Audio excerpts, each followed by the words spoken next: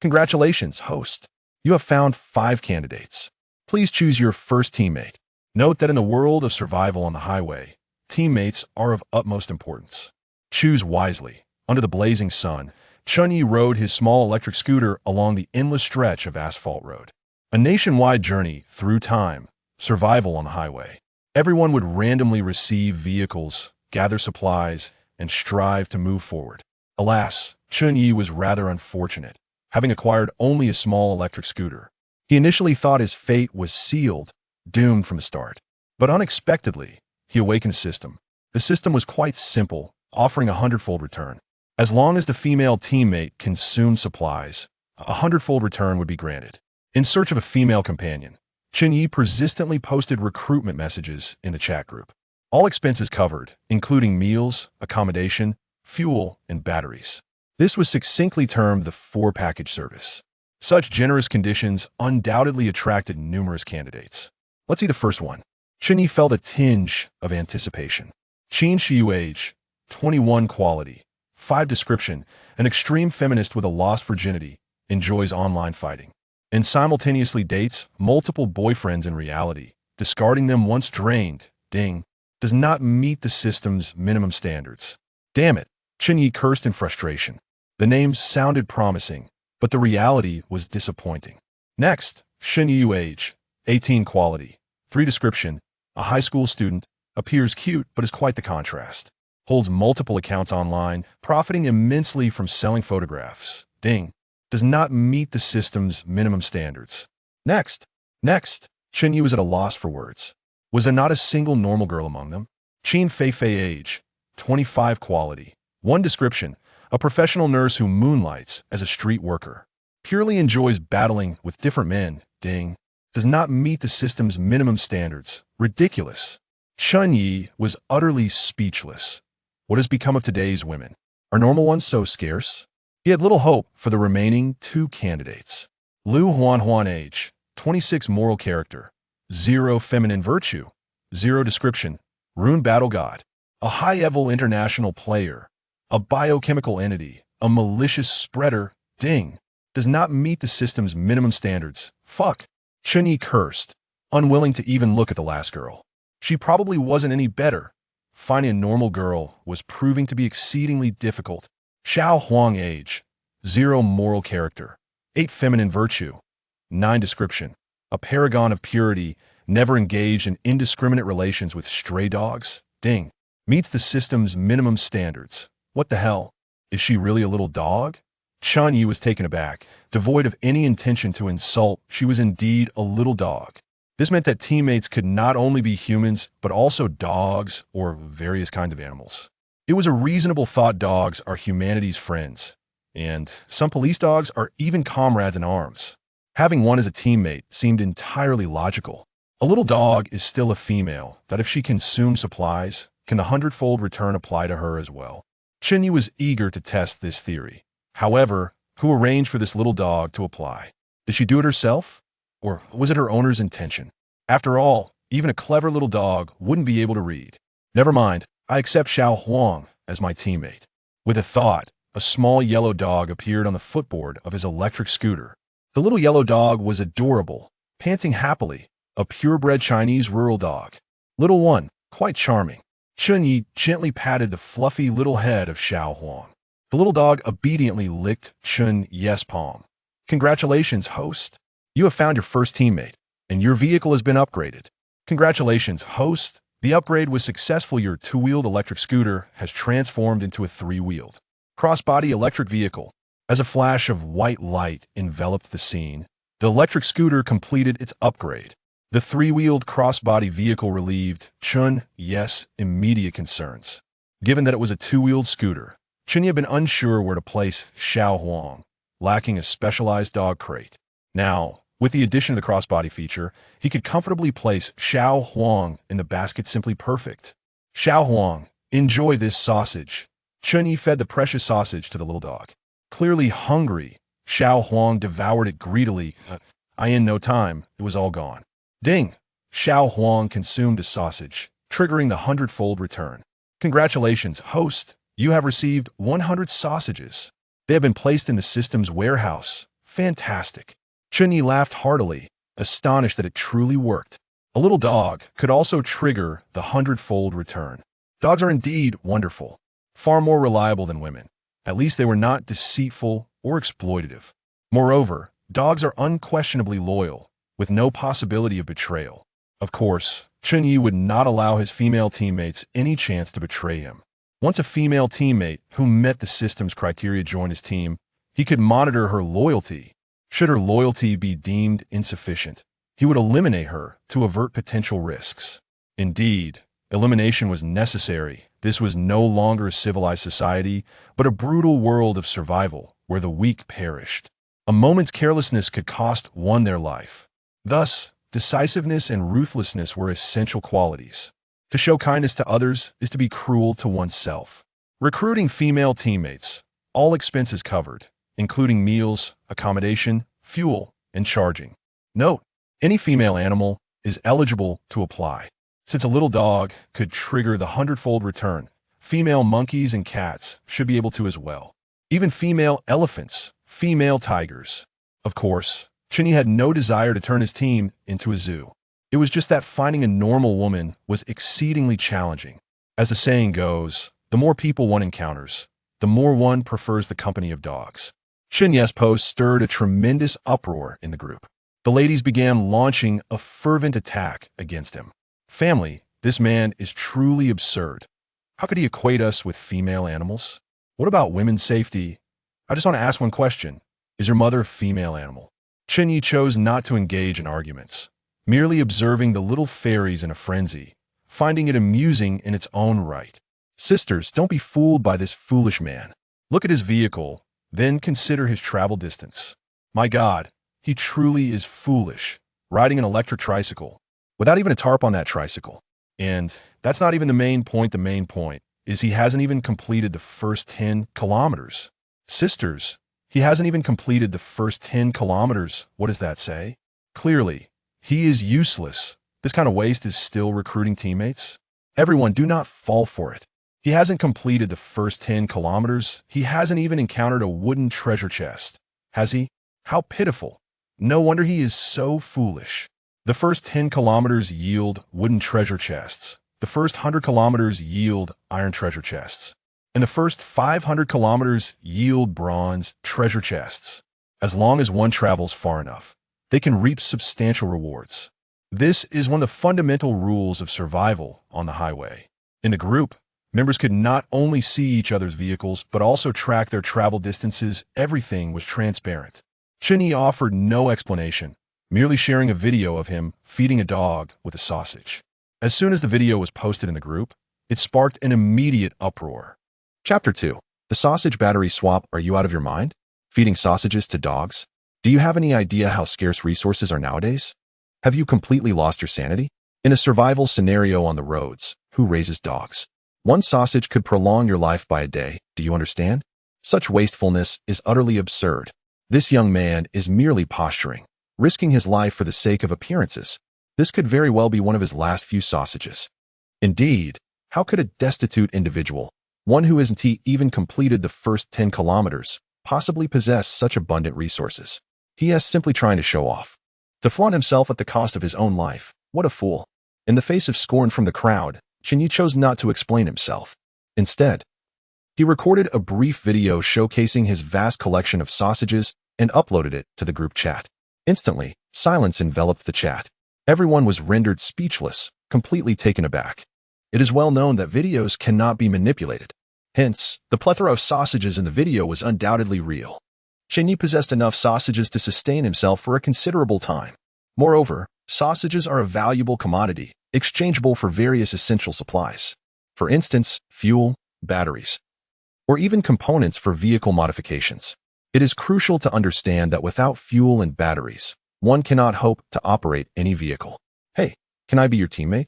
3 sausages a day would suffice. Please, I only need 2 sausages. Just 1 sausage for me, I swear. I only need that. What a disgrace. Where is your dignity? I wouldn't even take a single sausage. I'd do anything just to team up with you. The young women who had just been berating Chen Ye suddenly changed their tune. They began to flatter him, eager to become his allies.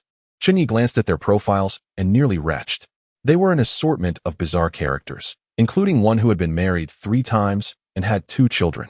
Chen Ye was not interested in such trifles. He had no desire for these second-hand goods, especially considering the tragedies associated with them. You are even inferior to a stray dog. With that, Chen Ye exited the group chat. His current objective was simple: to complete the first 10 kilometers and obtain the wooden treasure chest. If he could uncover something valuable, that would be a bonus. It is worth noting that although the first chest is wooden and of the lowest tier, it possesses a special reward buff due to its status as the initial treasure, potentially yielding excellent resources. There is even a possibility of acquiring some extraordinary abilities. Indeed, in this world of road survival, extraordinary powers do exist. Some individuals have gained athletic physiques comparable to that of elite athletes, allowing them to traverse distances at incredible speeds. Others can sense the presence of various resources, always a step ahead. However, Chen Ye had yet to awaken any abilities. Whether it was a matter of timing or simply fate, he did not know.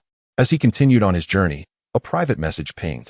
Following his display of an immense sausage stockpile, many individuals reached out to him, sending various photos, striking poses, clad in minimal attire, some even without clothing. Chen Ye merely glanced at them, uninterested, but this time, the message contained a trade request. The proposal was straightforward: sausages for batteries. 10 sausages could be exchanged for 1 battery. This price seemed reasonable, as batteries were among the supplies Chen Ye urgently needed. However, his electric tricycle was still fully charged after the initial upgrade, having recharged automatically. With the current battery, he could reach the first 10 kilometers and unlock the wooden treasure chest. Who knows, he might even find batteries inside and wouldn't need to trade with anyone. Thus, his thirst for batteries was not particularly pressing. 5 sausages for a fully charged battery. Chen Ye replied, 9 sausages for a fully charged battery. The other party responded with a cute emoji, 6 sausages, no more. Chen Ye countered, without batteries, I can still survive. Without sausages, you will starve. Weigh your priorities. The other side remained silent for a long time. How do you know I'm about to starve? They shot back, using an angry emoji. Whatever. If you don't want to trade, that is fine. Chen Ye maintained a firm stance. Fine. Deal. The other party, indeed ravenous, had reached their limit. Soon, the transaction was completed. Chen Ye received a fully charged battery, having exchanged 6 sausages. On a dusty road, a motorcycle beauty removed her helmet, her long hair cascading like a dark waterfall over her shoulders.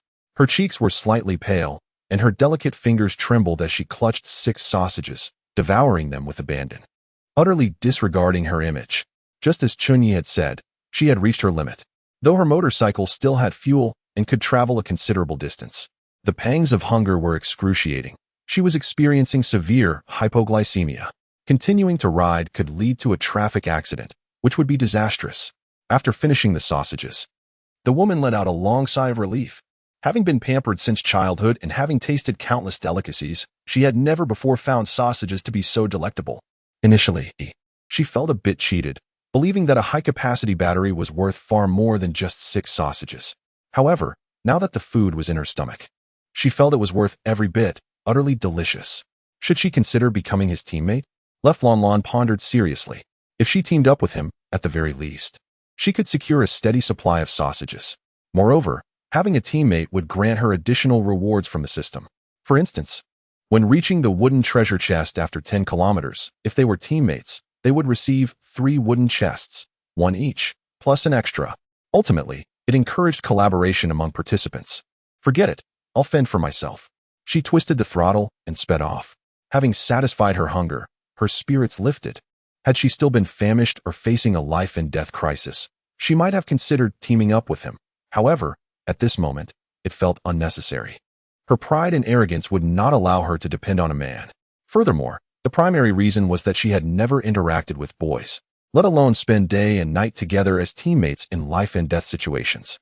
Indeed, she had never even been close to a man.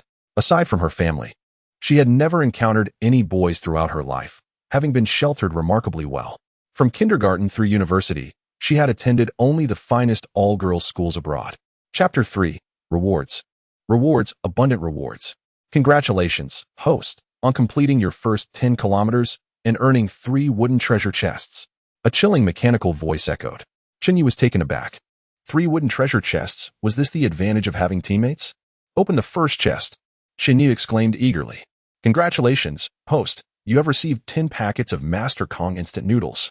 10 packets of instant noodles are indeed a standard reward, yet in the survival world, they are exceedingly vital resources.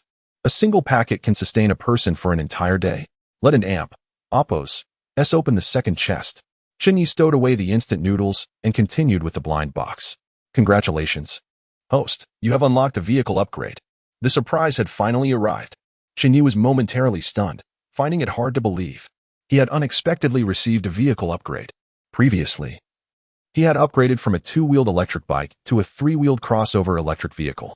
The last upgrade had doubled his range, not to mention the comfort and driving experience. Just the increase from 100 kilometers of range to 200 kilometers had been immensely beneficial. Upgrade. Chen Ye wasted no time and directly utilized the vehicle upgrade opportunity. A beam of white light enveloped him. His vehicle began to undergo remarkable transformations. Congratulations, host. Your vehicle has been upgraded. The 3-wheeled crossover electric vehicle has transformed into a 4-wheeled electric sedan. The range has increased by 150%. The driving speed has doubled. The vehicle and amp, Oppos, armor has enhanced by 50%. The lifespan has risen by 30%. A series of enhancements left Chen Ye exhilarated, causing his fingers to tremble with joy. Indeed, upgrades were always the most satisfying. He accessed the vehicle panel. Vehicle type, 4-wheeled electric sedan. Vehicle name, unnamed.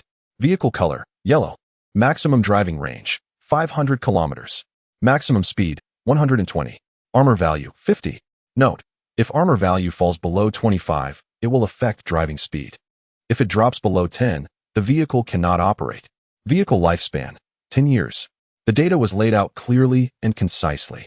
The only aspect that stirred Chen Ye's reflection was the lifespan, 10 years. This meant that barring any unforeseen incidents or attacks, his yellow electric sedan could operate for a decade. It implied he would remain in the road survival world for 10 years. Or perhaps not just 10 years. It could extend to 20, 30, or even 100 years. A relentless journey forward, an endless quest. Let us name it. He decided to set aside his musings and was filled with hope as he pondered the name for his vehicle. After some deliberation, he ultimately settled on a bold name, Bumblebee, a name both common yet powerful, although his little yellow sedan paled in comparison to the formidable Bumblebee from Transformers. It remained Chen Ye and Amp, Oppos' treasured possession. Moreover, he believed that with time, his Bumblebee could surpass the original Bumblebee. As long as he continued to modify and upgrade, there truly were no limits. He opened the third wooden treasure chest. Chen Ye rubbed his hands in anticipation. Although it was the lowest tier of treasure chests, the novice buff reward might yield something valuable. The vehicle upgrade had been a testament to that. Congratulations, host. You have opened the wooden treasure chest and obtained an unnamed fruit. An unnamed fruit? Chen Ye was somewhat perplexed. What could that possibly be? He had never heard of it before. A red fruit, roughly the size of a grapefruit, fell into the palm of his hand. Its fiery hue resembled a burning flame, dazzling and eye-catching. The patterns on it appeared like ripples of fire, adding to its mystique. Chen Ye even felt an unbearable heat emanating from it. Yes, it was scorching. It felt less like a fruit and more like a fireball. What was this? A flame fruit? Could consuming it grant him the power of fire? Chen Ye thought it absurd. There was no description at all. He hesitated to eat it. If it turned out to be harmful, it would spell trouble. After all, in the survival world, even a minor illness could prove fatal. Little Yellow, you eat it. He tossed the unnamed fruit in front of Little Yellow. Little Yellow sniffed it and devoured it hungrily. The fruit was juicy and fragrant, and Little Yellow enjoyed it so much that it sparked Chen Ye and Oppos' appetite. Ding! Team member Little Yellow consumed an unnamed fruit and received a 100-fold return. Congratulations, host. 100 unnamed fruits have been stored in the system warehouse. Even the system Kuden and Oppos' discerned the fruit and Oppos' effect. Chen Ye frowned. He had assumed the system would be able to identify it, but it remained an unnamed fruit. Little Yellow, how do you feel? Chen Ye inquired curiously. Little Yellow had finished the fruit and showed no unusual signs. Instead, it let out a satisfied burp, wearing a look of contentment. Woof, woof. Little Yellow barked twice, licking Chen Ye and Oppos' palm. The intent was clear, it wanted more. Greedy, Chen Ye refrained from giving it more. No rush. He would wait a while longer. What if the unnamed fruit had and Oppos' taken effect yet? If it had a beneficial effect, it would be fine. However, what if it was detrimental? He couldn't and amp, Oppos, T risk Little Yellow and amp, Oppos, S life. Little Yellow was one of his most important companions, and even if he found a female teammate in the future, he wouldn't easily part with this little dog. Congratulations to all the warriors of Global Road Survival for surviving the first day. The next challenge will be a 7-day extreme cold crossing. The rules are simple: survive. Remember, you can move slowly or stop, but you must never retreat. Advance, advance. And only forward can lead to survival. A series of cold, mechanical sounds echoed, akin to ice blades scraping against the ice, harsh and jarring. Extreme cold crossing? Chen Ye furrowed his brows. He was in an electric vehicle, and under extreme cold conditions, the battery range would significantly diminish. Moreover, the sedan had poor cold resistance, making the upcoming 7 days a considerable challenge for him. Should he trade some sausages for cold-resistant supplies? Chen Ye contemplated. Little Yellow, with its fur, could withstand the cold far better than he could. Woof! Little Yellow suddenly barked loudly. Before Chen Ye could comprehend what was happening, it expelled a burst of flames. Boom! An explosion of fire erupted, resembling a flamethrower, spewing a long stream of fire. Thankfully, Little Yellow had extended its head out of the window to spray the flames, preventing the sedan from catching fire. Had it been inside, everything would have been ablaze. What the heck? Chen Ye scolded. You little bitch, how can you breathe fire? A fire-breathing little bitch? The battle dog among bitches? Chapter 4. The Nameless Fruit with a series of fiery bursts. Xiao Huang expelled flames like a performer from a temple fair. The heat was intense, and Chen Ye could feel the oppressive warmth enveloping him. Goodness! Will you continue to breathe fire indefinitely? Such a fierce blaze could easily turn into a barbecue. After all, Xiao Huang is merely flesh and blood. It cannot withstand the relentless scorching of such flames. Fortunately, Xiao Huang soon regained its composure and ceased its fiery display, tilting its head in confusion, seemingly unaware of how it had come to breathe fire. Could this be the influence of the nameless fruit? Chen Ye speculated that it was less about the nameless fruit and more about an extraordinary ability. The fiery patterns etched upon the fruit suggested a connection to flame-related powers. The dog's ability to spew fire was not without its advantages. Pondering thoughtfully, Chen Ye considered the potential of this newfound skill as an ace up his sleeve, a canine flamethrower. If he wielded an actual flamethrower, enemies would undoubtedly be on high alert. However, cradling a dog would likely evoke a sense of ease, perhaps even mockery from foes. When they were caught off guard, laughing and relaxed, a sudden burst of flames could swiftly turn the tide, reducing them to mere ashes. In the perilous world of survival on the road, where danger lurked at every corner, Chen Ye understood that it was only a matter of time before he would face adversaries. He remained mentally prepared for battle. This extreme mindset could amplify the darker facets of human nature. As the saying goes, while my neighbor hoards grain, I stockpile weapons, for my neighbor is my granary.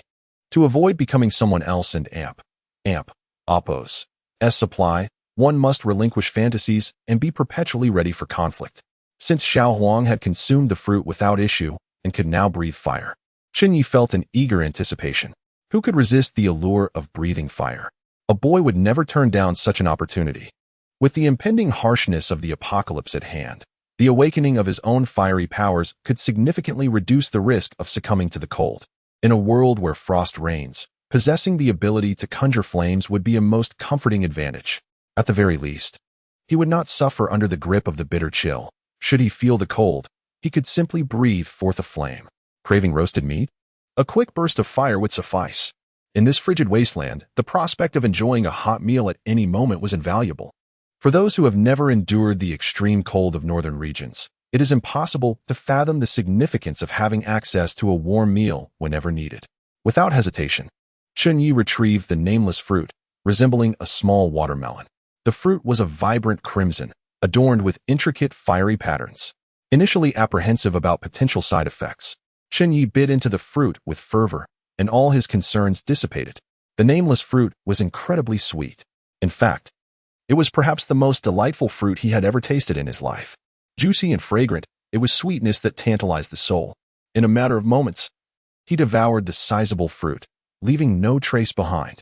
Satiated, he let out a satisfied belch, patting his belly with contentment. What a delightful sensation. Could it be that I too can breathe fire now? Chen Ye exhaled expectantly, but to his dismay, no flames emerged. He waited. Yet his body showed no signs of transformation, nor did he experience any unusual sensations. Why can't I breathe fire? This realization left him disheartened. The prospect of breathing fire was exhilarating. As a child, he had always been captivated by flames. Despite adults' warning against playing with fire, he simply could not resist. If he could breathe fire, he could indulge in flames wherever he pleased. How magnificent that would be. Just envisioning the contrast of ice and fire in the midst of winter was thrilling. However, the harsh reality struck. Chen Ye could not breathe fire. Not even a hint of change within his body, nor any awakening of extraordinary abilities. Could it be that he had not consumed enough fruit? Without hesitation, Chen Ye bit into another fiery nameless fruit. Regardless of the powers, the fruit was simply too delicious to resist. After devouring one more, he still felt no change. Reluctantly, he continued to eat, one after another, until he lost count. Had he not reached a point of fullness, he would have kept going. Enough is enough. I shall try again tomorrow. Chen Ye took a deep breath. Even the sweetest of treats could become tiresome if overindulged. He could sense that another bite might lead to a regrettable outcome. Unable to breathe fire, Chen Ye felt an overwhelming sense of frustration. After consuming so many fiery nameless fruits and still being unable to breathe fire, even if he could not fulfill his childhood dream, he should at least awaken some form of flame-related ability. Yet, nothing happened. There must be some latent power within. Chen Ye reassured himself. What was that saying? Let the bullets fly for a while. There is no need to rush. Perhaps the fiery nameless fruit requires a moment to manifest its effects. Onward. Chen Ye accelerated the four-wheeled electric vehicle. With an original battery range of 500 kilometers, he had acquired a high-density battery through trade, extending his range to a full 1,000 kilometers. The next location of the iron treasure chest was 100 kilometers away. Regardless of how extreme the circumstances may be, 1,000 kilometers of range would surely enable him to reach the designated point. At the first 100 kilometers, he could obtain 3 iron treasure chests containing essential supplies. Although he would face the challenge of extreme cold, Chen Ye remained confident in his ability to endure the coming week. And then, the challenge of extreme cold began. A tempest. A blizzard. Suddenly, a notification sounded. Without warning, the sky erupted with howling winds and thick, falling snowflakes. Dark clouds loomed ominously, engulfing everything in shadow. In just half an hour, the snow completely blanketed the road. The world transformed into a vast expanse of white. The fierce winds whipped up gusts of snow, severely impairing visibility. This was absurd. As Chen Ye navigated the vehicle, he felt the relentless winds battering against the electric four-wheeler. Occasionally, he felt as though it might flip over. Had it not been for the counterweight of the spare battery, it might have indeed been overturned. He couldn't drive too quickly. Chen Ye reduced his speed. With darkness cloaking the road and the slick surface obscured, any attempt to accelerate recklessly could lead to disaster. He needed to drive cautiously while consulting the vehicle's navigation system. Otherwise, he might inadvertently veer into a ditch. The onboard navigation provided a clear outline of the road. Fortunately, he had upgraded his vehicle. A mere Yadi electric bike would have lacked such a system. Even the tricycle had no navigation. Only the four-wheeled car possessed this life-saving feature. Thank goodness for his good fortune. The vehicle upgrade had spared him from freezing to death. Though the warmth of the heater enveloped him inside the car, Chen Ye still felt the biting cold. Even Xiao Huang, with its thick fur, curled up tightly to withstand the chill. Come here, my little dog. Chen Ye scooped the furry ball into his embrace. Having fur was indeed a blessing, providing warmth and comfort. In this moment, the concept of huddling together for warmth came to life. With a curse escaping his lips, Chen Ye gazed at the battery display in disbelief. What was initially a range of 500 kilometers had plummeted to a mere 250 due to the onset of extreme cold. Indeed, the harsh winter posed an insurmountable challenge for electric vehicles. Manufacturers boasted of their capacity to withstand severe cold, yet it now appeared to be mere exaggeration. It is important to note that this was merely the beginning of snowfall, with temperatures just dipping below zero. The true test of extreme cold had yet to commence. Not to mention, snow may not be frigid, but the melting of snow brings an unmistakable chill. Once the snowfall ceases and melting begins, temperatures will inevitably plummet. It is likely that even 250 kilometers of battery life will prove difficult to sustain. How to acquire additional battery power? Chen Ye pondered deeply while stroking the fluffy little Huang, as the drawbacks of having a teammate like Huang became painfully evident at that moment. Chapter 5. Zhualanlan, if it were a human teammate, possessing their own vehicle, whether it be powered by batteries or gasoline, they could reap a 100-fold return. For instance, If one were to give away a battery capable of traveling 250 kilometers to a human companion, they would receive 25,000 kilometers in battery range in return. If that were the case, it would indeed be exhilarating. It appears that the search for female teammates must continue. Teammates are undeniably of utmost importance. At this moment, Chen Ye finally comprehended this truth, gaining a profound understanding. Setting aside the critical issues of batteries and gasoline, even the likes of iced cola, spicy hot pot, and snail noodles would not yield a hundredfold return. Unfortunately, his canine companion neither drank iced cola nor indulged in spicy hot pot, and snail noodles were utterly detestable to him.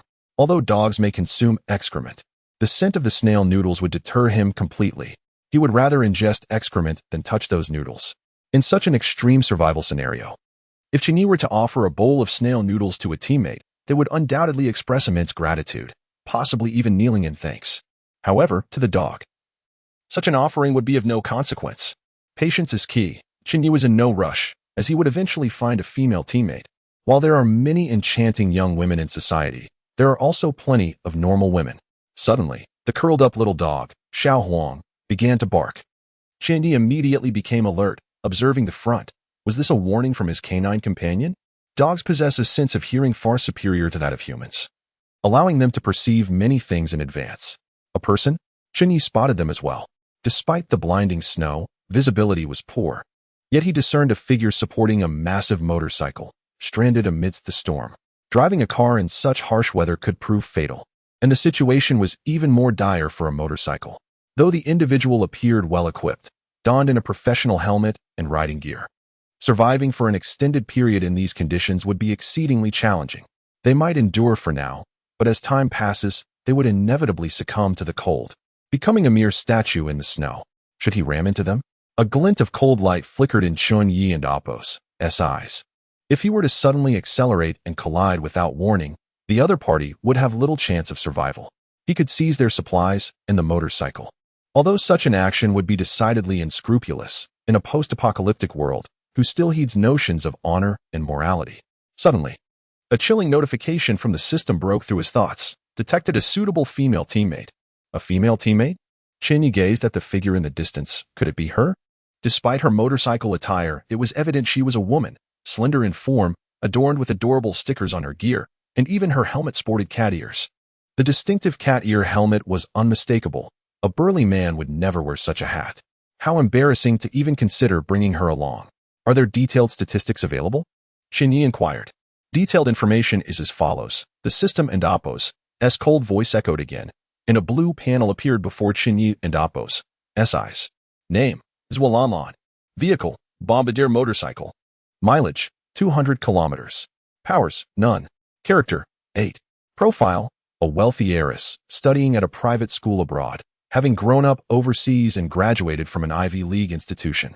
Despite her impressive lineage, she remains quite naive, with a heart full of youthful fantasies. Nicknamed and Appo's, Silly Goose and Appo's, by her friends. She has never dated anyone and remains a virgin. Passionate about writing and cosplaying, she is a well-known cosplayer of several popular anime, boasting a significant fan base. However, she keeps a low profile, never interacting with fans outside of her cosplay. Photo, it's her. Chen Ye immediately recognized her. It was indeed the woman he had just encountered. How peculiar. Why? Despite having traveled 200 kilometers, did she appear here? After all, Chen Ye had not yet covered 100 kilometers. She should be far ahead, at least out of sight until he reached the 100-kilometer mark. Why had they crossed paths now? Could it be that she had reversed? That was utterly implausible. Retreating would mean certain death. One could slow down or pause, but retreat was not an option. With questions swirling in his mind, Chen Ye cautiously approached her. Once they were side by side, he rolled down the window, offering a warm smile. Need any assistance, miss? Zwalanlan did not remove her helmet, merely shaking her head. Although her expression was hidden, Chen Ye could distinctly sense her tension and the wariness in her gaze. Dawn and Amp, Appo's, be alarmed. Chen Ye reassured her with a smile. I am not a bad person. Upon hearing this, Zwalanlan instinctively took a step back, her caution heightened. My assurances of being harmless are often the catchphrase of villains. He thought. Rest assured, I bear you no harm. Recognizing her as a fitting teammate, Chen Ye had extinguished any murderous intent. If you are willing, I can provide food, lodging, gasoline, batteries, and safety, Become my teammate. Chen Ye offered this promise directly. Given the dire circumstances, she should have no reason to refuse and ought to agree immediately. Yet, her vigilance only seemed to intensify as she scrutinized him from head to toe. There are free sausages. Chen Ye waved a sausage enticingly. This was a significant temptation. Zualanlan's bright eyes fixated on it, even lifting her helmet to scrutinize it closely, unwilling to overlook any detail of the sausage. It must be said, Zualanlan's large, sparkling eyes were indeed captivating. With a hint of eyeshadow, they exuded a playful charm tinged with allure. Just her eyes alone could render any lecherous man speechless. Forgive me, but I'm not interested. Zualanlan resolutely refused, her determination evident as she gritted her teeth.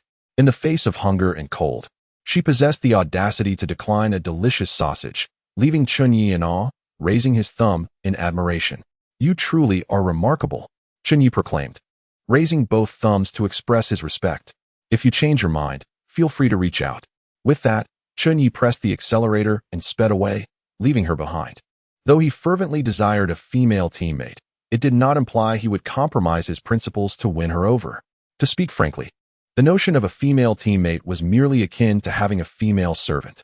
As the master, how could he ever seek to appease a servant? Walking away now served as a warning. Her refusal clearly indicated she had not yet reached utter desperation. She had merely broken down, retaining some pride. However, as time passed and she fell into dire straits, cold and hunger would compel her to kneel and plead for him to become her ally. Chapter 6. Ex-Girlfriend? Chen Ye navigated cautiously through the biting cold and swirling snow, his eyes scanning the trade information in the group. He had muted everyone, allowing only transaction notifications to appear. A box of matches could be exchanged for 30 sausages or instant noodles. A military coat for 40 sausages. A rechargeable hand warmer for 50 sausages. An electric blanket for 100 sausages. The prices for various winter supplies were soaring, with a severe cold spell looming for the next 7 days. These supplies held immense strategic value. The price surge was anticipated, yet Chen Ye found it somewhat outrageous. The demands felt like extortion, prompting him to voice his discontent. The frigid temperatures had caused his body heat to plummet, compelling him to seek warmth supplies such as an electric blanket or hand warmer. Yet, the traders were inflating prices, each more brazen than the last. Nevertheless, Chen Ye understood that life was paramount. Despite his revulsion, he reached out to a player offering an electric blanket.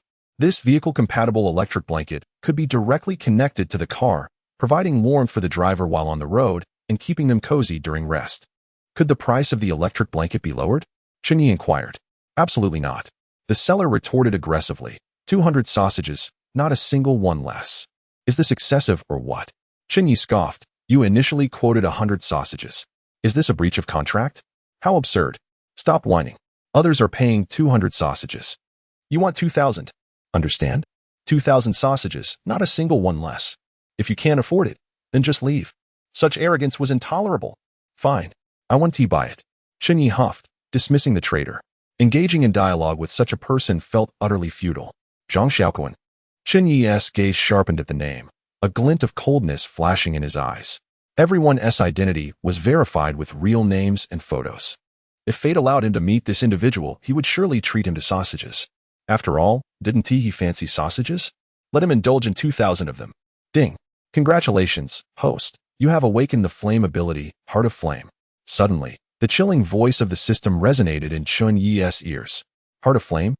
He felt a surge of intense warmth radiate from his heart, a comforting sensation that enveloped him amidst the biting cold.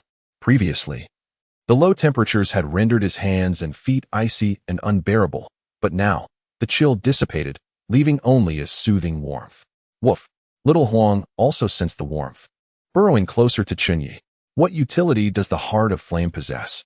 Chen Ye pondered while petting Little Huang. Surely, the Heart of Flame couldn't merely serve as a human-shaped hand warmer? The Heart of Flame, a pinnacle of fire abilities. Awakening it requires consuming multiple fire ability fruits, with only a minuscule chance of success. Hostess Heart of Flame level, LV1. Resists extreme cold. You shall no longer be troubled by frigid conditions. The system's cold voice provided clarity. Chen Ye gravely inquired. So it can't breathe fire? The Heart of Flame, the apex of fire abilities, incapable of spewing flames? Is this reasonable? Is this appropriate? The system offered no response, leaving Chen Ye profoundly disheartened. With no other recourse, he turned to little Huang and commanded loudly, "Breathe fire." Little Huang obediently complied, poking his head out of the car window and unleashing a robust jet of flames. The intense heat caused the snowflakes in midair to instantaneously melt into droplets. Now this was exhilarating. Chen Ye nodded in satisfaction. Breathing fire was undeniably entertaining. Regardless, the cold was no longer a concern for him. With the heart of flame, the possibility of freezing to death had vanished. Even without heat blasting in the car, resting amidst the frigid snowstorm posed no risk of frostbite. Now, only the issue of the car's mileage remained. The extreme cold persisted. At -10 degrees. The battery's capacity had already halved. What about -20, -30, or even -50 degrees? In such extreme conditions, battery longevity would undoubtedly be a significant concern. With teammates, one could utilize their 100-fold returns to address battery issues. However, currently alone, Chen Ye needed to devise alternative solutions for the immediate challenges. A charger was evidently the optimal choice. Solar panels or a diesel generator were both viable options. Solar panels were more economical, while a diesel generator offered greater stability. By exchanging enough sausages for diesel, continuous power generation could provide consistent charging for the battery, enabling infinite endurance. Ideally, having a gasoline vehicle to convert his electric one into a range-extended model would be optimal, with a battery and a fuel tank. However, such modifications were undeniably significant upgrades and not easily accomplished. Chen Ye scoured the trading group, hoping to discover necessary items. With numerous participants, a plethora of goods was available.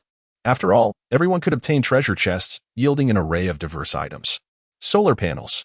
Chen Ye quickly identified something useful. These panels could be laid flat atop the car, connecting to the vehicle. In ample sunlight, they could replenish 30 kilometers of range in an hour. In less sunshine, they could still increase range by 10 kilometers. The solar panel had a detailed introduction, and Chen Ye deemed it a worthy temporary solution to his range anxiety. He wasted no time in contacting the seller, eager to finalize a transaction. "Chen Ye, is that really you?" The seller suddenly replied, astonished. "I never expected to encounter an acquaintance. Who are you?"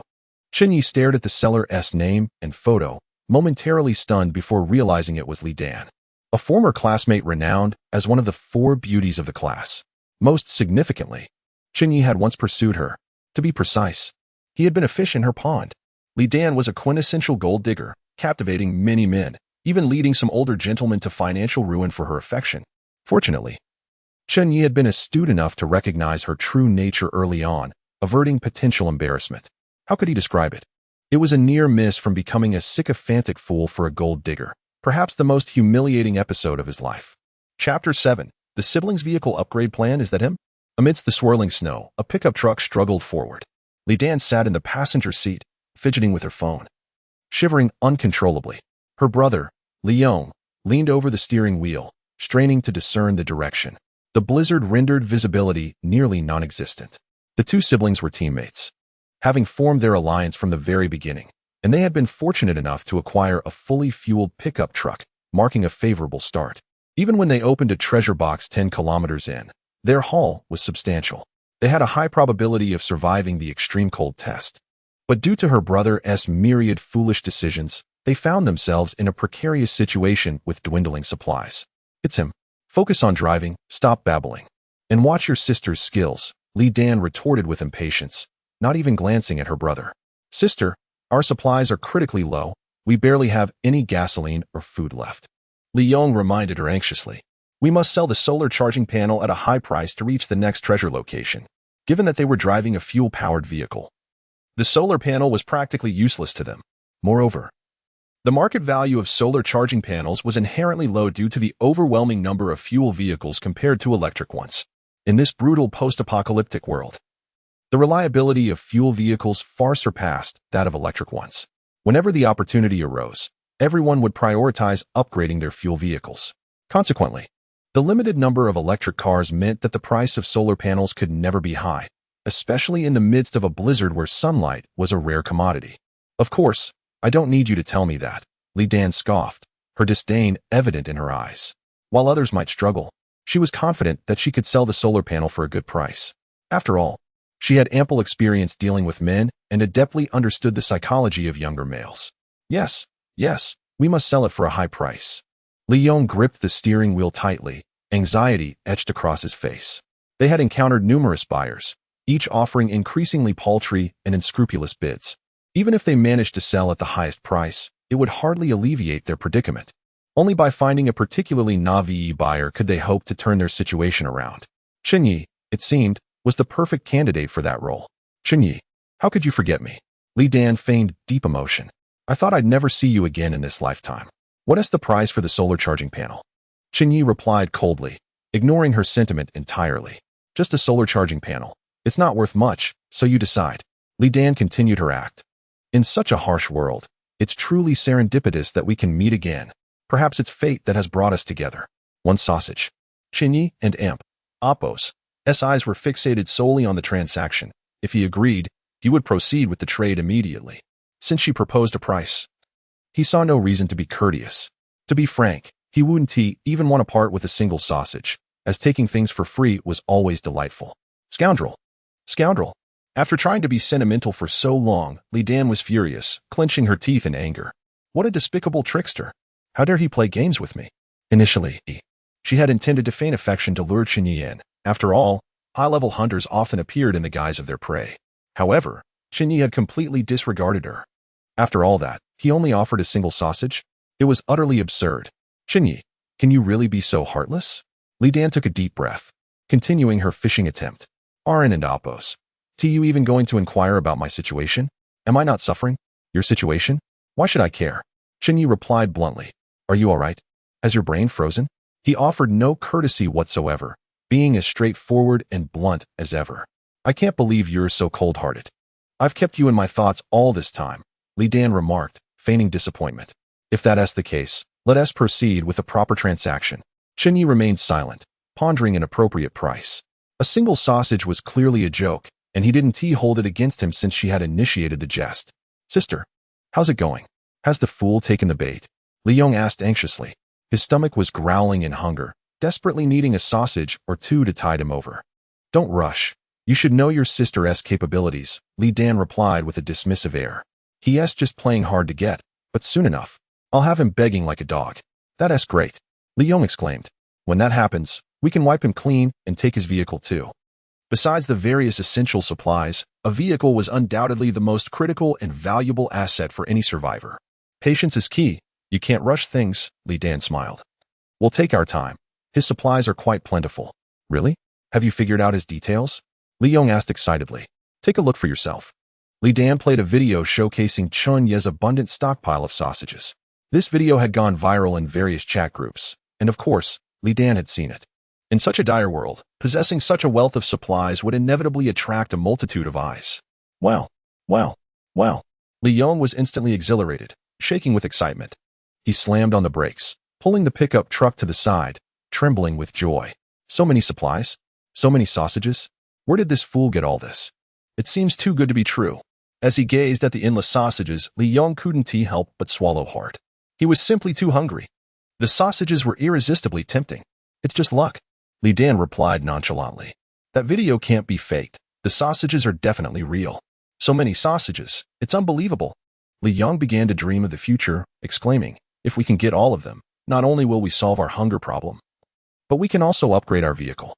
Our pickup isn't spacious or warm enough.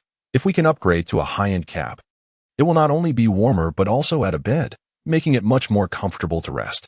With limited space, we can only curl up in the back seat when we rest, which is quite uncomfortable. Long drives are tiring enough without proper rest, and it becomes even more torturous. Silly brother, if we have enough supplies, we must prioritize upgrading the fuel tank and power, and most importantly, the snow tires, Li Dan chided. Can't you see the blizzard is intensifying? A lack of power could easily leave them stranded in a snowdrift, unable to escape. This was a vital upgrade concerning their lives, absolutely paramount over comfort. Indeed, Li Yong nodded in agreement. We must upgrade the snow tires and add weight. The winds are fierce and could easily flip the vehicle. If we roll over, it could be fatal. Even though we're in a pickup, our weight won't matter much in worsening weather. As the primary driver, Li Yong was acutely aware of this. This was also why he was hesitant to accelerate. Even the slightest misstep could lead to disaster. Sister, I have a trick that will surely make him obediently offer up his sausages and fall at your feet. Li Yong chuckled, a glint of mischief in his eyes. Chapter 8. discussing emotions, the costliest pursuit. You're teaching me? Is that all right? Li Dan wore a disdainful expression, for she was a master at manipulating men. It was quite simple. Just send him a few sultry photos. Li Yong chuckled, suggesting that a glimpse of her dainty feet or alluring stockings would easily ensnare him. After all, he was merely a lowly man, unaccustomed to the finer things in life. Foolishness, Li Dan retorted. He may have once been a nobody, but he is no longer. In this world of survival amidst the apocalypse, there are countless opportunities. He is undoubtedly not a mere slacker, but a true affluent gentleman. As for sending seductive pictures, do you think no one else has? His private messages must be overflowing with attention. If I were to behave like those ordinary women, I wouldn't just fail to captivate him. But I would also repel him. Li Dan was acutely aware of this. She acknowledged her role as a manipulative seductress, confident in her advanced skills, and certainly would not resort to sending cheap, vulgar photos like those found online. Indeed, Li Yong nodded and asked, "Sister, what do you intend to do?" "Naturally, I will engage in a heartfelt connection," Li Dan replied with unwavering confidence. After all, emotional entanglements are the most costly. Only by forging a genuine bond can I truly capture Chen Ye's heart. Only through emotional engagement can I compel him to willingly offer all his resources. Chen Ye, how have you fared these past 2 years? Li Dan carefully considered her words and began to feign deep feelings once more. 20 sausages. Chen Ye had a general understanding of the market. This price was not the highest, but it was close enough. I wouldn't sell for 30. Li Dan continued. But for you, I'll sell for 15. No need, Chen Ye replied. There's no personal connection between us. It's a fair transaction. But I insist. Li Dan asserted earnestly. I will sell them to you for 15. Oh, Chen Ye neither rejected nor accepted the offer. Aren't you curious why? Li Dan frowned, deeply displeased. How could Chen Ye remain so indifferent to her heartfelt declarations? It was utterly infuriating. Normally, a mere gesture from her would send men into a frenzy of excitement. Not interested, Chen Ye flatly stated, "Forget it, I don't want it. It's disgusting." With that, he promptly blocked her. Staring at the glaring red exclamation mark on her screen, Li Dan was utterly stunned, as if in a dream. What was happening? Blocked? Surely, even if she were just a beautiful woman, the price alone should have prevented such an action. Was her emotional approach a failure? Did the emotional appeal fail? Li Yong cautiously inquired, noticing her visibly altered demeanor, which clearly signaled no good news. Get lost. Li Dan cursed vehemently, nearly hurling her phone in frustration. At this, Li Yong recoiled, focusing intently on driving, too intimidated to speak further. Chen Ye had blocked her because he wished to avoid any more of her insipid conversation, which he found quite repulsive. Furthermore, he had discovered something far superior to solar panels. While solar panels could address distance issues, they came with numerous limitations, far inferior to a diesel generator. Indeed, Chen Ye had learned that someone was selling diesel generators at a reasonable price of just 50 sausages. 50 sausages may be deemed precious by others, but for Chen Ye, it was nearly as good as free. The seller was a woman named Chen Ye. Her profile picture intriguingly depicting her in nun's attire, kneeling before a Buddha, exuding a profound sense of Zen. "Are you a disciple of the Buddha?" Chen Ye inquired with curiosity. In such a merciless apocalypse, had her faith wavered? "Yes," Chen Ye replied. "I am a lay practitioner." She did not conceal her beliefs. "Do you have diesel as well?" Chen Ye asked. Without diesel, the generator would be useless, and he would need to seek further supplies. "There's half a tank of diesel in the generator," Chen Ye responded. "If the price is right, I can sell you another tank." "All right," Chen Ye said. "How about 55 sausages for one diesel generator and a tank of diesel?" "That seems a fair deal. I'll think about it." Chen Ye hesitated. Chen Ye's offer was already the highest. "Darling, what do you think?" She turned to the passenger seat. There sat a man wrapped in a blanket, his complexion pale, coughing violently at intervals, finding it difficult even to speak. Thankfully, they were in a fuel-powered vehicle, and the heater was sufficiently warm to prevent the ailing man from freezing. "With food, we won't starve, and I can exchange it for medicine for you." Chen Ye managed a weak smile. "This way, you might feel a little better." "Don't worry about me." The man coughed.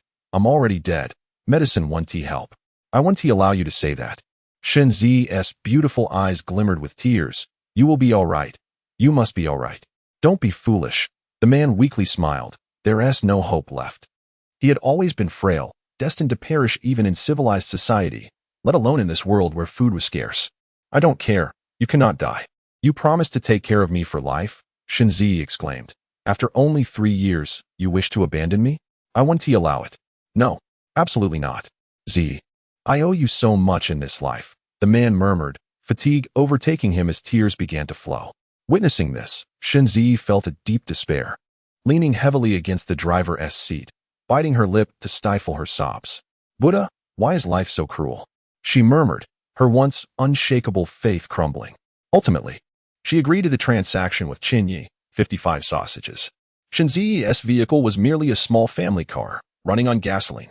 Diesel and the diesel generator were superfluous to them. The car's capabilities were already sufficient.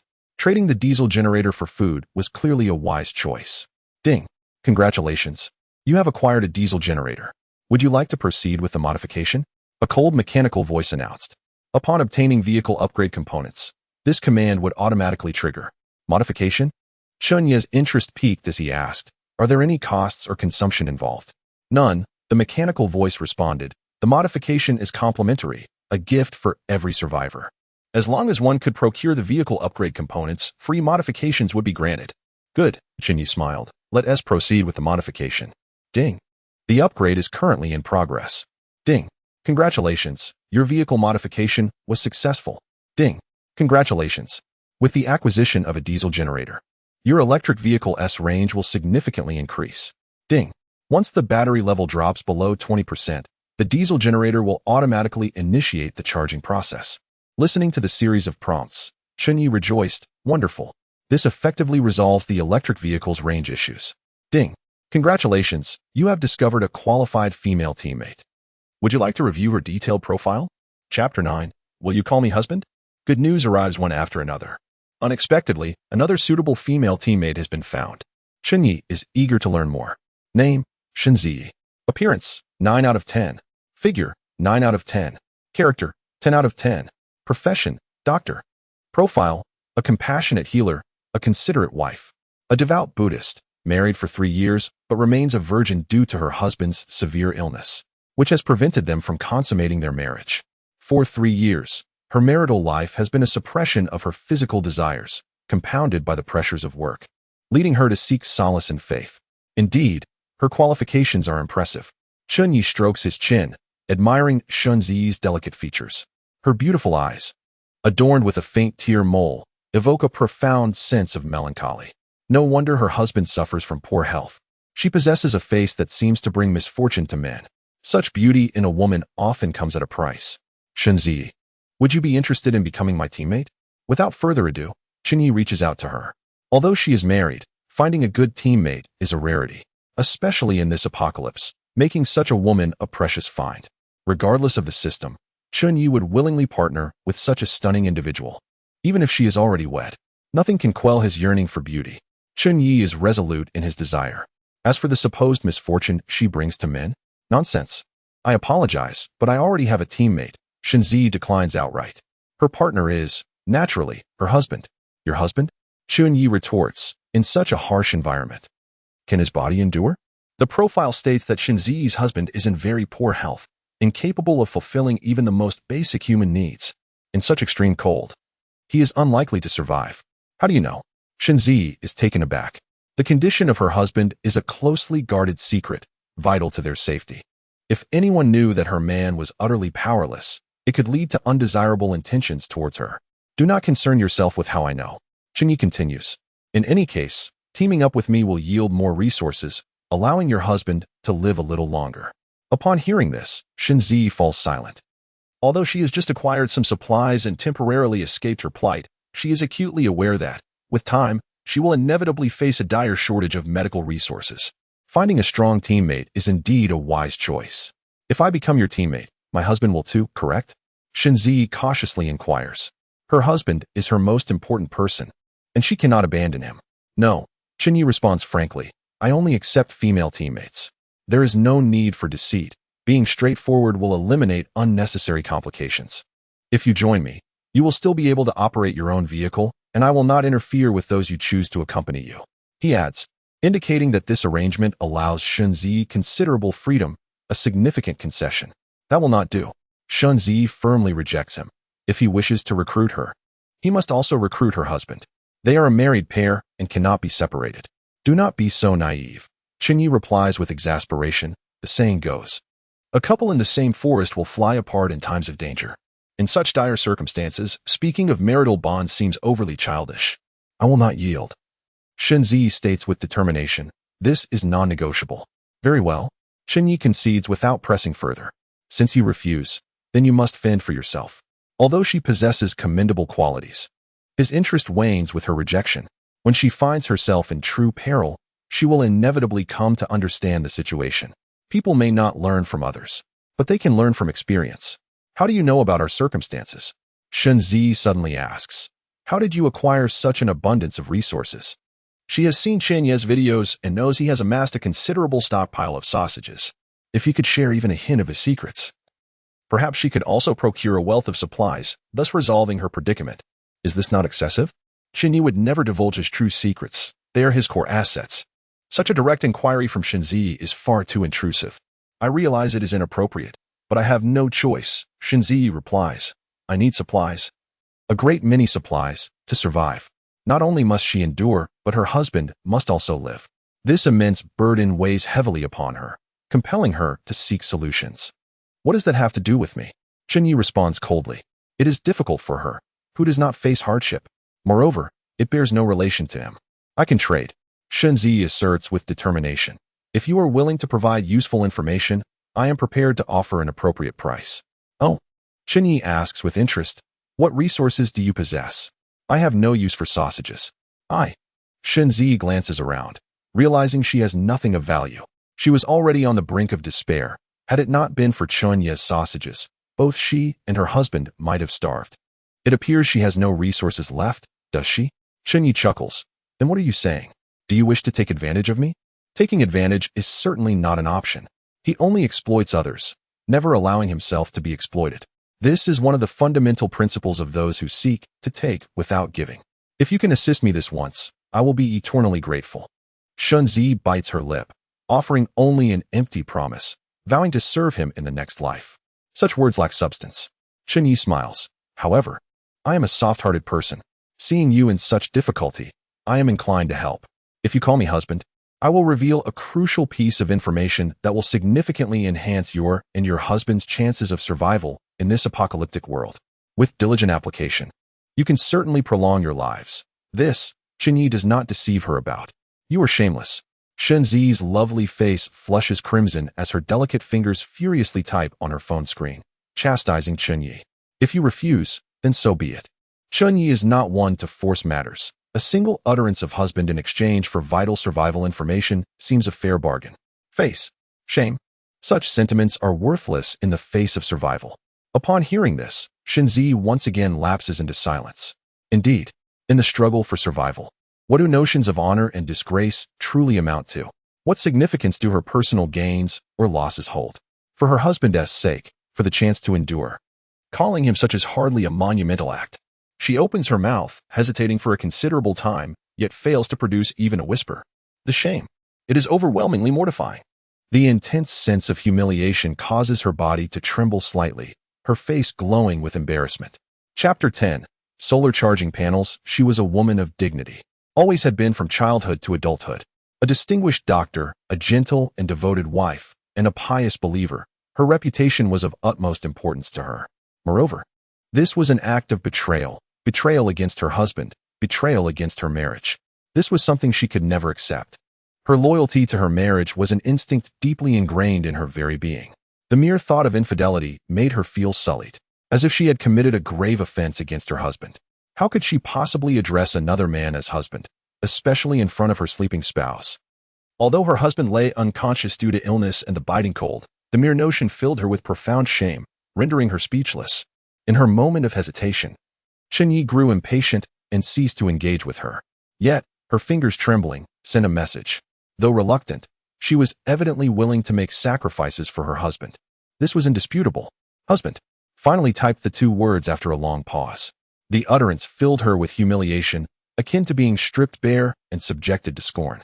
But the only response she received was a solitary question mark. Chen Ye offered no significant information, merely a symbol of inquiry. What do you mean? Asked angrily. What do you mean? Chen Ye retorted. I and Oppos, VE already called you that. What more do you want? Shot back. her frustration boiling over. Are you toying with me? You're just typing, she accused. Chen Ye demanded, I want to hear your voice. Their communication was not limited to text. They could send voice messages or even video calls. You shameless, exclaimed. You scoundrel. You can refuse, Chen Ye replied nonchalantly.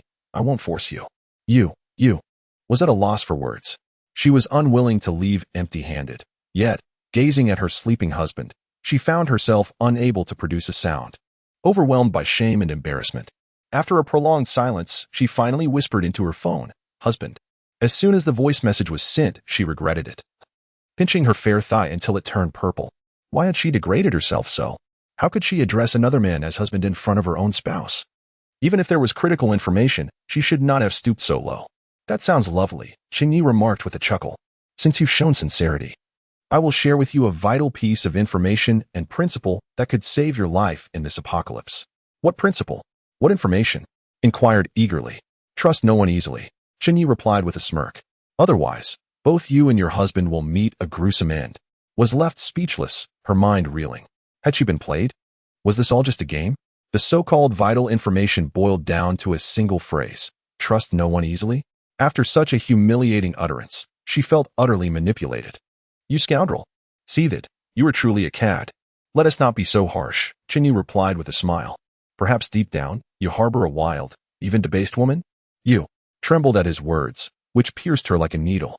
Stripped of her dignity, her lonely heart stirred with tumultuous emotions, excitement, exhilaration, an indescribable thrill. If you encounter any difficulties, feel free to reach out to me. Call me husband a few more times, and I might assist you. Chen Ye concluded before severing their communication. Furious, contemplated blocking Chen Ye, yet hesitated, uncertain of her expectations. Suddenly, a violent cough interrupted her thoughts. What are you doing up so late? Why aren't you resting? Her husband murmured softly. I am studying, replied, unable to meet his gaze, feeling guilty. Boss, let us make a deal. After teasing another man's wife, Chen Ye was ready to rest when another trade request appeared on his screen. Solar charging panel. Price, 30 sausages. Without hesitation, the other party initiated the trade. Chen Ye glanced at the request and realized it was from Li Yong. You must be Li Dan's brother, right? The identities of both parties were clearly stated. What Li Dan? I don't know her, Li Yong feigned ignorance, not wanting to admit it. Li Dan had already been blocked by Chen Ye, and he wished to avoid the same fate. Never mind. I no longer want the solar charging panel, Chen Ye stated dismissively. Why not? Is it the price? Li Yong quickly inquired. He originally intended to negotiate for a significant profit, but now that the offer was rejected, he felt cornered. I've already modified a diesel generator. Chen Ye confessed. Do you think I still need a solar charging panel? With that, he shared the transaction records, which were irrefutable. Damn it, Li Yong cursed.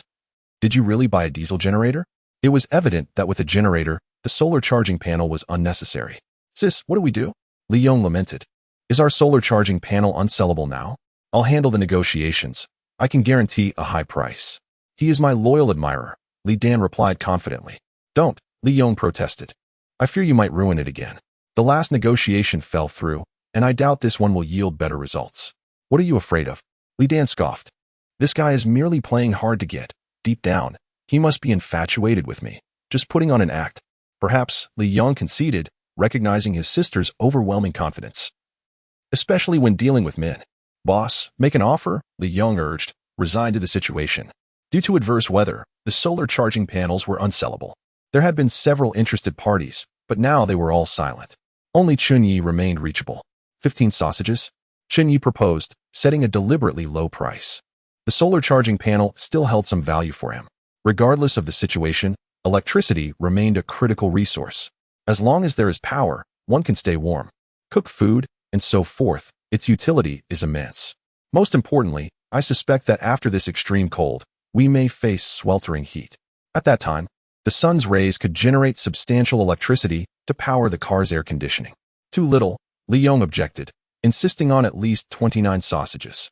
His psychological threshold was 30. 14 sausages, Chen Ye countered assertively, seizing the opportunity. 27. Li Yong gritted his teeth. Each sausage less felt like a loss. 13. Chen Ye continued to press. 26. 26. 11. 25. 10. Deal. In the end, Li Yong could not withstand the pressure and chose to finalize the transaction. 10 sausages were sold. There was no alternative. Their supplies were far too scarce, and without further provisions, they would starve. Chapter 11. Random Treasure Chests? Ding. The solar charging panel has been successfully modified. Ding. Congratulations.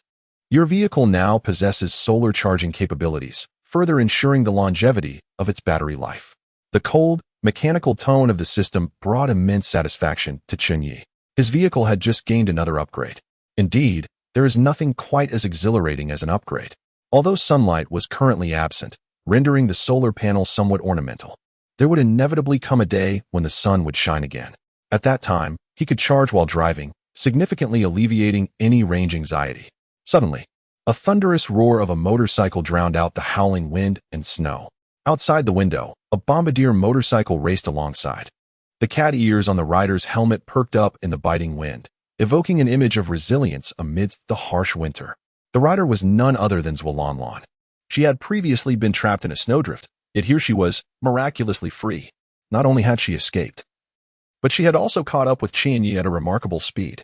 Xuelanlan, with her exceptional riding skills, nonchalantly removed her helmet even amidst the tempest. Her gaze provocatively fixed on Chen Ye. The implication was unmistakable. Did you not refuse to assist me?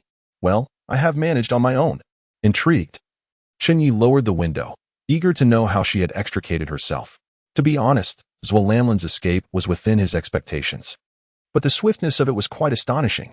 Of course, it was due to my own cleverness. Xuelanlan replied, her pride swelling. You certainly have had your share of good fortune. Chen Ye could not help but exclaim. Escaping such severe weather conditions undoubtedly required a significant stroke of luck. I have always been fortunate. Xuelanlan replied with a smile. You should just hope for the best. Are you suggesting that I am destined for misfortune? Chen Ye chuckled. His vehicle had just undergone 2 equipment upgrades, and its condition was excellent. Thanks to the Heart of Flame, the brutal cold posed no threat to him whatsoever. He could hardly fathom what calamity could possibly befall him.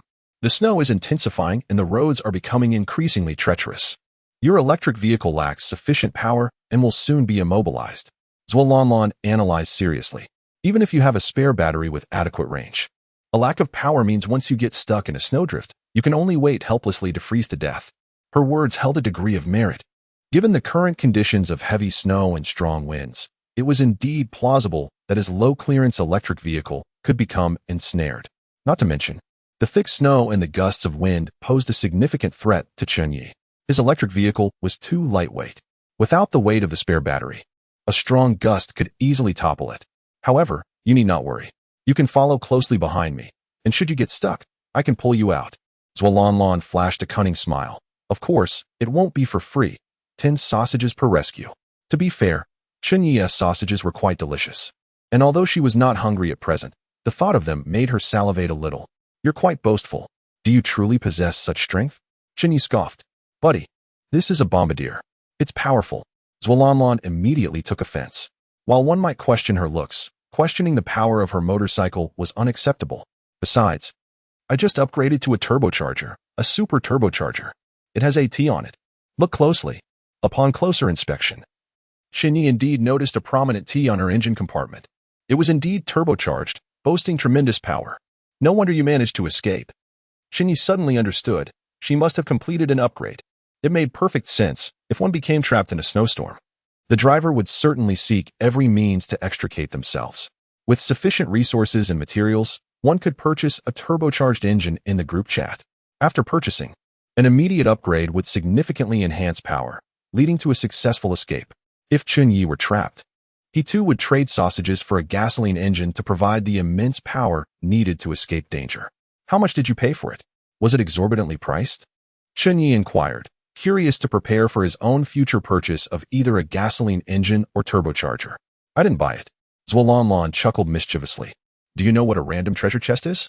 A random treasure chest, as the name implies, is a treasure chest that appears randomly. It can manifest at any time and place, entirely at random. You are quite lucky. Your vehicle was trapped, yet a treasure chest appeared right before you. And not just any chest, but the life-saving turbocharged engine. It was not merely a stroke of luck. It was akin to being the luckiest of the lucky. So, what do you say? Shall we collaborate? Xuelanlan pressed on. I foresee you getting trapped sooner or later. No need. Chen Ye shook his head in refusal. Even if I do become ensnared, I can free myself. You don't really think you possess the potential for such luck, do you? Zualanlan rolled her eyes. Do you think you're as fortunate as I am? She had always been a fortuitous one, surpassing her peers from a young age. Just be cautious. The turbocharger is not omnipotent. Chen Ye remarked with a smile. I advise you to become my ally. It would ensure a longer and more secure existence. Absolutely not. I cherish my freedom. Zualanlan once again declined. Although Chen Ye's proposal was enticing, she understood a simple truth. One who accepts favors from others becomes beholden to them. I shall take my leave. You can savor the sight of my exhaust fumes as I speed away. With that, she twisted the throttle and accelerated away. It must be said, Zualanlan's driving skills were indeed impressive. She navigated through such harsh conditions at remarkable speeds. Had it been another female driver, she would surely have toppled her vehicle into a ditch. Good luck, Lady Luck. Chen Ye could not help but bestow her a nickname. But would her fortune last indefinitely? Surely, no one could remain fortunate forever.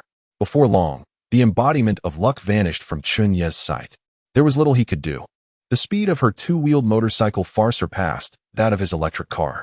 Naturally, Chen Ye had no intention of racing her. Safety was his utmost priority. Additionally, Chen Ye continued to monitor the trading information in the group. The gasoline engine and turbocharged engine were his primary focus. His electric car would eventually be transformed into a range-extended electric vehicle, capable of utilizing both gasoline and battery power. This would significantly reduce the cost per kilometer and greatly enhance reliability. While he could tolerate the absence of a turbocharger, lacking a gasoline engine was absolutely unacceptable. Chen Ye needed to complete the necessary upgrades as swiftly as possible. Otherwise, he would truly feel insecure. In these early stages, such critical upgrade components were scarce, and even offering a high price would yield no results. After a lengthy wait, he finally located a seller. The asking price was exorbitantly high, lacking any genuine intent to sell. Nevertheless, Chen Ye attempted to negotiate. However, the seller's response was laced with profanity. Is that you little brat? You bastard. Do you have sufficient resources to purchase my fuel engine? Chen Ye furrowed his brow in displeasure as he came across a familiar name, Zhang Xiaoquan. Chapter 12. Shall I avoid his brilliance? It is this fellow. The last time I communicated with him, he was already hurling insults, and this time is no different. His tongue is truly venomous. Chen Ye could not recall provoking him, yet he approached with a foul mouth. Have you gone mute? Zhang Xiaoquan continued his tirade. If you lack the ability, don't come here blabbering. Did you eat excrement in the toilet without brushing your teeth? Chen Ye was no pushover and certainly would not indulge him. With a mouth that foul, does your mother know? You little bastard. Are you challenging me, Kuan Yi? Zhang Xiaoquan, as if stepped on his tail, erupted in a flurry of curses. If you dare, let us have a racing competition. Every survivor has the right to challenge another to a race. The victor claims all. As long as one wins, they can seize all the resources of the opponent. Understanding the game at once, Chen Ye realized this guy was not just foul-mouthed to him, but to everyone he interacted with. He intentionally provoked hatred, inciting others to anger and irrationality. Then he would initiate a race, seizing all of their resources. This fellow possessed an abundance of supplies. He had not only fuel engines but also turbocharged engines, an array of materials, and vehicle upgrade components. It was a cornucopia, akin to a supermarket. Relying solely on treasure chests, one could never amass such wealth. It was certainly plundered from other survivors. I accept the race. Despite knowing it was a trap, Chen Ye did not back down. It was evident that Zhang Xiaoquan possessed racing-grade vehicles. Yet, even so, Chen Ye stood firm. The potential gain was immense if he triumphed over the opponent with such vast resources. All right, I'll initiate it right away. Zhang Xiaoquan was ecstatic. His provocation had succeeded once more, ensnaring another big fish. He had amassed considerable resources by enraging others with his venomous tongue. His first wooden treasure chest had yielded a racing-grade engine upgrade, granting him a significant advantage in the competition. Coupled with his background as a professional driver, albeit of second-tier status, he held a crushing edge over ordinary individuals. His continuous victories had amassed a great fortune. From the moment he encountered Chen Ye became his target, which explained his contemptuous attitude towards him. After all, Chen Ye was renowned for his terrifying stockpile of resources. Food was the ultimate currency in the perilous world of survival on the roads.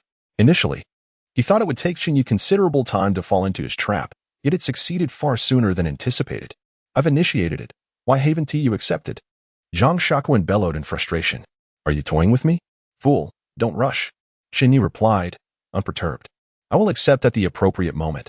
As for when that moment would be, it was entirely up to Chen Ye. He always held the initiative. He wouldn't be foolish enough to race with his current electric sedan in a fit of anger. He needed to complete the necessary upgrades and ensure absolute victory before making a move. The one who should be anxious was Zhang Xiaoquan, not himself. What do you mean by the appropriate moment? You coward. You're scared. You don't dare to accept my challenge like a man. Zhang Xiaoquan was growing increasingly agitated. His initial hope extinguished. He had thought Chen Ye to be a brainless fat sheep, but it seemed the situation was far more complex than he had imagined. Enough with the whining, you sound like a woman. Chen Ye retorted. I will accept when the time comes. No need for you to instruct me. Do you understand, fool? Is it merely foul language? Is it just a war of words? Chen Ye could engage in that as well, and he was no less capable than Zhang Xiaoquan. All right. I'll be waiting for you. Zhang Xiaoquan gritted his teeth in anger, yet he was powerless to act. I will win until you're left with nothing. Be careful. You might end up with nothing yourself. Chen Ye shot back, then disregarded the rabid dog behind him. Zhang Xiaoquan was a cunning viper. But this time he had provoked the wrong person. As Chen Ye drove intently, he noticed a blurred figure ahead. As the distance closed, it became evident it was Zualanlan, her pink cat ears strikingly visible amidst the snowstorm. Zualanlan halted, her bombardier motorcycle still roaring, occasionally emitting a thunderous growl. She had not engaged the gear, but was revving the throttle, causing the engine to emit an intimidating roar, akin to a beast's growl. A silver minivan obstructed their path. Two burly men, one wielding a machete and the other an axe, glared hungrily. Their eyes were filled with greed and malice as they regarded Zualanlan. Is this a highway robbery? Surprised yet quickly composed, Chen Ye realized that such encounters could happen even in the real world, let alone in this brutal survival realm. Here, there were no laws, only the simplest jungle rule. The weak are preyed upon by the strong. Hey, little girl, join us as teammates. The machete-wielding man chuckled. I guarantee you wealth and glory. Follow your tiger lord and leopard brother, and you'll have a life of luxury. The axe-wielding man chimed in with a lewd grin.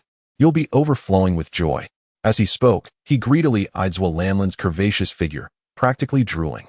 Zualanlan's beauty and striking physique indeed tempted criminal intent.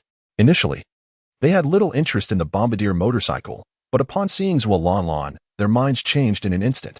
In the oppressive environment of post-apocalyptic road survival, where every day was a battle for life, a beautiful woman was undoubtedly one of the best diversions and a crucial resource. Get out of the way. Zualanlan shouted fiercely, don't block my path, or I'll run you over. Run us over? Both men erupted in laughter, as if they had heard the most amusing joke in the world. Can you see what kind of vehicle this is? It's a Wuling Hongguang. It's notoriously powerful. It thrives under pressure. Do you know the value of a domestic car? It can last for generations. People come and go, but the vehicle remains. With our quality. Go ahead and try hitting one. Upon hearing this, Zualanlan's expression shifted. She had certainly heard of the legendary status of domestic vehicles. Moreover, it was clear that their vehicle had undergone extensive modifications, especially in terms of armor, definitely not something to be trifled with. Are you scared now, little sister? The machete man stepped closer. Serve us well, and you will not be wronged. Zualanlan's face paled, instinctively retreating. Although the bombardier motorcycle had a reverse gear, it was evidently incapable of evading the two men's pursuit. The harsh wind and snow made starting it difficult. Now Zualanlan regretted not having rushed out at the first opportunity. What a foolish goose. Chen Ye, feeling helpless, remarked, why did you stop? Speed is life. If you were fast enough, you could have broken through their blockade instead of being in such a predicament. Why do you stop? Zualanlan exclaimed anxiously. Hurry up and accelerate. They're robbers. Did you not notice the weapons in their hands? We must avoid confrontation. It would be unwise to engage directly. Should I evade their aggression? Chen Ye chuckled, dismissing them as nothing more than insignificant characters. Chapter 13. Dare to move, and you shall be incinerated. Haha. Another plump lamb has arrived. Brother Leopard laughed heartily, swinging his axe with a fierce flourish. Kid, hand over your car keys and obediently become our slave. And you might just save your life. Otherwise, my axe is not a toy. Surrendering the car keys signified relinquishing ownership of the vehicle. In this perilous world of survival on the road, losing one and Oppo's vehicle meant either death or becoming someone else and Oppo's slave. Both outcomes were indistinguishable. One meant immediate death, while the other involved a slow, torturous demise. I advise you two to drop your weapons and hand over the keys. Chen Ye stepped out of the car, a smile on his face as he cradled little Huang in his arms. Little Huang was indeed a formidable weapon. If you resist, you shall bear the consequences. Brother, who do you think you are to be so arrogant? Brother Tiger was perplexed. You have a flimsy electric car, while we wield the mighty Wuling. There are two of us and only one of you. We have axes and machetes, and you have just a dog. What else do you possess? A beak harder than a duck's?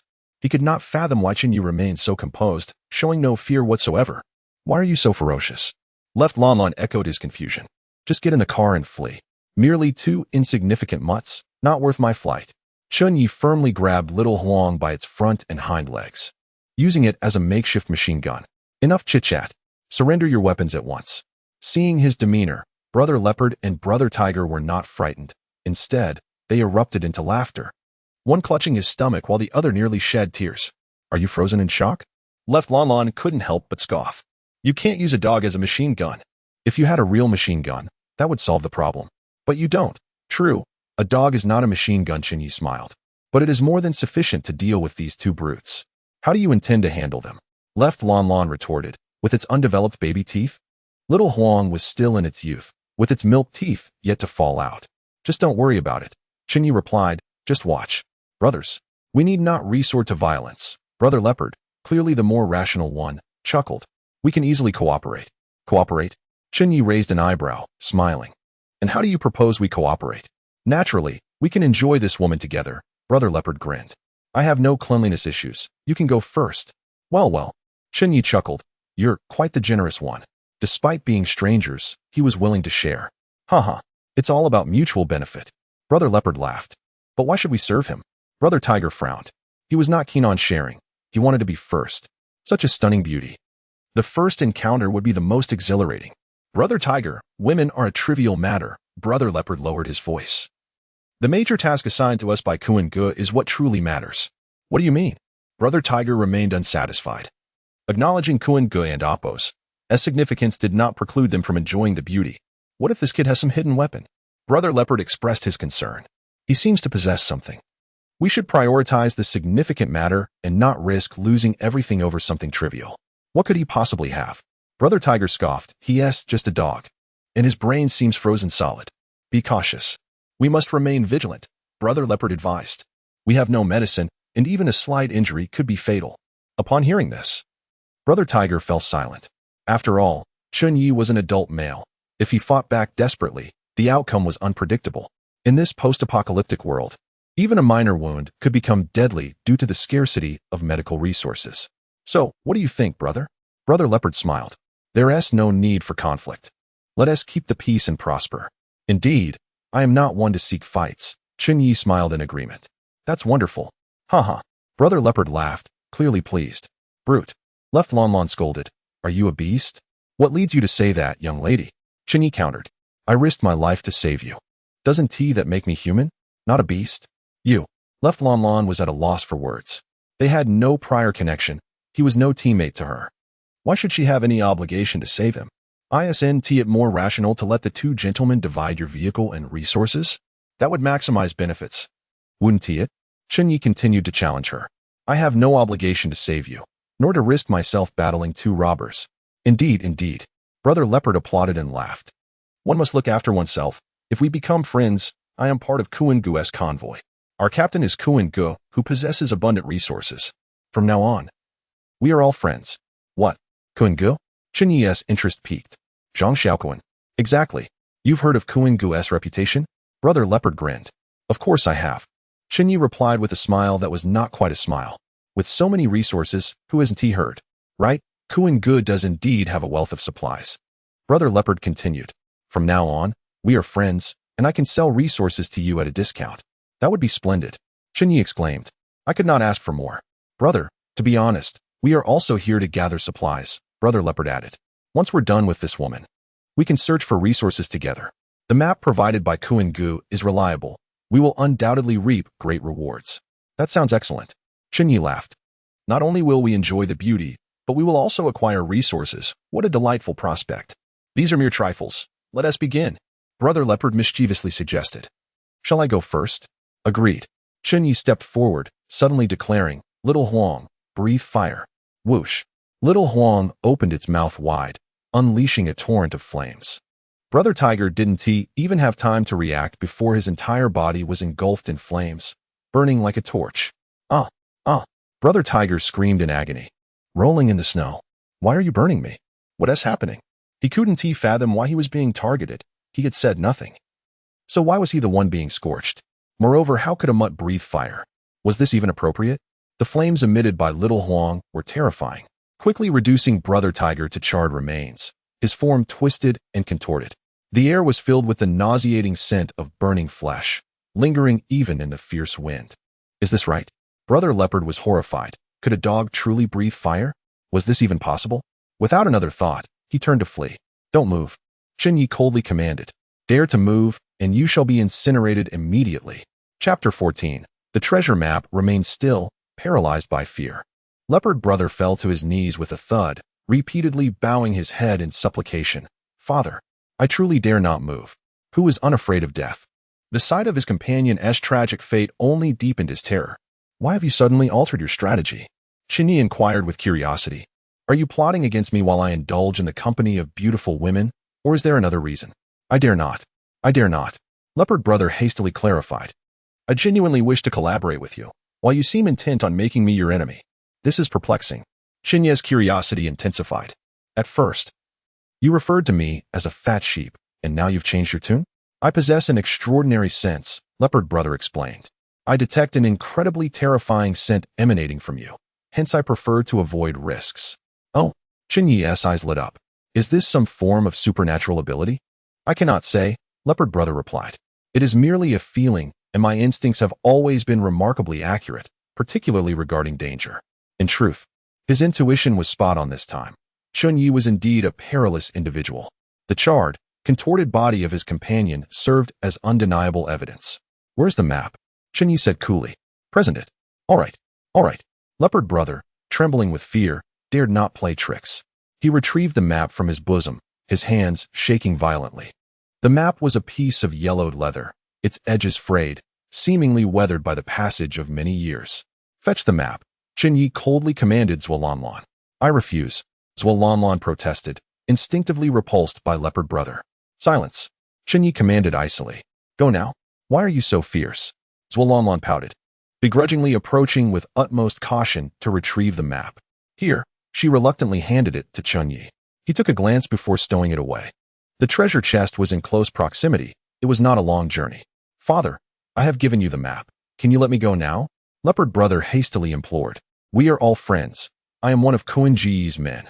Indeed, Chen Ye smiled. You may leave. You truly intend to let me go?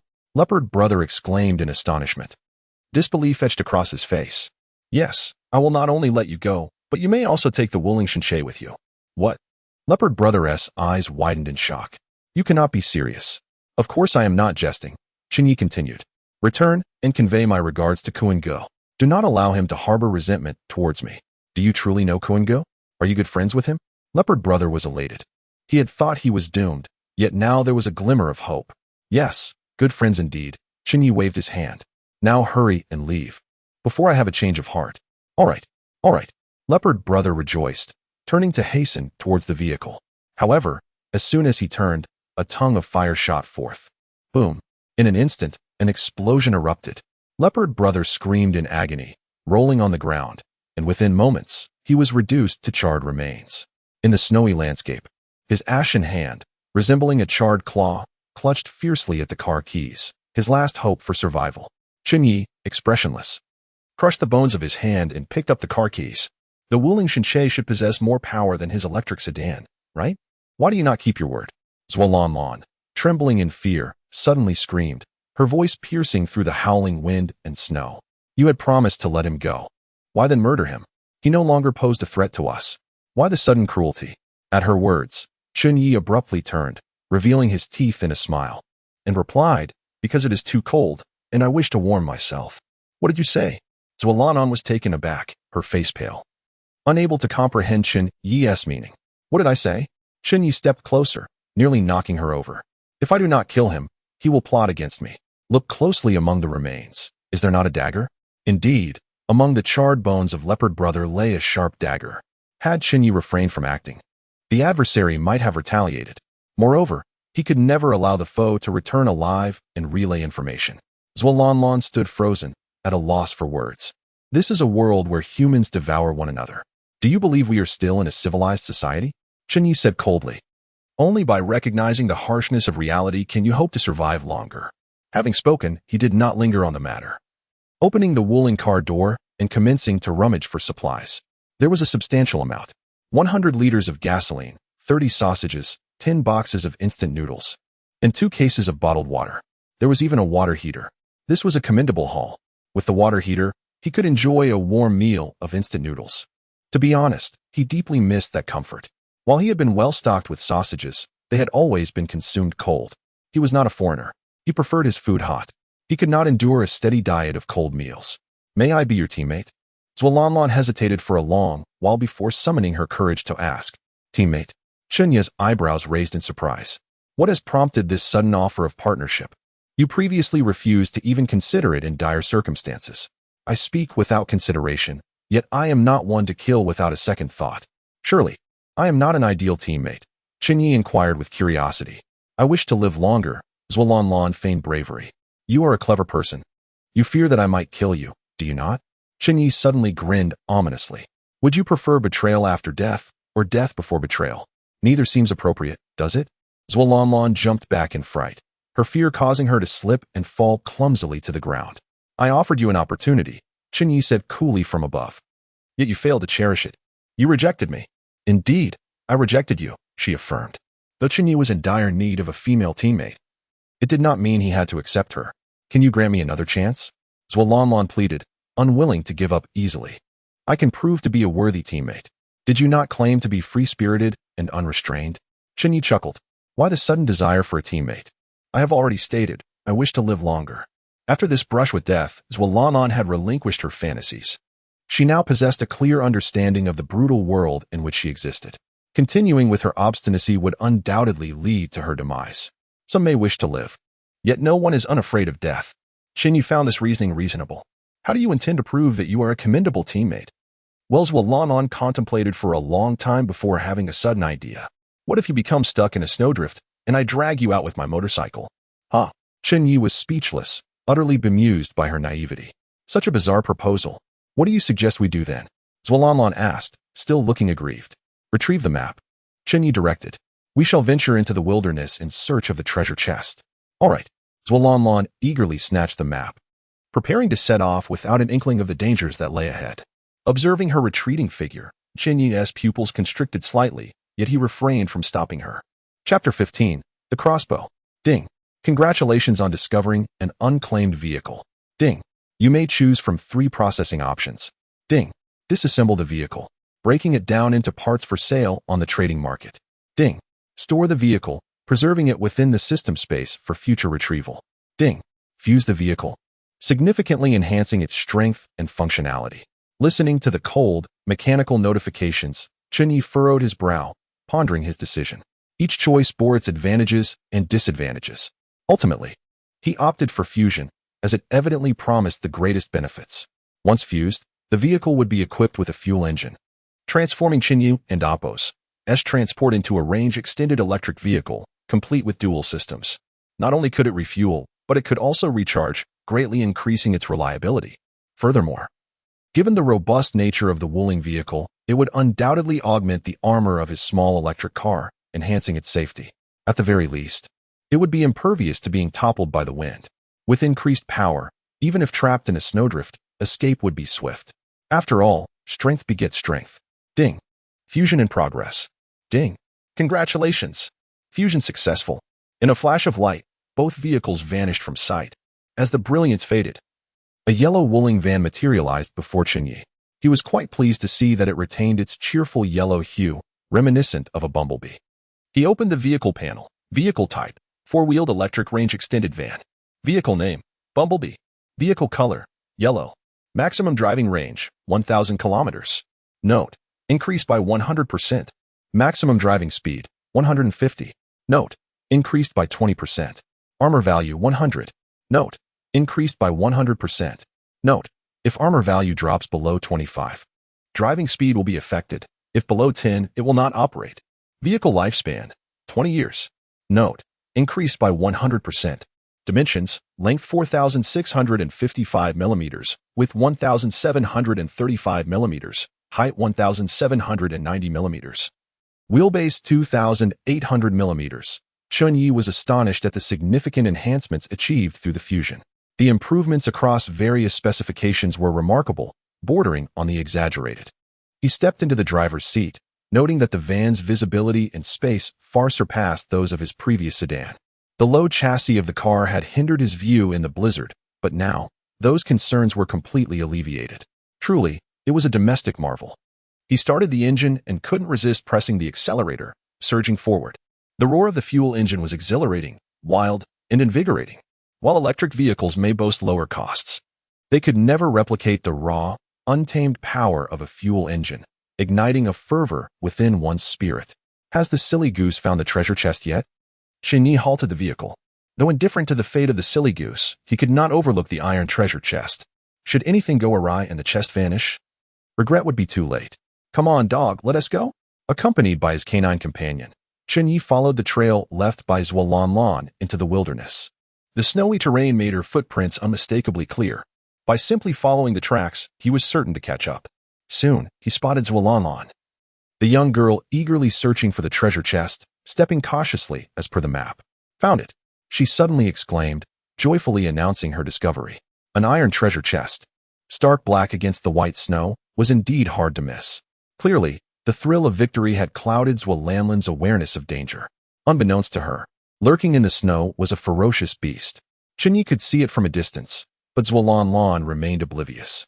It was a snow wolf, its pure white fur blending seamlessly into its surroundings, save for its strikingly red eyes. Chen Ye, too, had pinpointed its location through those glaring orbs. May fortune favor her. Chen Ye shook his head in resignation, feeling powerless. It was too far. He could not reach her in time, and even shouting would be futile. She would have to rely on herself now. Zhuo, blissfully unaware of the impending peril, lifted the iron treasure chest, her face aglow with triumph. She turned around, completely exposing her unguarded back to the snow wolf. The beast shook off the snow clinging to its fur and slowly rose, preparing to pounce. Its powerful limbs were more than capable of launching a lethal leap, bringing Zhuo down with a single bite to her neck. The wolf's immense size and strength far surpassed that of any human, rendering even the strongest male utterly helpless, let alone Zhuo. The outcome was all too predictable. Suddenly, a deep growl echoed through the air. Before the snow wolf could strike, a massive white bear burst forth from the trees. With a resounding crash, the bear collided with the wolf, sending it sprawling. The snow wolf howled in agony, blood pouring from its wounds, clearly suffering from broken bones. The bear continued its assault, offering no respite. In a surprising turn, the snow wolf, instead of fleeing, engaged in a fierce struggle with its foe. Soon, the pristine snow was stained crimson, a dramatic spectacle unfolding. Yet, amidst this chaos, Zhuo remained blissfully unaware, her focus solely on her prize. The howling wind and swirling snow masked the life-and-death struggle occurring nearby. She approached Chen Ye, beaming, "I got the iron treasure chest. Am I worthy to be your teammate now?" She raised the chest triumphantly above her head, radiating pride. "Fortune truly favors the foolish," Chen Ye remarked, bemused. "Your luck is astonishing. To emerge unscathed from such peril is quite extraordinary." "Of course, I've always had good luck," Zhuo replied, well aware of her streak of fortune. "Having navigated life without harm or hindrance. Let us see what's inside the treasure chest," Chen Ye suggested with a smile. "You open it. As your teammate, you should take the lead," Zhuo insisted. Chen Ye remained firm. Her luck had brought the treasure to her, thus it was only fitting she opened it. He reflected on his lack of her fortunate aura. "Fine." Zhuo struggled to pry open the iron treasure chest. Initially, she fumbled, even resorting to biting it in her earnestness, but with Chen Ye's guidance, she finally succeeded. As the chest opened, a flash of light enveloped the surroundings, and the contents materialized. It was a powerful crossbow, accompanied by 20 bolts, a lightweight crossbow. Effective range, 300 meters. With sufficient materials, it can be upgraded to a heavy crossbow. Zhuo exclaimed, her excitement palpable. "Indeed," Chen Ye nodded, acknowledging the fortunate acquisition of a weapon. "Here, Captain." Zhuo presented the crossbow to him with both hands. "Thank you." Chen Ye accepted it without hesitation. After all, It was his map, and the spoils rightfully belonged to him. Ding. Congratulations on acquiring the crossbow. The system and Oppo's voice chimed in. Chen Ye examined the weapon, quite impressed. With such an armament, not only would it serve as a deterrent, but it would also be invaluable in combat. He cannot possibly rely on his little yellow flame every time, can he? The flame is a trump card that should not be overused. Can I now become your teammate? Asked Zhuolanlan with great anticipation. Well, Chen Ye replied. It's a reluctant agreement. Chapter 16. Coins and System Warehouse. Ding. Do you accept Zhuolanlan as your teammate? Teammates are incredibly important partners. Please choose wisely. The cold system prompt echoed in the air. Accepted. Chen Ye responded without any hesitation. Ding. Congratulations on finding your first teammate. Ding. She is both a teammate and a subordinate. Ding. Subordinates can never harm you. Ding. If a subordinate's loyalty is too low, they may betray you. Please be aware. Ding. With a loyalty of 100, they will exhibit absolute loyalty and will follow your commands without question. Upon hearing the prompts, Chen Ye stroked his chin, intrigued. The fact that a teammate could not harm him was indeed quite considerate. Open the teammate panel, Chen Ye commanded. Teammate, Zhuolanlan. Appearance, 9 points. Figure, 10 points. Vehicle, bombardier motorcycle. Abilities, none. Supplies, 3 bottles of mineral water and a sausage. Loyalty, 80. Note, loyalty below 30 poses a risk of betrayal. Although his teammate could not harm him, betrayal would still be troublesome. After all, she could steal his supplies or even escape in his vehicle. Here, take this crossbow for self-defense, Chen Ye said generously. What? Zhuolanlan's eyes widened in disbelief. Really, Captain? You are too kind. Ding. Gifted teammate a crossbow. Receive a 100-fold return. Ding. Congratulations, host. You have received 100 crossbows. Ding. 10 crossbows can be upgraded to a crossbow. Would you like to upgrade? Upgrade. Chen Ye stated without hesitation. Ding. Congratulations, you have obtained a crossbow. Weapon, crossbow. Range, 600. The regular crossbow had a range of only 300. The crossbow doubled that range, significantly increasing its power. Captain, thank you so much. Zhuolanlan said sincerely. Now that I have a weapon, I won't be afraid of any bad guys. She still felt uneasy about the previous events. If she had had a weapon then, she would not have been so passive. Don't rush to thank me, Chen Ye reminded her. Giving you the crossbow is for hunting. Hunting is a perilous endeavor. Hunting? Zhuolanlan looked bewildered, holding the crossbow. What are we hunting? With all this snow, where could we possibly find prey? This girl was rather oblivious. She hadn't even noticed the snow wolves and polar bears lurking nearby. Had it not been for her good fortune, she might have already met her end multiple times. Look back, Chen Ye instructed, pointing at her. Zhuolanlan turned around and finally spotted the snow wolf and polar bear. The battle between the two beasts had concluded. Due to their size disparity, the snow wolf was ultimately no match for the polar bear. After all, in a one-on-one contest, wolves were rarely contenders against bears. Captain, are you asking me to hunt alone? Zhuolanlan shook her head vigorously. No, don't worry, Chen Ye assured her. I will accompany you. That's still too dangerous. Zhuolanlan fretted. Why not let Xiao Huang go? Doesn't it breathe fire? If we send Xiao Huang, we will be perfectly safe. Xiao Huang was a combat dog that breathed fire, capable of taking down the polar bear and snow wolf with ease. No, Chen Ye shook his head in refusal. I need the meat. Meat was an extremely valuable resource. If Xiao Huang were to intervene, everything would be reduced to char, losing all culinary value. Snow wolf meat was one thing, but if the polar bear paw were to be incinerated, it would be a great loss. Captain, let's just forget it. Zhuolanlan said fearfully. Eating the sausage is quite enjoyable too. Don and Oppos, be afraid, Chen Ye said as he led the way. Just follow me. Captain. You should take the lead while wielding the crossbow. Zhuolanlan thoughtfully handed over the weapon. No need, Chen Ye replied. You hold the crossbow. If I use the crossbow, what will you use? Zhuolanlan looked puzzled. Surely you can't go in empty-handed? I can manage with whatever I find, Chen Ye declared, pulling out a massive crossbow and striding forward. This, Zhuolanlan could not help but exclaim. It's enormous. The crossbow she held was already quite sizable. But Chen Ye's crossbow was nearly double that size, and it felt effortless in his grasp.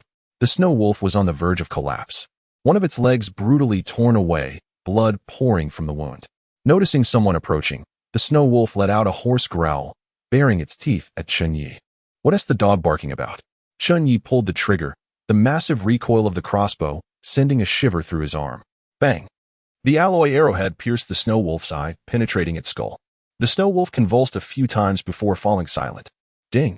Congratulations on killing the snow wolf. Ding! You have obtained 1 coin. Ding! 150 pounds of snow wolf meat can be collected. Would you like to collect it? The cold prompt resounded once more. Collect. Although wolf meat was not particularly palatable, it was important not to waste resources. Ding! Collection successful. Ding! Congratulations on acquiring 150 pounds of snow wolf meat. Suitable for consumption or sale. Ding! The snow wolf meat is stored in the system warehouse, a primary system warehouse with a capacity of 10 meters by 10 meters, totaling 1,000 cubic meters. Ding! The primary system warehouse requires an upgrade to the cold storage feature to preserve meat for an extended period. Ding! The system warehouse can be upgraded in various aspects. Please explore on your own. A series of notifications surprised Chen Ye. He had not expected the system warehouse to be so accommodating. Initially, he intended to praise its thoughtfulness, but it seemed even the most basic cold storage function was lacking. However, upon reflection, it was reasonable. The system warehouse was a standard feature for every survivor and could not be overly extravagant. A basic setup that required survivors to upgrade themselves made logical sense. Coins. Chen Ye picked up the gold coin from the ground. It was heavy and genuine, pure gold. Ding! Congratulations, you have earned 1 coin, which has been added to your balance. The coin dissipated into a wisp of blue smoke. Balance? Chen Ye was somewhat speechless. What use was a coin balance? In this survival apocalypse, surely no one would be accepting coins. However, Chen Ye furrowed his brow in contemplation. Since he had acquired a coin, it must have some purpose, right? He pondered whether he should acquire some coins in the group, considering others might also be hunting and likely had their share of coins. Boss. Zhualanlan approached, clapping her hands. Impressive. Keep it down, Chen Ye whispered, placing a finger to his lips and gesturing to the distance. Nearby, the polar bear was voraciously devouring the snow wolf's leg, completely oblivious to Chen Ye and Zhualanlan's presence. Seeing this scene, Zhualanlan trembled, nearly dropping her crossbow. Had Chen Ye not steadied her back, she would have collapsed to the ground. Don't be afraid, Chen Ye reassured her, gently patting her hand. Okay, Zhualanlan nodded, inexplicably feeling a sense of safety. I'll take the lead, Chen Ye whispered. You support me. Got it. Zhualanlan nodded firmly, crouching down and raising her crossbow, aiming at the polar bear. Chapter 17. Next hunt, I'll bring you along. Chen Ye, wielding a crossbow, sought the perfect angle. The polar bear stood with its back to him, making an attack unthinkable.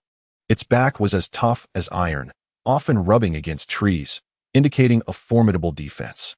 Even if a strong bow could penetrate its hide, it would not deliver a fatal blow. Rather, it might incite the beast's fury, worsening the situation.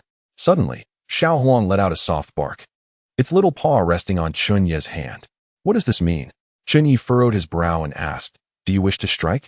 Xiao Huang gazed intently at the polar bear, its eyes brimming with determination. A single breath of flame from it could surely incinerate the bear. But no. Chen Ye shook his head. I still wish to savor bear paws. If all that pristine meat were reduced to char, it would be an utter waste. Those cuts could fetch a handsome price in the trading market. Xiao Huang lowered its head, clearly reluctant. Do not be disheartened, Chen Ye chuckled. Your time to shine will come. He patted Xiao Huang's head, and the little dog instantly perked up, licking Chen Ye's hand affectionately. Chen Ye tightened his grip on the crossbow, blowing a whistle to draw the polar bear's attention. However, the bear ignored him entirely. Perhaps due to the howling wind and snow, or perhaps it simply dismissed him as a threat. Go ahead and attack first, Chen Ye commanded. Understood, Zhualanlan replied promptly. I shall ensure the task is completed. With that, she pulled the trigger. Whoosh. The crossbow twanged, aiming straight for the polar bear. Yet her aim was clearly off, as she missed and instead struck a bloody wolf leg. The polar bear twisted its massive body, casting a sidelong glance at her.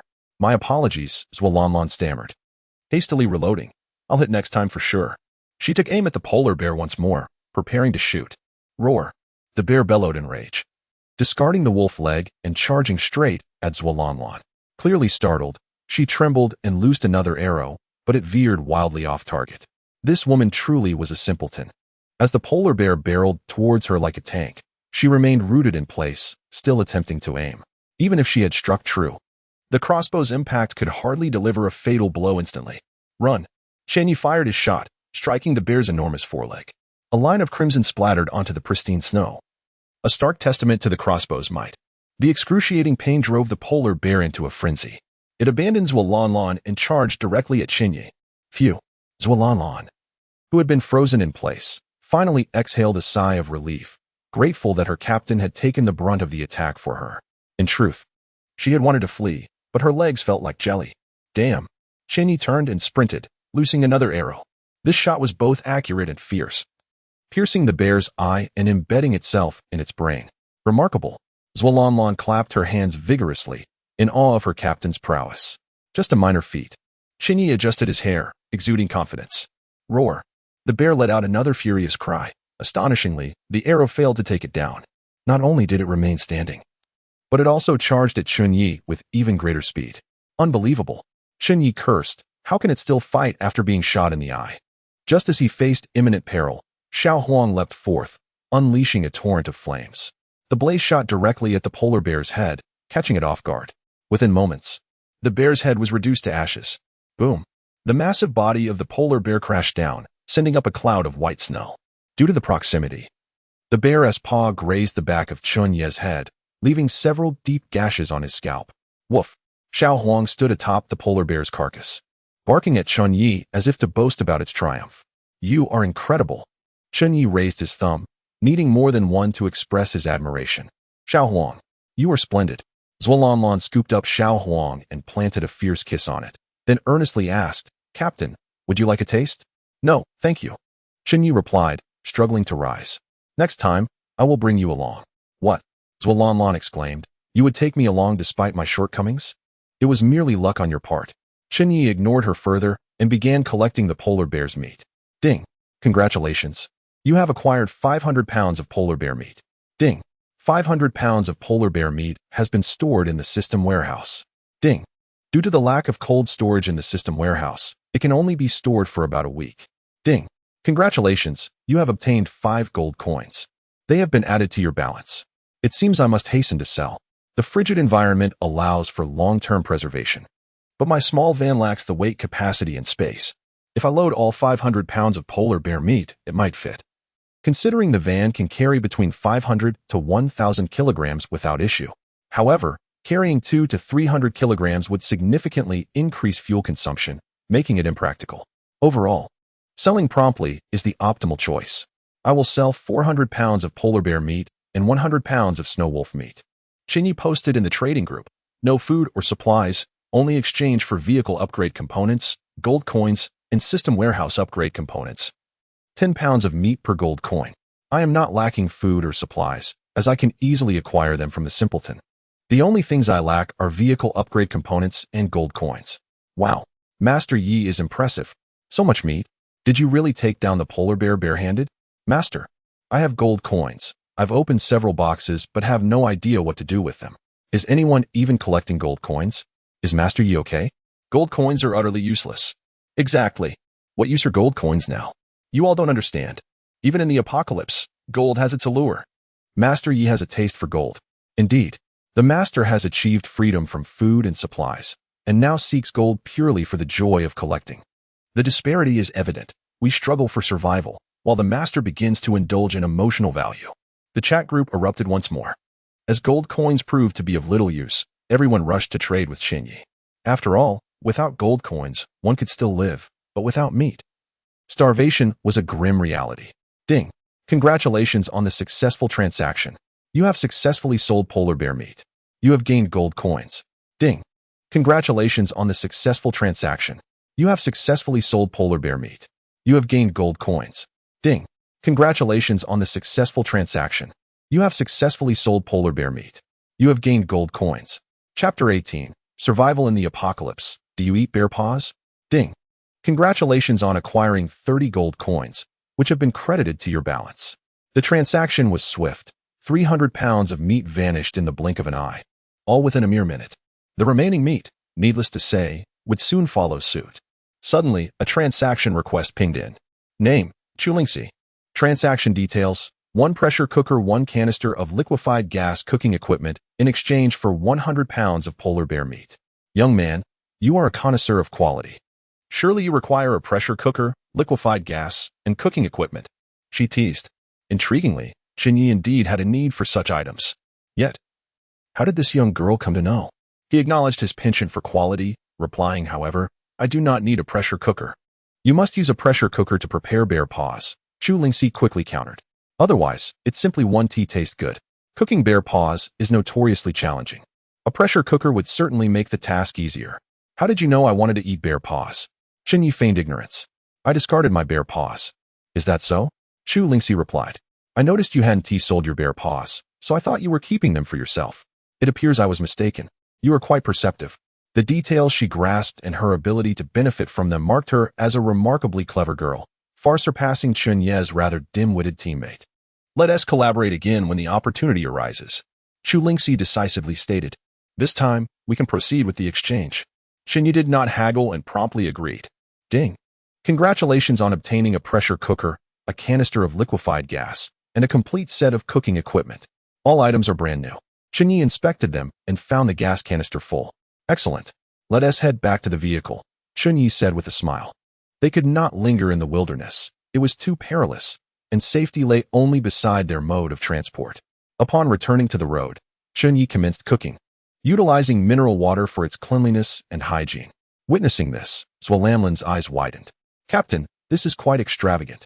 If you have extra water, why not share a few bottles with me?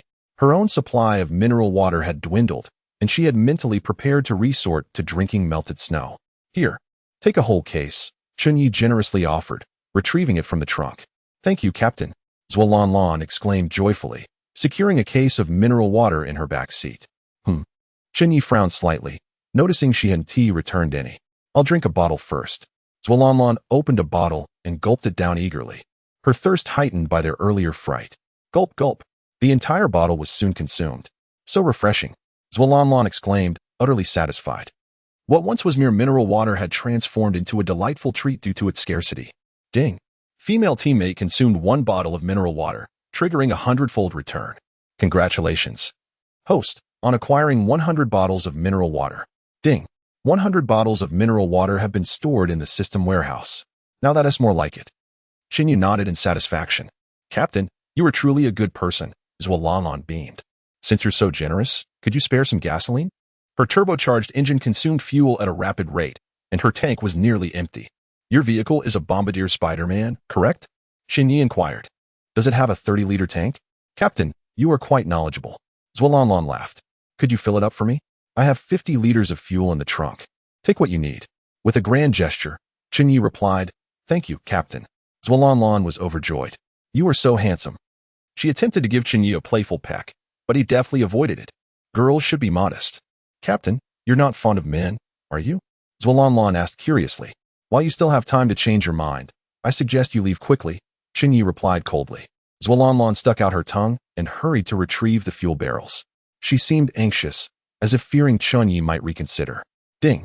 Female teammate consumed 25 liters of gasoline, triggering a 100-fold return, garnering 2,500 liters of gasoline, which has been stored in the system warehouse. It appeared that merely pouring the fuel into the tank counted as consumption.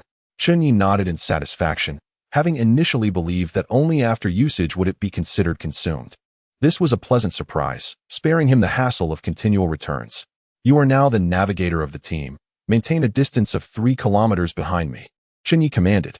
If anything unusual arises, inform me in advance. Understood, Zhuo saluted. I promise to fulfill the task. If it gets too cold, you may sit in the passenger seat, Chen Ye added. Your motorcycle can be towed behind. A simple rope would suffice to drag it along. Given the harsh weather, he feared Zhuo might succumb to the cold. Not a problem, Zhuo shook her head. My motorcycle suit is self-heating and linked to the motorcycle battery. Theoretically, as long as there is fuel, the self-heating suit will function indefinitely. Really? Chen Ye was taken aback. No wonder you withstand the cold so well. A self-heating motorcycle suit was indeed a marvelous invention, akin to donning an electric blanket. While it could not compete with the warmth of the vehicle's heater, it would suffice to prevent one from freezing to death. However, if the blizzard worsens, I will still need to return to the vehicle, Zhuo noted. Moreover, I am planning to upgrade the canopy. With temperatures dropping, relying solely on the self-heating suit won't suffice. Indeed, an upgrade is necessary, Chen Ye agreed. I can assist you in procuring the upgrade components. He was curious to see if providing the upgrade components would trigger a 100-fold return. If so, that would be splendid. Thank you, Captain. Zhuolanlan exclaimed, her happiness palpable. You must let me kiss you. Saying this, regardless of Chen Ye's protests, she planted a firm kiss on his cheek. Where is your usual poise? Chen Ye remarked. How could you compromise your dignity for a mere 5 grains of rice? Is a wealthy young lady so materialistic? Alas, Captain, you are too charming, Zhuolanlan laughed. I simply couldn't help myself. All right, Chen Ye interjected. The bear paws are ready. You should eat. Bear paws for me? Zhuolanlan exclaimed, her hunger intensifying. If mineral water could taste sweet, how delectable would the mountain delicacy of bear paws be? Yes, Chen Ye lifted the lid of the pressure cooker. Eat. You must finish it. A powerful aroma wafted forth. The preparation of bear paws was intricate, and after much effort, Chen Ye had finally eradicated the gamey scent, resulting in an irresistible fragrance. It smells divine. Zhuolanlan waved her hand in front of her face, salivating. Go ahead and eat. Chen Ye settled into the vehicle, stifling a yawn. Isn't that inappropriate? Zhuolanlan felt a tad embarrassed. Let us share the meal. Eat when I say so. Don't waste words, Chen Ye replied tersely. All right, I'll eat. Zhuolanlan acquiesced, mindful not to defy him. Eating bear paws in a post-apocalyptic world. What a luxury, let alone in an apocalypse, even in civilized society. Indulging in bear paws is a rarity. Chapter 19, 10,000 bear paws. Delicious, absolutely delightful. Despite their considerable size, bear paws yield little meat after cooking, with a substantial portion consisting of bone. In no time, Zhuolanlan devoured an entire bear paw, wiping the grease from her lips, her face radiating bliss. Amidst the howling winds and blizzards of a post-apocalyptic world, indulging in such a delectable mountain delicacy was truly a rare treat. Woof! Little Huang gazed at Zhuolanlan with yearning eyes, longing for a taste of the bear paw. Who wouldn't desire such exquisite flavor? Apologies, Little Huang, but I've finished it all. Zhuolanlan picked up a bone and said, You can have this. Woof! Little Huang disregarded the bone entirely, ignoring Zhuolanlan. A dog that wants to eat bones? Zhuolanlan queried. Is that appropriate? Little Huang had been a significant contributor and deserved meat, not bones, Chen Ye remarked. Indeed. The captain is right, Zhuolanlan nodded. If not for Little Huang, your head would have been smashed. If you can't speak, then remain silent. No one considers you a mute. Chen Ye shot her a glance, then retrieved another glistening bear paw from the pressure cooker and handed it to Little Huang. Woof! Little Huang was overjoyed, wagging its tail vigorously. In mere moments, the bear paw was consumed. Ding! Teammate Zhuolanlan consumed a bear paw, triggering a 100-fold return. Congratulations! You have acquired 100 bear paws, which have been stored in the system warehouse. Ding! Teammate Little Huang consumed a bear paw, triggering a 100-fold return. Congratulations!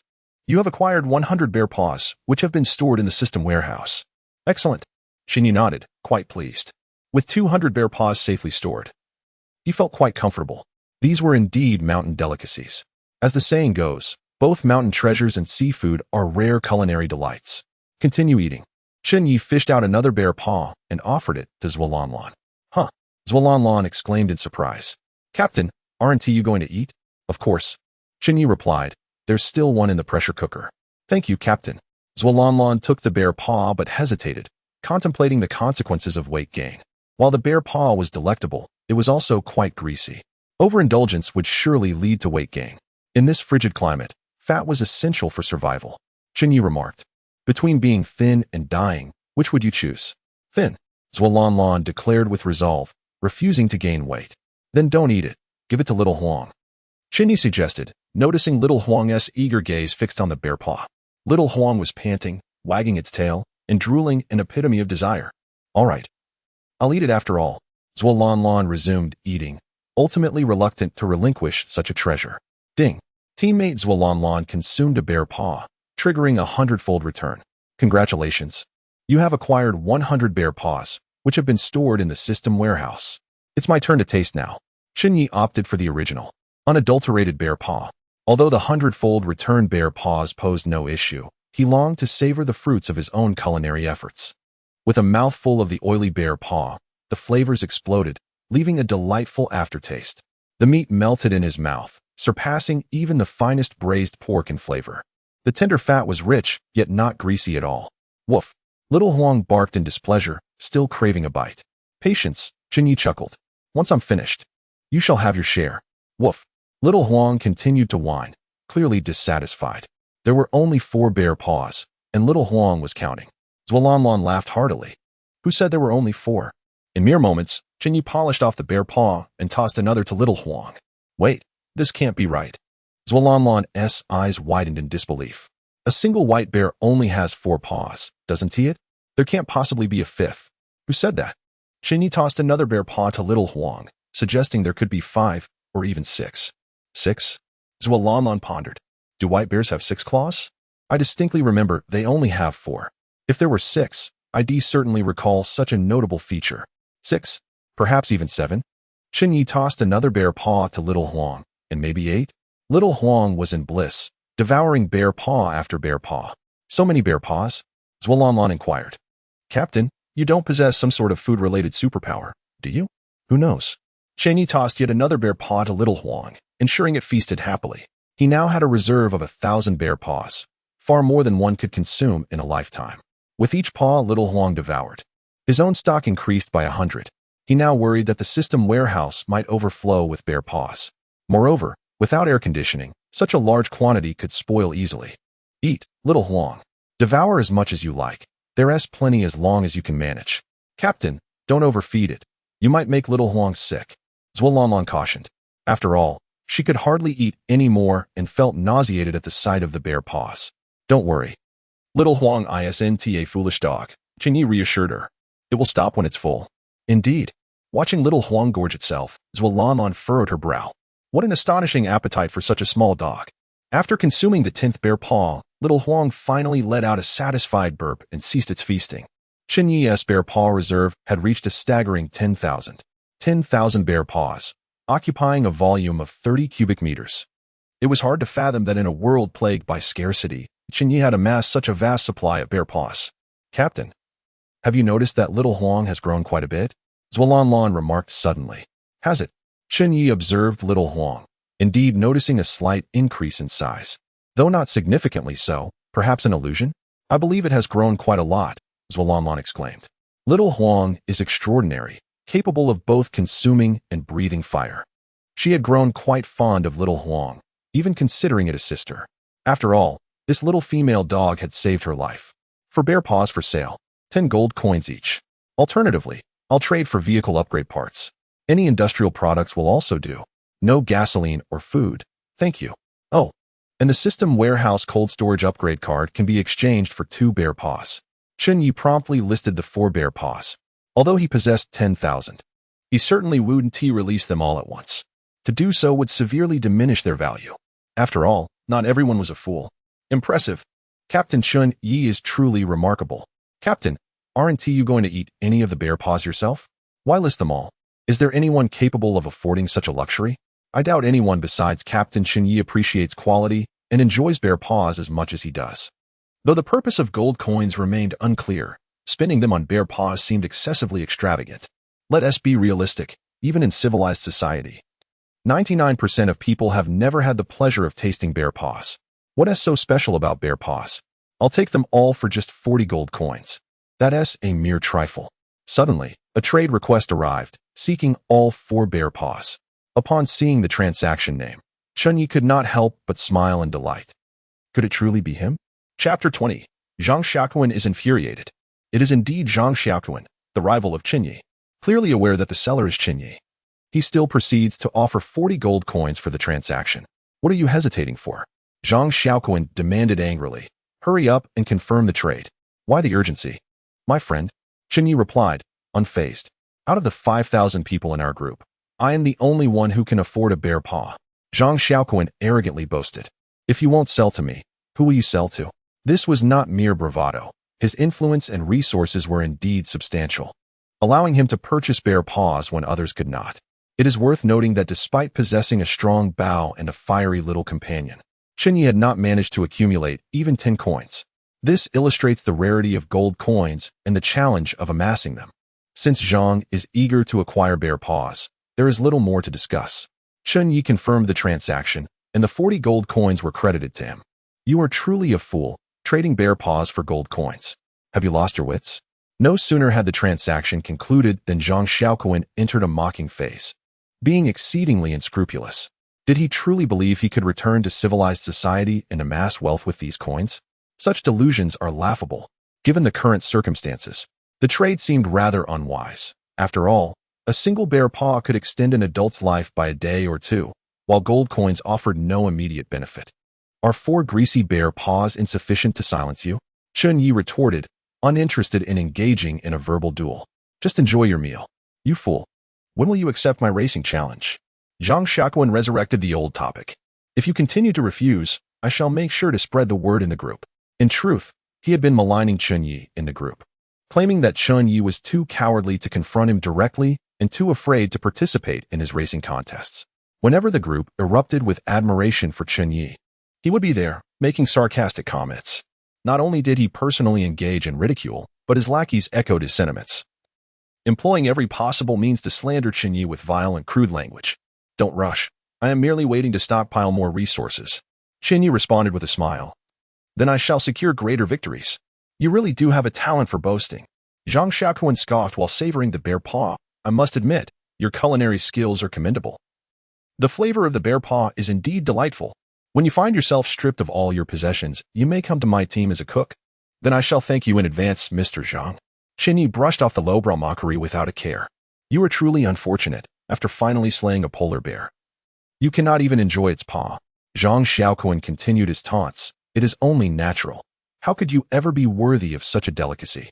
Chen Ye refrained from retorting, instead observing the group as he prepared to list 4 more bear paws. Originally, his intention was not to profit from the bear paws, but to obtain an upgrade card for his system warehouse. Once the cold storage function was upgraded, food preservation would no longer pose a problem. However, Zhang Xiaoquan, in his impetuousness, snatched them all up. To pass up money would be foolish. Of course, I cannot refuse. Do you see? It is indeed Master Cohen who possesses strength. Who could deny it? For bear paws acquired in one fell swoop, following Brother Cohen is undoubtedly a wise choice. Not only are there plenty of resources, but also exquisite bear paws. Chen Ye's fortunate hunt for 4 bear paws was merely luck, while Cohen's acquisition of them showcased his power. This is the difference. Zhang Xiaoquan's followers began to stir in the group, launching a barrage of slander. Remarkably effective, it stifled the supporters who once admired Chen Ye, leaving them speechless. Zhang Xiaoquan's ability to afford bear paws indeed reflected his strength. Quick! Everyone look! The esteemed Ye has listed 4 more bear paws. Why are there 4 bear paws? Does one bear have 8 claws? Stop your nonsense. Clearly, the esteemed Ye has hunted 2 polar bears. My goodness! While hunting 1 polar bear may be attributed to luck, hunting 2 is undoubtedly a testament to skill.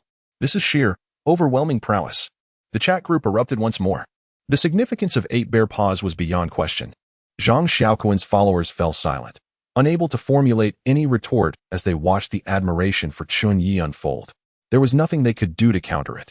Once, Zhang Xiaoquan relished the taste of bear paws, but now they seemed tasteless.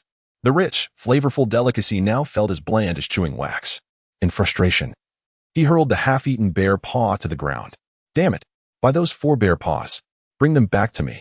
If he could reclaim those 4 bear paws, it would demonstrate his might. Yet, his underlings wore expressions of despair, silent and defeated. They had exhausted their gold. 40 gold coins had been amassed by many in their team. Although gold coins might seem useless now, they were scarce and difficult to come by. Had it not been for their numbers, amassing 40 coins would have been nearly impossible. Damn it! I will eventually eliminate Chen Ye. Zhang Xiaoquan seethed, his teeth clenched. Originally intending to humiliate Chen Ye with this opportunity, he was now left thoroughly embarrassed. After being slapped in the face, he found himself with no means of retaliation. Boss, why is Chen Ye prioritizing the exchange of those 4 bear paws for a system cold storage upgrade card? One underling inquired, puzzled. What is he up to? Each person possessed a system warehouse. Beyond the physical storage space of their vehicles, there existed a system warehouse for additional storage. However, with resources being so scarce, upgrading the system warehouse seemed unnecessary. Are you foolish? Clearly, he is upgrading his system warehouse. Zhang Xiaoquan exclaimed, striking his underling in frustration. But why would he need to upgrade his system warehouse? Is it because he has too many supplies? The underling replied, rubbing his face in grievance. This statement suddenly sparked a realization in Zhang Xiaoquan. Are you suggesting that Chen Ye has accumulated so much food that he fears it will spoil? Zhang Xiaoquan slapped his thigh in realization. So he requires a cold storage upgrade card? Indeed. His subordinate nodded vigorously. I suspect he has awakened food-related abilities. Everyone was familiar with the concept of abilities. Zhang Xiaoquan's arrogance stemmed from his own awakening, and a few members of their team possessed similar powers. Damn it. So, we have been played by him. Zhang Xiaoquan cursed. Not only does he possess 8 bare paws, but he might even have 80 or 800. Yet it mattered little. Gold coins were of no consequence. His underling hurriedly flattered. Ultimately, it is still your superior skills that shine. Of course, Zhang Xiaoquan chuckled with pride. Abilities were overrated. He possessed his own, far superior to Chen Ye's food-related powers. In this post-apocalyptic survival world, while food is important, it is not paramount. What truly matters are weapons, treasure, and the hearts of men. As soon as Chen Ye listed the 4 bare paws, the transaction notifications soon arrived. It was from Lingxi. Chapter 21. I want to sleep with the captain. Do you have the system warehouse cold storage upgrade card? Chen Ye inquired with surprise. This little girl seems to possess everything. It's a bit exaggerated. Whatever I need, she seems to have it. Indeed. Lingxi immediately replied. I need to exchange for 4 bare paws. Chen Ye had initially offered to trade for 2 bare paws. This girl is quite greedy, doubling the demand. Can you really consume 4 bare paws?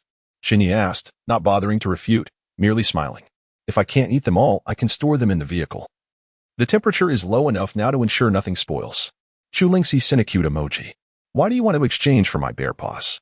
Is it simply because you're craving them? Chen Ye pointedly asked. Or perhaps it's because the system warehouse cold storage upgrade card is utterly useless. To be frank, in the IC trials, such an upgrade serves no purpose at all. In the group of 5,000, apart from Chen Ye, no one else has any need for it.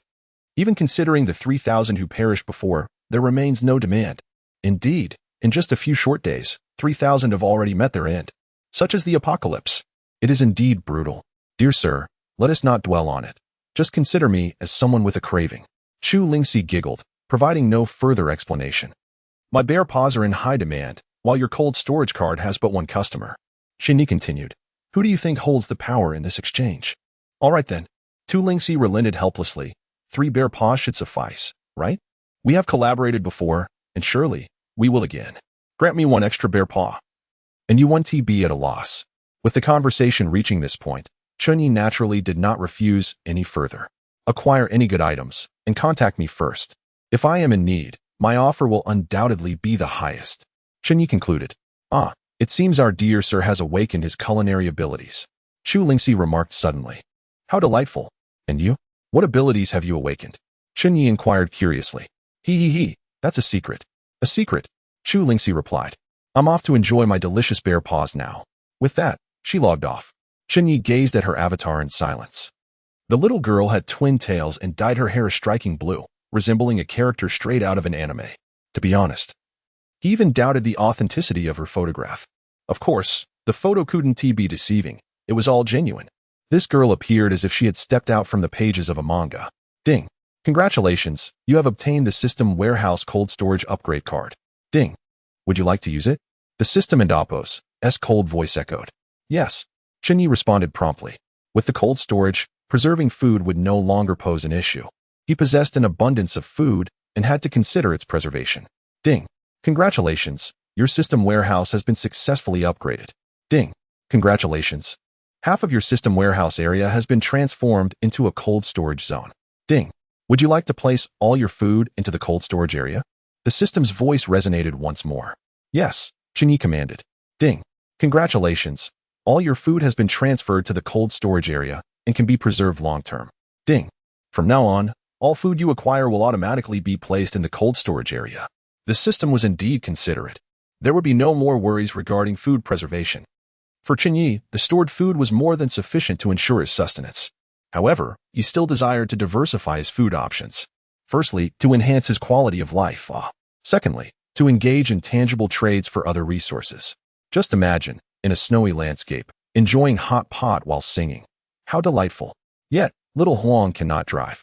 Chen Ye patted the dog's head, saying, if only you could drive, it would alleviate many of my burdens. Driving, after all, can be quite exhausting, especially in such harsh conditions. A 1 or 2 hour drive might offer some enjoyment, but after 5 or 6 hours, it becomes utterly draining. As for driving for 10 hours or more, that would be nothing short of a laborious ordeal. Of course, he could let Zhuolanlan take the wheel. But that would mean losing a navigator, making it impossible to anticipate dangers and road conditions. Captain, it's getting dark. Why not wash your feet with warm water? Zhuolanlan cheerfully approached with a basin of hot water. What are you doing? Chen Ye instinctively took a step back, offering my service. I just boiled snow water using liquefied gas for you to soak your feet. Zhuolanlan crouched down, preparing to remove Chen Ye's shoes. Speak up. Chen Ye sat down, allowing her to take off his shoes. What do you need from me? Why you say that? You're the captain, and I'm the teammate. Isn't it only natural for me to serve you? Zhuolanlan replied with a sweet smile. Just say what's on your mind. If you don't, I might go to sleep, Chen Ye stated. First, let us wash your feet, Zhuolanlan teased, insisting that they discuss matters afterward. Fine, Chen Ye said, reveling in the warmth of the water. He had to admit, being on the brink of life and death and under constant stress was genuinely tiring.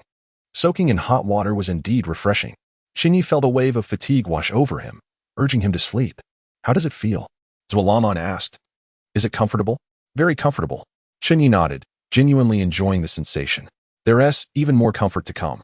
Zhuolanlan delicately took a towel to dry Chen Ye's feet, and after that, she began to massage them. The sensations were heavenly, each stroke perfectly measured, creating an almost ethereal experience. Wait a moment, Chen Ye exclaimed, feeling an exhilarating tingle. Aren't you a refined young lady? How do you know about foot baths and massages? It's quite a contrast. A distinguished graduate from a prestigious institution, a truly privileged girl, how could she possibly know such things? I am indeed professional, Zhuolanlan chuckled, very professional. Really? Chen Ye was astonished. You used to be a technician? Yes. Zhuolanlan responded candidly, I indeed was a technician once. What? Chen Ye was left speechless, with her background. How could she ever have taken on such a role? Born with a silver spoon in her mouth, she could have lived a life of luxury without lifting a finger, let alone working in a footbath establishment. I worked as a technician to collaborate with classmates on a documentary, Zhuolanlan explained. We spent about a year in the footbath establishment. Oh, Chen Ye sighed in relief, realizing it made sense now. Now speak up. What do you want? As long as it wasn't unreasonable, he would agree. I want to sleep, Zhuolanlan earnestly stated. I want to sleep with the captain. Chapter 22. Xiao Huang is incredible. What did you say? Chen Ye scolded. Shameless. Absolutely shameless. Huh? Zhuolanlan stood there, completely dumbfounded. I initially thought our relationship was purely platonic, but I never expected this. Chen Ye remarked. Did you not anticipate that you were attracted to me? Cough, cough. Zhuolanlan cleared her throat a few times. There's been a misunderstanding, Captain. I merely wished to sleep in the van. It's dark now, and I certainly need to rest. With no shelter from the elements, her motorcycle offered no respite in the biting wind and snow. Earlier, when the storm was mild, she managed to rest somewhat, but now the storm was intensifying and the temperature was plummeting, making it impossible. Clarify your intentions. Chen Ye said, of course. Sleeping is not an issue. Come on in. The rear seats had been removed, providing ample space, akin to a double bed. Thank you, Captain, you are too kind. Zhuolanlan cheerfully lay down, having set up her pillow and sleeping bag, which felt quite comfortable. Captain, you should join me. Chen Ye, lacking a sleeping bag, simply laid down a piece of cardboard and reclined. It was indeed less comfortable. Without comparison, one might not notice the discomfort. If everyone slept on cardboard, it would be acceptable. However, with Zhuolanlan nestled in her soft sleeping bag while he lay on cardboard, it felt rather unpleasant. Upgrading the interior space was a necessity. The immediate issue of physical comfort had been addressed, yet the need for proper rest still loomed. Resources were scarce, and although he possessed ample food, procuring supplies was uncertain. Xiao Huang, keep watch tonight, Chen Ye commanded. If anything arises, wake me. The windows and doors were securely locked, ensuring their safety. The heating was powerful, rendering the interior quite cozy. Woof! Xiao Huang barked in response. All right, time to sleep. Chen Ye turned off the interior lights, plunging the van into darkness. Outside, the wind howled mercilessly, battering the windows like a relentless hammer. Occasionally, a fierce gust would rock the vehicle, threatening to topple it. For reasons unknown, Zhuolanlan wiggled her little feet, feeling quite anxious. She had not fallen asleep, her eyes wide open.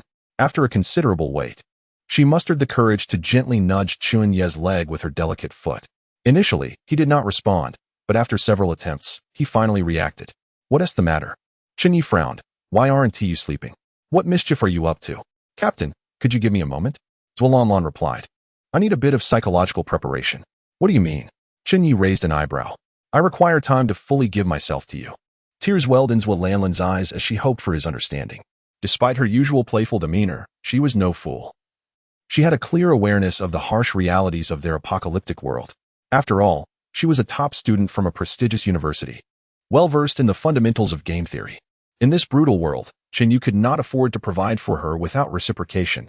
She was acutely aware that her most valuable asset was her beauty and figure.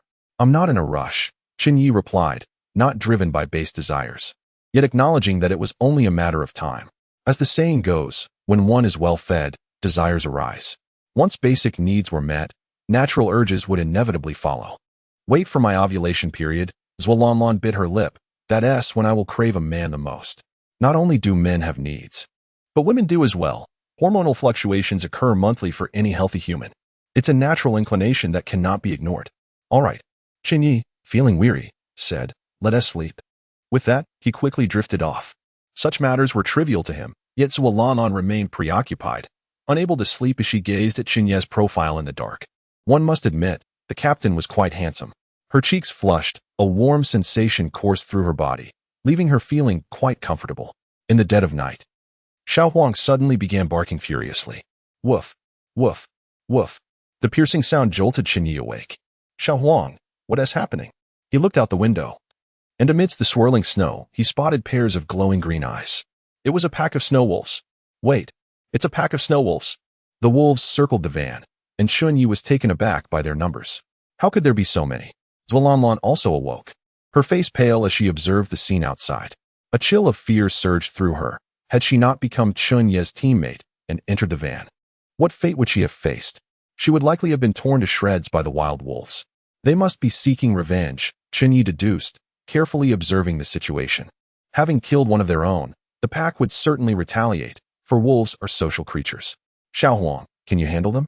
Chen Ye inquired. Woof. Xiao Huang stood tall, exuding confidence. All right, I'll open the window.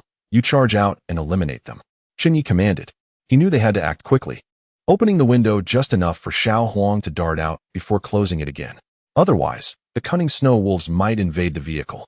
The van's windows were manually operated, a mechanical structure rather than electric.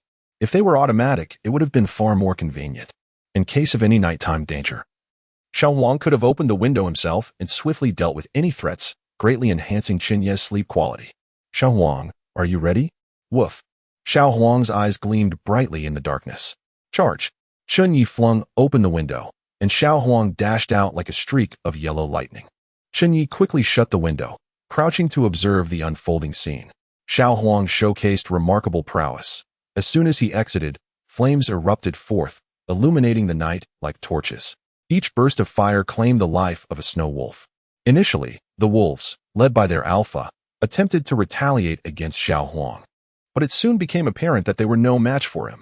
The alpha howled at the moon, leading several wolves to flee. The snow was strewn with the bodies of over 20 slain wolves. Xiao Huang's control over the flames had clearly improved. Each wolf was only charred at the head, the bodies remaining intact. Moreover, Xiao Huang devoured the hearts of each wolf, as if they were a significant source of nourishment for him. Woof, woof, woof. Xiao Huang leaped onto the van's roof, howling triumphantly at the moon, seemingly declaring his victory while also provoking the Wolf King. As dawn broke and after confirming there was no danger, Chen Ye and Zhuolanlan finally exited the vehicle. Upon witnessing the scene outside, Chen Ye gasped, Xiao Huang, you are truly incredible. Chapter 23. Freedom for the Big Yellow. On the ground lay not only the bodies of snow wolves but also a small pile of gold coins. Each snow wolf yielded a single coin, totaling 23 wolves and thus 23 coins. The thoughtful Little Yellow gathered the coins together. You are truly wonderful, Little Yellow, Chen Ye remarked as he stowed away the glimmering coins, which swiftly vanished into his balance. Ding. Congratulations, you have obtained gold coins. Current balance, 84.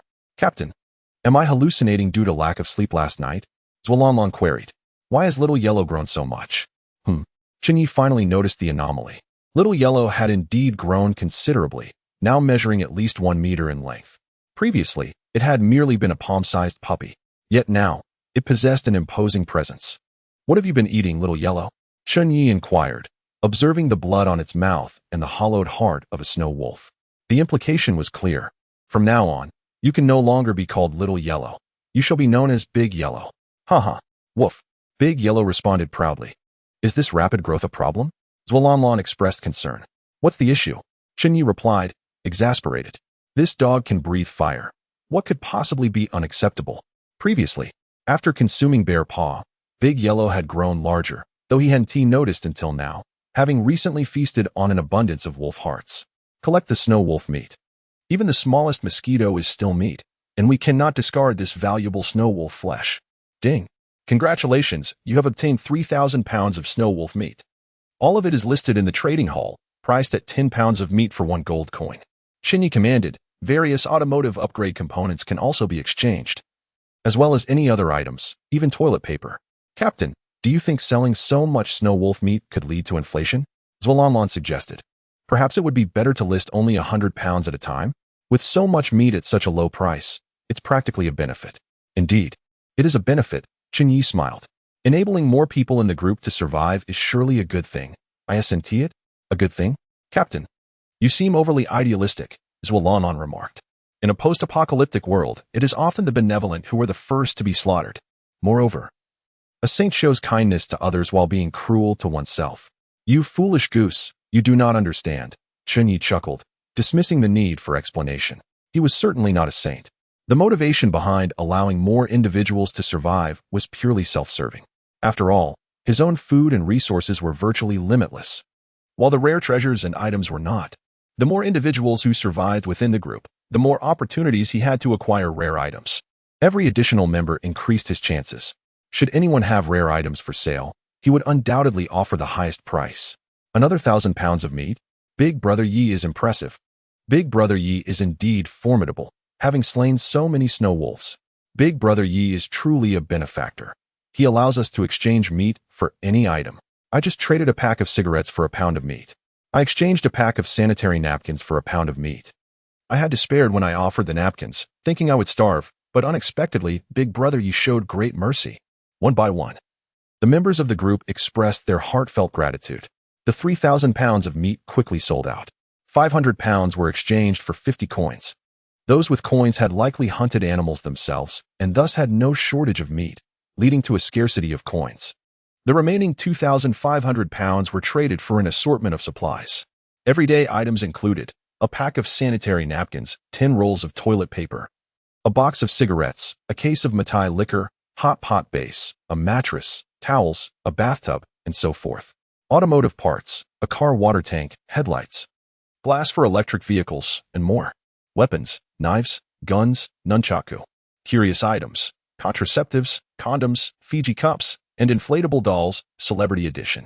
Ding. Congratulations. You have acquired a substantial amount of supplies, all stored in your system warehouse. Take out the mattress, Chen Ye said. Sleeping on cardboard yesterday was unbearable. Before long, a thick, comfortable mattress appeared before him, fitting perfectly in the back seat of the car. How delightful, Chen Ye exclaimed, leaping onto the mattress, reveling in the comfort. Upgrade the electric vehicle glass, Chen Ye commanded. Remember, only upgrade half of it.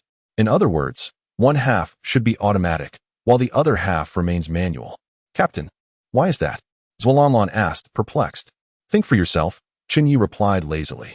The reason was rooted in safety, as electric vehicle glass was prone to malfunction, especially in such harsh conditions. Thus, he retained some manual glass. The electric glass was primarily for Big Yellow's use. At night, while on duty, if any unusual situation arose, it could open the window itself. Big Yellow, come here, Chen Ye said with a smile.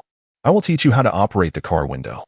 Having consumed the flame fruit, Big Yellow had become remarkably intelligent, far surpassing its peers. Thus, a simple lesson would suffice for it to master the window controls. Big Yellow was no ordinary dog. It was the Einstein of dogs, the cleverest canine in existence. Here you go, Chen Ye said, handing a pack of sanitary napkins to Zhualanlan. Huh. Zhualanlan's cheeks flushed as she momentarily failed to comprehend. Your hands and feet are cold. Is it that time of the month? Chen Ye observed keenly, having sensed it since last night. Thank you, Captain, Zhuolanlan said shyly, accepting the sanitary napkins. I'll go change in the car. With that, she entered the vehicle and locked the door. Chen Ye had no habit of peeping. He simply played with Big Yellow. Ding. Teammate Zhuolanlan consumed a sanitary napkin, triggering a 100-fold return.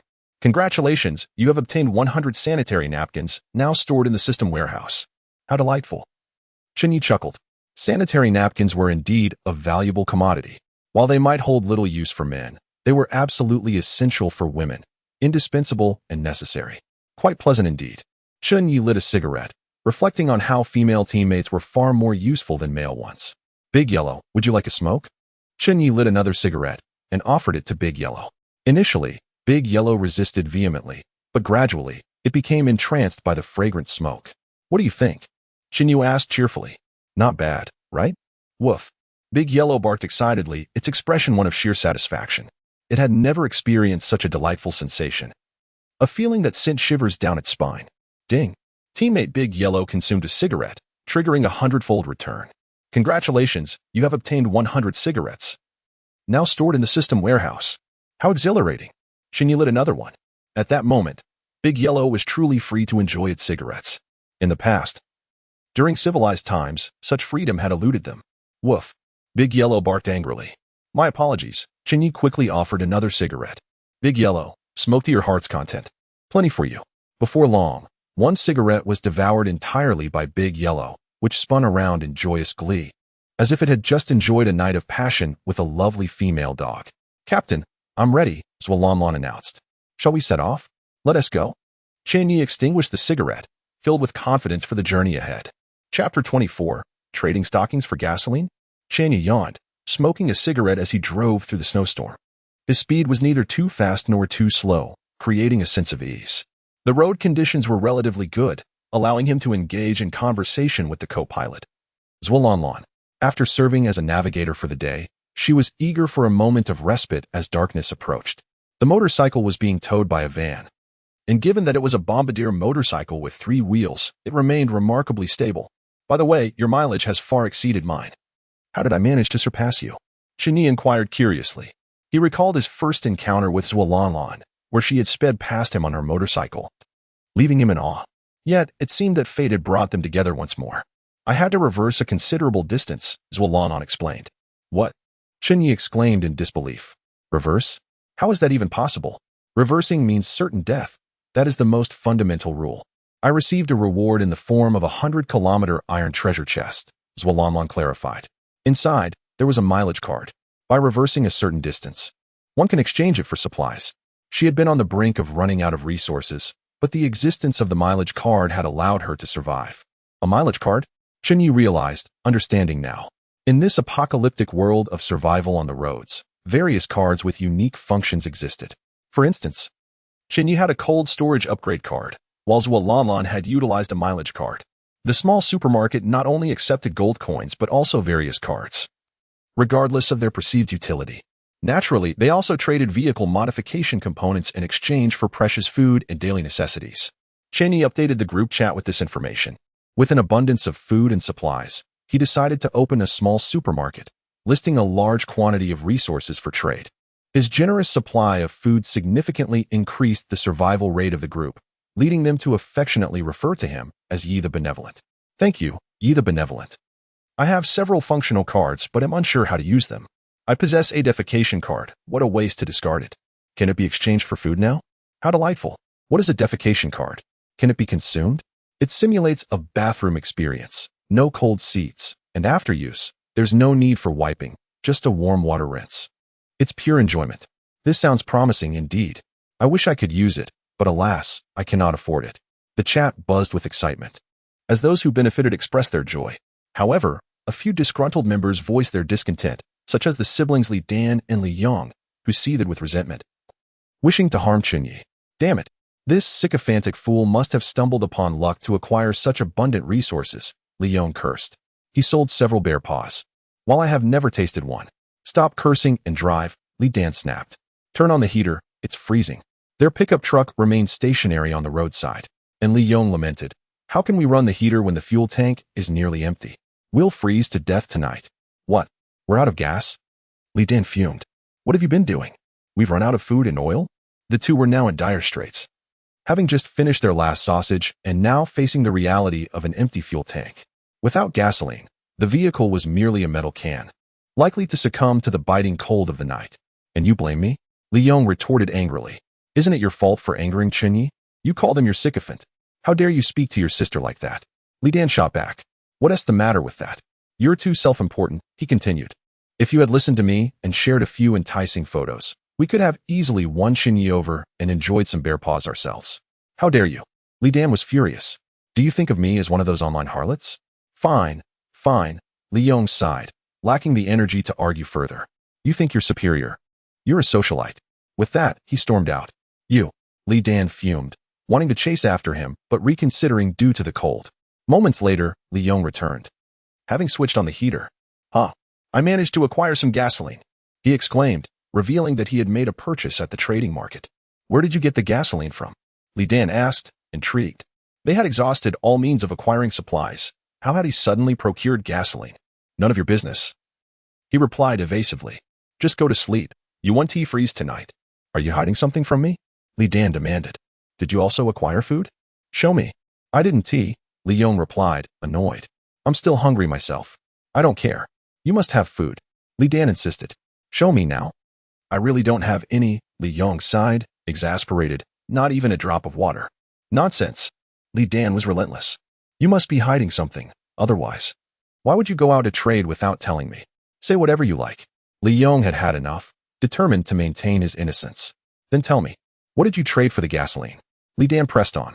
Mind your own business, he said, closing his eyes and pretending to sleep. No, you must tell me. She insisted. Show me the trading records. Are you annoying me on purpose? Li Yong was about to lose his temper. His sister was proving to be a significant burden. I don't care. If you don't tell me today, don't even think about sleeping. Fine, fine, I'll tell you, he relented. I traded some of your worn stockings for a bit of gasoline. What? Li Dan was furious, kicking him hard. That's disgusting. You're a pervert. Get out. I don't want to see you. People are freezing to death, and you're worried about this? Li Yong failed to comprehend. It's just a pair of stockings. Trading for gasoline is quite a bargain. Whether I use them or someone else does, it's still for the benefit of the people, isn't it? Get out, Li Dan ordered. Go stand outside for an hour, immediately. I want tea. Li Yong protested, grimacing at the thought of the cold. Will you go or not? Li Dan glared at him, her expression fierce. Fine, I'll go, he finally conceded, mustering his courage to face the cold rather than endure his sister's wrath. Disgusting, she shouted after him. Pervert. Shameless. With that, she too opened the trading hall, determined to see what kind of revolting man would engage in such transactions. Chapter 25. Tang Xueme. The trading market possesses a search function. By entering the relevant items, one can easily find purchase requests. Li Dan attempted a search and was met with an overwhelming array of transaction records. Items such as stockings, intimate apparel, high heels, and even used condoms were listed. Disgusting. Absolutely revolting. As Li Dan perused the records, she felt a wave of disdain wash over her. When she stumbled upon a request from a man seeking undergarments, she could not help but click on it and unleash a torrent of invective upon him. Are you out of your mind? Why would you want to buy such things? Even in a post-apocalyptic world, your thoughts are mired in filth. If your mother knew she bore such a perverse creature, would she not weep? You deserve nothing less than contempt. In response to her tirade, the man seemed unfazed and instead found amusement in her outburst. Wow, that felt great. May I propose a trade? 10 sausages in exchange for your. Would that be agreeable? Disgusting. You truly are repulsive. Li Dan continued her verbal assault. I demand 20. Very well. 20 it shall be. The man complied, promptly initiating the transaction for precisely 20 sausages. Li Dan's eyes sparkled with excitement. But she maintained her disdainful demeanor, declaring, You are utterly twisted. Despite her words, she removed her item, satisfying his request and completing the transaction. Ding. Congratulations on a successful trade. Ding. You have received 20 sausages. The sausages soon appeared in her possession, and Li Dan struggled to catch her breath, hardly believing her eyes. With 20 sausages, she could sustain herself for several days, avoiding starvation. I must hide them, she thought cunningly. She could not let her brother discover them. If he did, he would undoubtedly consume them all. Where to conceal them? After much contemplation, she realized that any hiding place could potentially be discovered. It was imperative to find a foolproof location. Firstly, it must be a close-to-body position. Secondly, it should be utterly concealed, somewhere he would never think to look or search. Suddenly, an idea struck her. She placed all 20 sausages inside her undergarment. After all, if she could bear a child, a few sausages were hardly a concern. I shall eat one, she decided, retrieving one to indulge herself. The hunger was unbearable. Without a bite to eat, sleep would elude her, and she would be awakened by hunger pangs. Sister, I can't take it anymore. Let me in. Li Yong shivered, his nose running with frozen mucus. Come in. Li Dan replied with a huff. Next time you dare to misbehave, I shall not hesitate to discipline you. I won't. I promise. Li Yong insisted, though his thoughts lingered on future mischief. You haven't used my stockings for any unsavory purposes, have you? Li Dan asked suspiciously. Do not provoke me, or I shall be thoroughly disgusted. Sister, we are fighting for our lives here, Li Yong replied exasperatedly. You should focus on survival. How do we survive? Li Dan inquired seriously. Do you have any ideas? Of course. We should contact Chen Ye. He has abundant resources, Li Yong replied, his eyes gleaming with hope. If you can win him over, we shall never go hungry again. The mere thought of Chen Ye's ample resources made him salivate. How do we approach him? Perhaps send him some pictures? Li Dan suggested. But I've been blocked, Li Yong lamented. How can we reach out to him now? He is quite pleased with himself. Then we must find Tang Xiaomei, Li Yong declared. She is your close friend and should be able to get in touch with Chen Ye. Li Dan scoffed. You seem quite preoccupied with my friend. Li Yong had long pursued Tang Xiaomei, and it was no exaggeration to say he was her devoted admirer. He had spent considerable sums on her, yet had never even held her hand, which was indeed lamentable. Sister, we are in dire straits. I have already contacted Tang Xiaomei, Li Yong said. I shared our plan with her, and she agreed to assist us. Earlier, standing in the snow, the biting cold had sharpened his focus, allowing him to reach out to her. Fortunately, Tang Xiaomei was well off, lacking neither food nor supplies. She even gave me 2 sausages to help me hold on, assuring me she would contact Chen Ye. Surely, Chen Ye would extend her some courtesy. This was unexpected good news that greatly pleased Li Dan. Tang Xiaomei actually gave you sausages? Show me. Li Yong produced a half-eaten sausage. I devoured 1.5. I was famished. You pitiful creature, Li Dan scolded, snatching the sausage from him and swiftly consuming it. Can Tang Xiaomei truly be so kind-hearted? Li Dan remained skeptical. I suspect she is merely waiting to see us humiliated. Though we are friends, her competitive spirit is fierce, relishing in others' misfortunes. Do not be so cynical, Li Yong countered. We are in this together. Tang Xiaomei is not a villain. What is your plan? What about Xiaomei? Has she agreed to be your girlfriend? Li Dan scoffed dismissively. Not yet, but soon. Li Yong chuckled. The plan is simple. Chen Ye has been trading various functional cards. I told Tang Xiaomei that I possess an impressive functional card and suggested she facilitate a connection. If the trade succeeds, Tang Xiaomei would earn a commission, which would be highly beneficial. Do you possess a functional card? Li Dan inquired. Was it possible her brother had acquired a random treasure chest? Of course not. Li Yong replied, shaking his head. But I made it clear to Chen Ye that it must be an in-person transaction. In-person transaction? Li Dan felt a sense of unease. What are you planning? What else? Naturally, I intend to bridge the connection between you two. Li Yong grinned. Once you meet, I have faith that your charm will certainly sway him. Even if you cannot enthrall him, you will surely extract some benefits. After all, once they meet, there would still be some camaraderie. He would not let them perish without aid. Upon hearing this, Li Dan smiled. You truly are a clever one. She found merit in the idea. First, they would lure Chen Ye, then they could consider the next steps. However, sister, do not hold yourself too aloof. Li Yong cautioned. You may need to sacrifice a bit of pride. Do not be too reserved. What do you mean by aloof? Chen Ye is already beneath my skirts. Li Dan retorted, her temper flaring. He was never worthy of my attention before. Yes, yes, yes. Li Yong quickly agreed. I understand your prowess, but times have changed. This is a unique situation. Enough. I am well aware of my own worth, Li Dan declared proudly. Though he possesses ample resources, he is still not deserving of my sacrifices. I am confident that once we meet, a mere beckon of my finger will render him compliant. With unwavering confidence, she believed she could manipulate any man to her will. Chapter 26. The Morally Coercive Saint. Chen Ye, I believe your actions are utterly inappropriate and excessively unreasonable. Early in the morning, a message arrived. Chen Ye had never been one to check messages, as his notifications constantly hovered at 99. Had it not been for the Cinder's name, Tang Xuerou, he would not have bothered to open it. After all, Tang Xuerou was his classmate, and they had no grievances between them. In fact, she had assisted him greatly during his pursuit of Li Dan. Coming from a well-off family, Tang Xuerou was somewhat proud and self-righteous. However, her so-called affluent background paled in comparison to the wealth of the elite. She merely stood out among the children of workers and farmers in their small county, a veritable county aristocrat. "What have I done now, Miss Tang?" Chen Ye replied, somewhat exasperated. It was early, and such an unexpected reprimand would irritate anyone. "You've become quite the figure, a celebrated benefactor. Today is not what it used to be. You now bask in abundance." Tang Xuerou's tone turned sarcastic, leaving Chen Ye perplexed. "What do you mean?" He said impatiently, "Speak plainly. If you continue this nonsensical prattle, I shall block you." Even if she were a classmate, there was no room for negotiation. "Your beloved goddess is on the brink of freezing to death." Tang Xuerou finally ceased her trivialities. "You once vowed to protect her for a lifetime, and now she is starving and suffering in the cold. You possess ample supplies and food, even willing to sell them at low prices to strangers in the group. Yet you refuse to assist Li Dan? Even if your feelings have waned, after so many years as classmates, you should not abandon her in her time of need.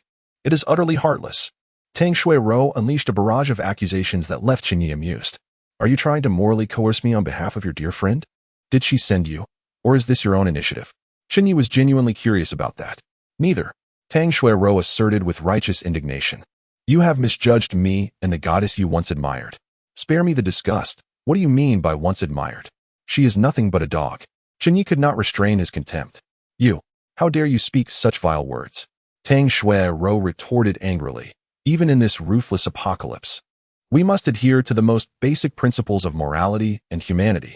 If we abandon these, what distinguishes us from beasts? As the saying goes, in the apocalypse, the first to be eliminated are the saints. And you, Miss Tang, belong to that category. There are many types of saints, but this particular woman is the most loathsome form of moral coercion. If you are so committed to righteousness, why not provide some food for your former close friend? Is it amusing to be generous with others while withholding from those you claim to care about?" Chen Ye unhesitatingly countered, showing no regard for her sentiments. "How do you know I haven tea?" Tang Xuerou vocally challenged. "2 sausages. I gave her 2 sausages for free." Her voice was loud, perhaps to overshadow Chen Ye's retorts or out of pity for her 2 sausages. "Quite commendable, indeed, the epitome of friendship." Chen Ye chuckled. "You ought to contribute more. 2 sausages are hardly sufficient. You should share half of your supplies. Otherwise, your dear friend will eventually perish from the cold and hunger. If she enjoys being generous, let her be more so. After all, Tang Xuerou is quite affluent." The vehicle she drew initially was a luxurious RV. Although it consumes a fair amount of fuel, it is stocked with plenty of food. Using these provisions, she lived quite comfortably. So much so that she sometimes forgot she was enduring an apocalypse and instead felt as if she were on an impromptu getaway, reveling in the experience. "Are you truly prepared to stand idly by, not even attempting to be self-sufficient?" Tang Xuerou continued her moral coercion. "Isn't this rather cold-hearted? In this frigid climate, is it so unnatural for my blood to run a little cold?" Chen Ye retorted impatiently. "If you have nothing else to say, then let it be. It was my folly to harbor illusions that you were still a person with humanity." Tang Xuerou sighed in resignation. "I should have been forthright from the beginning and dispelled my fantasies. We have no transactions to discuss."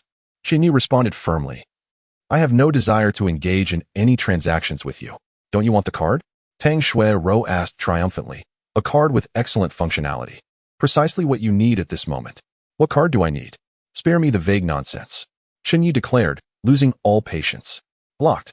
Please don't block me." Tang Xuerou quickly replied. "Li Yong has 3 cards he wishes to trade with you, and the price is absolutely favorable. However, there is a condition. It must be an in-person transaction.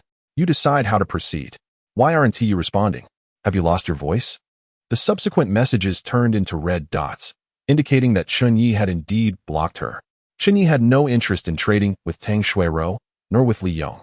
The notion of a face-to-face transaction was utterly absurd. People were unpredictable. Who knew what ulterior motives they harbored? Meeting with someone from the past was not a homecoming. It could very well lead to peril.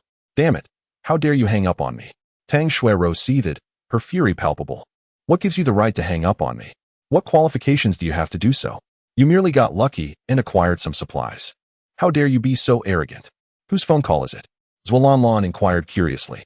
None of your concern. Chen Ye yawned, offering no explanation. It's time to eat. What shall we have? Zualanlan continued to ask. She had many responsibilities. Not only was she the navigator, but also the cook, and in the evening, she needed to warm Chen Ye's bed. Balancing multiple roles was indeed tiring. Let us have hot pot. Outside, snow fell abundantly, but inside the warm vehicle. Enjoying hot pot while singing felt quite delightful, yet the space remained too confined. Although the small van could accommodate everything, it was ultimately too cramped, lacking in comfort. In any case, an upgrade was necessary, an upgrade, and further upgrades. At the very least, they needed to transition to an RV, which would offer ample space for comfort and, most importantly, facilities for bathing and using the restroom. Especially in this icy weather, using the toilet posed a risk, often leaving one's backside freezing cold, an utterly unenjoyable experience. It is worth noting that utilizing the restroom, particularly for a bowel movement, is one of life's greatest pleasures. However, if it cannot be done warmly and safely, it becomes a torment. Thus, Chen Ye's yearning for an RV was exceedingly strong. Upgrading to an RV would provide a warm and comfortable toilet experience, transforming a mundane necessity into a delightful escape. Ding ding ding. Another message arrived from a beautiful married woman, Shinrui. She was reaching out proactively to Chen Ye. And it was needless to say that it was undoubtedly regarding supplies. Chapter 27. A woman's fragility, a wife's resilience. I wish to trade some supplies with you, Chen Ye stated directly upon entering the conversation. Surely, it cannot be that simple? Chen Ye replied with a mischievous grin, convinced that the woman had ulterior motives. Given that Chen Ye had an array of supplies listed on the trading market, there was no need for pleasantries. Transactions could be made directly, without unnecessary dialogue. I have some timber I would like to exchange for your meat, Chen Ye clarified in her message. Just trade it directly. There is no need to elaborate. The exchange is automated. Chen Ye responded. The amount of timber one could trade for meat was clearly marked, honest, and straightforward. However, I do not have enough timber to exchange for even a pound of meat, Chen Ye explained, her voice tinged with despair. Could you make an exception? If I can just eat enough to restore my strength, I will continue to gather timber. I can repay you double. I am truly starving and lack the energy to chop wood any further. Timber was abundant along the roads, holding little value at the moment. Thus a considerable quantity was required to obtain a mere morsel of meat. As a woman, Chen Ye struggled to gather enough timber to secure sufficient food. Why are you sending voice messages? Chen Ye inquired, neither rejecting nor accepting her plea, but rather curious. Are you attempting to elicit my sympathy with your sob story? Not at all, not at all. Chen Ye hastily shook her head, explaining, I have blisters on my hands from chopping wood and cannot type. She spoke the truth in this regard. Chen Ye, who had seldom engaged in laborious tasks, found herself working harder than ever before. Her delicate hands could hardly withstand the onslaught of the coarse axe and the hard timber. Within mere hours, her hands were covered in blisters, rendering her unable to continue her work. Were it not for her dire circumstances, she would never have bowed to Chen Ye. She initially intended to persevere, but the biting cold and her festering wounds could prove fatal. She could not die, absolutely not. If she succumbed to the cold, her husband would inevitably meet a similar fate. Is that true? Send me a photo for proof, Chen Ye challenged, evidently skeptical. Chen Ye quickly obliged, sending a photograph that revealed a pair of fair, slender hands, aesthetically pleasing yet marred by numerous blisters, some already bursting, while others continued to swell. To further authenticate her claim, she sent a video showcasing the same delicate hands, trembling slightly from pain, with intermittent gasps of distress audible. Do you think I am a benevolent savior? Do you believe I am a saint? Chen Ye remarked coldly. Am I obliged to assist you? No, no, no. That is not what I meant. Chen Ye hastily clarified, her voice rising in panic. If you had not asked, I would never have mentioned it. Enough with your deceit. Put away your little schemes. Chen Ye reprimanded loudly. Do not presume I am oblivious to your machinations. Should you persist with these tactics, do not expect any concessions. You will lose your right to trade. Chen Ye was well aware that there were no ulterior motives, and he recognized her genuine plight. Yet, he intentionally bullied her, seeking to shatter her composure, giving him leverage.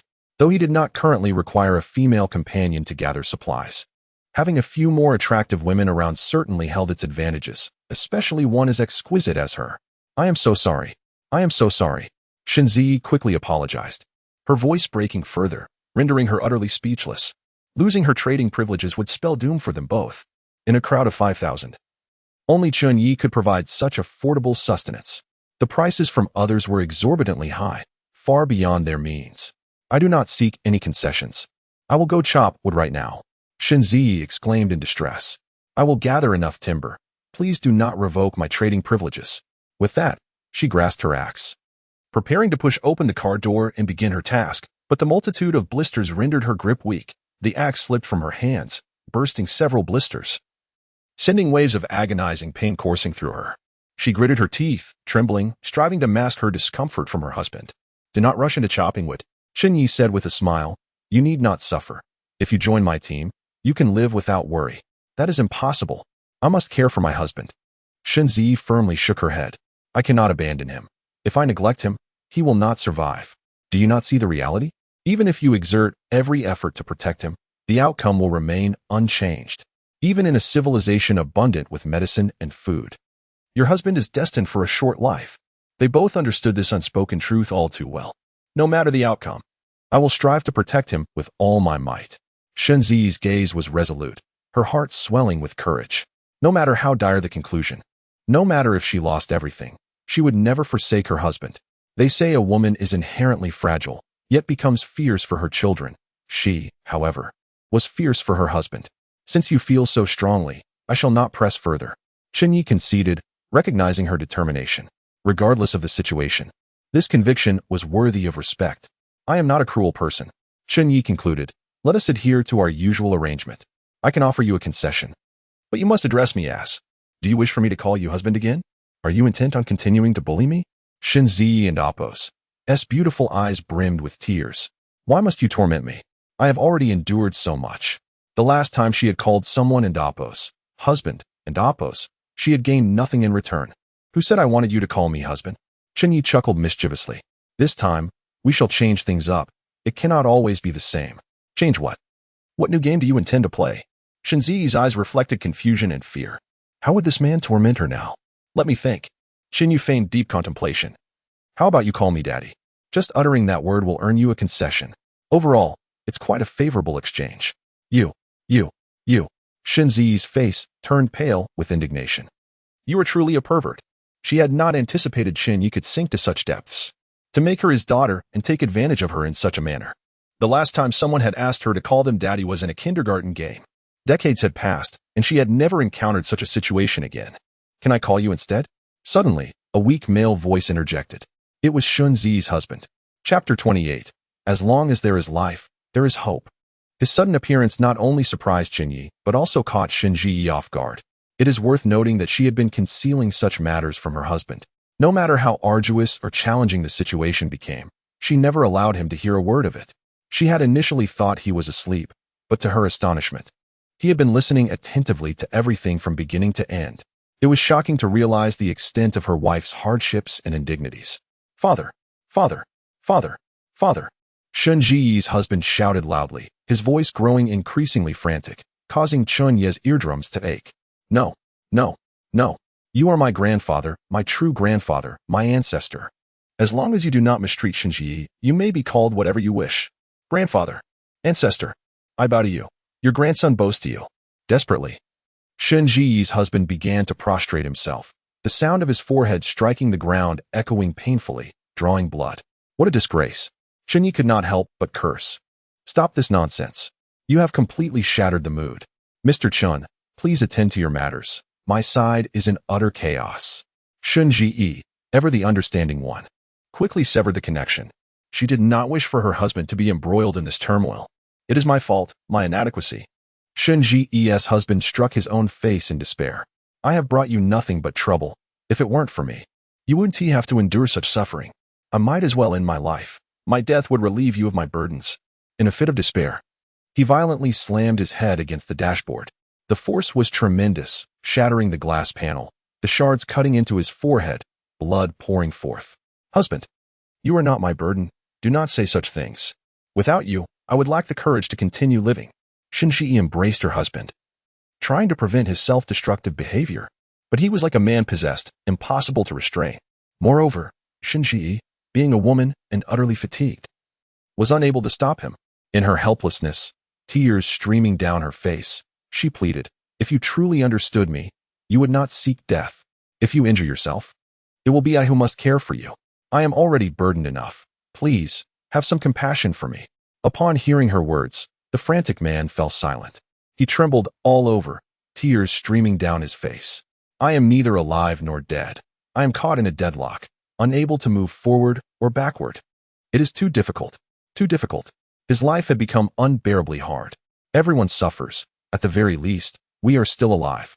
Chen Ye managed to hold back her tears as she comforted him. As long as we are alive, there is hope. The very phrase to live is one of the most powerful expressions in the Chinese language. I am exhausted. After a tumultuous episode, his frail body could withstand no more. Shortly after speaking, he succumbed to a deep slumber. Chen Ye let out a helpless sigh as she tended to the wounds and blood on his forehead. With the scant bandages available, she wrapped his injuries, staunching the flow of blood. The small amount of bandage cost dearly. What had once been unnecessary was now entirely used up. After laboring for what felt like an eternity, Chen Ye finally managed to tend to her husband's wounds. Alas, her hands bore numerous blisters, bloodied and painful, yet no one cared for her, and she must still care for another. After resting for about an hour, she regained a modicum of strength from her unbearable fatigue. Despite her reluctance, Chen Ye cautiously opened the car door and stepped into the biting wind and snow. The wintry weather was frigidly harsh. She took a deep breath, having undergone extensive mental preparation, her beautiful face etched with struggle. After waiting for a considerable time, she finally contacted Chen Ye. Hesitating for what felt like eternity, she was uncertain of what to say. Ultimately, she followed Chen Ye's suggestion and softly called out, "Father." Although her voice was barely a whisper, she seemed to expend all her energy. Whether from shyness or the cold, her delicate face flushed crimson. Her petite frame trembled slightly, unsure if from anxiety or exhilaration. Yet, after a long wait, Chen Ye did not respond. Chen Ye stood in the cold wind, uncertain of what to do. If she returned to the car, she feared awakening her husband. What if Chen Ye demanded something inappropriate of him, causing the situation to spiral out of control? The wait felt interminable. Her hands and feet grew numb. In desperation, she continued to send voice messages to Chen Ye, repeatedly calling, "Father, Father, Father." Initially, her voice was soft, but gradually her emotions spiraled out of control, transforming into frantic screams. Were it not for the fierce wind and snow, her husband would surely have awakened. "What are you doing?" Chen Ye finally responded. "Do you wish to be my daughter?" The age difference seems rather inappropriate, does it not? Clearly, the other party was older than Chen Ye, being a married woman. "I have called out. Can you not grant me a favor?" Chen Ye asked, her voice laced with tears. "I only need a pound of meat, and for the missing firewood, I shall repay you double once my strength is restored. This should not be an excessive request. I implore you to show mercy." With just a pound of meat, they could ration their meals, supplemented with some wild vegetables and tree bark, enough to last 2 or 3 days. In that time frame, their circumstances might improve. Or they could perhaps stumble upon a random treasure chest, completely altering their dire situation. As previously stated, as long as there is life, there is hope. Struggling for survival, striving to endure. These requests were hardly unreasonable. In fact, they seemed quite justifiable. Chen Ye candidly replied, "However, the previous agreement is no longer valid." "What do you mean?" Chen Ye felt as if struck by lightning, her once rosy complexion draining of color. "I had given you an opportunity, but you did not seize it. Do not blame others for your own failure." Chen Ye chuckled, deliberately tormenting her with the same words. But, Chen Ye stammered for a long time without uttering a coherent response. Was she being toyed with again? Just like last time? Reduced to a pitiful jester? "Do you think I am a villain?" Chen Ye suddenly inquired. Chen Ye gritted her teeth in silence. The fury in her eyes spoke volumes. Chen Ye was the most nefarious person she had ever encountered. A living demon, a walking Satan. Yet she dared not voice her thoughts. She feared that angering Chen Ye would strip her of any chance for negotiation. "Actually, I am helping you. I am aiding you in recognizing your circumstances, in comprehending the world you currently inhabit," Chen Ye stated earnestly. "Through my assistance, you will gain clarity in this brutal struggle for survival. According to your reasoning, should I be grateful to you?" Chen Ye asked through clenched teeth. It was evident that she rejected Chen Ye's grandiose claims. Chapter 29. Is a dog's life not worth living? "Of course, I deserve your gratitude." Chen Ye wore an expression of utter assurance. Or perhaps one could describe it as shamelessness. "How would you like me to thank you?" Chen Ye inquired earnestly. "Kneel down with your hair up." Chen Ye chuckled, suggesting that she record a video. Mere voice messages no longer sufficed. He desired to see the visual. All right. Chen Ye did not hesitate and recorded the video. In it, a beautiful young woman, kneeling in the snow with her hair elegantly styled, bore traces of tears, embodying a tragic yet exquisite beauty. Father, she instinctively uttered as her lips parted. Hey, hey. Chen Ye quickly interjected. I didn't ask you to call out. Huh? Chen Ye appeared startled. Have you become addicted to calling out? Chen Ye teased with a grin. Could it be that beneath your dignified exterior lies a heart of debauchery? Could you refrain from insulting me? Chen Ye was on the verge of breaking down. On one side, she endured the physical torment of the icy winds and snow. On the other, she faced Chen Ye and Apos' psychological torment. Even the toughest of men might falter. What could be expected of her, a woman with a tender heart? I am a kind person and would never insult anyone. Chen Ye concluded, offering her a discount. Your timber can be exchanged for 2 pounds of meat.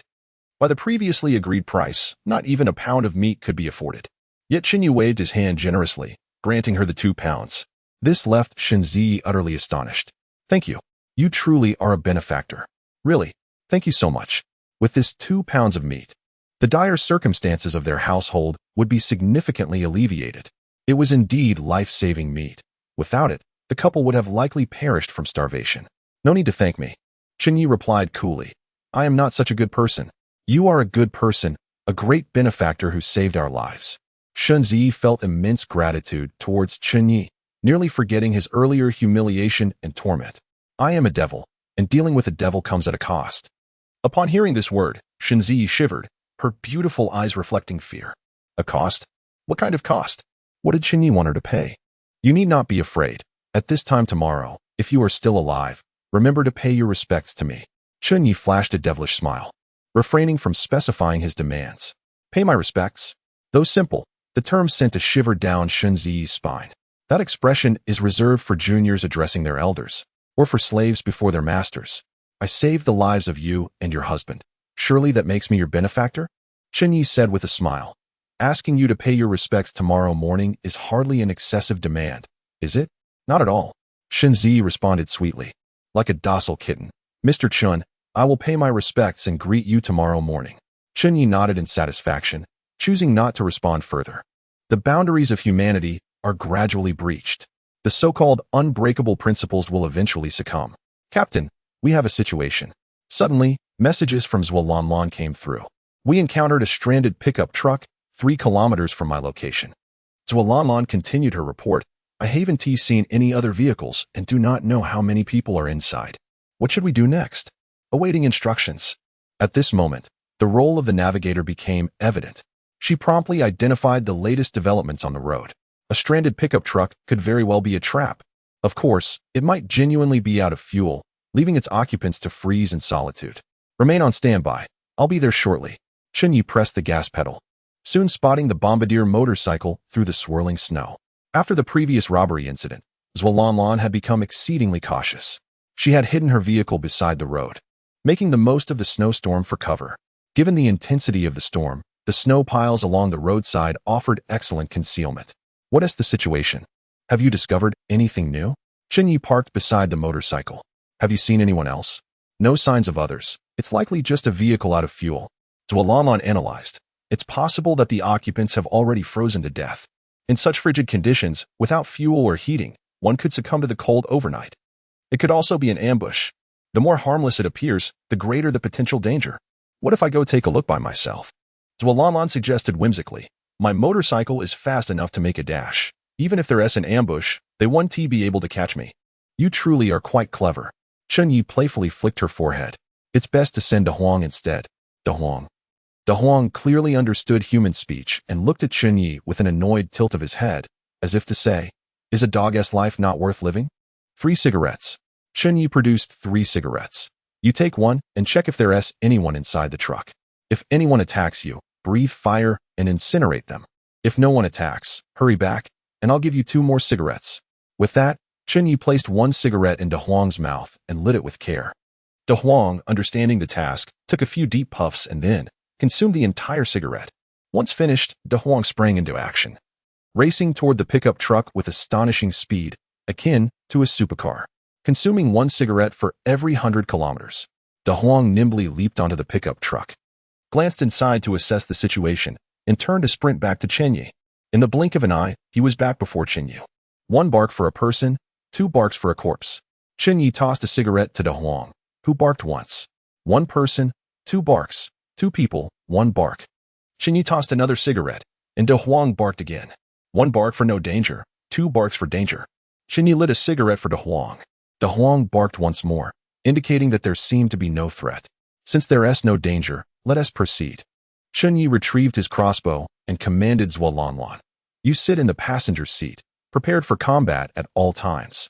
Under no circumstances should you exit the vehicle without my command." "Yes, Captain," Zhuo replied obediently. "I will ensure the mission is accomplished." With the motorcycle hitched to the small van, Zhuo entered combat mode, seated in the passenger's seat, her body tense with anticipation. Chen Ye drove with utmost seriousness, cautiously advancing, wary of any traps along the way. Fortunately, no traps lay in wait, and they quickly arrived beside the pickup truck. The pickup truck had ordinary glass, lacking even the most basic privacy tint. Chen Ye turned to glance inside, spotting the shivering siblings, Li Dan and Li Yong, though their fuel had lasted through the night. It had now run out. Without warmth, the pickup truck was merely an iron shell, cooling down at a rapid pace. Chapter 30. The little fairy was utterly elated. "Silly brother, have you been played by that wretched Tang Xuero again?" Li Dan grinned maliciously. "She never even contacted Chen Ye on your behalf." "Sister, how could you say that? Tang Xuero is your best friend." Li Yong trembled in the cold, his snot frozen into icy clumps. "Didn't Xuero say that Chen Ye didn't want to trade and blocked her?"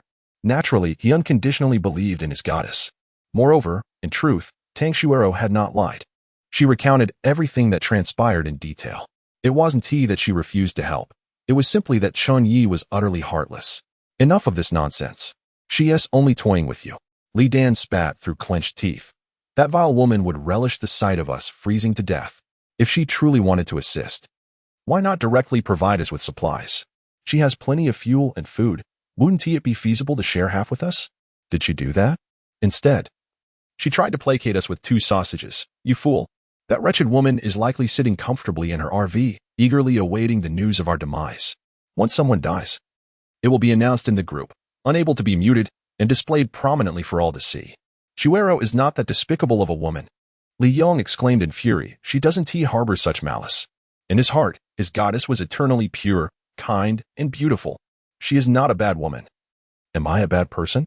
She doesn't possess ill intentions, do I?" Li Dan, infuriated, slapped her brother hard. The sound was sharp and clear. Li Yong felt his teeth loosen. "Why are you hitting me?" Li Yong was furious, but didn't dare retaliate, helpless under the weight of bloodline suppression. "I'll hit you because you're a fool." Li Dan was utterly unreasonable. She had always been domineering towards men, whether they were suitors, her brother, or even her father. In her eyes, men were simply inferior beings. "Bravo." Chen Ye lowered the window and clapped with a smile. The siblings finally noticed him. Along with the yellow van, the howling wind and snow had masked the sound of the vehicle's arrival. "Chen Ye." Li Yong jumped down, exuberantly shouting, "Is it really you? The great benefactor Ye?" He understood that Chen Ye had undergone a transformation, and thus he dared not overstep, treating him with utmost respect. No doubt about it. Chen Ye took a sip of hot milk tea, warming himself. Seeing the steaming tea, Li Yong's eyes widened in astonishment. In such a brutal environment, the only one capable of enjoying milk tea was undoubtedly the formidable leader, the great benefactor Ye. "Sister, I knew Tang Xuero was lying." Li Yong danced about excitedly on the ground. "The great benefactor Ye truly came to meet us for a trade. I told you, Xuero is intelligent, kind, and beautiful. She could never deceive. Indeed, his goddess had not lied. After 5 years of admiration, she was simply exceptional." "Be quiet." Li Dan was even angrier. "Tang Xuero herself admitted she was unsuccessful, yet you still glorify her. Is that amusing?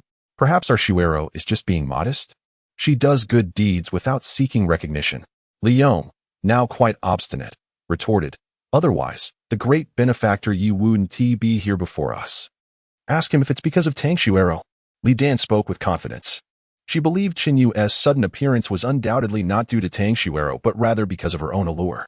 Chen Ye had blocked her and ignored her simply as a ploy after achieving his ambitions. After all that, what was the outcome? He still drove to her side. Why did he appear when she was most desperate and cold? What was his intention? Wasn't he to play the hero and save the damsel in distress? Wasn't he seeking to be the grand hero riding the rainbow to rescue her? Such a clumsy ruse could never deceive the little fairy. She had seen through it all long ago, and it was impossible to hide anything from her. Moreover, she was now exceedingly enraged. How dare Chen Ye scheme against her?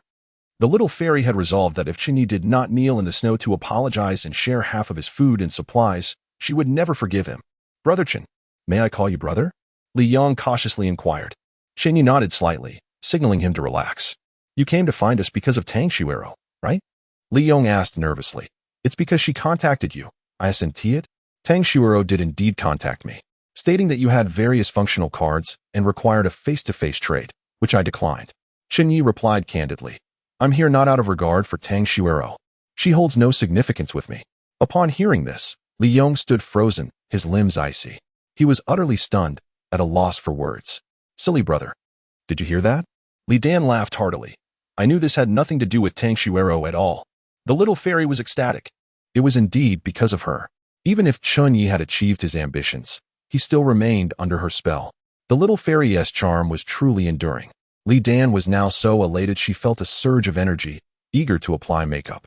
Unfortunately, she had no cosmetics, so she could only gaze into the mirror, tidying her long-neglected, unkempt hair. She even purposefully fluttered her eyelashes, attempting to cast a charming glance. Yet, to Chen Ye, all of this appeared as nothing more than a grotesque display, utterly repugnant. But why did you suddenly meet with us? Li Yong finally reacted. Is it because of someone? Is it because of my sister? Sister? Li Dan? Chen Ye couldn't help but chuckle. Do you think that is possible? Quite likely. Li Yong replied as if it were a matter of course. You've pursued her for so long. You must still think of her. You're overthinking it. Chen Ye shook his head. I've long forgotten. So, your meeting with us is not because of my sister? Li Yong asked, dumbfounded. Not for my sister's sake? Your sister holds no weight with me. Chen Ye shook his head. It was entirely coincidental that he encountered them. Really? You're not just saying that to save face. Are you? Li Yong remained unconvinced. If you anger my sister, you might find yourself in deep trouble. You know her temper. It's quite explosive. Enough with the nonsense. Chen Ye had no desire to dally on this matter. Where are your functional cards? Show them to me. The only thing that piqued his interest was the functional cards that the siblings possessed. Chapter 31. The Prostitute and Oppos. S. facade. Li Yong coughed a few times, his expression turning exceedingly grim. What? Are you jesting with me? Chen Ye and Oppos.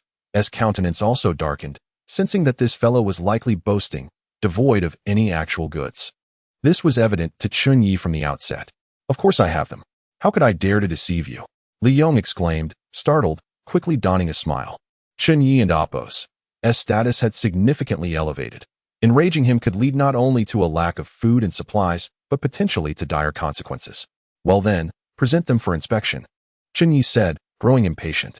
He was keen to see if this man could articulate anything of substance. Given their long-standing acquaintance, could the price not be adjusted slightly? Li Yong attempted to negotiate, suggesting, if you provide more, it could prolong our survival. What goods correspond to what price? I am unaware of the functions of your engineering card. How can I make an offer? Chen Ye retorted without mincing words. Are you out of your mind? You are right. We must first ascertain its functions. Li Yong racked his brain, trying to concoct a plausible story. The first card is a vehicle upgrade card, capable of instantly transforming any vehicle into a mobile home. Within this mobile home, there exists not only a comfortable bedroom but also a shower and a flushing toilet. It even comes equipped with a kitchen, sofa, air conditioning, and heating. While others may find mobile homes unaffordable, for someone like you, who possesses abundant resources and has awakened abilities related to food, it is quite suitable. To be fair, the allure of a mobile home was indeed considerable for Chen Ye. Although fuel consumption would rise and water usage would multiply, such concerns were trivial for him. The mere prospect of comfort and warmth was worth the price of admission. Who informed you that I have awakened abilities related to food? Chen Ye inquired, concealing his hand despite his keen interest. I have little need for a mobile home. It attracts too much attention and poses a risk of robbery. Everyone is talking about it. The news has spread throughout the group. Otherwise, how could you possibly have so many sausages? Li Yong chuckled. Do you need a subordinate? I could join you as your teammate. If you are so well-versed in the group's gossip, you should know I only recruit female teammates. Chen Ye maintained his standards, asserting that even his dogs were female. I understand. You only recruit young and beautiful female teammates. Li Yong quickly introduced his sister. My sister fits the bill. She is young and beautiful. With a stunning face and figure, Li Dan, indeed, had a commendable appearance and physique. Otherwise, she could not have captivated so many men, nor could Chen Ye have pursued her. Get lost. Who would want to be his teammate? Li Dan shouted angrily. I'm furious and have no intention of acknowledging him. Initially, the little fairy had been in high spirits, but Chen Ye's dismissal of her status infuriated her. He had asserted that their meeting had nothing to do with her. With such disregard, how could she ever consider being his teammate? Don't say you want to be my teammate. Winning back the little fairy's favor is no easy feat. What are you thinking, Li Yong? Chen Ye chuckled. Do you think I am still pursuing you? Can you throw tantrums at will? Can you simply use the excuse of being upset to manipulate me? You abandoning me is your loss. You could not withstand my test. Li Dan retorted, her nostrils flaring with indignation. What test? Chen Ye inquired playfully. Are you suggesting I must pay off your credit card monthly? Am I to take out loans for limited edition handbags and shoes? Is this a test or a quest for a long-term benefactor? Seeking one long-term benefactor is one thing. But a whole horde? Are you selling yourself? While there is no disgrace in honest work, one should not feign virtue while engaging in such commerce. Chen Ye's disdain was palpable. Li Dan's expression soured, a mixture of anger and disbelief washing over her. You are going too far. I will never speak to you again, Li Dan declared in fury. That would be splendid, Chen Ye replied with a smile. What a joyous occasion. Quiet down. Li Yong interjected hastily. Why hurt each other when the two of you are clearly in love? Shut your filthy mouth. Li Dan snapped. Who is in love with him? Does he even deserve it? Indeed, I am unworthy of the little fairy. Chen Ye waved his hand dismissively. Farewell, or rather, goodbye. Never to meet again. As he revved the engine, Li Yong clung to the vehicle, exclaiming, Don't leave. We still have a deal. A deal? Chen Ye arched an eyebrow. Do you possess any function cards? Don't even mention 3. I doubt you have a single vehicle upgrade card. Li Yong hesitated, unable to articulate a response. Naturally, he had none. Not only did he lack function cards, but he didn't even possess a single basic resource like a sausage. None?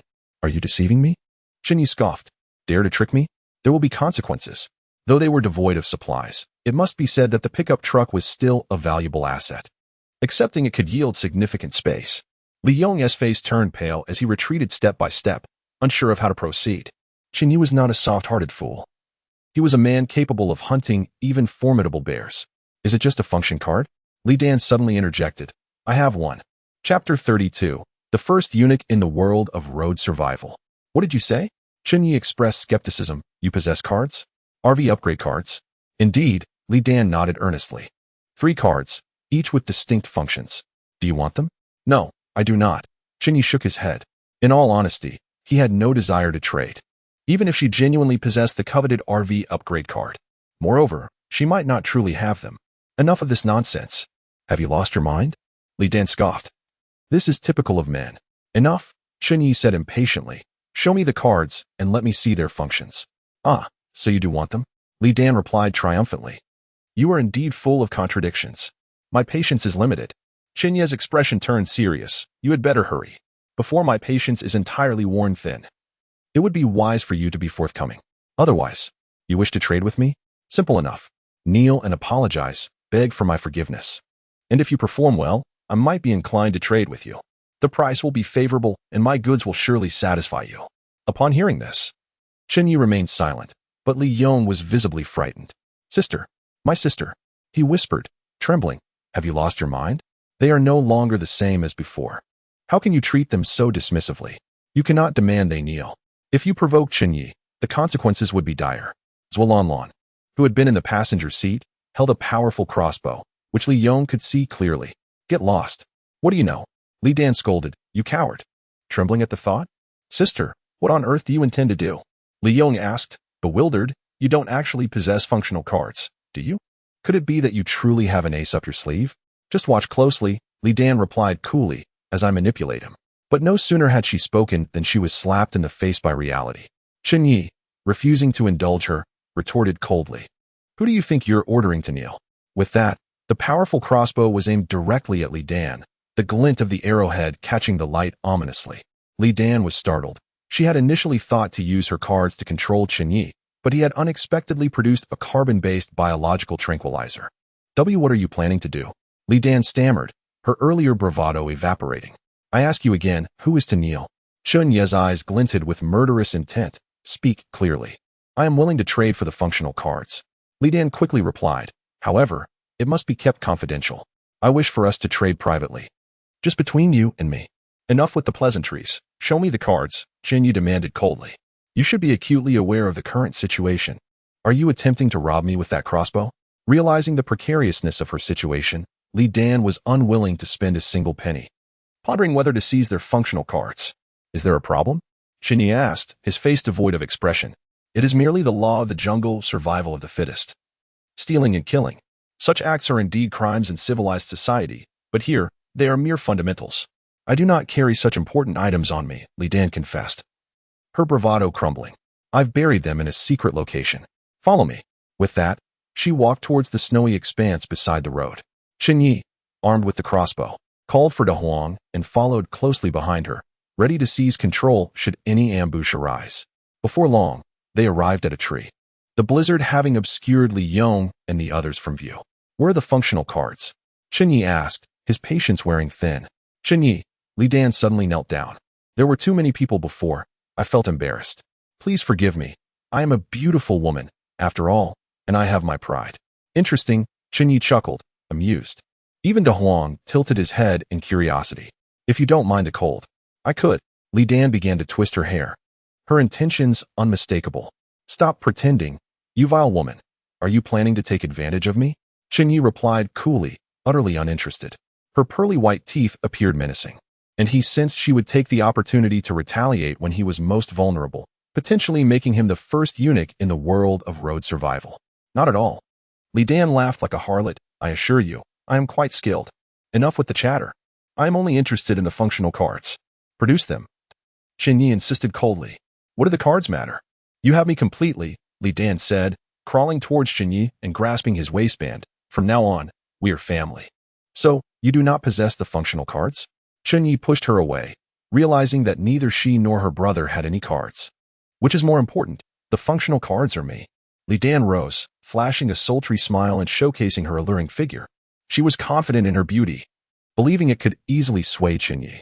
Previously, she had been an untouchable goddess, and now, in her overt advances, she expected him to submit.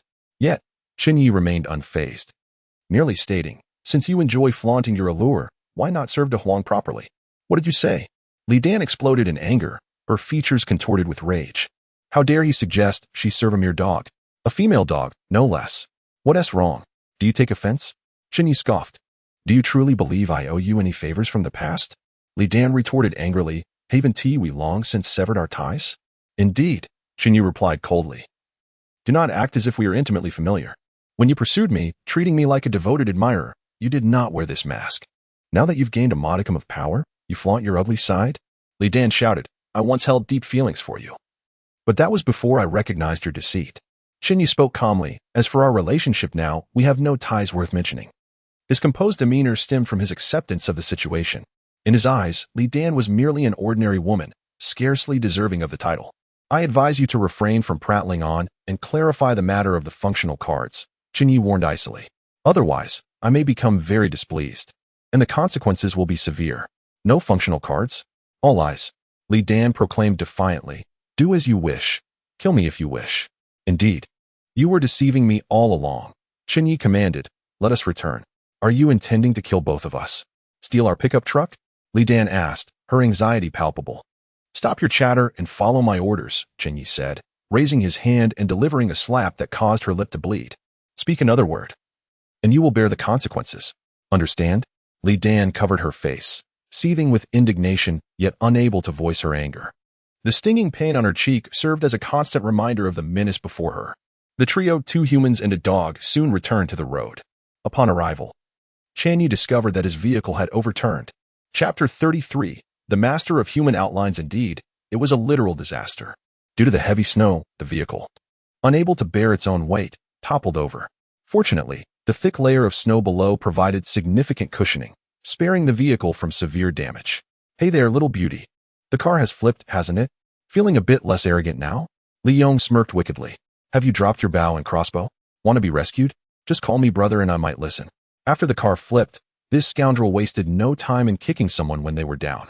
After all, beauty was before him, coupled with a wealth of supplies. Who should call you brother? Chen Ye replied coldly. Cough. I was just joking. I was only playing around with this beautiful young lady.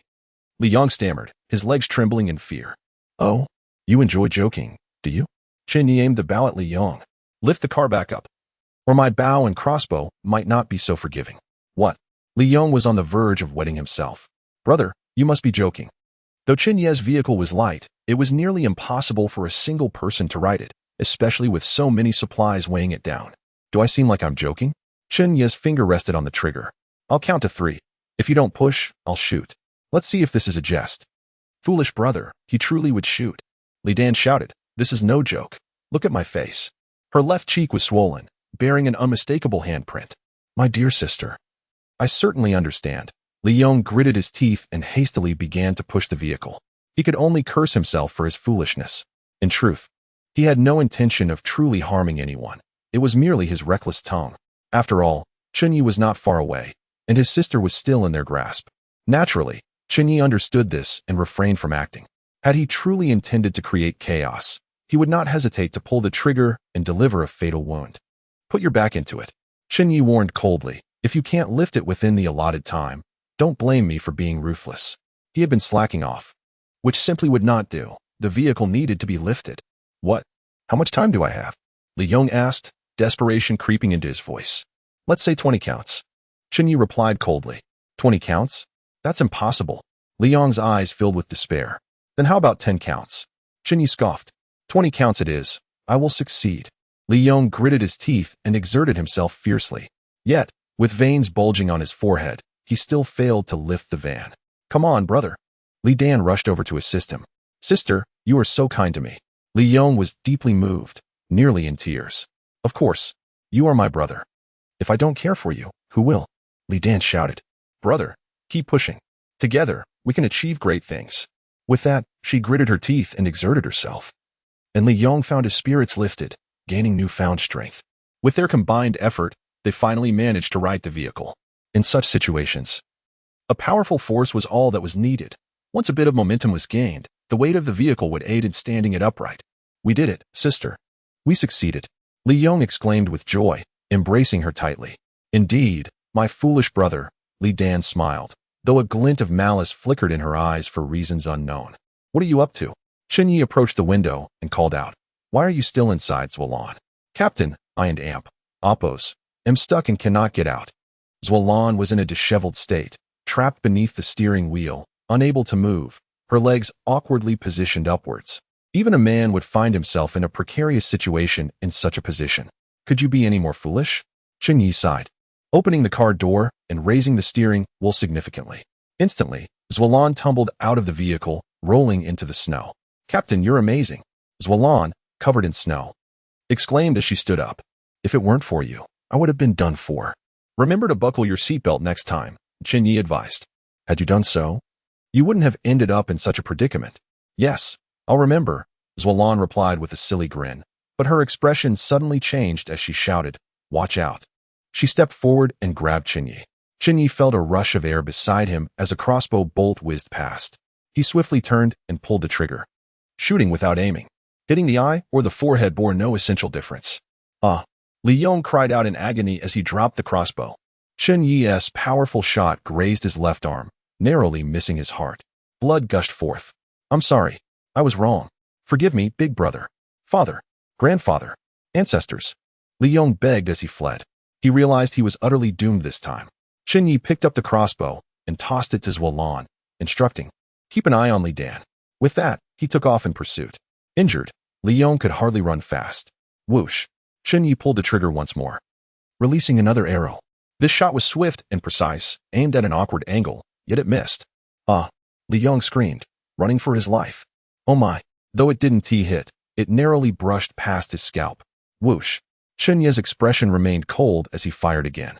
This time, the shot was equally ruthless and cunningly angled, but it still missed, sailing past Li Yong's groin, causing him to shriek in shock. One arrow after another. Chen Ye's expression grew increasingly fierce. Yet, he could not land a hit. He was truly the master of human outlines. Each time, He missed by a hair and amp, Oppo's breadth.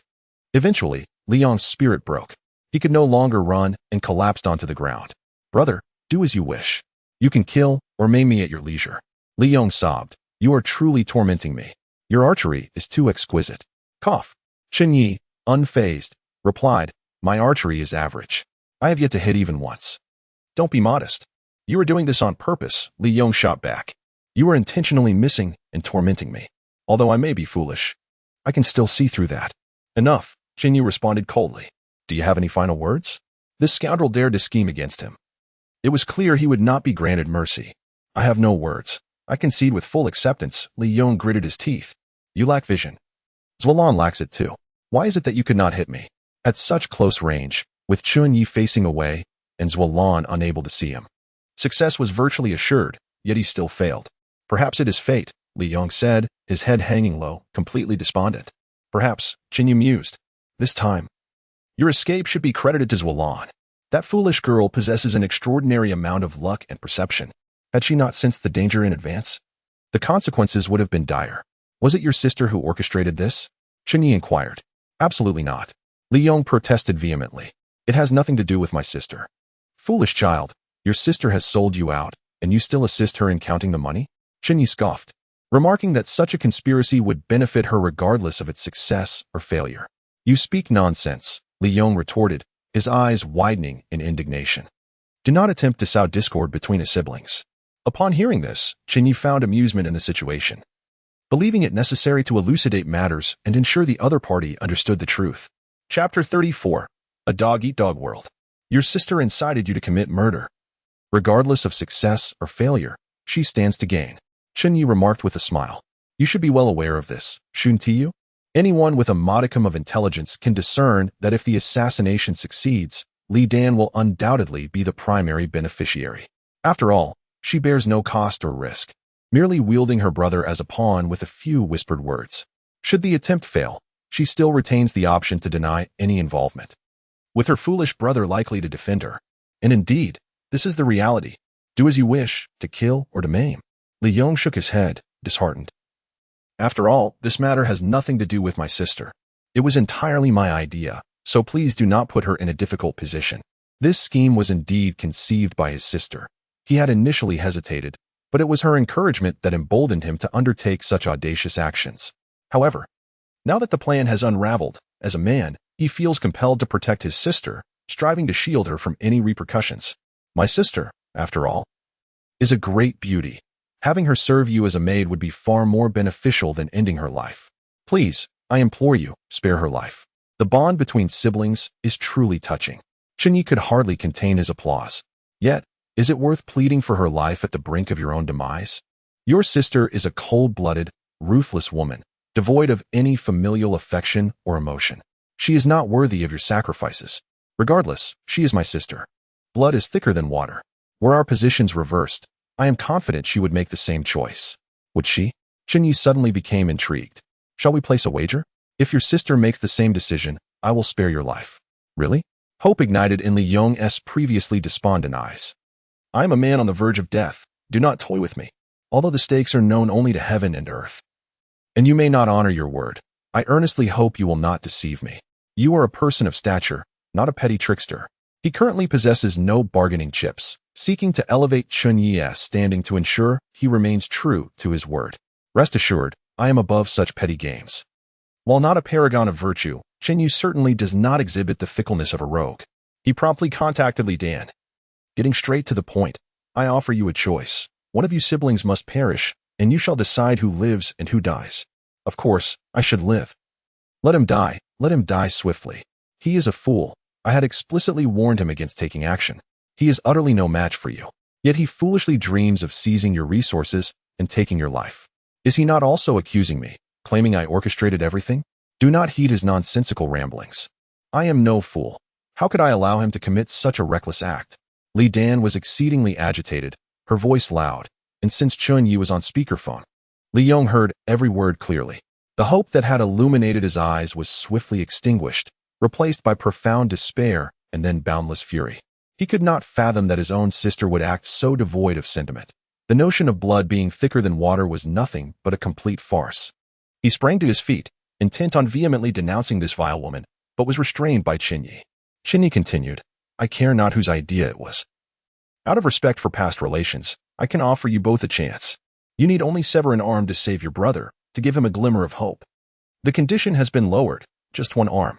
Though an arm is indeed significant, trading it for a life, especially that of one's own brother, seems a fair exchange.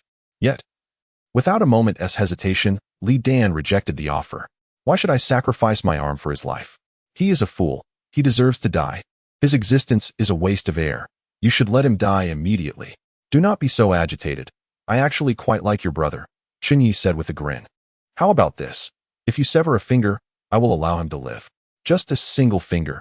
In this brutal world of survival, it hardly constitutes a significant sacrifice. Once more, the hope that had been extinguished flared anew in Li Yong. He even began to understand his sister. After all, everyone has their weaknesses and cannot always be as noble as he, thinking of others even in the face of death. It is only natural for a sister to prioritize her own survival. After all, one must look after oneself lest the heavens exact their wrath. Yet, with the price merely a finger, surely she would consider their past bond and the pragmatic benefits of saving her brother's life. However, what awaited him was a rejection as cold as the biting winds of winter. Li Dan's words were even chillier than the surrounding air. Why should I sacrifice my finger? It was his own folly. He deserves it. He should die.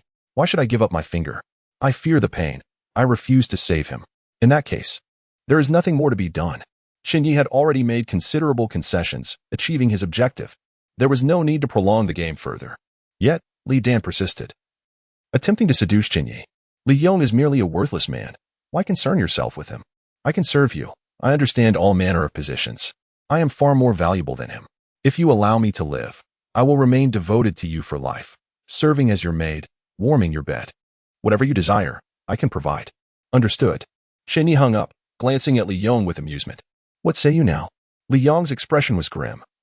Alternating between shades of green and white, his brow furrowed with uncontainable rage. He took a deep breath and roared. That wretched woman, I must kill her. I will kill her. I accept the wager. You may end my life, but I implore you to give me the opportunity to return and eliminate that vile woman first. His fury was unrestrained, and he was determined to end his sister's life. I am a kind-hearted person, Chen Ye said earnestly. Since this is your dying wish, I shall help you fulfill it. Let us return and confront your sister. Chen Ye was eager for a spectacle. After all, in a dog-eat-dog world, such drama is always captivating. Thank you, Father. You have granted me my dying wish. You are truly my father. Li Yong repeatedly bowed, even referring to Chen Ye as father. Chen Ye was utterly bewildered, expressing shock. Chapter 35. Zhualanlan upgrades her vehicle. Li Yong dashed towards his sister with an almost frenzied speed, akin to a rabid dog. Before Li Dan could comprehend the situation, she was knocked to the ground. Instantly, a sharp pain coursed through her nose as Li Yong viciously bit down, severing it completely. Blood gushed forth, marring her once beautiful visage. Li Yong savagely chewed, his mouth filled with blood and flesh. Didn't you spend over 10,000 on that nose? I'll make sure you can never allure a man again. He spat, his words laced with venom. And those threads at the corners of your eyes? I'll make sure they're gone today. With that, he relentlessly slapped Li Dan's face, turning it into a grotesque visage, the threads now utterly destroyed. I and Oppos, am sorry. Li Dan, overwhelmed by pain, found herself unable to utter a word, desperately wishing for mercy, yet receiving none. Those double eyelids cost you a fortune, didn't they? And those ear piercings? You won't need those anymore, will you? Your teeth? All that money spent on corrections? Take this. He jeered, shattering her once pristine teeth into a hideous array. You've had breast enhancements, right? One punch for each. His fist struck with tremendous force, obliterating the implants within. Are you satisfied now? Even in my dying moments. I thought to save you, but you wouldn't offer even a finger? Fine, I'll break all 10 of yours. Li Yong ground his teeth in fury, shattering her fingers without mercy. He showed no compassion for her expensive hymen restoration either, kicking it mercilessly until several sausages emerged.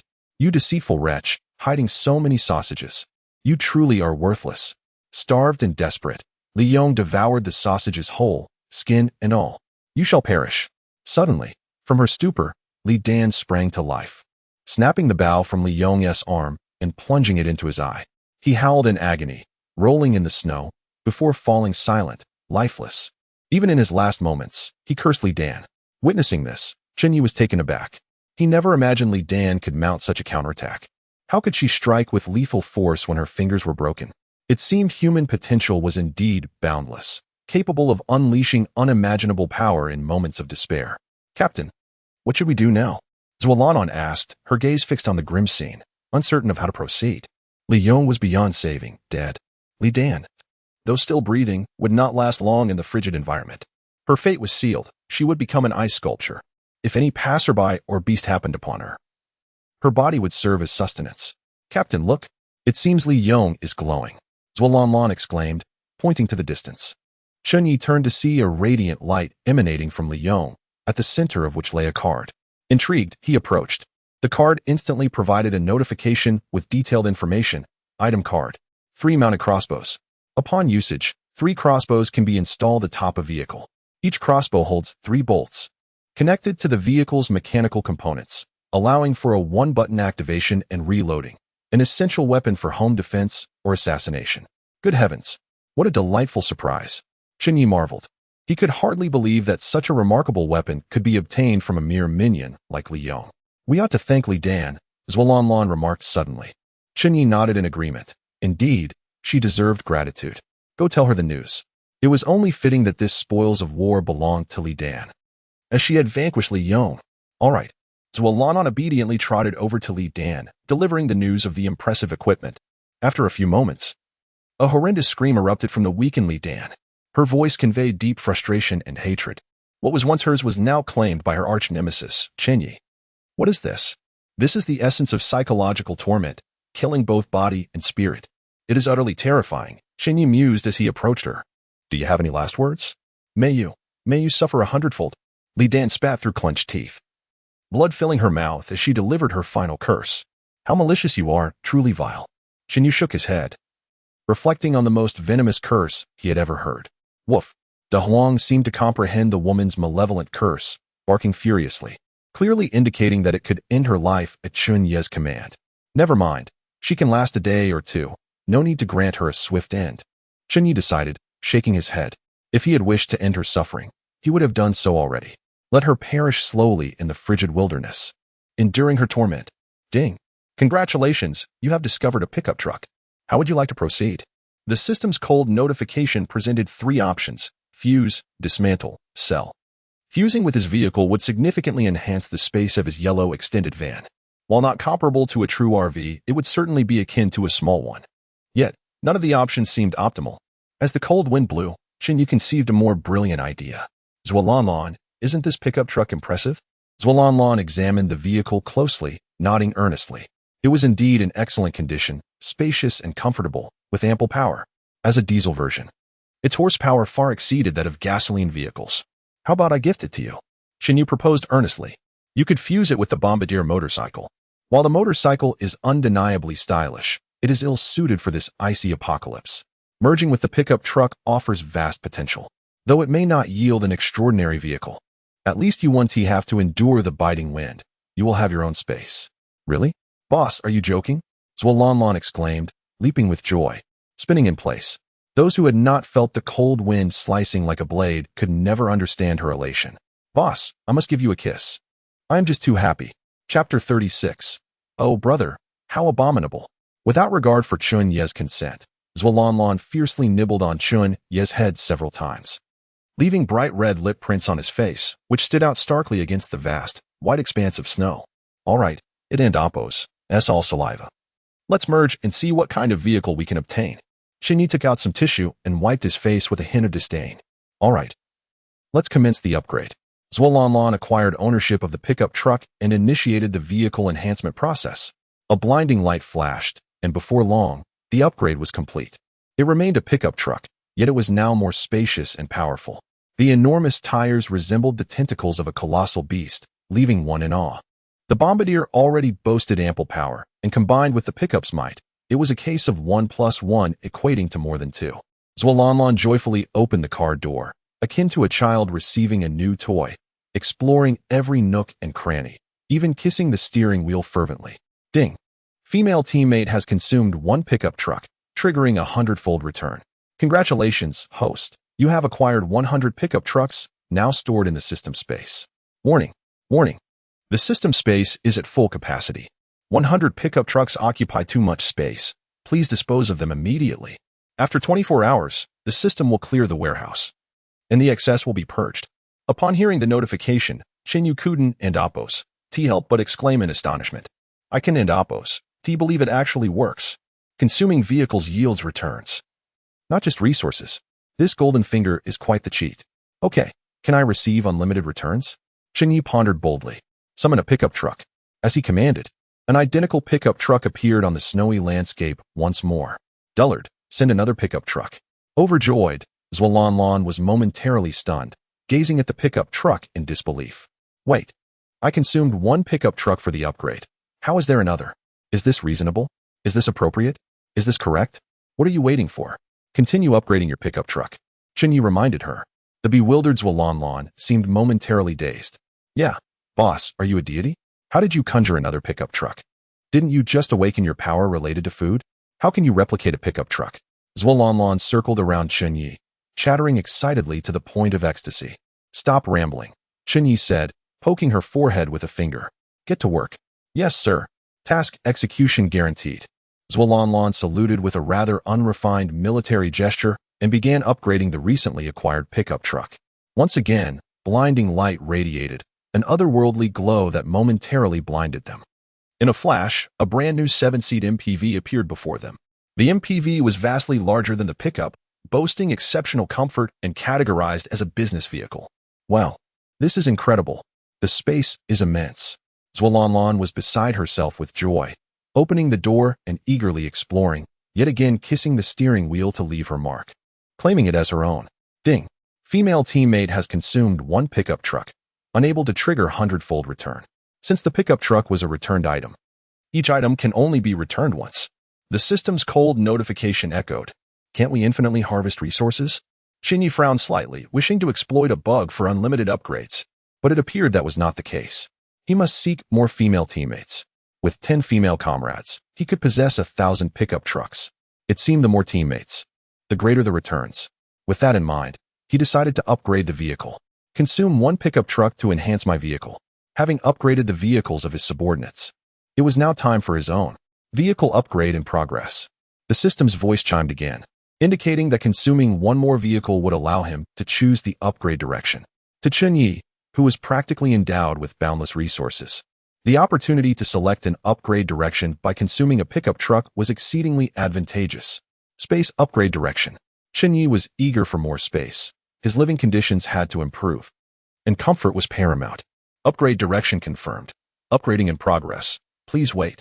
The white light flickered mysteriously, and in the blink of an eye, the vehicle upgrade was complete. A yellow RV materialized before him, precisely the vehicle Chen Ye had longed for. Spacious and well-equipped, upon opening the door, he discovered it contained various living facilities. In addition to a bedroom and kitchen, there was the luxurious shower and toilet Chen Ye had dreamed of. Finally, I can relieve myself comfortably. He no longer needed to worry about freezing his backside off. Relieving oneself in the frigid wilderness had been an excruciating ordeal, devoid of any enjoyment. Chen Ye had to endure the brutal cold while maintaining vigilance against sudden beastly ambushes, even needing to turn and defend himself against hyenas mid-relief. The overall experience had been exceedingly unpleasant, and the quality of life had suffered immensely. But now, everything had changed. He possessed an RV and a personal toilet. Unable to contain himself, Chen Ye swiftly removed his pants and sat on the squat toilet. Though his bowels were not full, he felt compelled to honor the occasion with a respectful release. What a relief. After finishing, Chen Ye glanced back to find the shape remarkably intact, a long, proud line that brought him immense satisfaction. He hesitated to flush it away. Truly impressive. Looking into the mirror, he gave himself a hearty thumbs up. Continue upgrading. I want to keep upgrading. The current toilet was quite comfortable, and the upgraded version would undoubtedly be even better. Thus, he resolved to continue the enhancements. Unable to complete the upgrade, the system's voice announced once more. Why can't I upgrade? Chen Ye was perplexed. I have 100 pickup trucks. I should be able to upgrade as I please. His frustration mounted. However, the system provided a rational explanation. Because he had consumed 2 pickup trucks to complete one upgrade, it was classified as a reinforced upgrade, which could only be conducted once a week. Are you deliberately trying to frustrate me? Why didn't you inform me beforehand? Chen Ye's irritation was palpable. You didn't ask, the calm voice of the system replied. How abominable. How did I not notice this earlier? Oh, brother, how despicable. Chapter 37. The synthesis system. What should I do now? There are still so many vehicles remaining. If they are not utilized, they will be cleared away in 24 hours. Which would be a tremendous waste. You may opt for synthesis, the system replied. Indeed, items can be synthesized.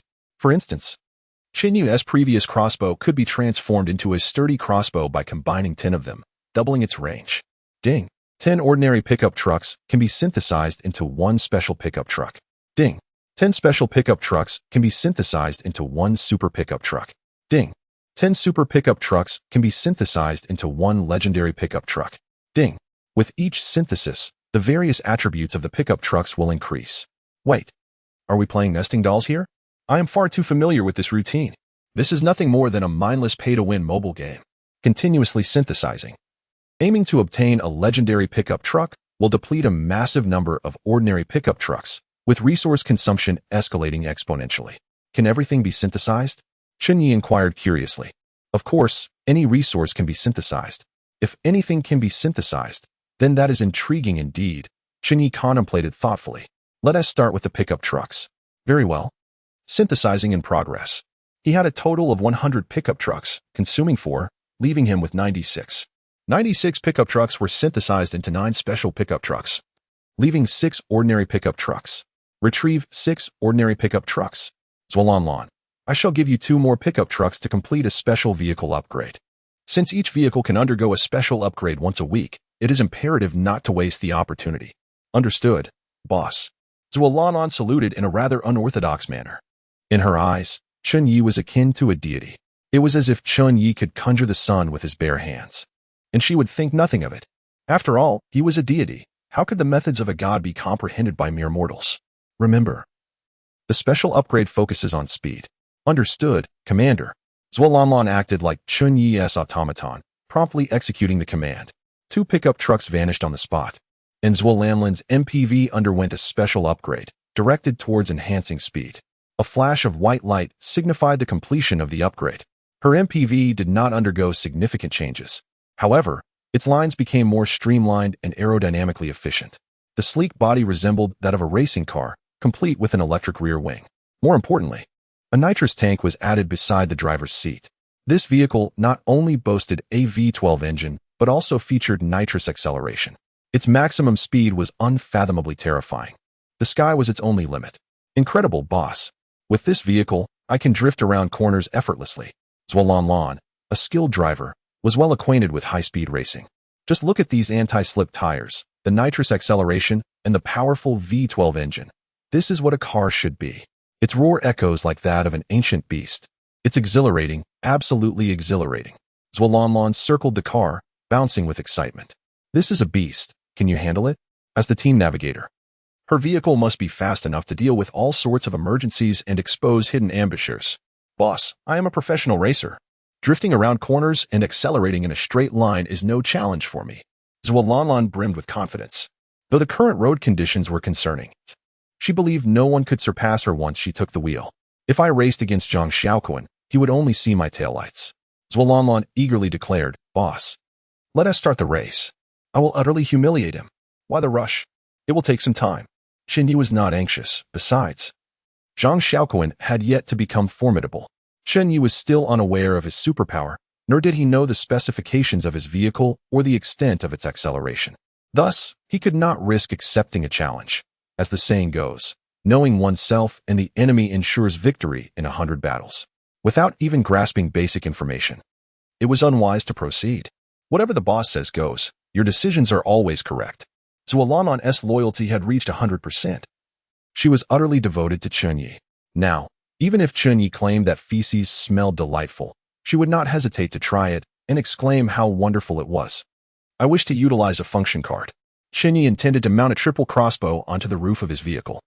This would effectively provide his vehicle with the capability of a mortar. Should anything unusual arise ahead, he could fire off a couple of rounds, ensuring ferocity. Ding. Congratulations on successfully using the function card. The triple crossbow has been installed. The yellow triple crossbow appeared atop the RV, camouflaged to resemble a travel case. The 3 dark arrow slots were invisible. Only when the arrows were launched would the enemy realize its terror. A red button appeared on the steering wheel, serving as the electric launcher for the triple crossbow. Does the triple crossbow have a targeting system? Chen Ye was quite pleased with its appearance. But if it could not hit the target, it was merely a decoration. The triple crossbow does not possess a tracking system. Its accuracy entirely depends on the user's aim. The system's cold voice echoed. Upon hearing this, Chen Ye felt displeased. Is the system subtly criticizing my aim? I wish to proceed with synthesis. Chen Ye ordered the synthesis of all materials in the warehouse, whether they were sausages, beverages, or bear paws. Aside from alleviating inventory pressure, he was exceedingly curious about what 10 bottles of mineral water could synthesize. What could bear paws yield? Would 10 bear paws synthesize into 10 special bear paws, ultimately forming a legendary bear paw? What legendary effects might a legendary bear paw bestow? Chen Ye was immensely intrigued by this synthesis system.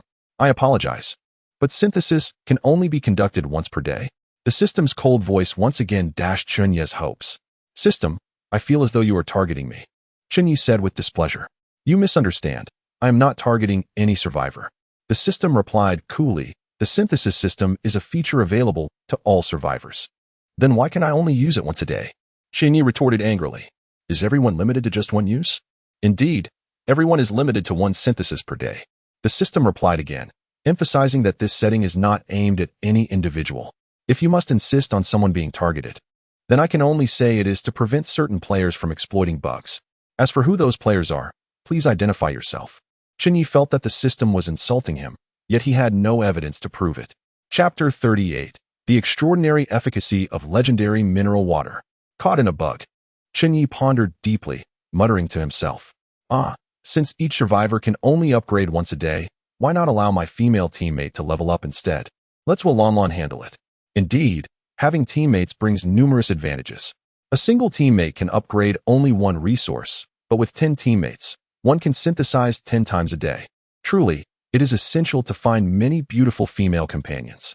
Chen Ye suddenly thought of another bug, a remarkable one. If the pickup truck cannot infinitely spawn resources, can water and bear paws? Can various food items? It is worth noting that previously, the bear paws could be spawned infinitely. Indeed, the bear paws were truly capable of infinite spawns. Utilizing the principle of infinite spawns, a great abundance was acquired. Water and sausages could be cycled infinitely as well. Please, stop dreaming, the system replied. With the launch of the synthesis system, infinite resource spawns are no longer permitted. The system provided a response. The synthesis system updated today also brought forth new rules. Chen Ye felt doused with cold water, greatly displeased. You can update as you please. Do you not care about the survival of the survivors? The rules of the survival world are inherently dynamic, with all interpretive authority belonging to the system. The system coldly responded. Dynamic updates are for the benefit of the survivors, promoting fairness and preventing certain players from exploiting bugs. Akin to locusts shortening the lifespan of the survival game. Chen Ye felt helpless and resorted to his national treasure, WCNMB. Other than cursing, he had no alternative. Every individual has a synthesis opportunity each day. I will transfer all resources from my system warehouse to yours for synthesis. Understood, boss. I will ensure the task is completed. The loyal Daytuden responded without hesitation. The sizes of their warehouses were comparable, and Chen Ye transferred all resources, including bear paws, water, sausages, and various foods, along with the pickup truck. He sought to exploit a bug and see if the items upgraded today could be upgraded again. What shall we upgrade, boss? Daytuden inquired earnestly. Chen Ye fell into contemplation. Should he upgrade the bear paws, water, the special pickup truck, or perhaps the unnamed fruit? Upgrading the unnamed fruit seemed a commendable choice, as it was evidently the most precious resource in the warehouse. Once upgraded, it could yield unexpected rewards. After careful consideration, Chen Ye declared, "Let us upgrade the unnamed fruit." Daytuden nodded, ready to issue the command, but suddenly Chen Ye halted her. Wait a moment. He realized a potentially delightful bug worth exploring. Tell the system to synthesize all resources in the warehouse. Since everyone has 1 synthesis opportunity, does that mean all resources can be synthesized, provided there are enough? All right, boss. Daytuden promptly sent the command. Chen Ye anxiously awaited the response. Within a minute, Daytuden reported back, "Boss, all resources in the warehouse have been synthesized." Really? Chen Ye exclaimed with delight, bursting into laughter. Haha, Brother Tongzi, have I truly stumbled upon a bug this time? Brother Tongzi remained silent. Boss, I will transfer all the resources back to you. The unwaveringly loyal Daytuden was incredibly considerate, and the resources swiftly reappeared in Chen Ye's system warehouse. Ding. Congratulations, host, for acquiring 100 bottles of legendary mineral water. Ding. Congratulations, host, for obtaining 2,500 liters of special fuel. Ding. Congratulations, host, for receiving 100 legendary sausages. Congratulations, host, for acquiring 100 special bear paws. Congratulations, host, for obtaining 9 special pickup trucks. Congratulations, host, for receiving 100 special unnamed fruits. A series of system notifications resounded. Chen Ye had successfully exploited a bug, circumventing Brother Tongzi's oversight with perfection. Was the legendary mineral water truly just mineral water? Chen Ye retrieved a bottle. It appeared entirely ordinary. Upon closer inspection, the water showed no peculiarities. Chen Ye twisted off the cap and took a sip. The flavor remained unchanged, and he felt no distinct difference after drinking it. Was the legendary mineral water merely a ruse? Chen Ye was somewhat speechless, for legendary status represented the highest synthesis level currently available. If it bore no effect, it would be nothing short of a scam. Ding. Congratulations for consuming a bottle of legendary mineral water. Strength 1. The delightful system notification finally arrived. What? It possesses such functionality? Chen Ye was utterly astonished. Strength 1 was quite a remarkable bug. He distinctly felt a surge of warmth coursing through his arms. A notable increase in strength. He threw a punch, and the air around him seemed to be torn apart. If that punch landed on someone's face, it would undoubtedly result in a fracture. The extraordinary legendary mineral water was no trivial matter. 1 bottle could yield a single point. 10 bottles would grant 10 points. 100 bottles would bestow 100 points. Without hesitation, Chen Ye began to drink bottle after bottle, his strength continuously augmenting.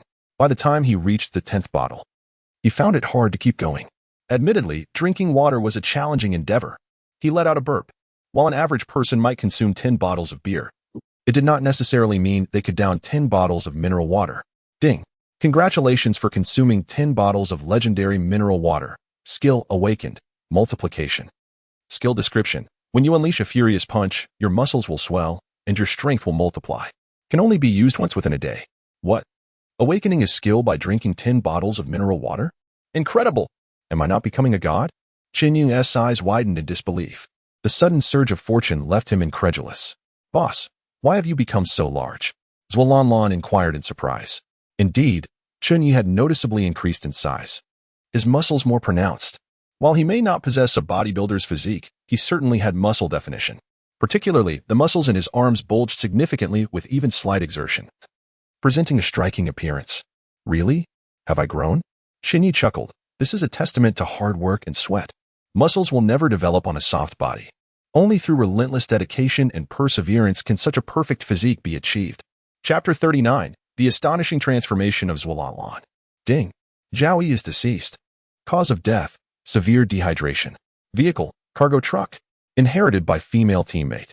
The blood-red characters displayed prominently amidst a crowd of 5,000. Such news has become commonplace. Daily notifications of death are routine. Severe dehydration? Zualanlan furrowed her brow and remarked. Why? That seems illogical, doesn't it? Snowmelt is drinkable. How could one possibly suffer from thirst? In this icy wilderness, where survival is brutal, there are countless ways to perish, yet dying of thirst seems improbable. Snow is merely frozen rain. Who would die of thirst during a downpour? It's utterly absurd. On the surface, it appeared unreasonable, yet upon reflection, it made a certain sense. Chen Ye offered no explanation. The truth was too harsh. It was highly probable that his comrades had bound him, allowing him to perish slowly from thirst. As for the reason behind such cruelty, it might stem from enmity, or perhaps they viewed him as a potential source of sustenance. De Huang, do you wish for water? Chen Ye unscrewed a bottle of legendary mineral water and presented it to De Huang. He was eager to observe whether De Huang would exhibit any extraordinary changes after consuming the legendary mineral water. Would it transform into a muscular beast akin to a devil or perhaps a devilish muscle dog? The thought of a muscular, fire-breathing little dog was exhilarating. Woof. De Huang eagerly drank it down. In no time, the bottle was emptied. Good dog. Chen Ye affectionately patted its head, inquiring, how do you feel? Woof. De Huang barked but exhibited no discernible changes. Was it because it hadn't tea consumed enough? Chen Ye observed closely, and indeed, there was no sign of transformation. Could it be that the legendary mineral water was only effective for him? That seemed unlikely. Of course, it was also possible that De Huang had indeed gained strength. But the increase was so subtle that it was imperceptible. It couldn't articulate its thoughts. Keep drinking. Chen Ye produced numerous bottles of legendary mineral water, urging De Huang to continue. Though the legendary mineral water was exceedingly rare, De Huang was a worthy investment. After all, De Huang was currently the most formidable asset of their team. If the team were a nation, then De Huang would be its nuclear weapon. Soon, 10 bottles of legendary mineral water had been consumed. De Huang, now slightly tipsy, lay on the ground, bubbling. If he forced it to drink more, it would surely reach its limit. No changes. Chen Ye scrutinized closely, genuinely perplexed. There were no visible muscle gains, nor did it seem stronger. Look closely, De Huang. Do you notice any changes? Changes? Zualanlan crouched down to examine closely. Not that I can see. Although, its tongue appears to have grown significantly. Longer tongue? Chen Ye observed De Huang's elongated tongue. Strangely, it did seem to have grown quite a bit. What does that mean? Drinking legendary mineral water didn't tea increase its strength but rather made its tongue longer? What use is a longer tongue? To be a better liquor? To offer more comfort to others? Indeed, boss, its tongue has noticeably lengthened. Zualanlan pinched the long tongue with 2 fingers, feeling slightly disgusted. Perhaps we should cut a piece off and cook it. 250. De Huang suddenly sprang up, barking furiously. Zualanlan jumped back, landing awkwardly on the ground. Boss, you need to manage De Huang. Its temper is too volatile. Wait a moment. Chen Ye's ears perked up. Had he just heard someone curse 250? Zualanlan recalled. Yes, I distinctly heard 250. Who? Both turned to gaze at De Huang. De Huang remained in a combative stance, barking at Zualanlan. 250. Zualanlan, having just risen, fell back down in shock. The dog is talking. The dog can actually speak. 250. De Huang seemed to possess only this phrase, barking at Zualanlan once more. After a brief astonishment, Chen Ye began to comprehend. The legendary mineral water did not merely enhance power. Its effects varied based on the user. De Huang had acquired a longer, more sensitive tongue, enabling it to articulate simple sounds. Good dog. Chen Ye chuckled. Your little mouth is as sweet as honey. Hubby. De Huang licked the palm of Chen Ye's hand, wagging its tail enthusiastically. Whoa. Chen Ye quickly stepped back. What did you just call me? Hubby. Hubby. Hubby.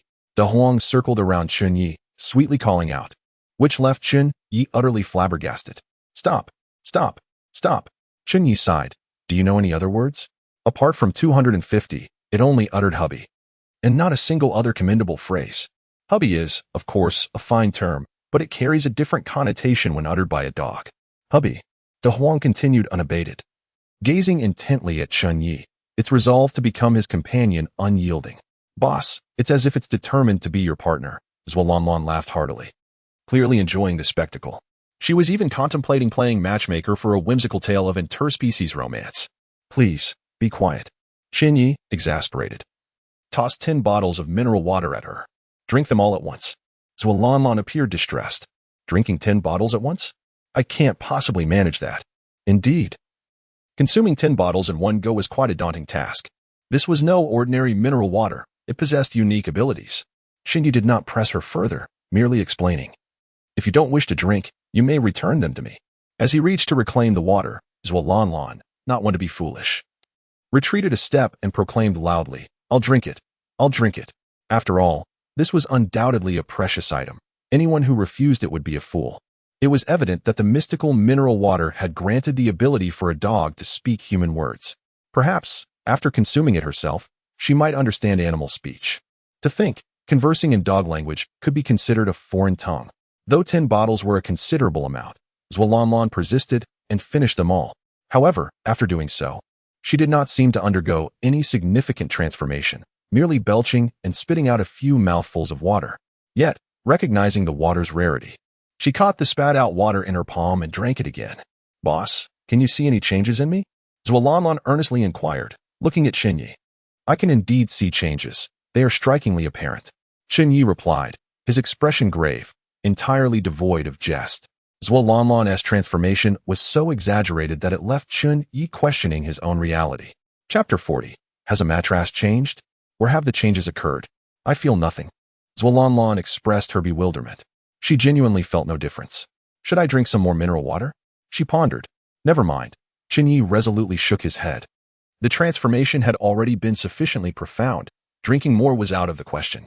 To be frank, Zhualanlan previously possessed the physique of a typical Asian woman. Standing at approximately 1.6 meters, it was neither short nor particularly tall. Her figure was flawless, slender where it needed to be, curvaceous where it counted, and her legs, though not striking, were passable. However, after consuming the legendary mineral water, she had grown a staggering 15 centimeters. Now she stood at 1.75 meters, nearly 1.8 meters. Her physique resembled that of a supermodel.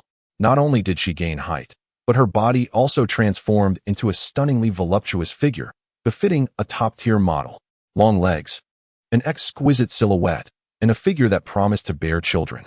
The miraculous effects of just a few bottles of mineral water were simply outrageous. One must consider that even in a civilized society with advanced technology, achieving height is an arduous task. The process is painful, often requiring broken bones and months of bed-ridden recovery, with the potential for severe long-term repercussions. Yet now, merely by consuming a few bottles of water, she had undergone this remarkable change. It could only be said that legendary mineral water was truly extraordinary. Of course, extraordinary as it was, she could not continue to drink it. Continuing might transform her into a female version of Yao Ming. Between the allure of a supermodel and the towering height of Yao Ming, Chen Ye firmly chose the former. Although driving a big car and riding a large horse had always been a man's dream, being excessively tall could also be burdensome. Beyond aesthetic concerns, it posed many practical inconveniences. Should she become like Yao Ming, she would struggle to fit into a car and would inevitably attract unwanted attention. Being over 2 meters tall, a glaring target with potential life-threatening risks. At present, everything was perfect. Chen Ye had fulfilled his dream of having a supermodel companion. Isn't it a waste to have drunk 10 bottles of mineral water without any noticeable change? Zhualanlan felt a surge of imbalance. What I endured was nothing trivial. You must understand, I bit the bullet and exerted every ounce of my strength to drink those 10 bottles. I have never experienced such hardship, yet I see no results. Is it too much to ask for a little acknowledgement? She lamented. You should look in the mirror and see for yourself if you've changed. Upon hearing this, Zhualanlan, somewhat perplexed, glanced at the rearview mirror. To her surprise, she noticed a difference. After all, it was hard not to notice such a significant increase in height. I really have grown taller, she exclaimed, rubbing her eyes in disbelief. After confirming several times, she noticed that her once-fitting pants now barely covered her socks. And she finally believed it. Mom, I have finally grown taller. Mom, may your spirit rest in peace, for I have finally grown taller and matured. Tears welled in Zhualanlan's eyes, overwhelmed with emotion. Don't get too carried away. Chen Ye offered her a tissue with genuine concern. You don't understand. Zhualanlan replied earnestly as she wiped her tears. You don't know how much ridicule and bullying I have faced. You cannot fathom how significant this is for me. Having studied abroad, she had long suffered the stigma of being shorter than her peers, who all boasted striking figures. She was not only mocked by women but also looked down upon by men, labeled as a little shorty. In reality, her physique was quite standard among her fellow countrymen. But when compared to Westerners, she felt inadequate. Thank you so much. Zhualanlan genuinely appreciated Chen Ye, embracing him tightly, providing an unprecedented experience for him. Captain, may I drink 10 more bottles of mineral water? Zhualanlan asked with utmost seriousness. Are you out of your mind? Chen Ye pushed her away without hesitation. Can you even handle it? I and Oppos am fine, Captain. I can manage. She insisted, willing to pay any price to grow even taller. No, any taller would not be appealing. Chen Ye firmly declined. You are already beautiful. Becoming taller would border on the grotesque. Chen Ye understood Zhualanlan's feelings. Having been influenced by Western standards of beauty during her studies abroad, longing to measure up to those towering figures. However, this aesthetic was warped, lacking the refinement cherished in their culture, and thus, Chen Ye would never allow it. Please never mention this again. I will not permit you to grow taller. For personal reasons, Chen Ye was resolute.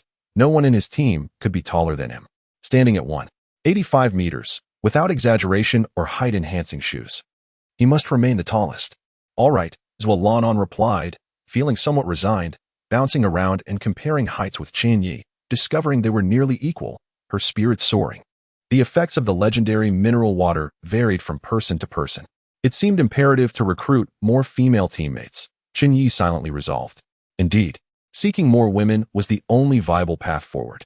Whether the effects of the mineral water differed among individuals or depended on material synthesis, having an additional female teammate would exponentially increase their benefits.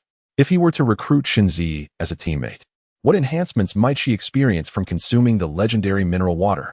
Naturally, Chen Ye's first choice was the exquisite young woman, Chen Ye. But first, he would experiment with the legendary ham sausage to discern any unique effects. Chen Ye retrieved a ham sausage. At first glance, it appeared unremarkable. After opening and consuming it, he felt no particular sensation. It tasted just as it always had. The legendary ham sausage was one of the 2 legendary foods he possessed, and he anticipated its effects eagerly. The results of the legendary mineral water had been astounding. The legendary ham sausage should not disappoint either. Ding! You have consumed a legendary ham sausage. The effect is unknown. Chen Ye stood frozen, taken aback by the notification. Had he misheard? Was there an issue with the system? How could there be an unknown effect for a legendary ham sausage? Confused, he continued to eat the ham sausage. Ding!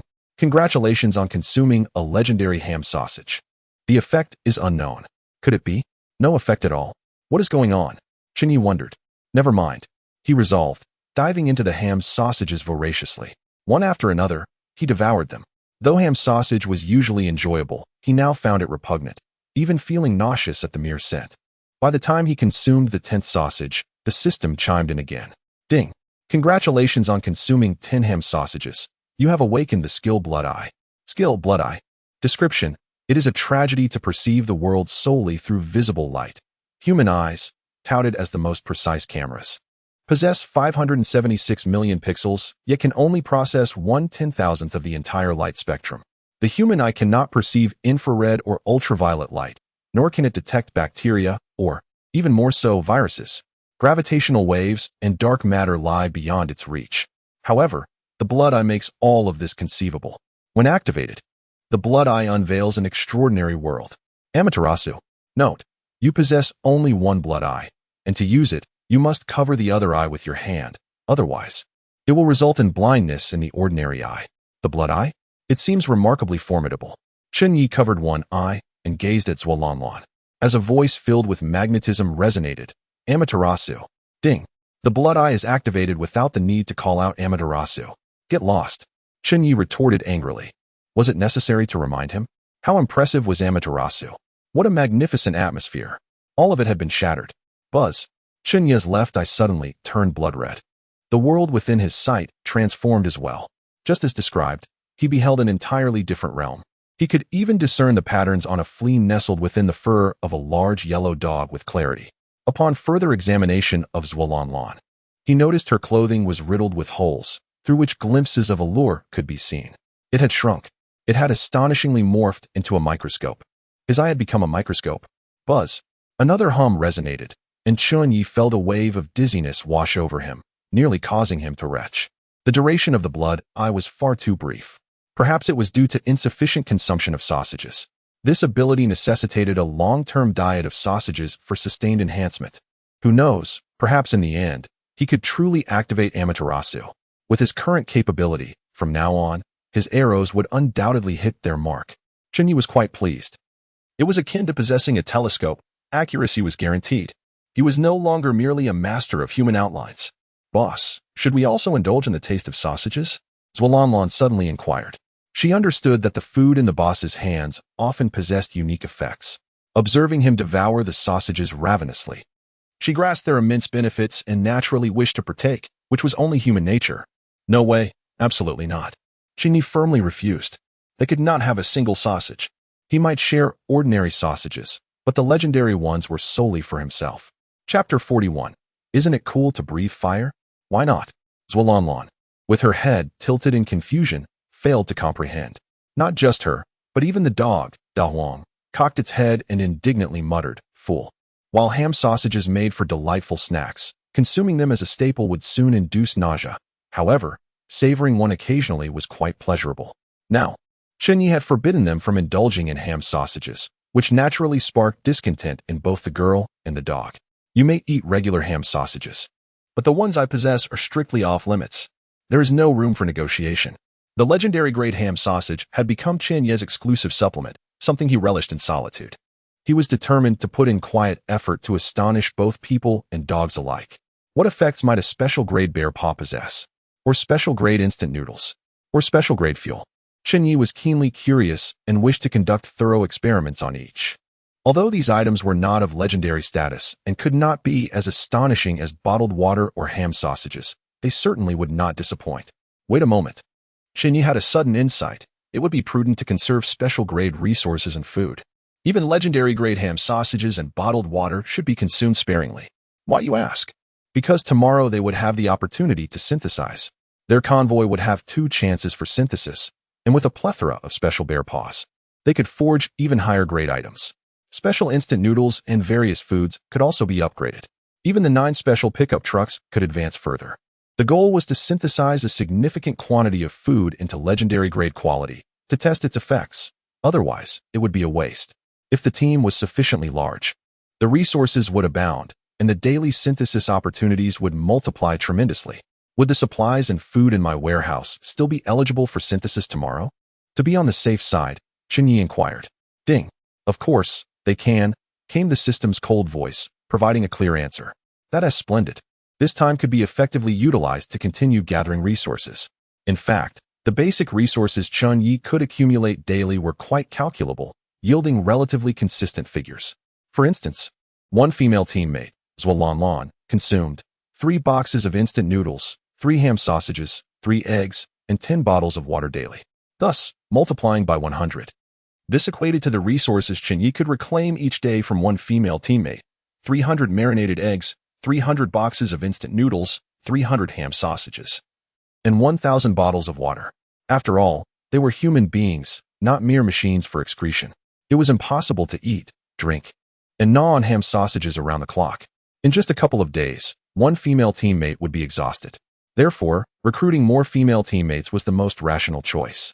Currently, he had 2 teammates. Roughly calculating, they could produce daily 2,000 bottles of water, 600 marinated eggs, 600 boxes of instant noodles, and 600 ham sausages. Of course, this was the minimum estimate. Chen Ye was calculating based on the lowest values, considering they might also consume meat, bear paws, or even hot pot.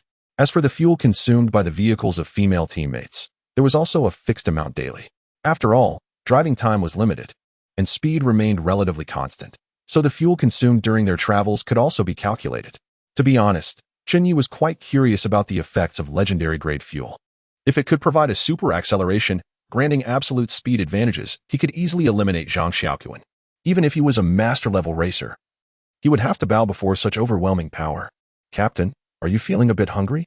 Zhuo asked, attempting a clumsy pout. I really want to taste your ham sausage. Just a bite will do. Enough with the theatrics. Chen Ye shot her a glance. This woman had no talent for charm. Her attempts were more grotesque than endearing. But what could she do if she was truly hungry? After drinking so much bottled water, can you even eat? Water doesn't satisfy hunger. Zhuo stated seriously. After a trip to the restroom, my stomach is empty. That was true. Drinking water indeed did not curb hunger. Speaking of which, Zhuo eyes sparkled. Boss, can I use the RV's restroom? Sure, that is a trivial matter, Chen Ye replied.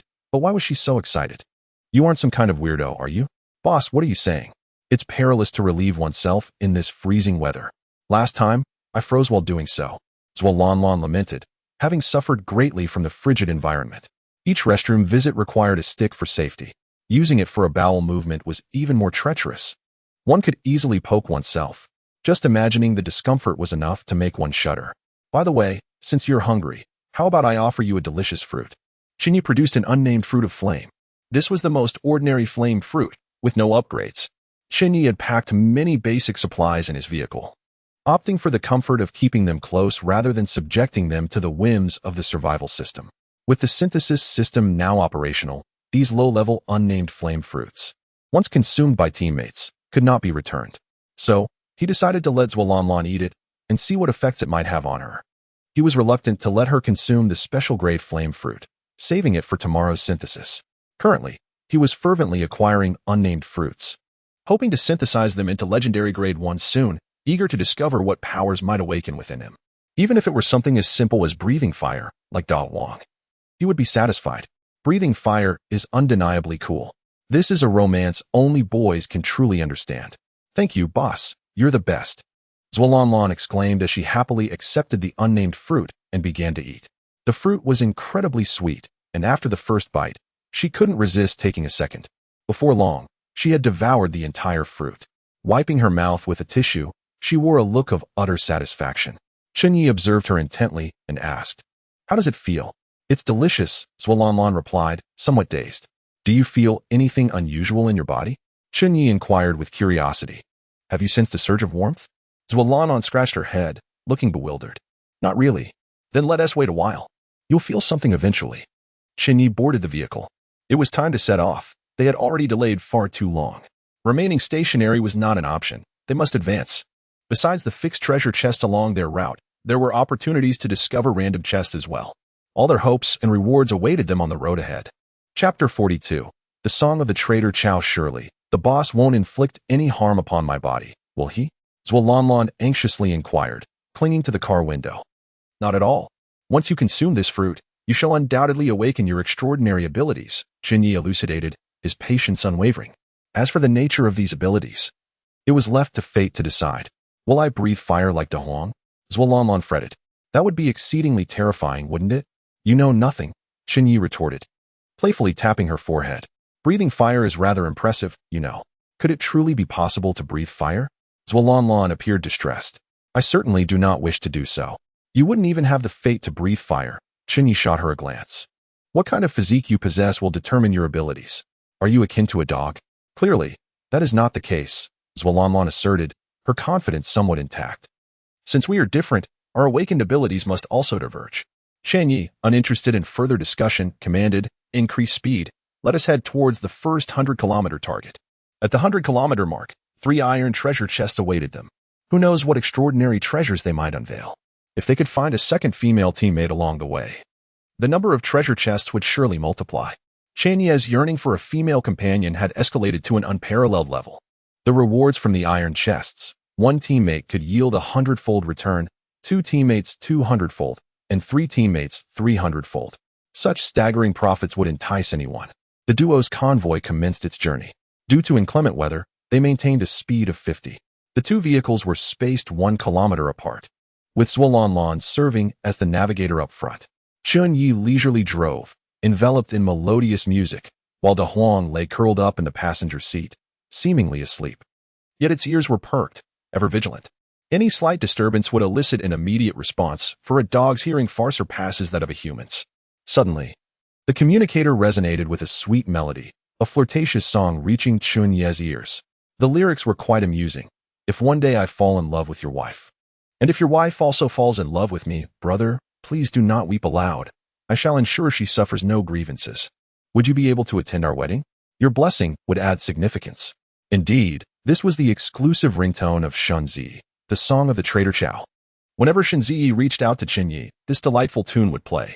Chen Ye opened the message, revealing a video from Chen Ye, who, as per protocol, was to extend her greetings. In the video, she bit down on a wooden hairpin, deftly styling her hair, kneeling in the snow like a humble maid, exclaiming, "Father, I extend my greetings to you." As she spoke, tears streamed down her cheeks, and the video abruptly ended. Chen Ye, momentarily taken aback, couldn't help but chuckle in response. "I never instructed you to call me father. Have you grown fond of it? Or are you resolute in your desire to become my daughter? I provide for you without charge, why must you torment me?" Chen Ye broke down in tears once more, reflecting on her own folly. Chen Ye had never asked her to call him father, nor had he requested a video, let alone demanded she kneel. He merely sought her greetings, a simple good morning. "I extend my greetings," would suffice.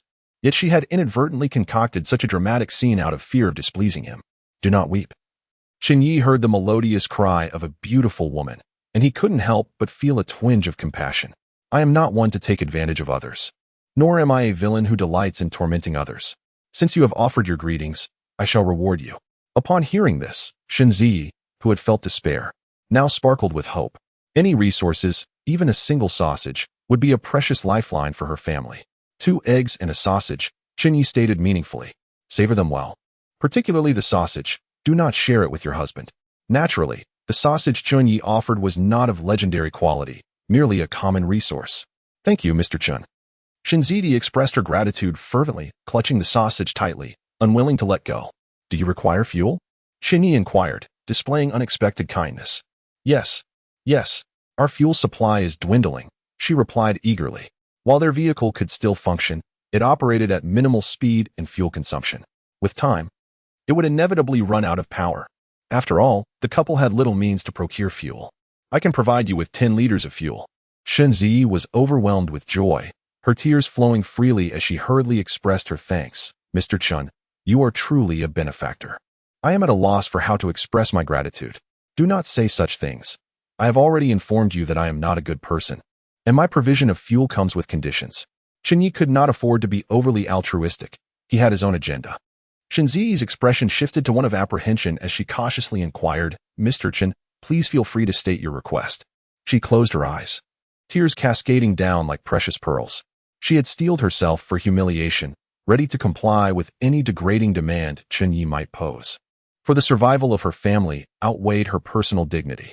However, to her astonishment, Chen Ye did not issue any unreasonable demands. You may not share the 2 eggs and the sausage with your husband. You must consume them yourself. Why? Shenzi was perplexed. Why would Chen Ye make such a request? Do not question why. I owe you no explanation, Chen Ye coldly replied. Not only must you refrain from sharing with your husband, but you must consume everything before his very eyes. Regardless of how hungry he is, you cannot offer him a single bite. What is your purpose in this? Shenzi was clearly reluctant, as her husband was the most important person to her. She could not bear to see him go hungry. Do you intend to starve my husband? Your husband is not so easily starved. He just ate meat. Chen Ye pointed out, having provided them with 2 pounds of meat just the day before. Shenzi was well aware of this and, deeply confused, asked, Then why must you insist on this? Consider it a test of obedience, Chen Ye replied. My patience is limited. If you refuse, do not contact me again. Chapter 43. A kind of love called letting go. I can promise you that. Despite her myriad of unwillingness, Shenzi ultimately yielded. However, do you not fear my duplicity? I believe you are a person of your word. This was Chen Ye's heartfelt sentiment. A woman so unwavering in her commitment to marriage could never be one to break her promises. Thank you for your trust, and for your provisions, Shenzi finally remarked. Chen Ye exchanged 10 liters of gasoline, and upon receiving the fuel and food, Shenzi rushed back to the car, eager to share the good news with her husband. We have gasoline now. 10 liters will take us quite a distance. Where did you get this gasoline? Upon hearing such delightful news, her husband's demeanor darkened instead of brightening. Regardless of its origin, we now possess gasoline, and we shan't freeze tonight. I demand to know where this gasoline came from. The man's cold inquiry was laced with fury. Shenzi lowered her head in grievance, remaining silent. You obtained it from that beast surnamed Chen, did you not? The man scoffed disdainfully. What perverse demands did you fulfill for him to reward you with 10 liters of gasoline? Do not think that even a single liter of gasoline could not provoke a deadly conflict. How can you say such things about me? Shenzi felt her composure crumble. Tears streamed down her face once more. And how should I address you? The man's face twisted in mockery. Should I proclaim your innocence, your purity? You did not refer to him as husband, nor did you call him father. Was it all merely a figment of my imagination? His words grew increasingly harsh, pushing Shenzi to the brink of despair. To think that her sacrifices, meant to garner understanding, had instead invited scorn and contempt, an unrelenting humiliation from someone so close. I did all this for our survival, only to live. She truly sought nothing but to survive. Do not glorify your actions. The man's lack of comprehension cut deeply, and he retaliated with venomous words. You acted solely for your own sake, driven by greed and a desire for a life of comfort. Seeking to cling to that beast surnamed Chen. You can leave at any moment. My existence means nothing to you. Go on, leave, you repulse me. Her husband's callousness extinguished any remaining warmth in Shenzi's heart. His words sliced through her like the frigid wind outside the car window. No matter your accusations, I remain unrepentant. After an extended moment, Shenzi finally dried her tears. Throughout history, all illicit lovers have claimed their innocence. Even Pan Jinlian proclaimed her purity. The man's words dripped with malice as he sank into a frenzied state, his eyes bloodshot and terrifying. Shenzi had no desire to argue. Her energy was depleted. She quietly retrieved eggs and sausage, consuming them silently, for her strength had waned, and she was weary from a restless night. 2 eggs and a sausage. Your life is rather splendid, I assent it. Will you indulge in these delights alone? The man continued his derision. Are you not embarrassed? I stand by my conscience, Chen Ye replied, eating with remarkable patience. The food was indeed delicious, a gift from that beast surnamed Chen. Was it not? The man's words were venomous. Surely you crave his sausage most of all? And those 2 eggs, eating such things in front of me. Do you think I am unaware of your intentions? Do you take me for a fool? What had once been a delightful meal now turned nauseating for Chen Ye, who could hardly believe her husband spoke such repugnant words. She yearned to retort, but found herself grappling with an unsettling realization. Why did Chen Ye give her 2 eggs and a sausage? Why insist she eat them before her husband? Was this not a deliberate affront? Previously perplexed by Chen Ye's motives, she now comprehended, her face burning with shame. What had once tasted delightful now felt bitter and salty, tears mingling with her food. You dare to cry? You flush with embarrassment? The man laughed heartily, incredulous. You still possess a sense of shame? Truly unexpected. I assumed you to be a heartless, shameless harlot. Yet it seems you have a conscience after all. I have cared for you steadfastly, Chen Ye exclaimed in outrage. In your eyes, am I merely a heartless, shameless harlot? This is too unjust. The world may inflict pain upon me, yet I shall respond with song. This has been Chen Ye's creed. No matter how this world torments her, she strives to conjure a smile, facing all adversity with grace. No matter the hardship, she had remained resilient. Yet now, betrayal from her closest kin and unfounded accusations shattered her spirit, rendering her efforts meaningless. It is merely your self-indulgence, the man replied with an air of entitlement. I did not compel you to stay. You chose to endure this suffering. Your self-pity. When you cared for me, did you not find satisfaction in your own sacrifice? I owe you no gratitude. Rather, you ought to thank me for providing you with emotional value. The man's words were utterly shameless. Chen Ye stood frozen, at a loss for words. Was this truly her nearest and dearest husband? Was this the man she had cared for day and night? Such audacity, such unfamiliarity. Could suffering truly transform a person so drastically, turning them into a beast?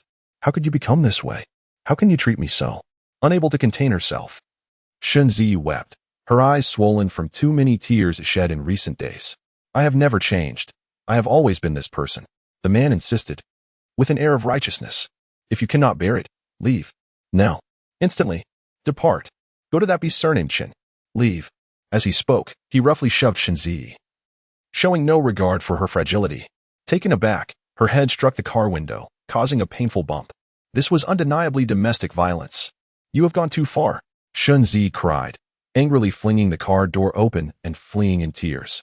Yet the man was relentless, calling after her, urging her to seek out that beast. As Chen Ye gradually distanced herself, he finally shed his grotesque facade, tears streaming down his face. It was evident that his malevolence had been an act, a effade to push his beloved towards Chen Ye. He understood all too well that following him would lead Chen Ye to despair. Not only happiness, but even basic sustenance would be unattainable. With Chen Ye, however, she might find a life akin to paradise. The man activated the car's sound system, silently playing a song titled There Is a Kind of Love Called Letting Go. Chapter 44, My Surname is Wu, Ancestor Wu Dalong. As he listened to the song, tears streamed down his face, drop by drop. The melody played on an endless loop, and he continued to chew on the bitter lyrics. Each line sliced into his heart like a dagger, again and again. After what felt like an eternity, he seemed to arrive at a certain resolution and send a message to Chen Ye. The content of the message was quite simple. Mr. Chen, aren't you interested in my wife? I have a way to make her yours. Upon reading this message, Chen Ye nearly dropped his jaw in disbelief. What kind of plot was this?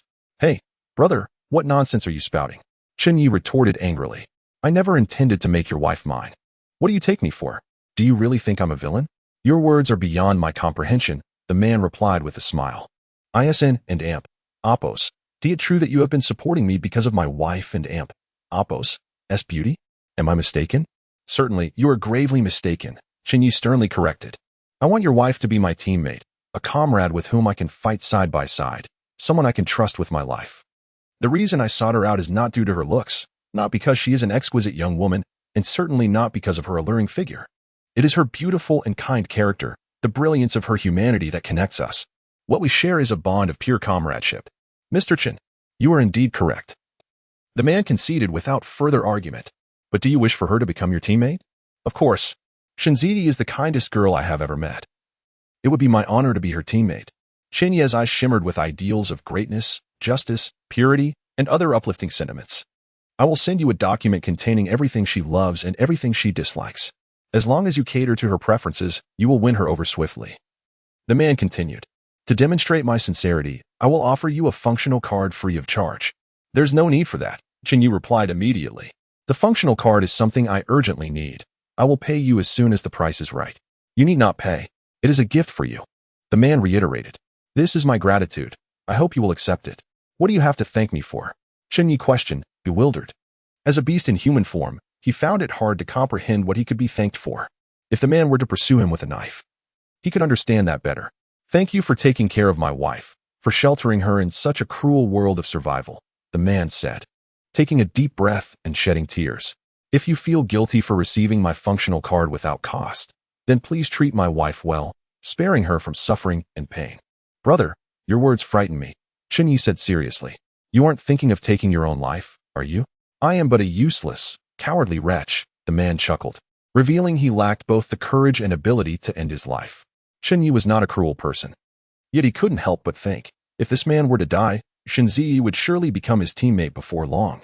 As long as he lived, she could never relinquish her loyalty. But do not worry, I will die eventually, the man continued. Before my demise, you must make my wife fall in love with you. You must occupy her heart and mind. Only then will Chen Ye not lose hope and seek to end her own life due to my death. This seemed a daunting task. For some reason, Chen Ye felt an inexplicable thrill.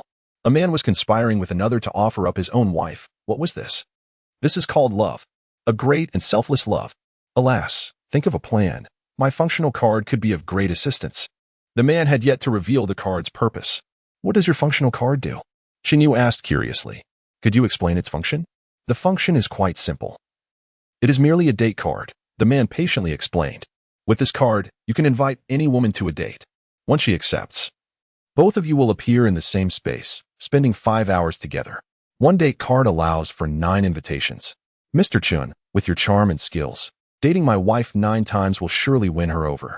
Before inviting her, you can enter the date space to set it up to her liking, creating her dream life.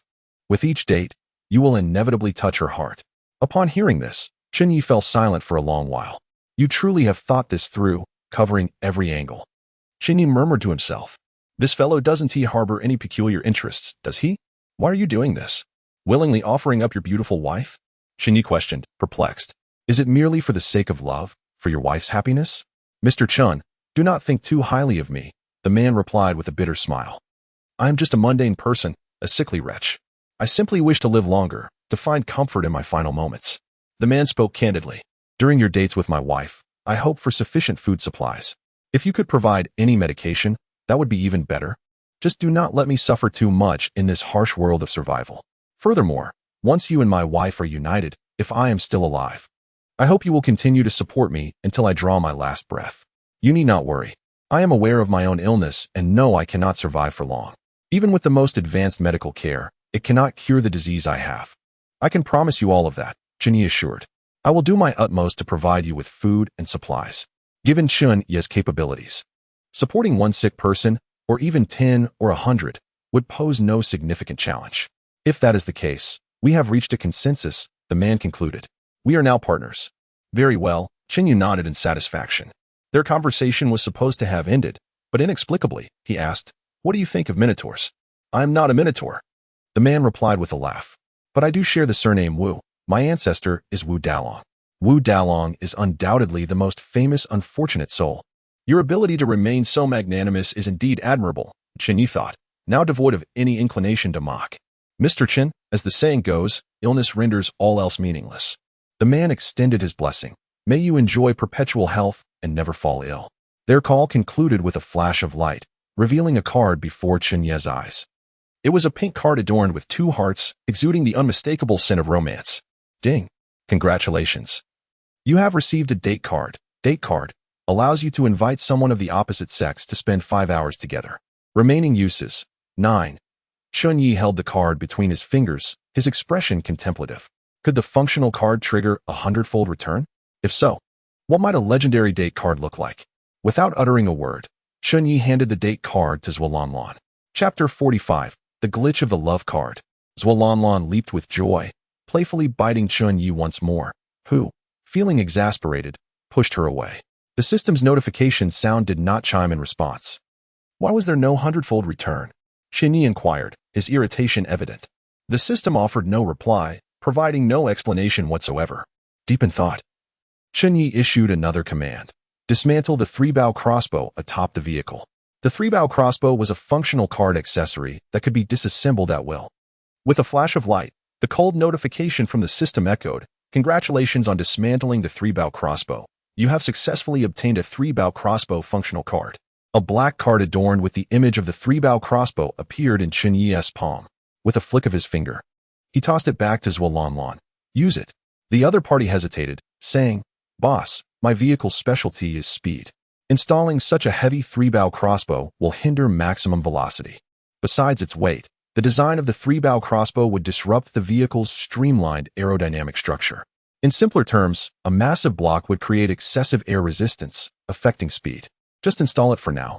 We can remove it when we need to race." The beauty of functional cards lies in their ability to be disassembled at will. "Very well." Zualanlan reluctantly agreed. Soon, with a flash of light, the three-bow crossbow appeared on the roof of Zualanlan's vehicle. Her large car, styled like a sports car, now bore a black cubic box, which indeed appeared somewhat incongruous. Ding. The female teammate has consumed a three-bow crossbow functional card, triggering the hundredfold return. Congratulations. You have obtained 100 three-bow crossbow functional cards. 100 cards materialized in Chen Ye's inventory. As expected, Chen Ye nodded slightly. Functional cards could also yield a hundredfold return. However, there was a prerequisite. His female teammate had to consume them. He had gifted Zualanlan a dating card, but since she had not used it, the hundredfold return could not be activated. The crux of the return lay in consumption and usage. It was also plausible that functional cards could be synthesized. 100 three-bow crossbow cards could be combined into 10 special three-bow crossbow functional cards, which could further be synthesized into a single super three-bow crossbow functional card. Chen Ye expressed his excitement. "I wonder what a legendary three-bow crossbow would look like." Although we lacked the necessary three-bow crossbow functional cards to upgrade to legendary status in a single day, that did not deter Chen Ye's daydreaming. How to exploit the glitch? Chen Ye pondered a possible method. Have Zualanlan dismantle the three-bow crossbow, return the functional card to him, and then he would gift it back to her, prompting her to use it once more. By repeating this process, Chen Ye could potentially amass infinite resources and functional cards, ultimately acquiring countless legendary-level functional cards. As long as he obtained a single ordinary functional card, he could reach legendary status in just a few days. Of course, this depended on whether the method was viable. However, after attempting this operation, it proved unsuccessful. Indeed, he could not infinitely generate resources. The ownership of the functional card now belonged to Zualanlan, rendering the hundredfold return unachievable. Nevertheless, a minor glitch could still be exploited. Chen Ye could still utilize the functional card and install the three-bow crossbow on his own vehicle. After executing this operation, he successfully generated 100 three-bow crossbow functional cards, and his own RV roof now sported a three-bow crossbow, which he had essentially acquired for free. "Freebies bring me joy," Chen Ye declared earnestly. "Warning, warning, warning, warning." Suddenly, a red signal flashed in the group chat, a system-generated alert that captured everyone's attention. Confused, the crowd was at a loss regarding the situation. "Warning, someone is exploiting a glitch. A major player is attempting to exploit a glitch to generate resources. This warning has been issued once. If repeated, an electric shock punishment will ensue. Yang Yoshina's electric shock device, worth acquiring." Damn. Chen Ye could not help but curse. He had not anticipated such a turn of events. A server-wide announcement had been made. Ridiculous. It was absurdly outrageous. The chat instantly erupted. Who is this major player? How can they exploit glitches? I want to exploit too. Great ones, I beg you. If the glitch exploiter needs a son, I am willing to be adopted. There are too many clever individuals, while I am but a fool. They have already exploited the glitch, yet we are left starving, unable to even secure a meal. Forget about eating. I can barely sip water, relying solely on melted snow. Who is the major player exploiting the glitch? I suspect it must be the benevolent Ye. Just think about it. Who has the most resources from exploiting glitches? Is it not the benevolent Ye? That makes perfect sense. I cannot refute it. If others exploit glitches, I might feel envious. Yet, if the benevolent Ye exploits a glitch, I harbor no envy. He deserves the rewards. Who could argue otherwise? The resources amassed by the benevolent Yi through glitch exploitation sustain us. If it were not for the affordable resources provided by the benevolent Yi, we would all starve. Precisely. I support the benevolent Yi. I request the system not to punish him. You must be a little black sheep, right? If you want the system to punish the benevolent Yi, just say so. The chat erupted into a frenzy of voices. Chen Ye glanced at the chaos and then turned his attention away. He was feeling quite disheartened. He had not anticipated that the survival system would target him. Zualanlan, you must use the dating card, Chen Ye commanded, to date someone of the opposite sex. Only by consuming the dating card can we trigger the 100-fold return and obtain more dating cards. Boss, are you kidding? Zualanlan retorted angrily. I am your teammate. My life is yours, and my death is yours. How could I possibly date some other man? You little goose understand quite a bit. Chen Ye was taken aback. He had not expected this well-bred lady to comprehend such matters. However, he soon realized that growing up and studying abroad, she had been influenced by capitalism. The affluent individuals around her must have engaged in such frivolities, so it was only natural for her to be aware. I suggest you date Zhang Xiaoquan, Chen Ye chuckled, and we can beat him up at the dating venue or simply bring our crossbows and eliminate him altogether. That plan seems rather devious. The little goose blinked. Is this a beauty trap from the 36 stratagems? You could say that, Chen Ye nodded. Throughout history, beauty traps have proven to be highly effective. Even the mighty warrior El Bu could not resist them, let alone a mere Zhang Xiaoquan. All right, I will contact him immediately. Zualanlan's excitement was palpable, though she wondered whether 3 people could enter. Logically, it should be a date for 2, allowing only 2 individuals to enter. Chen Ye contemplated this seriously. He was reluctant to place his female teammate in such a precarious situation. She was an invaluable asset to him. Ding. System notification. The dating card has a maximum capacity of 4. Both parties may bring 1 person each. To Chen Ye's surprise, the system responded so promptly this time. He found it unexpected. Was the system offering a slap followed by a sweet date? Was it attempting to tame him through this classic PUA tactic? Chen Ye maintains a profound vigilance towards Tongzi Go. Chapter 46. The Enchantress and the Peacock Green Chong Sam. Since we can enter, I'll arrange a meeting with Zhang Xiaoquan. Zualanlan looked at Chen Ye, awaiting instructions. Chen Ye nodded, and without further ado, Zualanlan activated the dating card. Dating target, Zhang Xiaoquan. Ding. The female teammate consumed 1 dating card, triggering a 100-fold return. Congratulations, you have received 100 dating cards. The cold prompt echoed again. Chen Ye smiled with satisfaction. Success, 100 dating cards. If synthesized, it could yield a super dating card. I wonder what extraordinary powers a legendary dating card possesses. Has Zhang Xiaoquan taken the bait? Chen Ye inquired. Not yet, Zualanlan shook her head, puzzled as to why he had not clicked confirm. This shouldn't be the case. Chen Ye furrowed his brows. There was no way Zhang Xiaoquan would refuse. A person like him must be a lecherous fiend, and just a glance at Zualanlan's avatar would compel him to agree without hesitation. He wouldn't dawdle. Could our beauty trap have failed? Zualanlan expressed some concern. Chen Ye shook his head. Let us wait a bit longer. It's not a big issue. Indeed. After a while, Zhang Xiaoquan accepted the invitation. He accepted, but could his hesitance be a sign of some plot? Zualanlan frowned. Even if there is a scheme, we need not fear. Chen Ye remarked. Let us bring the strong bow and crossbow. Most importantly, we must bring De Huang. Can we bring De Huang? Zualanlan questioned. Isn't a dating card meant for just 1 person? No one said we couldn't bring a dog. Chen Ye prepared to exploit the card's bug once more. You know what? You're right. Zualanlan gave a thumbs up. Boss, you're quite crafty, truly cunning. Ba ba ba. Chen Ye playfully tapped her on the head. That's called being resourceful. Right, resourceful. Zualanlan rubbed her head. Let us go in. Chen Ye picked up De Huang, and with a flash of light, they found themselves in a secluded space. It was a European-style castle, vast and expanse, adorned with renowned masterpieces by famous painters, exuding an artistic ambience. This is the castle of my dreams. Zualanlan gazed longingly, hoping to wear a wedding dress here one day. As the initiator of the dating card, she had the right to arrange the scenery for the date. Find a room to hide in, Chen Ye instructed. Zhang Xiaoquan will appear in the hall shortly. Understood, boss. Zualanlan, holding the strong bow and crossbow, kindly reminded, be careful yourself. No worries, I have De Huang with me. Chen Ye sat at a table in the hall, the strong bow and crossbow concealed beneath it. With De Huang by his side, he felt invincible. De Huang's combat prowess made him a formidable presence. at least for the time being. De Huang, perform well, and after this, you shall be rewarded handsomely. Chen Ye lit a cigarette and waited in silence.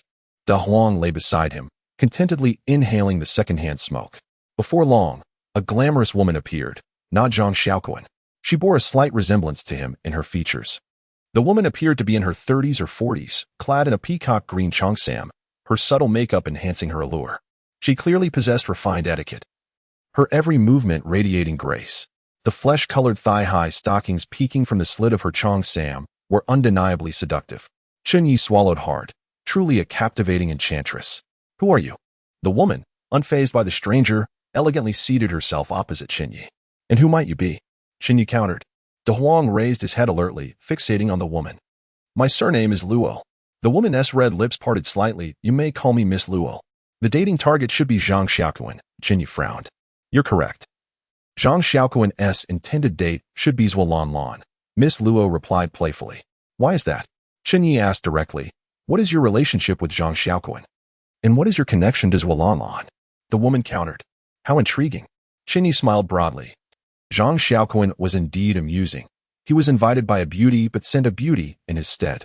You can't be his wife, can you? Zualan is quite interesting as well. Miss Luo chuckled. She sends a man to represent her while seeking a man. Zhang Xiaoquan's sending you here lacks sincerity. Chen Ye flicked off the ash from his cigarette. Zualan sending you indicates clear hostility. The woman retrieved a slender cigarette, implying you harbor a grudge against him. Wishing him ill, don't you? Do you consider me his enemy? Chen Ye retorted. I cannot say. Miss Luo shook her head. Zhang Xiaoquan's ways are erratic. He has too many enemies. So what if I am his enemy? As long as you are not my enemy, we will have no issues. Suddenly, the woman climbed onto the table, approaching Chen Ye like an excited cat. She cast him a sultry glance, resting her chin on one hand. Young man, could you spare a light? What if I refuse? Chen Ye toyed with his lighter, appraising the woman. One couldn't deny, she was irresistibly seductive. With a stunning face and a fiery figure, especially the deep cleavage that left one breathless. Young man, be a bit kind. The woman exhaled smoke rings, and besides, you seem quite heated. Letting me borrow a light wouldn't be a loss for you. Chen Ye laughed heartily. You're right. I am indeed quite heated. He lit her cigarette. The woman took a deep drag, releasing the smoke directly into Chen Ye's face. As the smoke swirled around them, the atmosphere between the two grew increasingly intimate. Without further ado, Chen Ye embraced the woman at the waist, activating his invincible skills. Several hours later, the woman, brimming with delight, exclaimed, I have never been this happy before. My name is Luo Zijuan. Remember to contact me when you have the chance. According to the rules of the survival world, knowing a name allows for quick contact. Her slender fingers traced circles on Chen Ye's chest. What is your name? Before Chen Ye could respond, she pressed her finger against his lips. Never mind. You needn't tell me. After all, you are Zhang Xiaoquan's enemy, which makes you my foe, not my friend. Since you know I am your enemy, why then do you submit to me? Chen Ye was puzzled. To be honest, I intended to seduce you and then knock you out. Luo Zijuan confessed, yet the plan failed. You were just too formidable, and instead, I ended up fainting several times. Not to mention attacking. I couldn't even stand. I didn't expect you to be so genuine. Chen Ye was taken aback. Aren't you afraid I might harm you? Don't be ridiculous. Luo Zijuan rolled her eyes. This is a dating card, not a duel card. Dating cards may allow for a scuffle, but they certainly cannot permit murder. She aimed to seduce Chen Ye, but merely to incapacitate him, not to eliminate him. Chapter 47. Love you, Mom. See you soon. Is there really such a rule? Chen Ye was greatly taken aback. It seemed that bringing along a powerful bow and arrow with the Great Yellow was perhaps an excessive precaution. What exactly is your relationship with Zhang Xiaoquan? He inquired curiously. I can't disclose that. It's confidential, Luo Zijuan retorted with a flirtatious glimmer in her eyes. Do you have a grudge against Zhang Xiaoquan? Is it an irreconcilable enmity? Not quite. Chen Ye shook his head. He merely insulted me with foul language. How about turning enemies into allies and fighting side by side? As she spoke, she extended her delicate hand, intending to shake hands with Chen Ye, yet he remained unmoved. It's not that simple, he thought. He was reluctant to easily turn an adversary into an ally, especially when he knew so little about the other party. Could she truly be in charge of Zhang Xiaoquan? What weight could a woman's words carry? Perhaps in a civilized society, women's voices might hold more sway, but in this brutal survival world, their influence was scant. It appears you still harbor resentment. Luo Zijuan snapped her fingers. How about I gift you a flame fruit? She straightforwardly transferred a flame ability fruit to Chen Ye. Ding, congratulations. You have acquired a normal level flame ability fruit. Such generosity. Chen Ye was quite surprised. This flame ability fruit is my way of apologizing on behalf of Zhang Xiaoquan. Luo Zijuan smiled, hoping they could bury the hatchet and make peace. She extended her hand once more, but Chen Ye remained still. This clever woman, realizing the impasse, snapped her fingers again. Let me send you another flame ability fruit. Another flame ability fruit was transferred to Chen Ye's system warehouse. Ding, congratulations. You have acquired a normal level flame ability fruit. What does this fruit signify? Chen Ye asked with keen interest, though he felt quite pleased inside. With 2 ability fruits, it was akin to possessing 200, enabling him to continue synthesizing tomorrow, drawing him closer to a legendary level flame ability fruit. This is your compensation for your labor, Luo Zijuan remarked, her eyes sparkling. After all your hard work, you must receive due remuneration. Otherwise, I would be a contractor who hires laborers and pays them nothing, a truly despicable contractor. I adhere to principles. Those who toil must be compensated. All right. Chen Ye finally took her delicate hand, feeling its softness. Today, I can reconcile with Zhang Xiaoquan and cease hostilities against him. Initially, this was a trap, with the best outcome being to eliminate Zhang Xiaoquan directly. Yet, the dating function card had its rules. Eliminating him was impossible, and merely delivering a beating felt meaningless. So Chen Ye abandoned the idea. That's good. You are a well-behaved child, Luo Zijuan said, equally delighted. We have taken the first step toward breaking the ice, which is also the most crucial step in easing our relationship. Who knows, perhaps in the future, you could become comrades in arms with Zhang Xiaoquan. Perhaps, Chen Ye replied, shaking his head, neither agreeing nor denying. Goodbye, my child. Remember to keep in touch. Luo Zijuan gestured with her fingers in a telephone shape. Especially during the long, lonely nights, feel free to call me for a date. Why wait for the right moment when we can seize the day? Chen Ye chuckled. Shall we continue our bond? His physique was in excellent condition, still yearning for more. After all, it had only been a few hours. He was like a nuclear-powered beast, ready for more. No, no, no. Luo Zijuan shook her head vigorously, resembling a bobbing drum. I'm already weak in the knees. Continuing would be dangerous. With a firm resolve, she fled the castle. Chen Ye watched her retreating figure, savoring the lingering warmth and sweetness on his lips. He had indeed exerted too much strength. What could he say? Youth is often reckless. Luo Zijuan's gait appeared somewhat labored. Had they continued, she would surely have collapsed at the table. She soon disappeared from Chen Ye's view, only to reappear moments later before Zhang Xiaoquan. Zhang Xiaoquan anxiously awaited her arrival, muttering prayers for safety and success, imploring the heavens to avoid any mishaps. Upon seeing Luo Zijuan, he hurried over, dutifully supporting her, and softly asked, Mom, how did it go? What else could it be? It's a trap. Don't go near it. Luo Zijuan shook her head. What trap? Zhang Xiaoquan scratched his head, visibly anxious. It's a scheme set by our enemies, a beauty trap.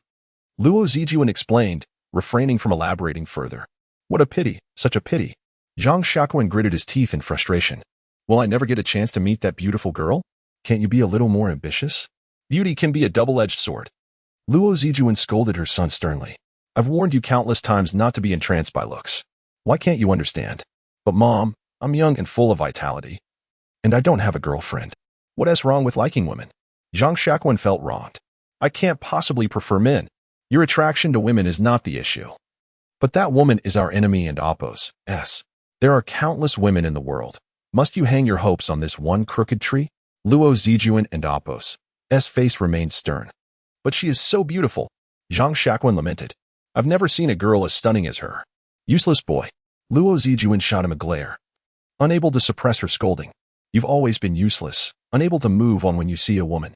Mom, you can't blame me, Zhang Xiaoquan protested, feeling quite desperate. Though I'm big and strong and not getting any younger, I've never even held a girl's hand. Despite being a bully, he was very obedient to his mother. He would never dare to act without her consent. Luo Zijuan had given birth to him at 16 and had always been strict in her upbringing, which was why Zhang Xiaoquan was so obedient to her. Of course, in this survival world, beyond her long-standing discipline, it was primarily due to her possessing extraordinary abilities. Why did he let his mother go first? Because no matter what perilous situation arose, she could always escape. Such a unique ability was nearly a cheat in the survival world. It was precisely due to this ability that Zhang Xiaoquan thrived in this harsh environment. Thus, while he was a ruthless villain to his subordinates, he held a deep respect and fear for his mother, coupled with filial piety. I'm not stopping you for no reason. It's to protect you, Luo Zijuan said earnestly. If you insist on going, I will not hold you back. Thank you, Mom. Zhang Xiaoquan exclaimed excitedly. I love you, Mom. See you soon. Chapter 48. Why don't you pair up with the big yellow one?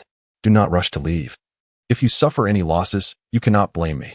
Luo Zijuan issued a precautionary warning. She understood her son well. Although he was also an impressive tough guy, he was no match for that indomitable hero from the castle. While others might not grasp the prowess of that hero, she, as a woman, was acutely aware. Rest assured, Mom, the woman capable of making me suffer has yet to be born, Zhang Xiaoquan declared, brimming with confidence. What if there are men in the castle? Luo Zijuan inquired. If there are men, I will handle them just the same, Zhang Xiaoquan laughed heartily. Your son is capable of charming all, regardless of age or gender. With that, he dashed into the castle like a rabbit, not waiting for further details from his mother. Observing her son's exuberant figure, Luo Zijuan couldn't help but shake her head. She had intended to convey more details to her son, but he was too eager to listen. Zhang Xiaoquan soon arrived at the castle door. Just as he was about to push it open, he heard a distinct voice from within. Upon closer listening, he realized it was calling husband. Elated, he felt an irresistible itch all over. Ah, this beauty knows the rules. She is already calling me husband before we even meet. He rubbed his hands together in anticipation. Husband, husband, husband, husband. The chorus from within rang out clearly. Don't worry, husband is coming right away. Zhang Xiaoquan pulled out a handkerchief and deliberately tied it over his eyes, obscuring his vision. Since the beauty was so well-mannered, he felt compelled to reciprocate with the same decorum. Darling, I'm coming, he called as he pushed the door open and began to feel his way forward. Darling, where are you? Hee, don't let me catch you, or at LLB hee. In the hall, Chen Ye stood frozen in shock, utterly dumbfounded. Not far from him, the big yellow dog was incessantly barking husband, protesting to Chen Ye. The big yellow dog was extremely jealous and furious over Chen Ye's relationship with Luo Zijuan, hoping for an explanation. After all, it was clearly Chen Ye's wife, but found itself unable to wield Chen Ye's prowess, while a mere stranger could do so for over 3 hours. The big yellow dog's demand was simple. It too wanted to wield that power.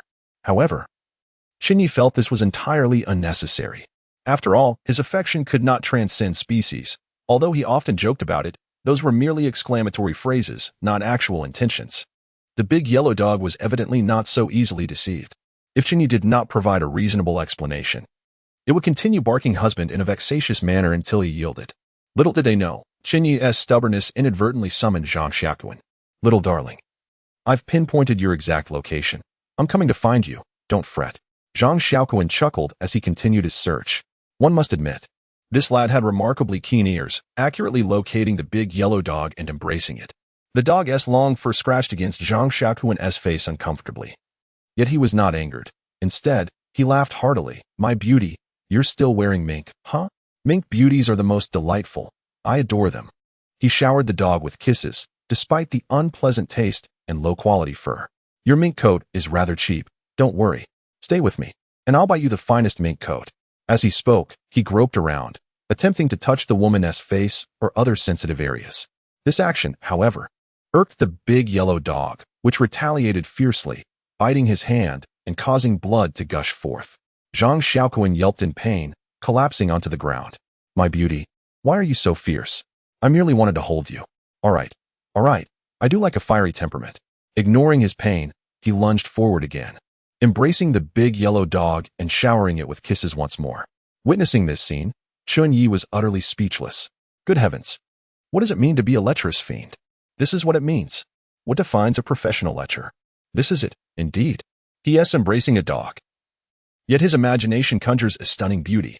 The big yellow dog, genuinely exasperated, bit him once more, this time tearing flesh from his arm.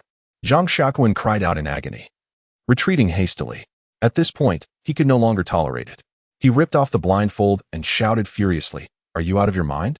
Upon regaining his sight, he was met with the sight of a fierce-looking male dog before him. What the hell? Why is it a male dog? Not only was it a dog, but it was also incessantly barking husband. Damn it, you filthy dog. Did you lure me into this? Even dogs can call someone husband now? His fury twisted his features. Is there no justice? No law? Look at what you've done to me.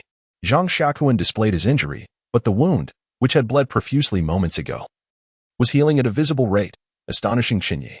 However, he soon felt relieved, recalling Luo Zijuan's earlier explanation that since this was a dating space, one could not harm the other or take their life. Yet, Chen Ye discerned a potential to torment Zhang Xiaoquan through the details, although wounds healed rapidly. The sensation of pain seemed unavoidable, allowing Chen Ye to inflict considerable discomfort upon him. Damn it. Though the wound is healed, I want to let you off easy. I'll make sure to deal with you, you male dog. Zhang Xiaoquan's anger intensified as he bore a fierce expression. Brother, don't quarrel with a dog. Chen Ye chuckled, and this is a female dog. Upon hearing another man's voice, Zhang Xiaoquan exploded like a wild beast, turning sharply to glare at Chen Ye. Just one glance was enough for him to roar, You're Chen Ye, aren't you? While Luo Zijuan might not recognize Chen Ye, Zhang Xiaoquan certainly did. He had cursed Chen Ye's image day and night, vowing he would recognize him even in ashes. Indeed, I am Chen Ye. I've been waiting for you here for quite a while. Chen Ye remained calm, seated at the table, unmoving. Below the table lay a formidable bow and crossbow.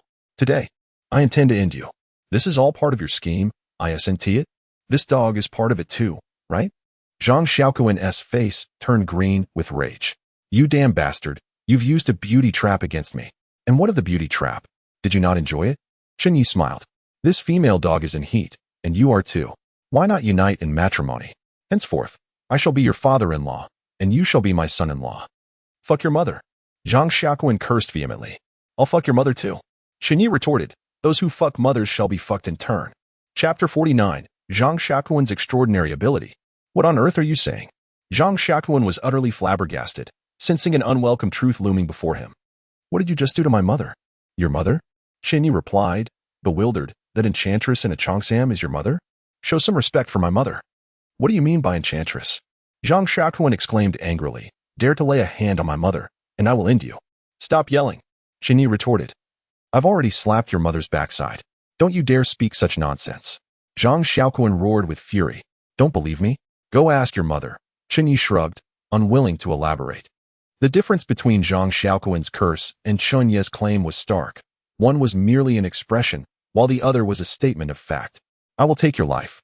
Suddenly, Zhang Xiaoquan brandished a large cleaver, charging at Chen Ye with the fury of a bull. Naturally, Chen Ye could not allow him to approach, so he pulled the trigger. The powerful crossbow unleashed a deadly bolt aimed at the most vital point, yet it missed. Undeterred, Chen Ye fired again. This time with conviction, he was closer now, and it was impossible to miss. Yet again, he failed to hit his target. All 10 bolts were discharged, and not a single one found its mark. Zhang Xiaoquan, holding the cleaver, stood frozen in disbelief. What kind of aim do you have? I could stand still, and you still wouldn't hit me. Shut your mouth. Chen Ye fumed in embarrassment. The first time I shot an arrow, I hit a polar bear in the eye. Of course, that was the pinnacle of my archery career. I never hit another person again. Now that you are unarmed, how will you deal with me? Zhang Xiaoquan boasted, brandishing his cleaver with reckless abandon. You are the fish, and I am the butcher. De Huang, attack him. Chen Ye snapped his fingers, specifically instructing, no fire breathing. Incinerating him would be too merciful. De Huang growled in response and lunged at Zhang Xiaoquan. As Zhang Xiaoquan attempted to strike with his cleaver, De Huang bit down on his wrist, severing it, and the cleaver clattered to the ground. De Huang's ferocity was terrifying. Even the strongest man stood no chance against him. With a smile, Chen Ye picked up the long knife. In that moment, with the blade in his hand, who was truly the fish? I yield. Spare me. Zhang Xiaoquan knelt, pleading for mercy. De Huang's assault was indeed formidable. Stopping the dog was simple. Chen Ye chuckled. Just call him your wife. Are you trying to fool me? Do you think I'm an idiot?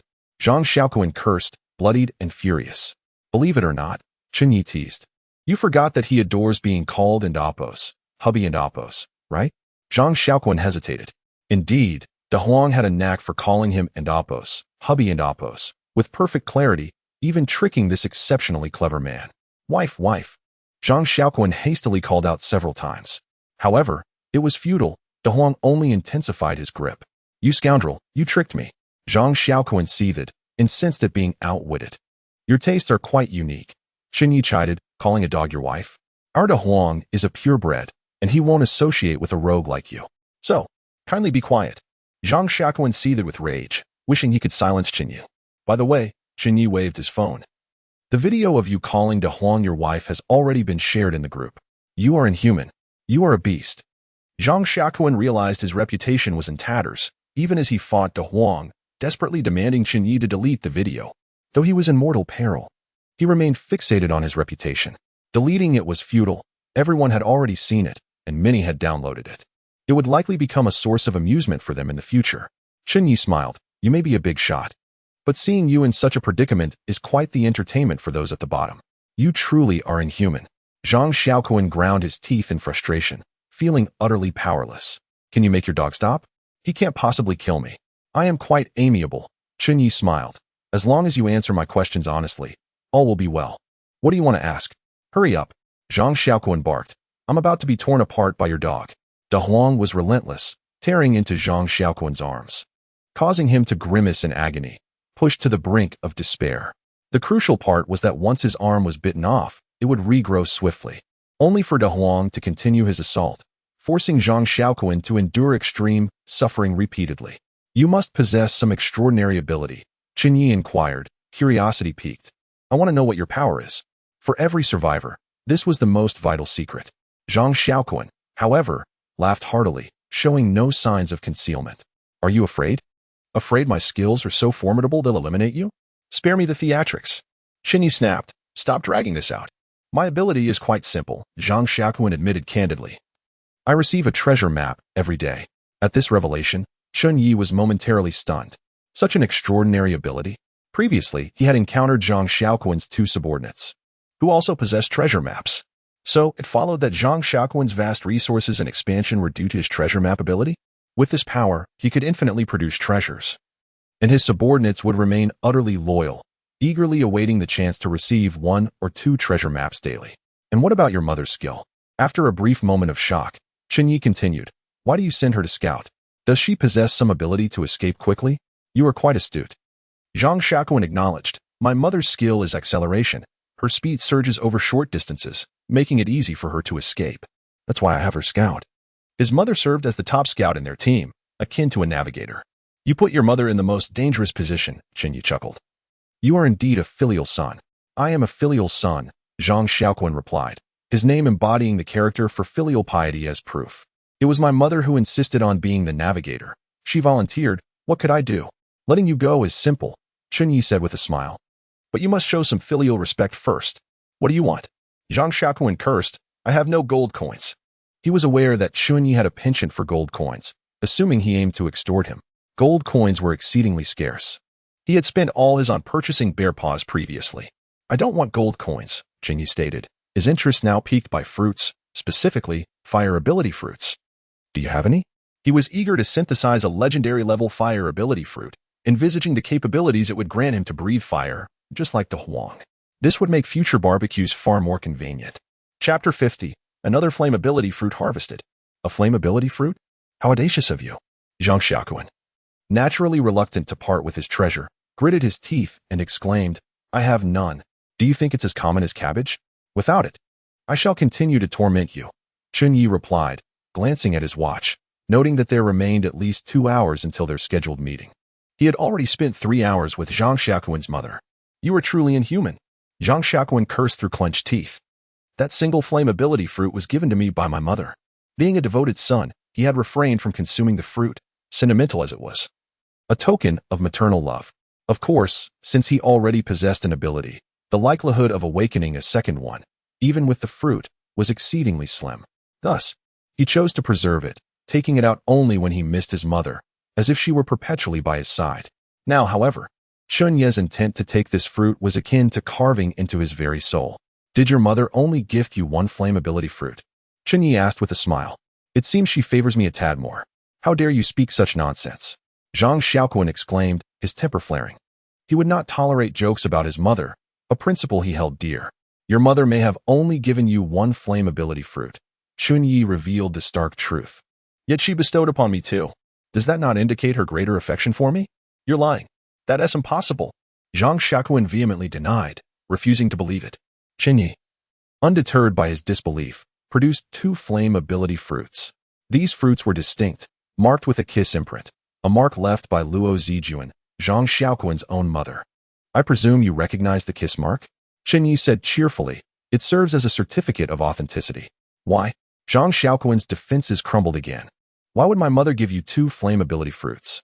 It signifies her love for me, Chen Ye said, striking at the heart. Your mother has deep feelings for me. I fear I may soon become your stepfather. I am your father. Zhang Xiaoquan exploded with rage, baring his teeth as he lunged at Chen Ye, intent on a confrontation. However, he was swiftly intercepted by Xiao Huang, who subdued him with ease. Zhang Xiaoquan's abilities were not combat-oriented, and he was utterly overwhelmed. Why are you so agitated? Chen Ye chuckled. Are you fearful that I may marry your mother and bear a sibling to inherit your fortune? No need to worry. While your mother is still young enough to have children, I have no plans for offspring. You beast. You are a true beast. Zhang Xiaoquan cried, his anger mixing with sorrow.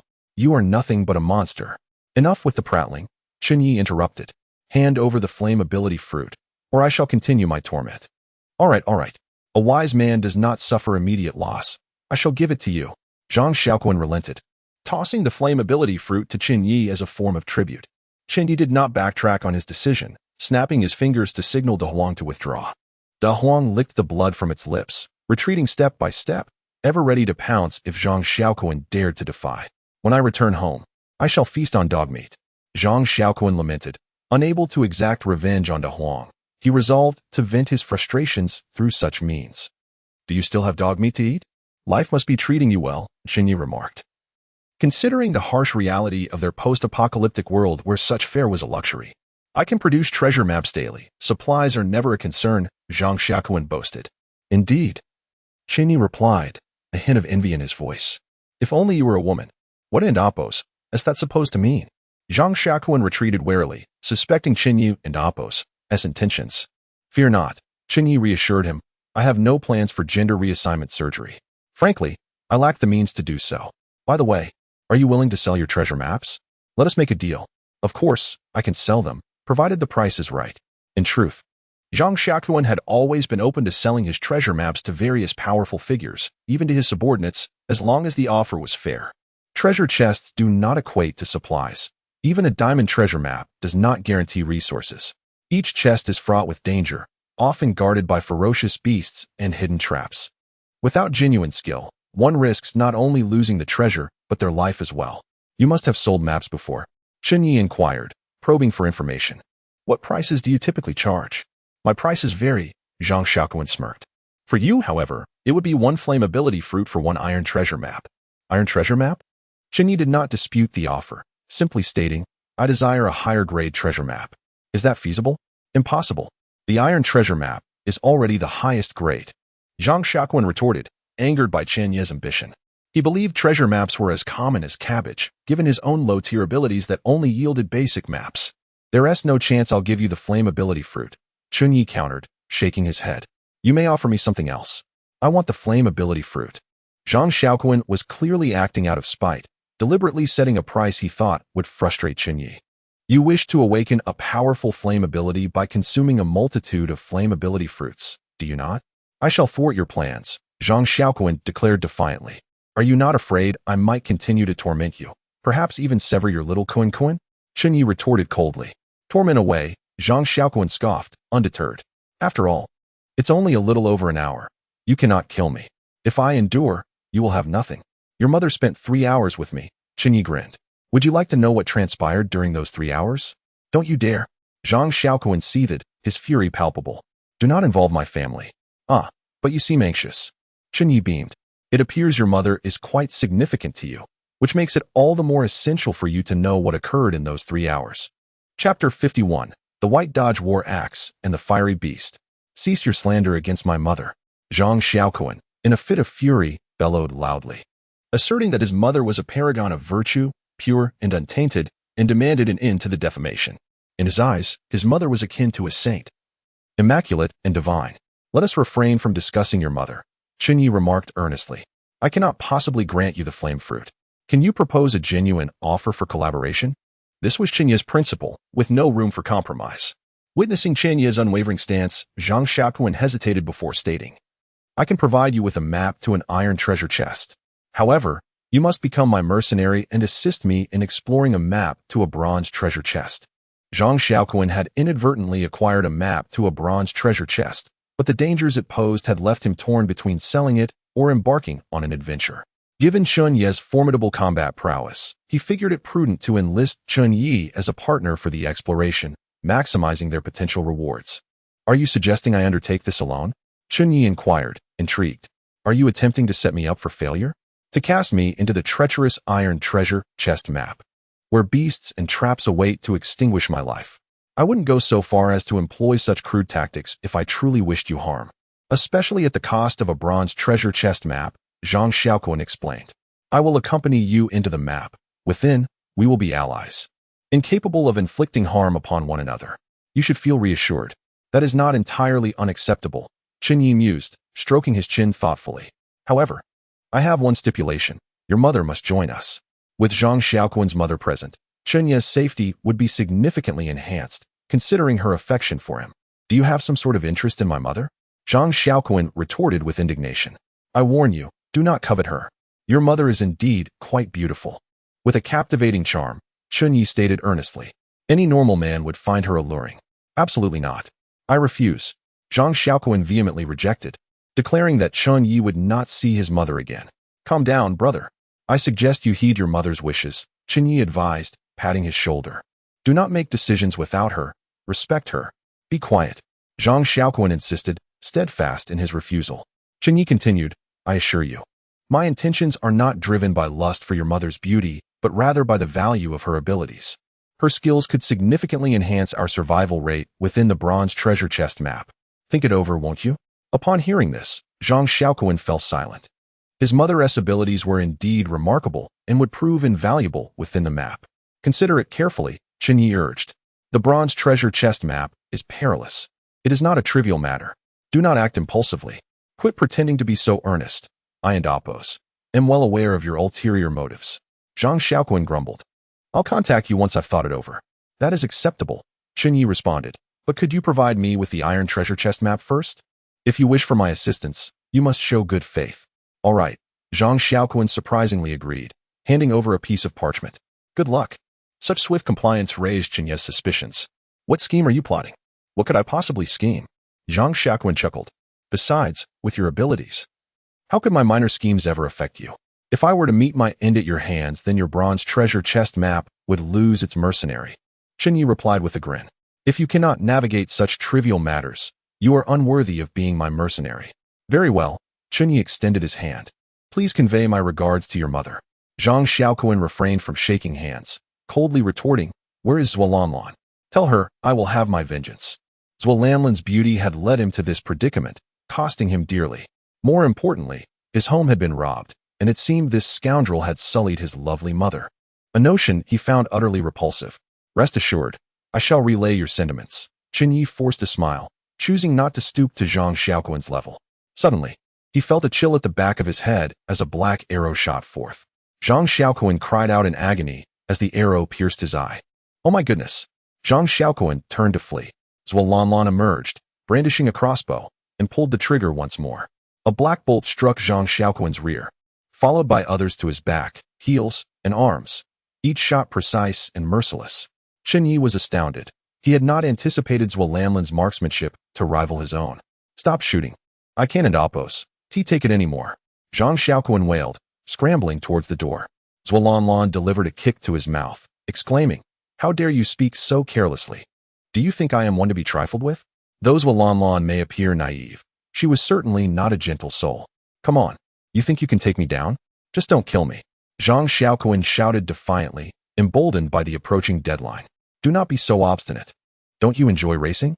Once I prepare my vehicle, I will accept your racing challenge. The loser shall kneel and apologize. Excellent. Zhang Xiaoquan exclaimed with enthusiasm. You dare challenge me to a race? You must be unaware of the reputation of the San Juan 12. While he lacked confidence in other areas, he was certain of his driving skills. Do not think I would bully you, Zhang Xiaoquan continued. I shall let you in on a secret. My second vehicle, specifically for racing, is a white Dodge Warax. If you have the guts, match your skills against my car. Chen Ye had heard of the Dodge Warax, A stunning high-performance race car. Zhuolanlan's current vehicle was no match. The disparity in performance was insurmountable. To put it bluntly, even a novice driver with a Dodge Warax could easily outpace Zhuolanlan. The gap in hardware was simply too vast. Chapter 52. The Medical Function Card. Just an old clunker. Zhuolanlan exclaimed arrogantly. What is so impressive about it? My bombardier motorcycle is no slower than yours. Once I upgrade my hardware, I will thoroughly trounce you, you fool. With that, she kicked Zhang Xiaoquan again. Zhang Xiaoquan, furious to the point of having a crooked nose, wanted to curse. But suddenly a blinding white light flashed, rendering everyone unable to open their eyes. The time for the dating card had arrived. After the white light faded, Chen Ye and his companion found themselves back on the highway. Zhuolanlan, fuming, began to pace and jump around. What is so special about a Dodge Warax? I can definitely defeat it. Zhang Xiaoquan's provocation had a profound impact on Zhuolanlan. Don't get so worked up. Your current vehicle is indeed no match for his, Chen Ye said calmly. I want to upgrade. I want to enhance my vehicle. Zhuolanlan shouted. Boss, you must help me. What do I owe you? Chen Ye shot her a fierce glare. If I defeat Zhang Xiaoquan, we can acquire a substantial amount of resources from him. Zhuolanlan quickly clarified. It would greatly benefit you and the entire team. There is no need for you to remind me. I will naturally assist you with your vehicle upgrades when the right opportunity arises. Chen Ye did not dwell on the matter for too long. Zhang Xiaoquan, that scoundrel, possesses a second vehicle. Shouldn't I also have one? After weighing the pros and cons, Chen Ye ultimately shook his head, deciding it best to maximize the potential of his current vehicle. Zhang Xiaoquan's Dodge Warax was, in fact, merely a low-tier, unmodified vehicle. Such racing machines hold little competitive edge in the survival world of the highways and are only advantageous on specific racing maps. Zhang Xiaoquan must have leveraged this vehicle's superior performance to win race after race, accumulating a wealth of resources. There is no need to rush into racing just yet. Chen Ye produced 3 flame ability fruits, stating, You performed admirably today. Eat these all. Thank you, boss. Zhuolanlan exclaimed as she eagerly seized the flame ability fruits, devouring them with abandon. In the blink of an eye, she had consumed all 3. The woman let out a contented burp, feeling utterly satisfied. Ding! The female teammate consumed 1 flame ability fruit, triggering a 100-fold return. Congratulations, you have received 100 flame ability fruits. Ding! The female teammate consumed 1 flame ability fruit, triggering a 100-fold return. Congratulations, you have received 100 flame ability fruits. Ding! The female teammate consumed 1 flame ability fruit, triggering a 100-fold return. Congratulations. You have received 100 flame ability fruits. The system notifications rang out incessantly, a melody most delightful to Chen Ye's ears. He was now 1 step closer to attaining the legendary level flame ability fruits. I wonder if the maps can also yield a 100-fold return? Chen Ye pondered seriously. If the maps could provide such returns, it would be exhilarating. It would be akin to possessing 100 iron treasure chest maps, and if those could be combined, it would be even more extraordinary. However, an essential condition for the 100-fold return is consumption, meaning Zhuolanlan must expend the iron treasure chest maps to trigger the return. Yet the iron treasure chest maps provided by Zhang Xiaoquan were clearly laden with ill intent, undoubtedly containing traps. Allowing Zhuolanlan to venture in alone would be perilous. It is utterly unacceptable to put a female teammate in danger for a mere iron treasure chest. A female teammate is an irreplaceable asset, a cash cow for Chen Ye. As long as she is alive, she can provide a continuous stream of benefits. How can one exploit a bug? Chen Ye was keen on exploiting bugs. Although he had been admonished by Tongzi Ge and the entire server had been notified, the allure of exploiting bugs was irresistible. If I let Zhuolanlan activate the iron treasure chest map, I can enter alongside her as her teammate, thereby significantly increasing our safety. Tongzi Ge, is that permissible? Chen Ye casually inquired, not expecting a response. Ding. It is permissible, you hacker. Tongzi Ge and Appo's icy voice rang out, catching Chen Ye off guard. Since this approach is viable, Chen Ye was ready to act. Just then, a message arrived from his former classmate, Tang Xueyo. Why does this saintly figure persist? I recall having blocked her previously. How can she still contact me? Chen Ye, you've gone too far. Tang Xueyo commenced her tirade, maintaining her sanctimonious tone. Haven T, I already blocked you? Chen Ye asked impatiently. Why can you still reach me? I have my ways. Tang Xueyo did not wish to elaborate, merely coldly accusing him. You are utterly outrageous. It is inhumane to raise a blade against your own classmate. Setting aside your past love for Li Dandan, You should not treat her this way, given your shared history.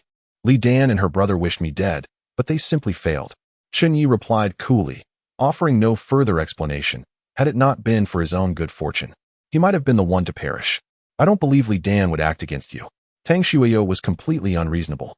If you were more generous and offered her some resources to alleviate her plight, would she resort to desperate measures against you? Your words leave me speechless. Chen Ye retorted coldly, since you are so saintly, why not use your own resources to save them instead of morally binding me? Moral coercion is undoubtedly the most repugnant. Of course, I will save Li Dan. Do you think I am a cold-blooded beast like you? Tang Shuiyo shouted. I have paid a tremendous price. You have paid a tremendous price?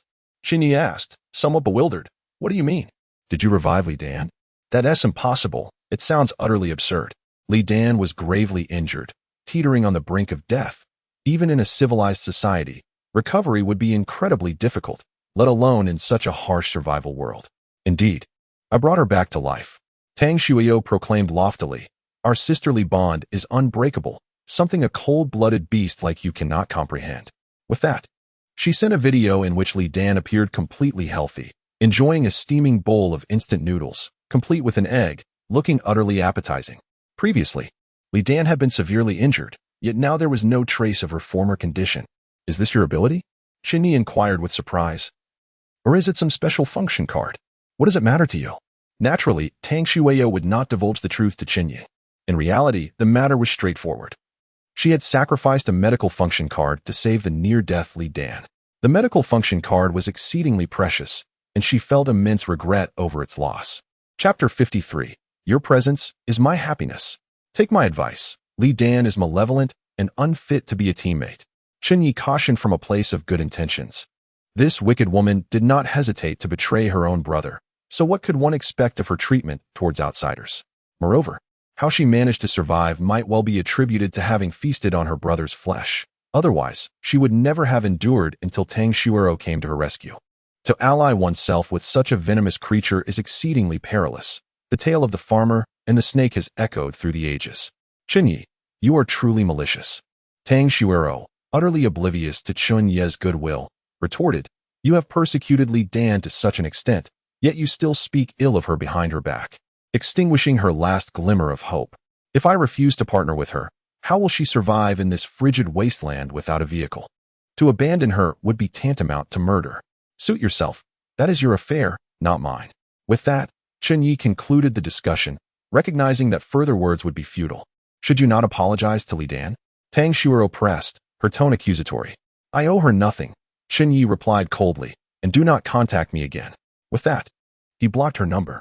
Tang Shuiyo must possess a means to restore blocked communications. Otherwise, how could she reach out to him again? To be candid, Tang Shuiyo is rather fortunate. Her supplies are abundant, and she possesses various functional cards, though her overly benevolent nature clouds her judgment. While she may appear secure now, lofty enough to criticize Chen Ye, her fate is evidently sealed.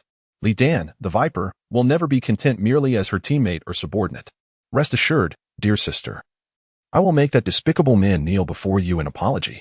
Tang Shuiyo declared fiercely, slamming her hand on the steering wheel. Such a person must be punished. Shuiyo, there is no need to stoop to his level, Li Dan replied, savoring her warm instant noodles. Let us focus on living well, striving to gather more treasure chests and supplies. Absolutely not. Tang Shuiyo asserted vehemently, I must avenge you. You truly are my dear sister. Li Dan feigned sincerity, darling. I love you dearly. Li Dan, we are indeed close friends, Tang Shuiyo said with deep affection. In this harsh world of survival, being able to trust one another with our backs is of utmost importance. Chen Ye is too foolish to understand, too focused on the meager supplies at hand. His narrow-mindedness will not allow him to survive in this brutal realm. Mark my words. It won't be long before we see news of his demise in the group chat. You are right, my dear. Li Dan nodded in agreement. Chen Ye's vision is too limited, unworthy of comparison to you. We must diligently gather supplies and quietly upgrade our vehicle. Tang Shuiyo grew excited, envisioning herself surpassing Chen Ye, leaving him in her dust. By the way, darling, what makes you so formidable? Li Dan's eyes sparkled with a serpentine glint. Do you possess some extraordinary ability? If Tang Shuiyo harbored any exceptional combat skills, Li Dan would be cautious not to provoke her, for a single misstep could lead to her own downfall. For now, Feigning innocence allows her to enjoy meals and comforts in Tang Shuro's RV. Without her, she would surely freeze or starve. I possess no special abilities. Even my first vehicle was quite ordinary, Tang Shuero confessed candidly. The reason I have this RV and abundant supplies is simply due to a stroke of luck. I stumbled upon a vehicle. The owner had mysteriously perished, having amassed considerable resources, and I happened to come across the RV and its contents, traversing the road without encountering danger. Simply luck? Li Dan's eyes glimmered, her mind racing. If it is merely luck, then Tang Shuero is just an unarmed woman. Li Dan has every capability to seize everything that belongs to Tang Shuero. Yet this malicious woman would not act recklessly. She would wait for an opportunity that guarantees success, or else she would not act at all. Do you have any weapons? Li Dan inquired deliberately. I believe we, as two women, must possess weapons for self-defense. Otherwise, those wretched men may seize our resources and bully us. You are absolutely correct. Tang Shuero replied with a smile. Of course, I have weapons. What sort? Li Dan's heart raced with alarm. It was wise to remain cautious, for her companion possessed weapons. A dagger, Tang Shuero stated, producing a gleaming knife. Here, take this. You are giving this to me? Li Dan exclaimed, quickly accepting the dagger and gripping it tightly. With this weapon, she could easily overpower Tang Shuero. What about you? Li Dan asked, her caution resurfacing. I have other weapons, Tang Shuero revealed, pulling out a sleek black handgun. To be prepared for any danger, it was fully loaded, and she displayed it before Li Dan. Darling, you are so thoughtful. Li Dan reached for the handgun, but Tang Shuero promptly returned it to her waist, her tone serious. Dear sister, a firearm is not a toy. Without proper training, you could easily injure yourself. You are right, Li Dan nodded, disappointment etched on her face. You are correct, darling. She nearly snatched the handgun. For possessing it would mean that all of Tang Shuero's advantages would be hers. Just a hair's breadth away from success left her vexed, and her gaze towards Tang Shuero turned hostile. What right does she have to be so fortunate, to stumble upon so many treasures, including a handgun? Darling, why don't you take a rest in the back for a while? Tang Shuero suggested kindly. You have just recovered. You need to nurture your strength. Thank you, dear. Li Dan pecked her on the cheek. Once I am rested, I will take the wheel while you relax. Tang Shuero nodded in agreement. Driving for extended periods was indeed exhausting, and a change of shifts was necessary. Truly, having you is my blessing, Tang Shuero expressed sincerely. She had long sought a reliable partner to share the burdens of driving. Chapter 54 Encountering Chu Lingxi. Dear Goose, would you like a map to an iron treasure chest? Chen Ye said with a smile. Boss, you are too kind. Left Lamlin's eyes sparkled with admiration for Chen Ye. You're giving me the iron treasure chest map you just obtained from Zhang Xiaoquan? Of course, but I have my conditions. Chen Ye generously tossed the map to her. You must use it immediately. I wish to accompany you into the map to retrieve the treasure. No problem. The naive goose showed no concern for any potential danger and declared, this time, I will lead the charge. Well then, let us commence. Chen Ye urged, eager to see if his female companion would return him 100 iron treasure maps after using the one he provided. If that were the case, it would be exceedingly delightful, and if they could be synthesized later, it would be even more exhilarating. With a sufficient quantity of maps, one could ultimately acquire the highest grade treasure map, which would indeed be a remarkable stroke of fortune. Boss, I am about to use the treasure map. Left Lan exclaimed excitedly. As this was her first experience using such a map, having previously observed Chen Ye do so. Oh no, boss, the usage has failed. Left Lamlin's face fell in disappointment. How did it fail? Chen Ye furrowed his brow. Did Zhang Xiaoquan play a trick on him by providing an unusable iron treasure map? The system prompted, mileage insufficient. Less than 50 kilometers, the iron treasure map cannot be used. Oh, so that's how it is. Chen Ye was equally surprised, unaware of such a stipulation. However, they were quite close to the required distance. We only need to drive another 10 kilometers to reach 50. Then let us get in the vehicle, he suggested. We'll stop after reaching 50 kilometers and then use the iron treasure map. The two climbed into the vehicle and ventured forth through the snowstorm. 10 kilometers was not far, and they would arrive shortly. Boss, it seems there are people ahead. As the navigator, Left Lan made another discovery. Same procedure as usual, Chen Ye responded immediately. Pull over and wait for me. Soon, Chen Ye approached Left Lanlin's vehicle. What is going on? He inquired. Left Lan shook her head. I don't know. But there are many cars and people. Chen Ye covered one of his eyes and whispered, Amatilis. His left eye turned crimson, resembling a telescope. allowing him to peer through the snow and discern the situation not far ahead. 3 vehicles, including vans and sedans, were parked on the road, and 3 menacing figures were obstructing a young girl. The girl, with long blue twin ponytails and a sword slung over her shoulder, looked as if she had stepped straight out of a comic book. It was Chu Lingxi. Chen Ye withdrew his gaze, astonished to encounter this young girl on the road. From the situation, it appeared that the 3 men were attempting to rob her. It was quite despicable for these men to target such a small girl, especially since she had no vehicle of her own, which took Chen Ye by surprise. After scrutinizing the surroundings with his blood-red eye, he confirmed that there was no sign of Chu Lingxi's vehicle. However, it was possible that her vehicle had already been taken by the 3 men. He decided to approach the scene. While he had dealings with Chu Lingxi, he had no personal ties to her. The notion of a hero rescuing a damsel was not his intention. He merely sought to assess how he could best benefit from the unfolding conflict. Chen Ye's principle was simple. Each person should mind their own business. As the car slowly approached, the 3 robbers noticed Chen Ye and became vigilant, gripping their weapons tightly, wary of any sudden attack from him. "Brother, this is a personal matter." One of the men with a single eye stepped forward, hoping Chen Ye would refrain from intervening. "Oh, is it a personal matter?" Chen Ye smiled, genuinely curious. "Could you enlighten me on what it entails?" "What personal matter?" "They were trying to rob her." Chu Lingxi shouted. "They are bullying a little girl and robbing me. How inhumane." If it were merely a robbery of a little girl, Chen Ye did not exit the vehicle, only extending his head out the window, acknowledging that it was indeed rather inappropriate. Exactly, utterly inappropriate. Chu Lingxi seemed to recognize Chen Ye and quickly exclaimed, "Big brother, please help me. Don't just stand by. What's in it for me if I help you?" Chen Ye replied with a smile. "You are the benevolent Lord Ye."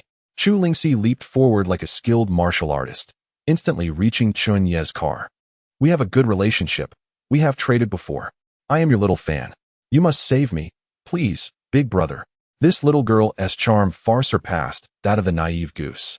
With each smile and frown, her twin ponytails swayed, and dimples adorned her cheeks, rendering her irresistibly captivating. "Don't try to play on my emotions," Chen Ye replied coldly. "I am not a saint. You are the best. You cannot just stand by and watch me suffer." Chu Lingxi continued to plead, "We have such a good relationship. Are you truly the benevolent Lord Ye?" The one-eyed man widened his solitary eye, while the other 2 men rushed over. One had only one hand, and the other had lost an ear, his head resembling a round ball, quite comical. "It truly is the benevolent Lord Ye. My heavens, my idol Lord Ye. If it weren't for your affordable meat, we wouldn't have survived this harsh winter. Benevolent Lord Ye, please allow us to pay our respects." The 3 men knelt heavily on the ground, repeatedly bowing to Chen Ye. Witnessing this scene, Chu Lingxi erupted in frustration, scolding, "How can this be? How can you be so shameless? You simply flirted a little, and they are already bowing down to you. It's not even on the same level." The 3 men were weeping profusely. "Lord Ye, you must take charge. This woman is utterly malicious and gives us no chance at all. What is going on? Are they not the ones bullying a little girl?" Chen Ye found the situation bewildering. "We are the victims." The 3 men lamented. "Look at my eye. Look at my ear. And my hand. We have become disabled. All because of this wicked girl." Chen Ye was taken aback. Goodness, was this little girl truly so ruthless? Chapter 55, A Long Worm. How intriguing. Chen Ye's interest was instantly piqued. Everyone refrained from chattering. The 3 of them were creating quite the cacophony. "Good-hearted Ye, allow me to speak." The Cyclops, evidently the leader among them, recounted the situation in detail. The matter was rather straightforward. It involved Chu Lingxi employing a bit of cunning. Not only did she deceive them out of all their supplies for survival, but their vehicles were no longer theirs either. In a fit of rage, they confronted her, only to find her exceedingly unreasonable. One of them had his eye stabbed out with a sword, another had his hand severed, and the most unfortunate of all had both of his ears cut off. "Wait a moment," Chen Ye interjected, astonished. "Are you implying that the 3 vehicles on the road do not belong to you? They were ours initially, but now their ownership has been assigned to that little girl." The Cyclops lamented, his face a picture of despair. "I have no idea how she managed it." Chen Ye, equally curious, turned to Chu Lingxi and inquired, "How did you pull that off?" Hee. Chu Lingxi chuckled mischievously. "It's a secret." "A secret? So you're saying they are telling the truth?" Chen Ye remarked. "You are being rather excessive, are you not?" "What do you mean by excessive?" Chu Lingxi pouted, visibly displeased. "It is merely their incompetence. Their inability has led them to seek trouble with me. Are you suggesting that you feel wronged?" Chen Ye laughed. Do tell how you feel aggrieved. I informed them of the treasure chests nearby, specifically iron chests that could yield excellent items. As long as they provided me with sufficient supplies, I would exchange that information. Chu Lingxi shrugged. It was a fair trade, was it not? Chen Ye nodded. It is indeed a fair exchange. After all, information regarding treasure chests is exceedingly valuable, and it is only natural to trade some supplies for it. Did you hear that? Big Brother said it was fine, Chu Lingxi gleefully declared. This matter is still justifiable from my perspective. And what transpired next? Chen Ye asked. What followed is no longer my concern, Chu Lingxi replied, leisurely enjoying her lollipop while humming a tune. Whether they can obtain the treasure chest, what lies within it, or whether they can avert danger is entirely their affair. If they can manage it, they deserve the rewards. If not, they are simply useless and deserve their fate. It has nothing to do with me. You are talking nonsense and distorting the truth. The Cyclops shouted angrily. You provided the information about the treasure chest, but you withheld critical details, particularly regarding the dangers involved. We invested substantial resources, yet did not obtain the treasure and nearly lost our lives. If we hadn't escaped quickly, all three of us would have perished. You intended to lead us to our doom. After narrowly escaping death, they confronted Chu Lingxi, only to find her unreasonable and prone to violence, leaving them disabled. The most infuriating part was that while they sought the treasure chest, Chu Lingxi had seized all their vehicles. I ask you on what grounds? The Cyclops continued his tirade. Why did you steal our vehicles? Now all three belong to you. You are unlikely to return after searching for the treasure chest. Chu Lingxi was indifferent. I merely utilized the resources. It would be wasteful to let them go to waste. Listening to both sides argue, Chen Ye began to grasp the situation. These three unfortunate souls had been outsmarted by the little girl. She was clever, intelligent, and merciless, far surpassing the ordinary. No wonder she could survive alone in such a brutal world. If she were as foolish as Lan, she would have met her demise countless times by now. Good-hearted Ye, do you hear the nonsense she speaks? The Cyclops fumed. You must take charge for your brothers. I am not a benevolent lord. Chen Ye quickly distanced himself from the situation. Do not place too much hope in me. He did not pursue fairness or justice, only the maximization of benefits. As long as good-hearted Ye did not take sides with the little girl, that would suffice. The Cyclops gritted his teeth. We can handle her ourselves. Though Chu Lingxi was formidable, the three men were not weak, and in a fit of anger, it was uncertain who would emerge victorious.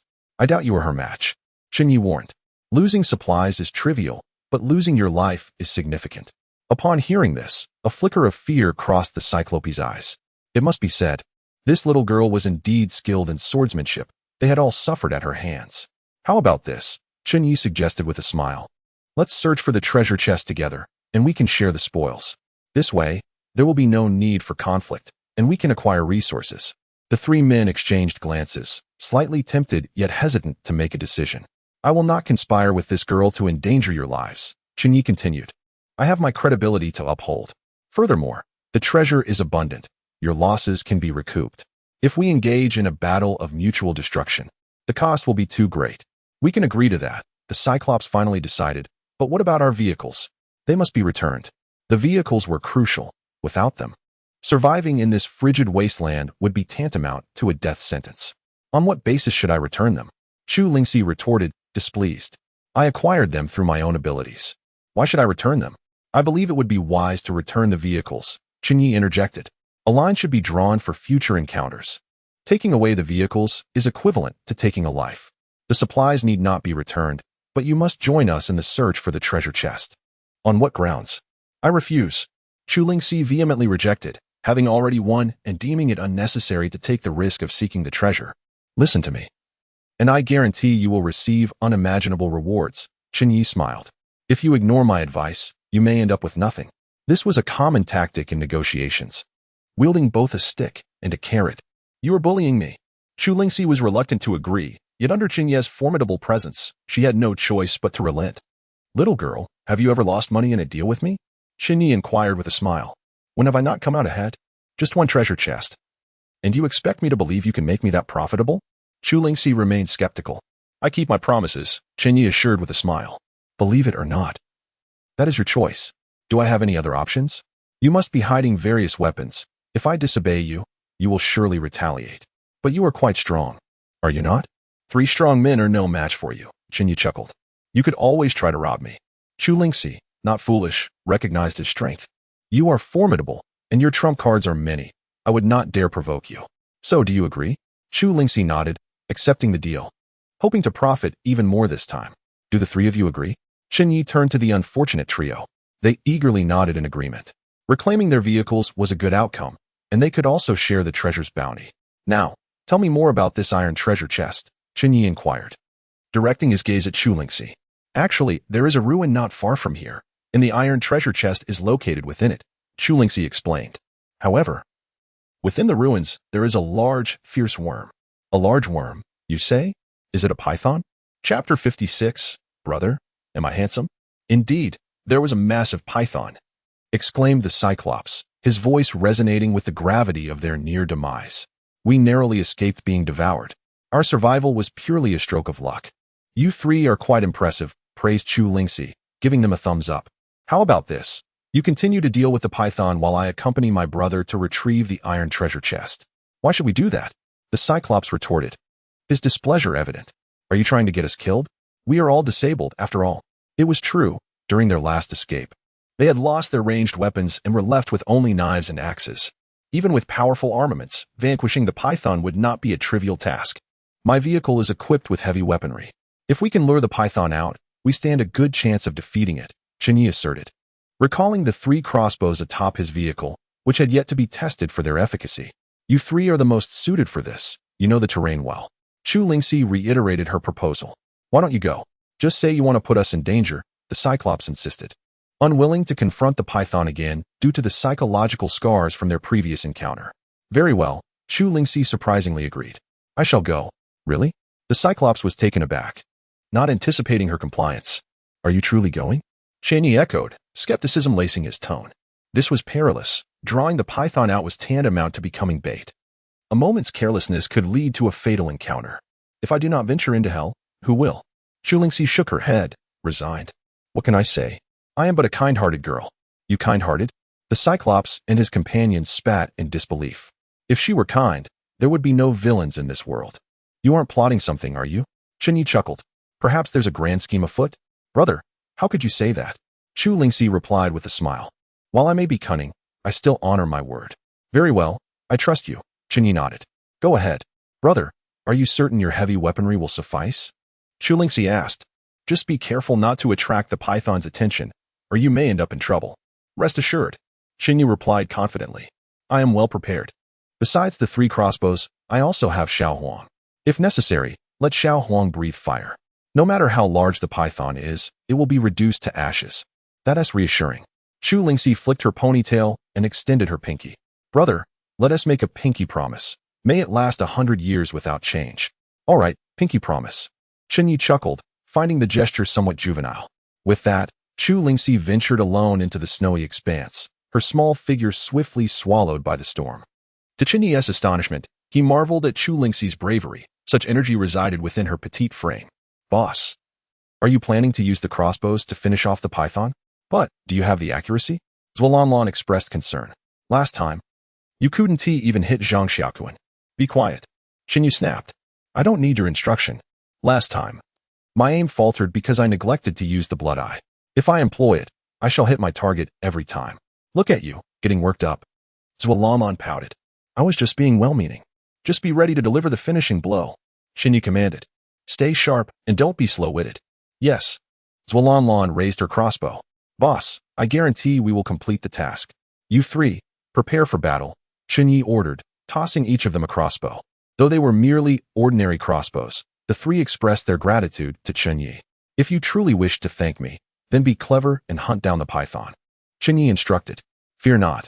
We will ensure your safety and that of your vehicle, they replied passionately, filled with determination. Chen Ye settled into the RV, waiting patiently for Chu Lingxi's return. Approximately an hour later, a figure burst forth from the snowstorm. Although her face was obscured, her long twin ponytails were unmistakable. It was her, Chu Lingxi. This girl, riding a snowmobile, sped through the blizzard. Prepare. Prepare. The python is coming. Chu Lingxi laughed heartily, suddenly raising a massive snake egg and slamming it onto the ground. In her arms were 5 or 6 more snake eggs, each nearly the size of an ostrich egg. With a deafening roar, a python, as thick as a barrel, charged forth, its obsidian body stark against the white landscape. Quick, Prepare for battle, Chu Lingxi shouted, driving the snowmobile forward without slowing down. She knew that if she did, both the vehicle and herself would become the python's next meal. What a colossal serpent! Zuolanlan exclaimed in terror, clinging tightly to De Huang, who was their ultimate weapon, surely capable of overcoming the giant serpent. Fire! Chen Ye commanded, his voice booming. Zuolanlan and the others quickly pulled their triggers. Their aim was commendable, yet the python's thick scales rendered their arrows ineffective. Run! Zuolanlan panicked. We can't handle this. It's not a serpent, it's a dragon. It has dragon scales. Silence. Chen Ye activated the blood eye, his pupils transforming into a deep crimson. The once swift python appeared to slow in his eyes. Strike at the python's heart, he declared, focusing on the vital point. Hit. Chen Ye squeezed the trigger. The 3 crossbows unleashed their bolts, each as thick as a thumb, soaring through the air. The projectiles cut through the storm, striking the python's heart with tremendous force, embedding deeply into the ground. With a furious roar, the python writhed in agony, blood gushing and staining the pure snow red. Hit! Zuolanlan cheered. Boss, you're incredible. Why does the python roar? Chen Ye furrowed his brow, perplexed. By all accounts, pythons shouldn't be capable of such vocalizations. Strange indeed. Brother, you are amazing. Chu Lingxi returned on her snowmobile, showering him with praise. What are you doing? Chen Ye shouted. Don't act recklessly. Chu Lingxi charged directly at the still raging python, which was far from defeated. Unfazed, she leaped from the snowmobile, converting its inertia into a projectile as it crashed into the python's head, disorienting the beast. Die! Chu Lingxi somersaulted, brandishing her sword and delivering a swift blow to the python, her blade slicing through its neck with ease. The enormous creature spewed forth a torrent of blood, transforming the landscape into a scene of carnage. Chu Lingxi skillfully evaded the blood rain, wiping the sword's edge with pristine snow, and with a touch of arrogance remarked, Big brother, what do you think? Am I handsome? Chapter 57. In ancient times, there were heroes of the wilderness. Today, there is a master and his dog. The combat prowess of this little girl is quite terrifying. Chen Ye mused, stroking his chin, his eyes glimmering with intrigue. If she were to join my team, our fighting capacity would be significantly enhanced. I thought you had fled. Chen Ye chuckled, remarking, I didn't expect you to be so trustworthy. What are you talking about? Chu Lingxi retorted angrily. We made a pact. How could I possibly run away? In her heart, the pact was a matter of utmost sanctity. As the saying goes, it is easy to hang oneself but difficult to keep a promise. For her, the significance of a pact far outweighed any notion of despair. Indeed, Chen Ye extended his thumb, asserting that one must always honor their word and maintain integrity. Big brother, I have slain a giant python and achieved great merit. Chu Lingxi laughed, asking, Can I make a request? What request? Chen Ye inquired with a smile. Not too unreasonable, I hope? Not unreasonable at all, Chu Lingxi replied, a hint of dimples gracing her cheeks. I want the snake's gallbladder. The gallbladder? Chen Ye frowned. Why do you need the gallbladder? The gallbladder is the most vital organ of the giant python, which Chen Ye intended to feed to De Huang. After De Huang consumed the wolf's heart previously, its size had noticeably increased. This time, with the gallbladder, its growth would surely be remarkable. A substantial size equates to formidable combat strength. Well, Chu Lingxi shook her twin ponytails. It's a secret, a secret. You certainly have many secrets, Chen Ye chuckled. I have gallbladders in my storage. How about I give you 2? 2. Chu Lingxi's eyes sparkled. Is that true? One would already make me very happy, and now there are 2? I wouldn't lie about such matters, Chen Ye stated. However, before that, the fresh gallbladder must be consumed by De Huang first. Agreed. Chu Lingxi readily accepted, personally disemboweling the snake and using her sword to extract the massive gallbladder, presenting it to De Huang. The gallbladder was exceedingly pungent, and the overwhelming odor nearly made Chen Ye retch. Yet, De Huang was ecstatic, devouring it voraciously until it was completely gone. It licked the blood from its lips, circling around Chen Ye, calling husband, husband, husband. Its intentions were clear, it wanted more. After all, it could understand human speech and knew that Chen Ye had more in storage. Get lost. Chen Ye felt an urge to kick it. This little female dog was becoming increasingly difficult to manage. Big brother. Chu Lingxi's mouth agape, her big eyes blinking in disbelief. Your wife is a dog? Shut up. Chen Ye shot her a fierce glare. Chu Lingxi stuck out her tongue, murmuring, Big brother is so fierce. Mr. Chen, you are a true man. The one-eyed dragon praised. Thrice have we seen heroes of the wilderness, And today we have you, Master and his dog. You are indeed a role model for our kind. If you cannot speak properly, then stay silent, Chen Ye coldly reprimanded. No one considers you a mute. Ding. De Huang consumed a gallbladder, triggering a 100-fold return. Congratulations. You have acquired 100 gallbladders, now stored in the system's warehouse. Husband. Husband. De Huang continued to call, displaying a demeanor that suggested it would call until it received more. Quickly shut your mouth. Chen Ye could only toss out a gallbladder to silence the dog. Seeing the gallbladder, De Huang once again devoured it with great enthusiasm. Big brother, what about mine? Xu Lingxi giggled. My 2 gallbladders. Hurry and give them to me. Don't rush. Chen Ye tossed her 2 blood-soaked gallbladders. Perfect. Xu Lingxi skillfully pierced the 2 gallbladders with her sword, threading them together. Big brother. If I call you husband too, can I have another? Seeing De Huang extort 2 gallbladders, she too was tempted to acquire 1 more. Tell me what you need the gallbladder for, and I will give you another, Chen Ye chuckled. She was merely curious. What could this girl possibly want with the gallbladder? Then forget it. Xu Lingxi pouted. I don't want to call you husband anyway. You don't want to call me? Chen Ye laughed. Do you have a husband already? Of course not. Xu Lingxi replied with a playful glint in her eyes. I prefer girls, fragrant and lovely, much more pleasant than stinky men. Silly girl. You are still young and do not yet understand the merits of stinky men. Chen Ye chuckled, refraining from teasing the young girl further. Big brother, look. It has grown. Zualanon exclaimed loudly. De Huang is grown again. From now on, we shall call it Giant Huang. She rode on De Huang's back, tugging at its golden fur, galloping like a horse. Now that De Huang had grown, its strength seemed to have increased significantly. Even with someone on its back, its speed remained unaffected. Goodness, it has grown so much? Chen Ye was astonished. Previously, De Huang was just over 1 meter long, but now it was directly over 2 meters. Standing, it could rival Yao Ming in height. Big brother, do we have more gallbladders? Zualanlon laughed heartily. Can I have another? Or even 100. Not only had De Huang grown in size, but its fur had also increased in length. She sat atop it like a large furry ball, feeling quite comfortable. De Huang. Chen Ye retrieved a gallbladder and tossed it to De Huang. Delicious.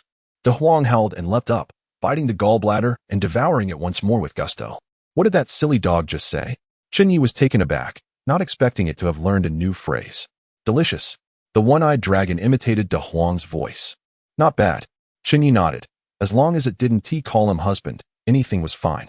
It seemed that the ferocious beast's delicacies not only enhanced its size, but also boosted De Huang's intelligence, allowing it to learn more words. Before long, De Huang finished eating. This time, it was truly full, lying on the ground, yawning, ready to take a nap. Why has Tia grown anymore? Zualanon felt a bit disappointed. She hoped De Huang could grow into a colossal beast. Perhaps there are certain limitations. Chen Ye was indifferent. Today, it was impossible for it to grow further, but he estimated tomorrow would be promising. Patience is a virtue. No need to rush. Big brother, you truly have a plethora of gallbladders. How impressive. Xu Lingxi blinked her big eyes, eyeing him enviously. Can you give me a few more? Are you trying to mooch off me? Chen Ye shook his head. Definitely not. All right then. Xu Lingxi said, I don't want the snake meat anymore. Can we trade for a gallbladder? Since the giant python was slain collectively, it should ideally be divided into 3 portions. Given that Chen Ye was the primary attacker, he could take a bit more. Xu Lingxi had also contributed significantly, so she deserved her share as well. Sure, Chen Ye replied. The snake meat will be divided into 3 portions, 4 for us and 2 each for the others. No objections here. The one-eyed dragon and the others had no qualms. After all, without them, the duo could have still slain the beast. Here is your gallbladder. Chen Ye tossed it over, saying, Little girl, are you raising any pets? Kiki. Xu Lingxi laughed. Big brother, it's a secret, a secret. All right then, Chen Ye said, let us tidy up and open the treasure chest. The giant python guarding the treasure chest had already been defeated, so they could now proceed to open it. Who will claim the gold coins? Suddenly, a discordant sound reverberated. Slaying the colossal python will yield a bounty of gold coins. Chapter 58. Unequal distribution of spoils. The gold coins belong to me. Chen Ye smiled and inquired. Does anyone have any objections? The crowd exchanged glances, none daring to voice their dissent. Everyone was aware of Chen Ye's fondness for gold coins, which he had been hoarding relentlessly, despite their ignorance regarding their utility. The absence of objections sufficed. Without further elaboration, Chen Ye continued onward with De Huang. In search of treasure chests, why should we settle for a mere 20%? One-eyed dragon's companions expressed their discontent. It should be an equal division of the snake meat. The two were visibly displeased, feeling cheated out of their fair share. Enough from you two, One-eyed dragon admonished quietly. They have graciously brought us along. That is a considerable favor. Huh, what do you mean considerable favor? The rude egg retorted. You are useless and incapable of safeguarding our interests. Indeed, one of them added angrily. Why should we accept a mere 20%? It should be fair and just. The rude egg exclaimed. Is it reasonable for the three of us to share just 20%? In the face of greed, the ugly facets of human nature were laid bare. They felt no gratitude towards Chen Ye, only resentment, believing they had been shortchanged. Unbeknownst to them, without Chen Ye, they would not only have struggled to reclaim their vehicle, but might have even lost their lives. What is going on? Chen Ye had overheard their murmurs and queried coldly. The rude egg and the rude palm immediately fell silent, lowering their heads, too intimidated to utter another word. They held a considerable respect and fear towards Chen Ye, unwilling to confront him for their share of benefits and resources. Mr. Chen, it's nothing. One-eyed dragon smiled nervously. They're just a bit dazed and speaking nonsense. Is that so? Chen Ye approached the two, questioning. Do you have any particular needs, or are you merely spouting nonsense? The pair stammered, unable to articulate their desires. Do not be anxious. Chen Ye patted one on the shoulder, exuding encouragement. Speak boldly. I am a reasonable person. Mr. Chen. The rude egg coughed a few times and stated, You are right. We have no objections regarding your distribution. Right. The rude palm chimed in, his expression obsequious. We have no objections whatsoever. Since there are no objections, let us commence the search for the treasure chest. Chen Ye commanded. Chu Lingxi, lead the way. You three stay in the middle, and I will follow at the rear. The two groups, being the most familiar with the terrain, naturally took the lead. Chen Ye also maintained his habit of not leaving the rear to non-allies. Understood. The group responded in unison, promptly springing into action. Chu Lingxi rode the snowmobile at a leisurely pace, while the trio ambled along with their crossbows. Chen Ye and Zualanlan rode on De Huang's back, enjoying the warmth. Initially reluctant to serve as a steed, De Huang quickly yielded under Chen Ye's persuasive charm. One-eyed dragon, why on earth were you silent earlier? The rude egg berated. You think you can play the good guy? Exactly, the rude palm added indignantly. Why didn't you speak when asked? Why should I? One-eyed dragon countered. Of course you should. The rude egg retorted. You are the leader of our team. Indeed, One-eyed dragon was the captain of the trio.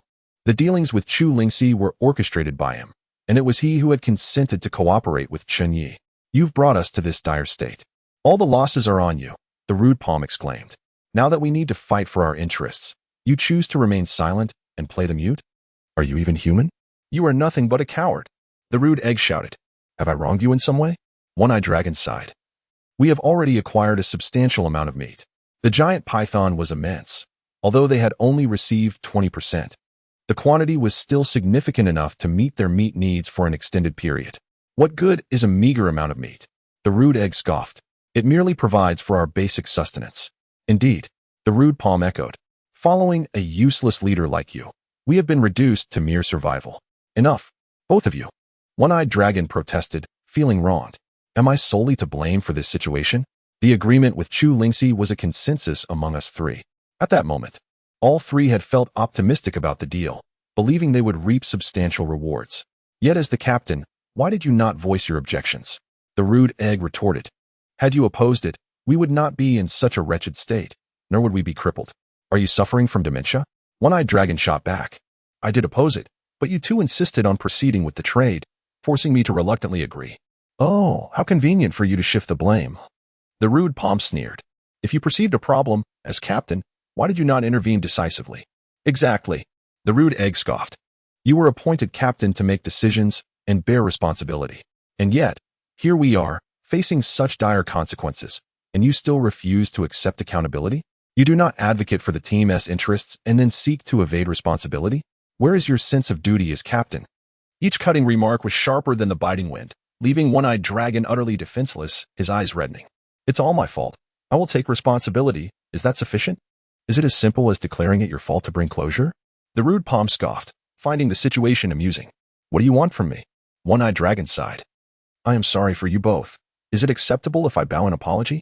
He then genuinely knelt before them, bowing his head. Seeing him so broken, the two still refused to relent. The rude egg scoffed. Will bowing resolve the issue? Who are you bowing for? The rude palm exclaimed. Are you trying to show Chen Ye how much you have suffered? A bow. The rude egg sneered. It seems more like a slap in our faces. The more one-eyed dragon yielded, the more they became emboldened. Even after his bow, they remained unyielding, attacking him with renewed vigor. Are you finished yet? One-eyed dragon shouted in anger. What more do you want? Should I go find my ears or reattach my palm? That is utterly impossible. Do not raise your voice. Our demands are simple, the rude egg declared, having lost both ears. When we open the treasure chest, you must secure sufficient benefits for us. Indeed. The rude palm added quickly, at the very least, our gains should be equal. Yes, the rude egg insisted, do not dare to bully us any further. Humph. One-eyed dragon scoffed. You lack the courage to confront Mr. Chen and expect me to take the risk? Who else would step up if not you? Our captain. The rude egg asserted, believing it was only natural. Indeed. Is being a captain without purpose? The rude palm scolded. You refuse to shoulder any responsibility? Just a figurehead? Fine. One-eyed dragon gritted his teeth. I will strive to secure our interests. If I fail to obtain sufficient benefits this time, I might as well end it all. The rude egg maliciously remarked. The one-eyed man remained silent, swallowing his anger. Boss, what are those three up to? Zhualanlan observed from a distance, sensing something amiss. Why were they kneeling and arguing fiercely? It seemed exceedingly unfriendly. Were they not teammates? They were merely bullying the honest man. Chen Ye scoffed. The braised egg and the one-handed man were clearly ungrateful wretches who could not be nurtured. Chapter 59. 10 bottles of legendary mineral water. Soon, the group arrived at their destination. Having visited once before, they navigated the route with ease, avoiding many detours. This location was an abandoned factory, likely a steel mill, as indicated by the massive blast furnace. Beneath the rusted remnants of the furnace lay an iron treasure chest, measuring 1 meter by 1 meter. Covered in rust and remnants of snow. Out of caution, they maintained a distance of several dozen meters, refraining from opening the chest. Although the primary guardian, a giant python, had been vanquished, potential risks still loomed, and none dared to act recklessly. In such an environment, prudence was essential. Who will open the chest? Inquired Chu Lingxi. The risks associated with opening the treasure chest were considerable. Aside from dangers outside the chest, it could also harbor lethal threats within. Sometimes, a chest contained nothing but a venomous snake, ready to claim a life the moment it was opened. Whoever opens the chest shall receive a larger share of the spoils. Chen Ye proposed after some contemplation. The unwritten rule dictated that those who bore the risk would reap greater rewards. We will open the chest. Lu Dan quickly raised his hand, eager to embrace the risk. Indeed, Duan Zhangzi chimed in, we have not contributed to the team thus far. It is time to take the lead. Their desire for gain fueled their enthusiasm. Very well, the task is yours, Chen Ye acquiesced, indifferent, as he understood that whatever treasures lay within would first belong to him.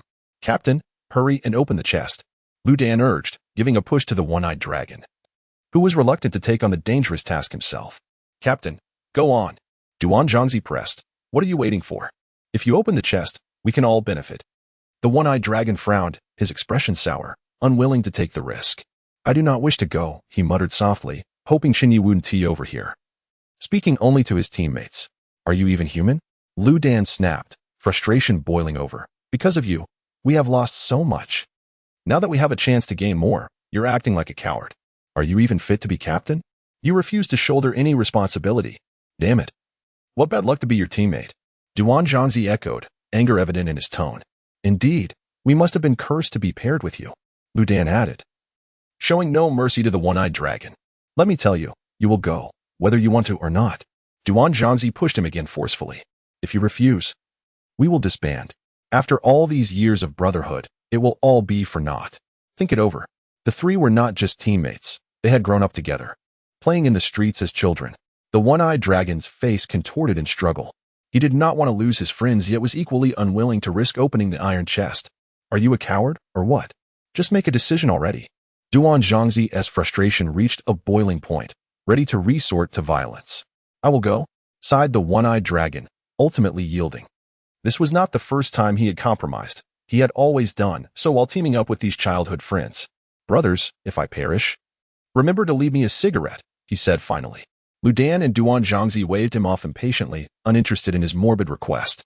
Cigarettes were a valuable resource. They had no intention of wasting one on a corpse. With trepidation, the one-eyed dragon advanced toward the iron treasure chest, thankful that no dangers arose along the way. He squinted his remaining eye, scrutinizing the chest for any signs of peril, fearful of a lethal threat. However, the iron chest was tightly sealed, offering no clues or indications of danger. After studying it for some time without discernible results, he could only gingerly open the chest. As the lid swung open, he pulled with all his might, rolling away to create distance from the chest in a fluid motion. Lu Dan and Duan Zongzi erupted in laughter at the sight. Look at him, scared as a mouse. He nearly gave himself a heart attack. The one-eyed dragon, trembling with fear, lay in the snow for several minutes before daring to peek out. No monsters had emerged from the iron chest, nor was there any other threat. After waiting a few more minutes, he cautiously approached the chest and dared to look inside. To his relief, there were no dangers, only 2 bottles of mineral water. After confirming the contents multiple times, he gingerly retrieved the 2 bottles. I did it, he exclaimed joyfully, holding the mineral water aloft. I survived. I'm alive. Damn it. Just 2 bottles of mineral water. Lu Dan grumbled, his mood souring instantly. The meager haul nearly shattered his spirit. Chen Ye exhibited no emotional fluctuation as he approached the one-eyed dragon and took 1 bottle of mineral water. Ding, congratulations, you have obtained a bottle of super-grade mineral water. Realizing it was not ordinary mineral water, Chen Ye nodded, slightly disappointed. A bottle of super-grade mineral water could yield 100 bottles, equating to 10 bottles of legendary-grade mineral water, a substantial overall gain. Give me the other bottle, Chen Ye said as he casually took it. Ding, congratulations.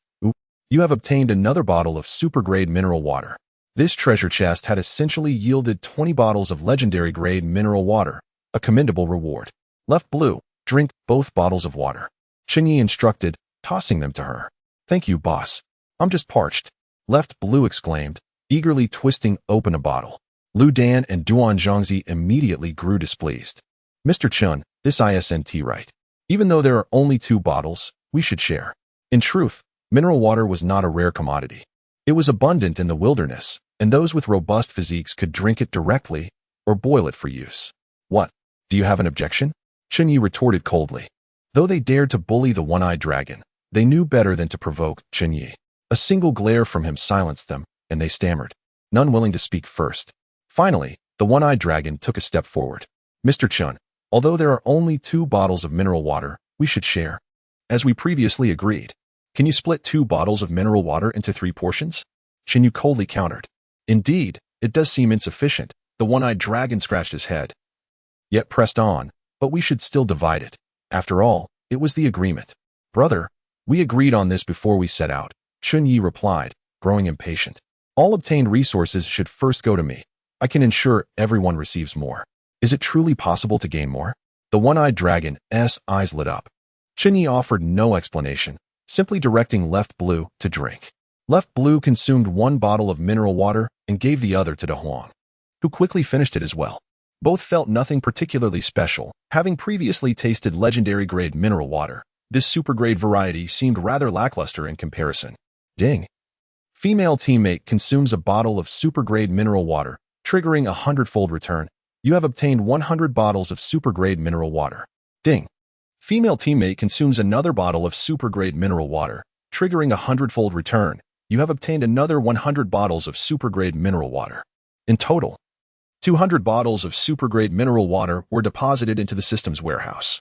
Chapter 60. The Dark Little Girl. Chen Ye raised his hand and produced 3 bottles of mineral water. 1 for each person. These were of a superlative grade. Each bottle equivalent to 100 of the ordinary kind, imbued with myriad benefits.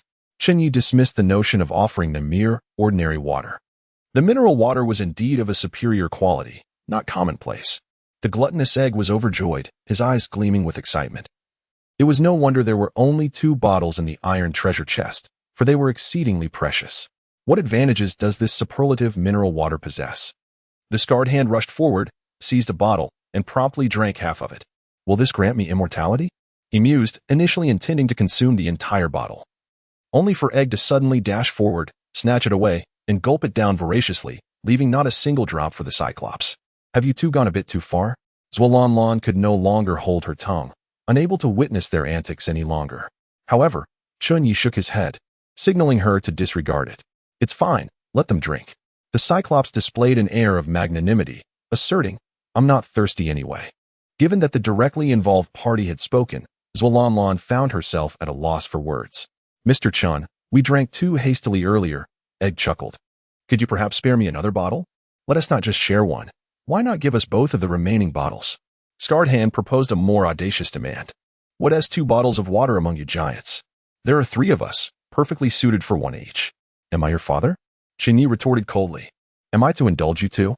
His words were firm, leaving them both speechless, their expressions grim as if they had just tasted something foul. They dared not provoke Chen Ye further and chose instead to direct their ire at the Cyclops. Egg kicked the Cyclops in frustration, exclaiming, Why the hell didn't you speak up earlier? Indeed, why not? Scarred Hand echoed. Every time we negotiate for our share, you play the fool. What nonsense. We were originally going to leave empty-handed, and now we've secured a bottle. The Cyclops, feeling quite wronged, replied, This is already quite generous. Greed is the serpent that swallows the elephant. You really have a problem with your head? Egg argued vehemently. They are not lacking in water at all. They are all big shots, and they surely won't miss a single bottle of mineral water. What is wrong with us taking all 3? Each of us gets one. Exactly. We've suffered great losses. Scarred Hand continued his tirade. We have lost all our supplies and have become disabled. And you took the risk of opening the iron chest. What harm is there in taking a bit more? Though this was a jab at the Cyclops, it was directed at Chen Ye and the others. Chen Ye, however, chose to ignore them and turned to Chu Lingxi, asking, Do you have anything else to discuss? As he spoke, he tossed a bottle of mineral water her way. Is this what they call super mineral water? I see no difference. Chu Lingxi scrutinized it carefully before finally twisting off the cap and taking a sip. Ah, indeed, it is unlike any other mineral water. It is quite delicious. She didn't finish it, instead storing it in her own inventory with great care. Big brother, may I knead your shoulders and give you a back rub? Could you possibly spare me another bottle of super mineral water? As she spoke, she began to massage Chen Ye, her technique surprisingly adept and quite pleasant. Since you're putting in such effort, I'll give you another bottle. Chen Ye tossed her another bottle of super mineral water. Thank you, big brother. Chu Lingxi received it with satisfaction. Witnessing this, Egg and Scarred Hand grew anxious and hurried to demand their share. Mr. Chen, could you grant us one more bottle of super mineral water? Mr. Chen, our captain, the Cyclops, risked his life to open that iron treasure chest. And you promised to allocate us more supplies. Indeed, it hardly seems fair that you give more to Chu Lingxi instead of us. It is rather unjust, Chen Ye conceded. You should indeed receive an additional half bottle. He acknowledged the Cyclops' bravery. However, his expression darkened as he added, But right now, I'm not in the mood to distribute anymore. Is there a problem with that? Chen Ye's countenance was grim, his gaze as cold as frost. Egg and Scarred Hand, realizing the gravity of the situation, dared not utter another word and forced awkward smiles. They were acutely aware of their precarious position and did not wish to provoke Chen Ye further. With a glance of annoyance at the Cyclops, they prepared to continue their verbal assault on their captain. Just then, Chu Lingxi interjected, I just remembered, there is another treasure chest in this ruin. Impossible. Chen Ye frowned. Do not spout nonsense. How could I be lying? Chu Lingxi smiled, revealing her dimples. I wouldn't dare deceive you, big brother. In truth, there were originally 2 treasure chests here, and she had intentionally revealed only one to them. Once they left, or were eliminated by the great python, she would retrieve the other. You are quite cunning. Zhualanlan was left speechless. She could not fathom how a woman could concoct so many clever plans while she herself struggled to think straight. Is there really a second treasure chest? Egg laughed heartily. Fantastic. Let us move forward. This time, I'll open the chest. But make sure to allocate us a larger share of the supplies, Scarred Hand insisted. Seeing that the Cyclops faced no risk in opening the chest, they too desired a turn. Let us go? Chen Ye turned to Chu Lingxi. Lead the way. All right. Chu Lingxi leapt ahead, resembling a carefree little girl. This time, Chen Ye did not linger at the back of the group, but caught up with Chu Lingxi. Little girl, are you deceiving me? His sharp gaze detected inconsistencies. Big brother, what are you talking about? Chu Lingxi blinked innocently. How could I possibly lie? Why would I deceive you? What is the purpose of your deceit? Chen Ye's expression turned serious. I am not lying. Chu Lingxi was reluctant to reveal her intentions. You intend to eliminate these 3, do you not? Chen Ye asserted without hesitation. These 3 harbored deep-seated animosity towards Chu Lingxi. Although they had temporarily set aside their grudges due to their alliance with Chen Ye, it did not equate to forgiveness. Should the opportunity arise, they would undoubtedly seek revenge on her. Chu Lingxi, being astute, understood this well. Thus, She needed to devise a plan to eliminate the three, ensuring it was executed with utmost safety. While she possessed commendable combat skills, capable of slaying them with her sword, it posed a risk, after all. The three might retaliate fiercely, and she was unaware of their hidden trump cards. Will you attempt to stop me? Chu Lingxi, who had been beaming brightly, suddenly wore a stern expression, her smile vanishing entirely. She had transformed into a dark little girl. Chapter 61. The foolish shall not reach. I have no reason to impede you. That is your own affair. Chen Ye, devoid of any affection for the three of them, felt no pity. I shall merely observe the spectacle. Regardless of which party finds themselves in peril, Chen Ye shall not intervene, for he had previously vowed not to conspire with the little girl to bring about their demise. At that moment, the three, known as the Eggheads, were devising a malicious scheme. We cannot remain passive any longer, Egghead declared through gritted teeth, insisting on employing forceful measures to secure their rightful interests. Indeed, said the one-handed, in full agreement, if we continue this way, we shall inevitably be stripped bare. What are you discussing? The one-eyed dragon asked, bewildered. Our interests have not been harmed, have they? Mr. Chen's actions are not excessive. You are a fool, Egghead retorted bluntly. That is precisely why you feel untroubled. Use your brain for a moment. We three ought to at least receive 2 bottles of mineral water. The one-handed echoed his sentiments. You risk your life to open a box, and what do you get? Only 1 bottle. You didn't even get a sip of the superior-grade mineral water. And you feel no anger? Especially that fellow surnamed Chun, Egghead furiously continued. We assert our rights, yet he acts as though we owe him something. Look at how impressive he is. How very sarcastic, the one-handed mocked. If we utter another word, we shall surely meet our doom. We must eliminate him. Egghead coldly scolded. What are you saying? The one-eyed dragon was alarmed. What strength does Mr. Chen possess? Do not speak foolishly. Even without the great yellow dog, we are likely no match for him, especially with the formidable Chu Lingxi on his side.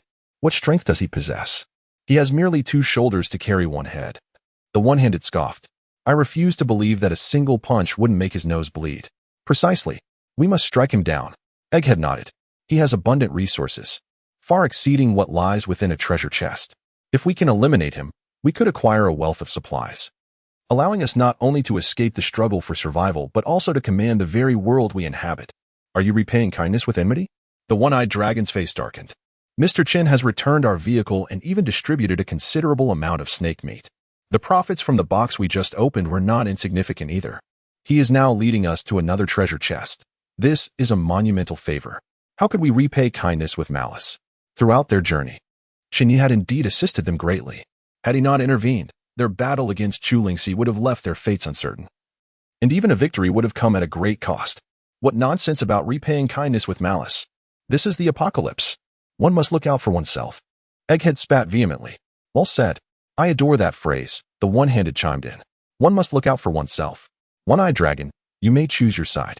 Furrowing his brows, the one-eyed dragon found himself in a quandary, remaining silent. On one hand stood the respected Mr. Chen, and on the other, his longtime childhood friends. He wished to avoid choosing sides, hoping for reconciliation among all. Even if I were to side with you, I fear I would not stand a chance against Mr. Chen. If things go awry, we may end up losing everything, including our lives, and that is a price too steep to pay. Nonsense. Death is but a fate we all must face. Egghead dismissed. If we succeed, we shall reap unimaginable wealth, despite Chen Ye's formidable prowess. The one-handed added. But with careful planning, it is not without possibility. I have already devised a plan, Egghead whispered, detailing his strategy earnestly. This plan is excellent, with a high chance of success. The one-handed clapped, thoroughly pleased. The one-eyed dragon remained silent, his brow furrowed. What do you have to say? Egghead inquired, gazing at the one-eyed dragon. I am at a loss for words. After all, Mr. Chen holds no grudge against us. We should first deal with Chu Lingxi. Mr. Chen's combat abilities are far too formidable. Logically speaking, it was true. Chen Ye bore no animosity towards them and had even extended his kindness, while Chu Lingxi was indeed their adversary. If we confront Chu Lingxi, Egghead coldly questioned, do you believe that the surnamed Chun will remain indifferent? Just moments ago, when they nearly clashed, Chen Ye intervened. If a dispute is reignited, he will undoubtedly step in, and we shall find ourselves as mere prey, easily manipulated. The surnamed Chun holds the most substantial resources. If we can eliminate him swiftly and seize his weaponry, then Chu Lingxi will be rendered powerless. Egghead declared loudly. blinded by greed and oblivious to the danger. You are the captain. The one-handed fixed his gaze upon the one-eyed dragon. You must make the decision. The one-eyed dragon remained silent, merely furrowing his brow. You cannot be so oblivious. We are comrades. You have known the surname Chen for but a few days. Egghead could no longer suppress his ire. If you betray us now, you truly are a fool. This is a matter of life and death. If you undermine us at this juncture, our brotherhood will be shattered, the one-handed coldly threatened. Both awaited the one-eyed dragon's stance. He sighed deeply. Regardless, we are brothers. I could never betray my brethren. Does that mean you are joining the plan? Egghead exclaimed joyfully. We shall work together to eliminate the surnamed Chen. Good brother. The one-handed exclaimed loudly. Together we shall take down the surnamed Chen, seize all his resources, and claim his women. Indeed.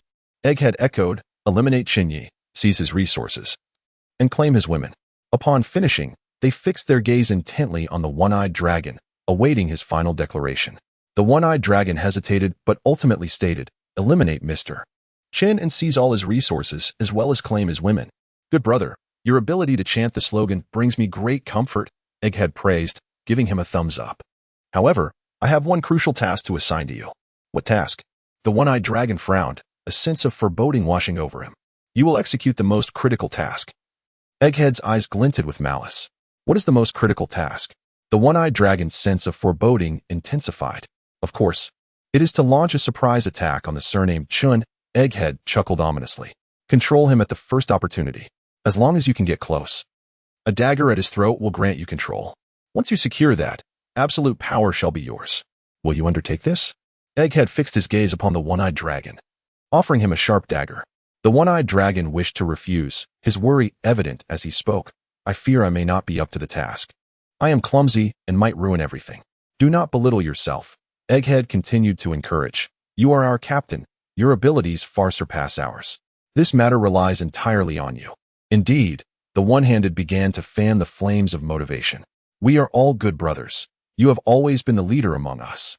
You are the strongest, otherwise. Why would we elect you as captain?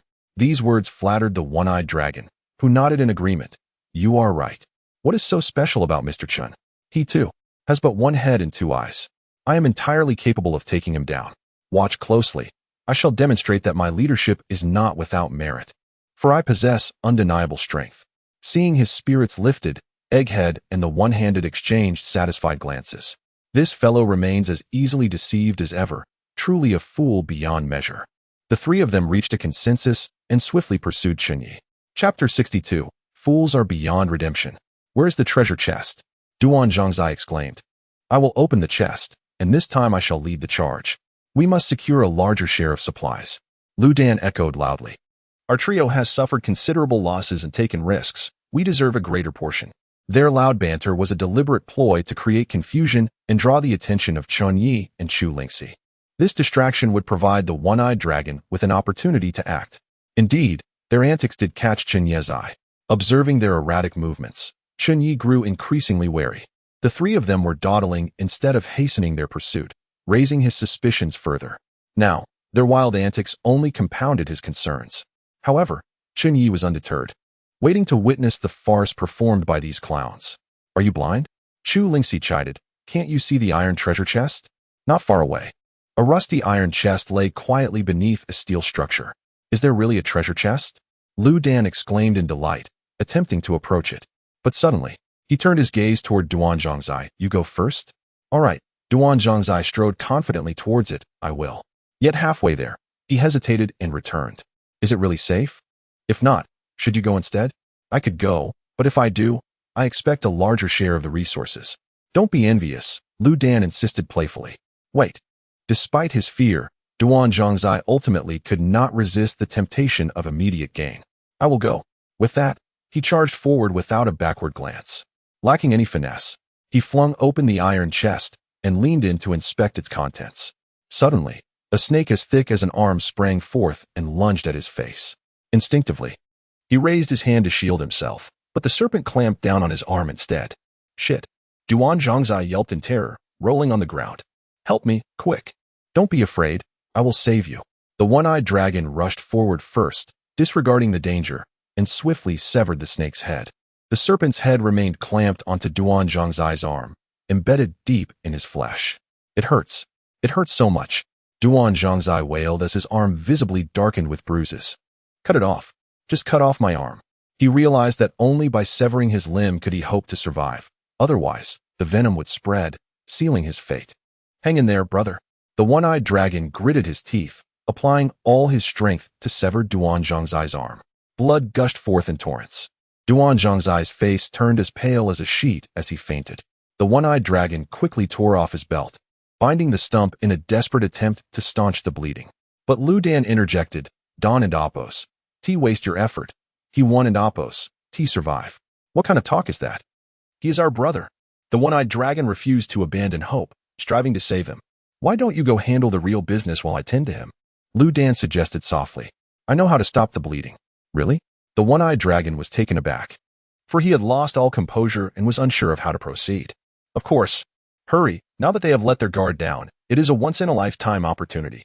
Lu Dan urged him on. Very well. The one-eyed dragon sprang to his feet and headed towards Chen Ye. Suddenly, he roared to bolster his courage and dashed to Chen Ye's side, pressing a dagger against his throat in an attempt to subdue him. Chen Ye swiftly seized his wrist, instantly overpowering him. Having consumed copious amounts of legendary-grade mineral water, Chen Ye's strength far surpassed that of an ordinary human. It was no exaggeration to say that his might exceeded even the strongest of men. With a mere flick of his wrist, the one-eyed dragon cried out in agony, feeling as though his entire arm would shatter. Mr. Chen, spare me. I beg you. He pleaded, desperation evident in his voice. I will never dare to cross you again. What's this? Do you seek to eliminate me? Chen Ye inquired coldly. Do you truly believe you possess the ability to do so? With that, he flicked his finger, effortlessly snapping the dagger in half. The steel blade could not withstand his force. The one-eyed dragon stared in disbelief, his regret palpable. Mr. Chen, you are truly extraordinary. I must have been blind to have crossed your path. Is it too late to speak sweetly now? Chen Ye's cold smile revealed his disdain. Do you think I would show mercy just because you say a few flattering words? I will serve you faithfully, like a beast of burden. The one-eyed dragon, unwilling to accept his fate, attempted to bargain. Name your accomplices, and perhaps I shall spare your life, Chen Ye said deliberately. In truth, the identities of the accomplices were already clear, rendering any further interrogation unnecessary. Before he could respond, Lu Dan and Duan Zhangzai became agitated. Lu Dan charged forward, furious. One-eyed dragon, you are truly despicable. Mr. Chen is our benefactor, and you dare to raise your blade against him? I will end you. With that, he brandished a dagger, intent on slaying the one-eyed dragon. However, Chen Ye swiftly kicked the weapon from his grasp, coldly stating, What? Do you intend to silence him? Attempting to execute murder in Chen Ye's presence would not be so simple. Mr. Chen, you jest. There is no intention of silencing anyone here. Lu Dan grimaced in pain, his wrist dislocated. Initially believing Chen Ye's ace to be merely that massive yellow dog, he was taken aback by Chen Ye's seemingly unremarkable appearance, yet terrifying combat prowess. Had he realized this sooner, he would never have dared to entertain such thoughts. Reveal your accomplices, Chen Ye pressed, his finger hovering ominously over the one-eyed dragon's eye. Should he remain silent, he would lose that very eye. I have no accomplices. This was all my idea. The one-eyed dragon foolishly insisted, displaying misplaced loyalty. Chen Ye was taken aback but quickly regained composure. Indeed, this fool was incapable of discerning his own folly. Hearing his declaration, Lu Dan sighed in relief. Having expected the one-eyed dragon to betray them, do you believe yourself noble for your loyalty? Chen Ye's finger pressed down gradually, ultimately crushing the one-eyed dragon's eye. Blood gushed forth as the one-eyed dragon shrieked in agony and promptly lost consciousness. Big Yellow, wake him up, Chen Ye commanded. Big Yellow, holding back a stream of urine, relieved himself all over the one-eyed dragon and Oppos' face, warm and foul. Once finished, Big Yellow contentedly remarked, delicious juice. The one-eyed dragon, choking on the foul liquid, stirred back to consciousness. Chen Ye gazed coldly at him. Do you not find it foolish? You cling to loyalty while others utilize you for their own ends. This entire scheme was mine alone. I was blinded by ambition, aiming to eliminate you, seize your resources, and take your women. My brothers are not implicated in this. The one-eyed dragon remained obstinate in his misguided sense of camaraderie. You wish to bear the burden alone. Chen Ye chuckled. Your ignorance astounds me. It is my duty as their captain to protect my teammates. The one-eyed dragon remains lost in self-adoration, convinced of his own greatness. You are merely a fool. Chen Ye shook his head, resolutely unrepentant until death. Regardless of how my brothers treat me, my sincerity towards them remains unwavering. The one-eyed dragon proclaimed loudly. I have no regrets regarding my brothers. Moreover, my brothers have never regarded me as a fool. Fools are beyond redemption. Without further ado, Chen Ye crushed the one-eyed dragon's skull beneath his foot. Witnessing Chen Ye's formidable power, Lu Dan stood speechless, trembling in fear. What troubles you, mister? Chen inquired with a smile, noticing Lu Dan's pallid complexion. I'm fine, Mr. Chen, Lu Dan stammered, nearly collapsing onto the ground. How could one person possess such terrifying strength? It is known that the skull is the hardest bone in the human body. Since you're fine, mister, Chen remarked with a smile, let us continue opening the treasure chests. Although there is a snake within the chest, it does not imply a lack of resources. Yes, indeed. Let us open the treasure chests. Lu Dan hastily exclaimed, this time, I will lead the charge, and regardless of what treasures we uncover, I shall offer them all to Mr. Chen. That's simply won't do, Chen Ye replied, shaking his head. That would be rather unfair. We shall adhere to the original rules. Chapter 63. Recruiting Chulingxi. No, it's all for Mr. Chen, Lu Dan said with a forced smile. Just go. Chen Ye coldly replied, stop dawdling. Mr. Chen, what if we just forget it? Lu Dan managed a feeble smile. I'd rather not go. Go take a look. Chulingxi suddenly commanded, her expression darkening. Isn't it unnecessary? Lu Dan stubbornly refused to go. The fate of the one-armed guy was still fresh in his mind, and he had no desire to be bitten by a venomous snake. Who knows what terrifying dangers lurked in the iron treasure chest? What if there were supplies inside? Chulingxi smiled and said, if we miss this opportunity, wouldn't that be a significant loss? I'm rather timid, Lu Dan insisted, still refusing to go. You go. Those who take risks share the spoils. I'm not ambitious and don't want too many supplies. Previously, he wouldn't let a single drop of water slip by. Yet now he claimed not to need any. What if we don't agree? Chulingxi looked at Chen Ye with a smile. What do you think, Mr. Chen? Chen Ye remained silent, his cold expression revealing the obvious answer. It's truly unnecessary. No need for this. Lu Dan's face turned ashen. He wasn't foolish. He clearly understood that the iron chest likely held a fatal danger. You go. At least you'll have some dignity left. The dark little girl flashed a set of white, sharp teeth. If she took action, the opponent would surely face dire consequences. I confess. Lu Dan's eyes darted around as he quickly said, is it okay if I confess? Mr. Chen, I want to confess to you. What do you want to confess? Chen Ye asked curiously. I know their conspiracy, the one-armed guy and the Cyclops. They intend to betray you. Oh, Chen Ye nodded, saying nothing. They are despicable, ungrateful. And I will avenge you. As he spoke, Lu Dan drew the severed dagger and ruthlessly slashed it across his former teammate's throat. He continued to stab, mercilessly finishing off the writhing one-armed man. Scalding hot blood splattered all over him. He wiped away his comrade's blood, hoping to save his own life. Mr. Chen, how do you think I did? Quite well. Chen Ye nodded. You may now open the treasure chest. I've avenged you. Lu Dan felt aggrieved. And you still want me to open the treasure chest? Opening the treasure chest is your reward. Perhaps there are important supplies inside, Chen Ye said with a smile. Don't let me down. Lu Dan hesitated, unwilling to go, but noticed Chulingxi's hand resting on the hilt of her sword. Action spoke louder than words. If he continued to procrastinate, she would likely draw her blade. Then I thank Mr. Chen for his reward. Gritting his teeth, Lu Dan cautiously approached the iron chest. Trembling in fear, he attempted to peek inside several times, but his courage faltered, and he abandoned the effort entirely. Suddenly, a yellow liquid poured out, forming a small, foul-smelling puddle at his feet. Good heavens, he was so scared he nearly wet himself. In his heightened state of anxiety, he didn't even realize it. After slapping himself a few times to muster courage, he dared to glance inside the iron chest. Just one look made him recoil in terror, and he fell to the ground, overwhelmed and in a pitiful state. What did you see? Chen Ye inquired. Lu Dan instinctively replied, nothing at all. No supplies. No beasts, no danger whatsoever. Upon mentioning the absence of danger, his tense nerves finally relaxed, and he erupted into laughter. No danger, really no danger. There's nothing inside. I thought it was a certain death, but instead, there was nothing. In truth, this was all a ruse, deliberately designed to frighten him and expose his cowardice. Only the weak would raise a knife against the weaker.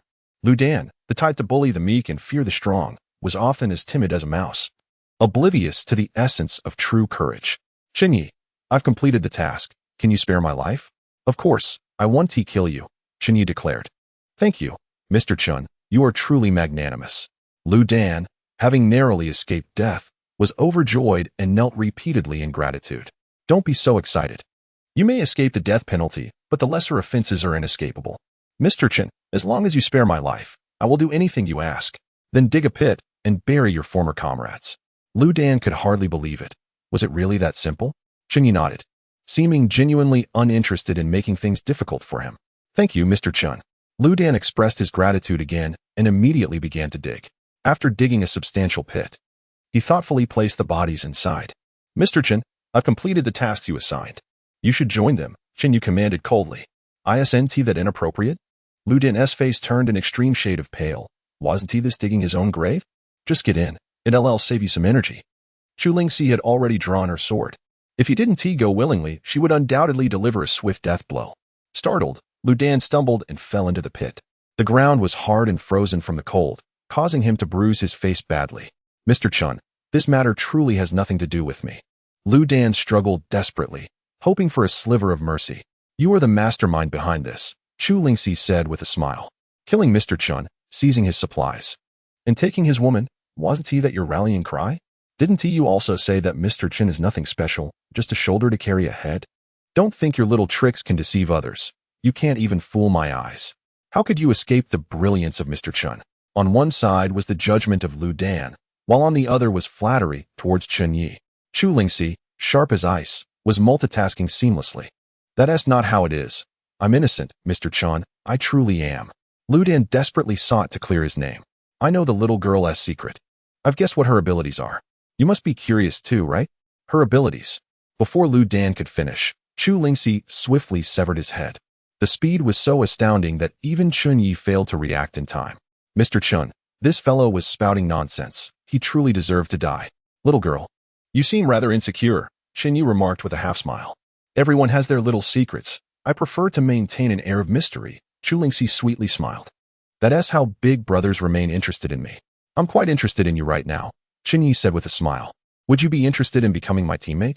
Of course, I'm very interested. Chu Lingxi continued her sweet assault, smiling. To become Big Brother's teammate is a stroke of luck. It would be a tremendous honor. I know you've been recruiting teammates. I've actually wanted to sign up for a long time. Her words dripped with honey, and Chen Ye couldn't bear to expose her. Chapter 64. A promise unchanging for a century. However, I still have some personal matters to attend to. Chu Lingxi furrowed her brow, expressing her predicament. I must resolve these private affairs before I can become your teammate. What if I refuse? Chen Ye's stance was unwavering. I disagree, and you shall not leave. Of course, without my elder brother's consent, I shan't depart either. Chu Lingxi adopted a demure demeanor, clearly submissive to her elder brother. Please do not misunderstand. It is not that I do not wish to be your teammate, but the situation is more complex than that. It is impossible for me to merely utter flattering words for you to forsake your own interests. By the way, elder brother, let us first divide the spoils. Chu Lingxi shrewdly changed the subject. The 3 vehicles belonging to those 3 rascals are now our trophies. Mentioning the spoils piqued Chen Ye's interest. How do you propose we distribute them? Naturally, everything will be at elder brother's discretion, Chu Lingxi added cleverly. I trust that elder brother will not let me suffer. Just as with the superior mineral water last time. Since you are so understanding, Chen Ye smiled, I shall certainly allocate a bit more to you. Thank you, elder brother. The 3 vehicles were of the most basic models, a van, a Civic, and a Malibu, 2 of the trifles of the underprivileged. Chen Ye adhered to his usual practice, giving all 3 vehicles to Zhualanlan. However, since less than 24 hours had elapsed, Zhualanlan could not upgrade her vehicle. With no means to expend them, there was also no way to return them. It was dark, and traveling was not feasible. They decided to rest for the night. Chen Ye hoped to keep Chu Lingxi for a night, but the young girl clearly was not inclined. My matters are quite urgent. I must leave tonight. Is elder brother and Appo's charm insufficient to keep you here? Elder brother and Appo's charm is undoubtedly exceptional, yet I truly have pressing matters. Chu Lingxi appeared troubled. How about this? If you let me go, I shall gift you a flame fruit. The young girl grinned. This is my most prized possession. You actually have a flame fruit? Chen Ye was taken aback. Who do you look down upon? The young girl replied haughtily. I am certainly among the top survivors. Given the existence of the flame ability fruit, Chen Ye could indeed let her leave. I can agree to your departure, but remember to return. Chen Ye was merely playing along. I have already developed feelings for you. A day apart would leave me yearning. Elder brother truly knows how to speak sweetly. The young girl blushed. Although they jested, she still tossed the flame fruit over. After inspecting it, Chen Ye confirmed it was indeed a genuine flame ability fruit. You may leave now, Chen Ye concluded, but let us seal our promise. A promise unchanging for a century. This is a commitment. Upon hearing this, the young girl frowned slightly, her lovely face betraying reluctance. What? Were you trying to deceive me? Are you unwilling even to make the simplest of promises? Chen Ye feigned sorrow. Elder brother, you truly leave me with no choice. After a long pause, Chu Lingxi could only relent and shook hands with Chen Ye. Sealing their promise. Young girl, I shall await your return. Do not betray my trust. Rest assured, elder brother, I am always true to my word, and besides, we have sealed our promise. In the young girl and Appo's world, such a promise is sacred and must not be broken. Elder brother, allow me to bestow upon you a final kiss. The young girl left a vibrant lip print on Chen Ye's cheek before disappearing on her snowmobile. Boss, why did you let her go? Zualanlan was perplexed, fearing she might never return. Fear not, she will come back. This girl is exceptionally intelligent. She understands that in this brutal world of survival, the wisest and safest choice is to be my teammate. Boss, it seems you are utterly enchanted by this little enchantress. Losing your rationality. What do you know? Chen Ye shot her a glance, scolding, hurry back to the vehicle and sleep. As night fell and the temperature dropped, they needed to return to the vehicle. Chen Ye, with ample fuel, found the inside of the vehicle quite warm. With music playing, he leisurely enjoyed his soft drink. This is what survival in the apocalypse should be. Beep, beep, beep. Just as Chen Ye was preparing to rest, an unexpected call came through. It was Shun Zi's husband. This man was always a source of surprises. Mr. Chun, why have you yet to make plans with my wife? How is your progress? Can you elaborate? The man launched directly into his inquiry. Not yet. I have been busy and have no time to attend to her. Chen Ye replied truthfully. He was indeed swamped and had no time for romance. Are you free tomorrow? I believe it is a suitable time, the man stated earnestly. Why do you say that? Chen Ye felt perplexed. Could he provide a reason? Just follow my lead. The man insisted without elaboration. It would be best if you gave me a reason. Chen Ye was not inclined to proceed blindly. She is currently in her ovulation period, the time when her body most desires a man, the man finally revealed. Chen Ye was rendered speechless. It was indeed an irrefutable point. Fine. I will arrange to meet her. Excellent, Mr. Chen. I hope you succeed in your endeavors. The man concluded. By the way, my wife adores lilacs. Remember to bring her a bouquet, and she will take quite a liking to you. Lilacs are surely unavailable in this icy wilderness. However, Chen Ye could set the scene for their date, presenting her with a lilac in a setting she favored. Wait, if he was to arrange her favorite locale and gift her lilacs, would he not be reduced to a mere sycophant? What a joke. How could he become a sycophant? With such remarkable advantages at his disposal, allowing himself to be a sycophant would be sheer folly. Should the date with Shen Zi proceed smoothly, all would be well. But if she continued to act coy and innocent, she would have to face the consequences of his fervor. He possessed countless methods to ensure her compliance. The following morning, Chen Ye enjoyed a delightful breakfast and exercised, preparing for his date with Shen Zi. Suddenly, a message from Chu Lingxi arrived. The young girl cheerfully inquired, Elder brother, do you need any aphrodisiac? Early this morning, I stumbled upon a random treasure chest and opened a miraculous potion. The young girl, who do you look down upon? Chen Ye retorted angrily. Does my body truly require medication? Let alone medication. Even without it, the women would be left weak-kneed and wailing. If they were to consume the potion, would the women even survive? Chapter 65. The Desolate Tang Shuero. I am aware that my elder brother is indestructible, a stalwart figure, possessing a physique that is second to none. Chu Lingxi chuckled playfully. However, the crucial point is that the medicine I possess is intended for women, not men. Such a rarity for women. The performance is unnecessary. She possesses exactly what she requires. So, dear brother, what do you say? Chu Lingxi rubbed her hands together in anticipation, eager to strike a lucrative deal. What is the price? She has a date with Shun Zi, and this delightful potion could serve as an intriguing enhancement. I wonder if the pure and pristine Shen Zi can suppress the effects of the drug with her willpower. I also require snake gall. This time, I need 3. I wonder if my elder brother would consent. Chu Lingxi seemed particularly intrigued by the snake gall, although it is unclear what the little girl intends to do with such a foul substance. Agreed. Chen Ye readily acquiesced. The snake gall holds little value for him, and he does not consume such items. Primarily, it is intended as dog food, a special diet for Xiao Huang. Surely, he would have no objections to gifting his provisions. Thank you, dear brother. I knew you were the best.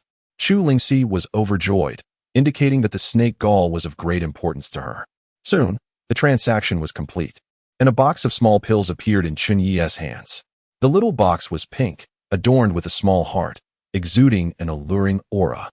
It even came with a manual, indicating that it dissolves instantly in water, tasteless and odorless. How shameless this drug is. Chen Ye was infuriated, yet felt compelled to scrutinize it critically. Boss, someone is approaching, the timid Zhualanlan whispered. Who is it? Chen Ye inquired, surprised. Just behind their vehicle, a barefoot woman approached, trembling with cold. Chen Ye furrowed his brow. The woman appeared familiar, seemingly an old acquaintance. As she drew nearer, Chen Ye was astonished to recognize Tang Xuero. This was somewhat absurd, was it not? Did Tang Xuero not possess a luxury RV? Moreover, her supplies were supposed to be abundant. How did she find herself in such a dire state? Not only was she lacking a vehicle, but her clothing was also tattered, and she was even without shoes. What on earth happened? Chen Ye. Upon seeing him, Tang Xuero sprinted forward.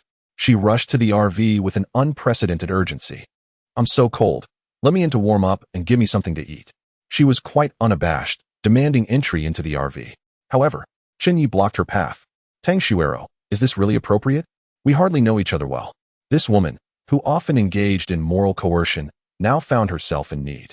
We are classmates. We are friends of a sort. Seeing me in such a predicament, can you not lend a hand? The instinct for moral coercion had become second nature to her, even in her current state of despair. I am not obligated to assist you. Chen Ye replied with a smile, though he was curious about how she had fallen to such depths. Is it Li Dan's doing? It was clear that Li Dan, the venomous woman, had robbed her. That she had survived Li Dan's wrath was a stroke of luck.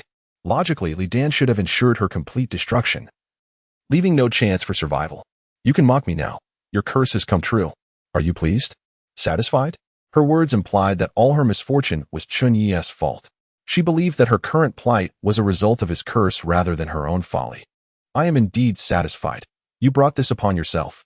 She could blame no one but herself for her fate. Chen Ye delighted in her misfortune.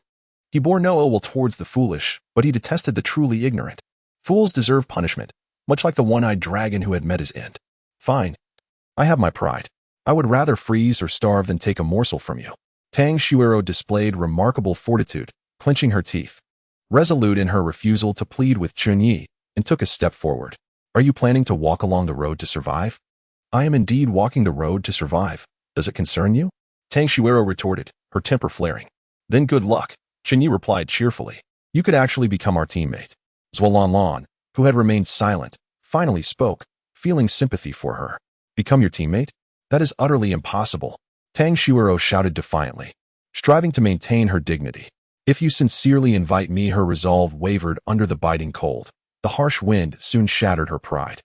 She understood that encountering Chen Ye along the road was an immense stroke of fortune, for he was her only hope of survival. To refuse to submit to him meant certain death. Are you not recruiting female teammates? I am clearly a suitable candidate. If you genuinely extend an invitation, I might consider joining your team. Even at this juncture, she clung to her pride. What if I choose not to invite you? Chen Ye retorted, unable to suppress his irritation. If you do not invite me, it is undoubtedly your loss. Tang Xuero huffed. Chen Ye laughed mockingly. What are you? That I should invite you? What loss would I suffer? Tang Xuero had always held herself in high regard. With her affluent background and stunning beauty, she believed everyone should revolve around her. Chen Ye, do not push your luck. Tang Xuero clenched her teeth, maintaining a facade of dignity. This is your final opportunity. If you miss it, there will be no second chance, and you will surely regret it. Though it was a veiled threat, it held a grain of truth. If Chen Ye did not accept her as a teammate, she would inevitably perish in the cold, effectively eliminating her chances. Thank you, but I will not extend an invitation to you. Chen Ye replied with a smile. If you were to kneel and plead, perhaps I would reconsider. At this, Tang Xuero's composure shattered, her expression darkening. What is my status? Who do you think I am? You dare to ask me to kneel? Do you find that appropriate? She remained enmeshed in her delusions of grandeur, convinced that the world should orbit around her. Are you truly upset? Chen Ye found amusement in her outrage. To be frank, even if you knelt and begged, I might not accept you as a teammate. Chen Ye, You do not cherish your final chance, do you? Tang Xuero seethed, her teeth grinding. Fine, if that is the case, let our ties be severed.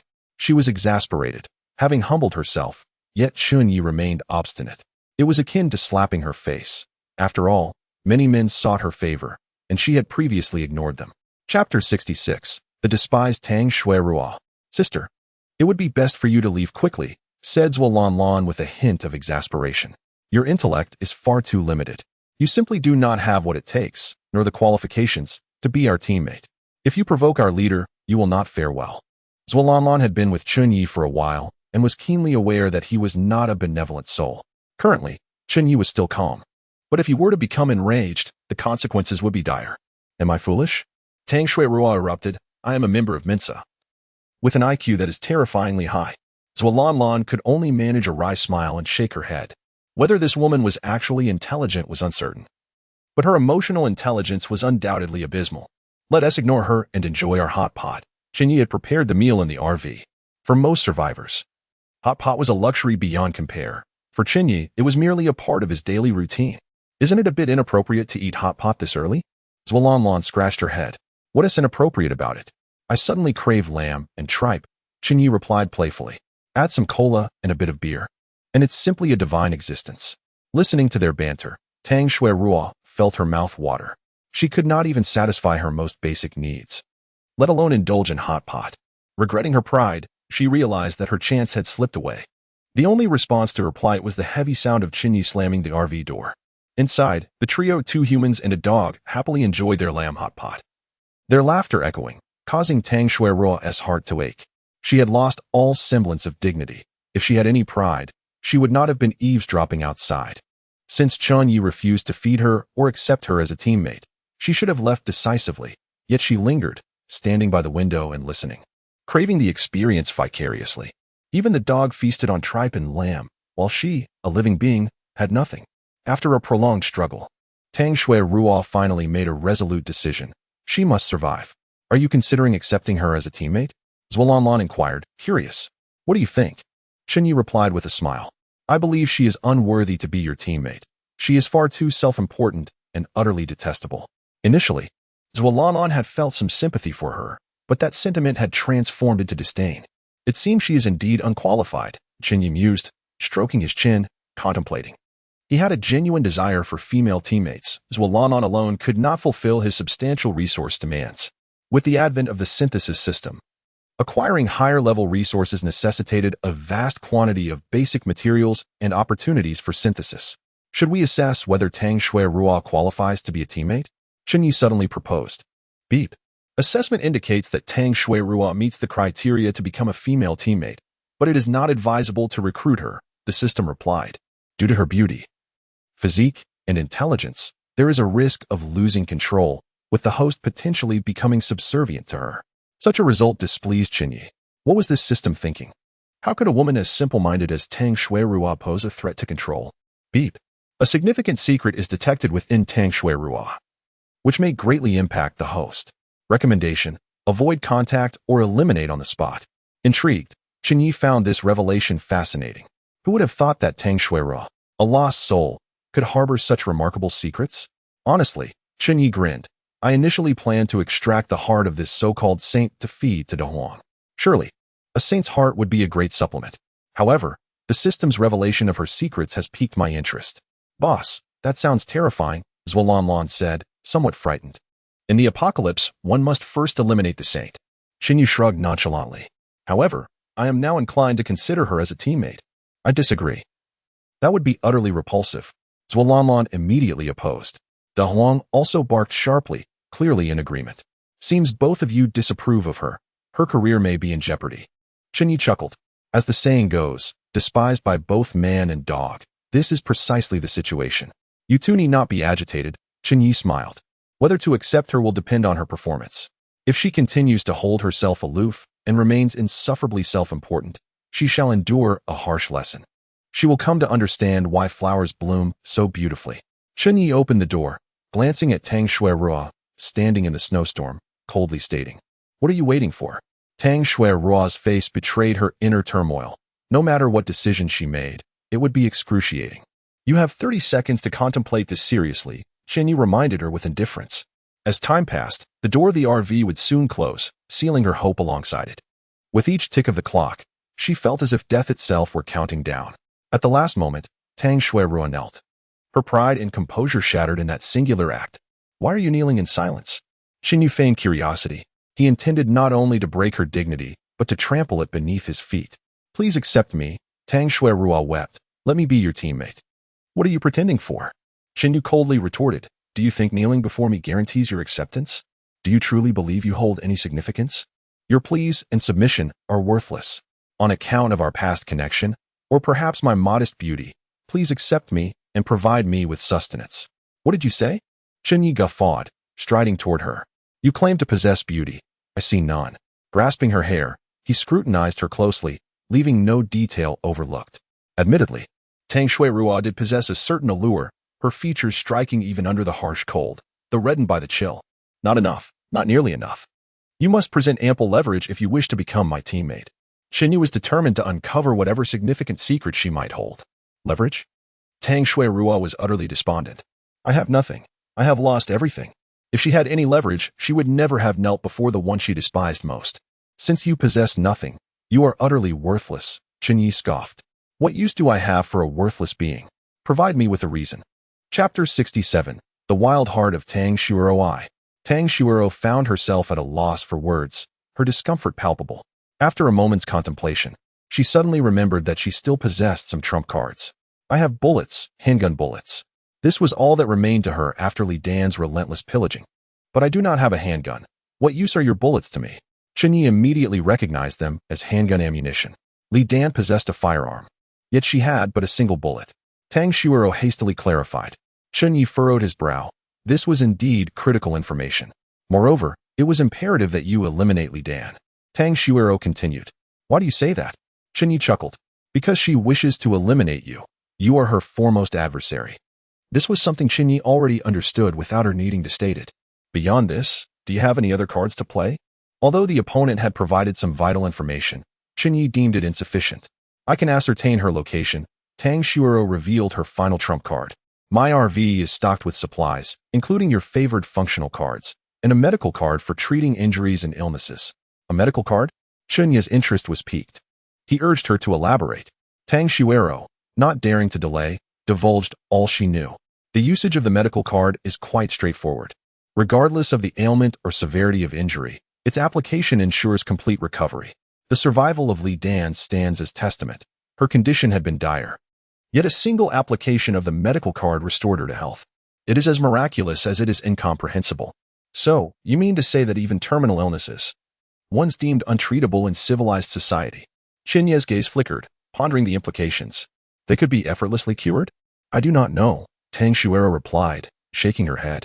I only recall the medical card's description. It heals ailments and mends wounds. Understood, Chen Ye nodded, having gleaned the information he sought. How did you pinpoint Li Dan's location? The RV is equipped with GPS. Tang Shuirua raised her phone. I can check it, but it is currently out of battery. The lack of battery was hardly a concern. Chen Ye's RV was equipped with solar panels and ample fuel, ensuring that charging her phone would pose no difficulty. You may join my team, Chen Ye stated matter-of-factly. In an instant, Tang Shuirua leaped with excitement. Thank you for your acceptance. This meant she could survive, and she could not contain her elation. Do not be overly joyous. I am not a benevolent savior, Chen Ye replied coldly. Being my teammate is no pleasant affair.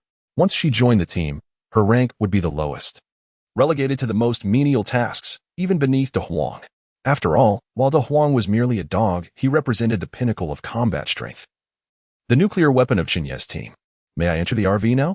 Tang Shuirua shivered, having braved the cold for far too long. You have no right to make demands, Chen Ye stated icily. Now remove your clothes. Tang Shuirua was taken aback, thinking she had misheard. In such frigid conditions, he was asking her to undress? Can I not remove them after entering the RV? She pleaded pathetically. Chen Ye regarded her coldly, offering no response. With a deep sigh, Tang Shuirua hesitated for a long moment before beginning to disrobe. As her garments fell away, so too did her tears for in her eyes. This was a humiliation orchestrated by Chen Ye. In truth, it was merely a precaution. Who could ascertain what she might be concealing within her clothing? It was entirely possible that Tang Shuuro was in collusion with Li Dan, employing this guise of vulnerability as a means of revenge. Once she was fully undressed, Chen Ye meticulously examined her.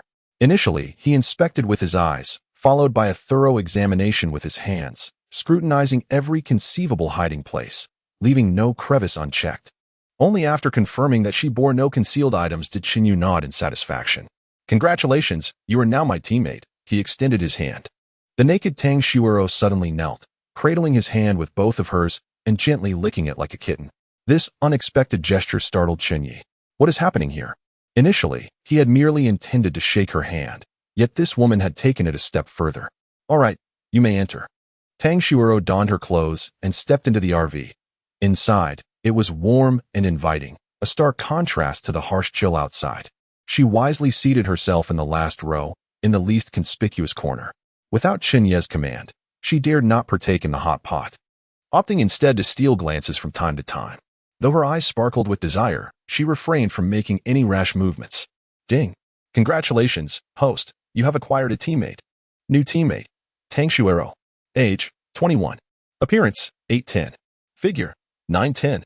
Loyalty, 70. Profile. While she appears to be a moralistic saint, this is merely a faade. Once she submits to you, you will discover the wild and contrasting nature within her. Upon reading the profile, Chen Ye smiled faintly. Indeed, Tang Shuuro possessed a certain intrigue. The system had identified her as a dangerous individual, and now it seemed somewhat perplexing. However, it must be noted that her loyalty was rather low. Resting at a mere 70, there was ample room for improvement. You may enjoy the hot pot, and you can also charge your phone. Chen Ye produced a flame fruit. Now that she had become a teammate, it was imperative to make the most of her abilities. Moreover, this woman might awaken some useful fire-related skills. The dim-witted Xiao Huang had consumed numerous flame fruits without awakening any powers, leaving Chen Ye quite vexed. "What is this?" Tang Shuuro inquired. Receiving the flame fruit resembling a watermelon, her expression laced with suspicion. "Poison. It will kill you," Chen Ye replied curtly, not bothering to further explain. Tang Shuuro quickly realized her misstep and, with a compliant demeanor, asked, "Should I consume it?" Chen Ye nodded.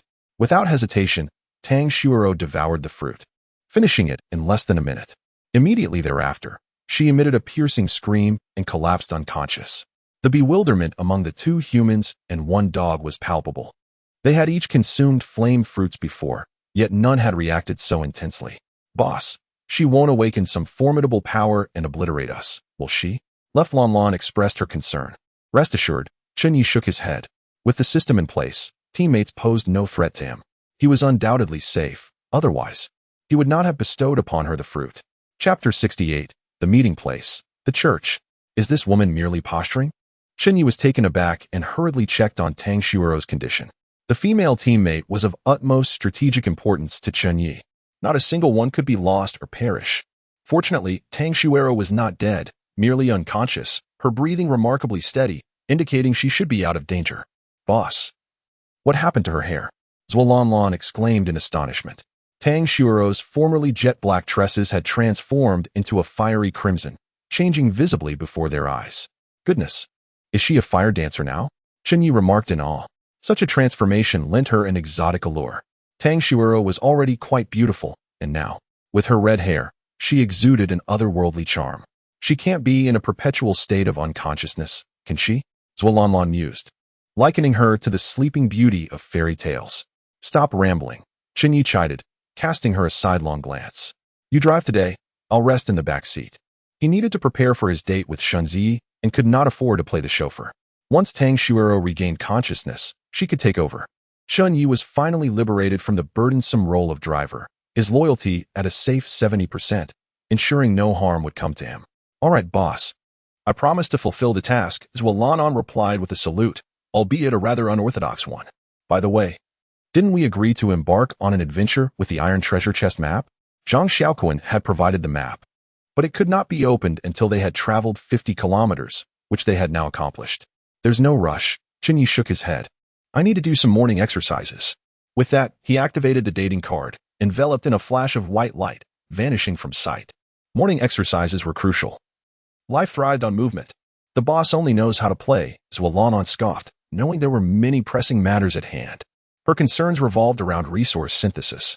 A new day had dawned, granting everyone a chance to synthesize higher-level resources, but she was uncertain about what to prioritize and could not access Chen Ye's system warehouse, leaving her waiting for his return. Chen Ye arrived at a magnificent church, the chosen venue for his meeting with Chen Ye. While a church was not his ideal setting, it held profound significance for her. He had learned from Chen Ye's husband that they had once shared an unforgettable wedding ceremony within its walls. Chen Ye and Apos, as intention was to shatter the most cherished memories harbored within Chen Ye, to utterly dismantle them, leaving no trace behind. As the saying goes, only by obliterating the heart can true submission be achieved. Did Chen Ye ask for a date with me? Do you know anything about it? Chen Ye turned to her husband, sensing his involvement in the matter. Their relationship had become strained after a recent argument, yet they had reconciled in the end. In the perilous world of survival, resources were scarce, leaving little room for anger or conflict. I don't know what to say, the man lowered his gaze. Do you truly not know? Chen Ye's expression darkened. His habit of looking down when lying was well known to her after years of companionship. The man sighed in resignation and revealed the truth. Upon learning that Chen Ye's dating card had originated from her husband, Chen Ye felt not anger, but rather a sense of joy. It seems you still care for me, though I do not agree with your method. I am merely acting in my own interest. Her husband stated calmly. His desire for more food and resources was motivated by the instinct for self-preservation. After all, one must look out for oneself in dire circumstances. Chen Ye remained understanding, not angered. What difference is there between my actions and an ancient gambler selling his wife? If I must sell, then so be it. It is a desperate measure. She was not offended, recognizing that their plight was far more challenging than that of a gambler without sustenance. If I were to say, the man continued, beyond the practical benefits, part of my motivation stems from my own selfish desires. Hearing this, Chen Ye was momentarily stunned. What selfish motives could her husband have? She knew him intimately. They had grown up together, practically as childhood sweethearts. To put it bluntly, I am attracted to men. The man's eyes sparkled with excitement. I do not care for women. In fact, I despise them. Having you around me fills me with aversion. Chen Ye was left speechless, struggling to comprehend her husband and Apos' words. You mean to say that being with men brings you pleasure? After a long pause, she finally managed to speak. He nodded vigorously. It is exhilarating, a sensation that sends shivers down my spine. What leads to such an inclination? Chen Ye questioned, bewildered. I cannot say. Perhaps it is due to my condition as a eunuch, which prevents me from engaging in marital relations. In truth, he was just as perplexed, grappling with whether his feelings were genuine or if he was fabricating a narrative to secure a better future for his wife. The thought of dating men inexplicably thrilled him, conjuring numerous unspeakable images in his mind. If you truly wish to leave me, I would be willing to accept Chen Ye's invitation, Chen Ye said, her eyes moistening. Really? You would agree? The man's excitement surged. Chen Ye blushed and nodded. Wonderful. I have a small request. He sighed with exhilaration. Chen Ye frowned, a hint of displeasure crossing her face. She had already made a significant sacrifice. What more could he want? It's nothing excessive, he quickly clarified, sensing her discomfort. Could you record your date with him? Record it for what purpose? Chen Ye asked, bewildered. I care for you and hope you find your true belonging, he explained. Chen Ye was indeed a commendable choice, possessing considerable strength, but her husband was uncertain of his character and needed to verify it. Do you truly intend to leave me? Do you genuinely not care for me? A glimmer of disappointment flickered in Chen Ye's eyes. Initially, she believed her husband acted solely for his own happiness, engaging in self-degradation. However, witnessing his uncontainable excitement, she suddenly realized that he truly enjoyed this arrangement. The desperate environment served as a mirror, revealing the darker facets of human nature. Chapter 69. Attending an appointment with a lilac flower. Darling, will you? The man asked with palpable excitement. Chen Ye remained silent, lost in contemplation. The man's anxiety grew as he grasped her hand, pleading, Please, my dear. His fervent desperation instilled a sense of fear in Chen Ye, compelling her to nod in agreement. Is it true? My love, that and Apos, wonderful. His genuine joy was unmistakable, yet the disappointment in Chen Ye and Apos' eyes deepened. You should dress up a bit, he suggested eagerly, envisioning her adorned with makeup and lipstick to ensnare the heart of Mr. Chen. Especially your hairstyle. How about a high ponytail? It would exude youthful energy. As he reached to style her hair, Chen Ye pushed him away with evident annoyance. Don't touch me, she snapped, overwhelmed with irritation.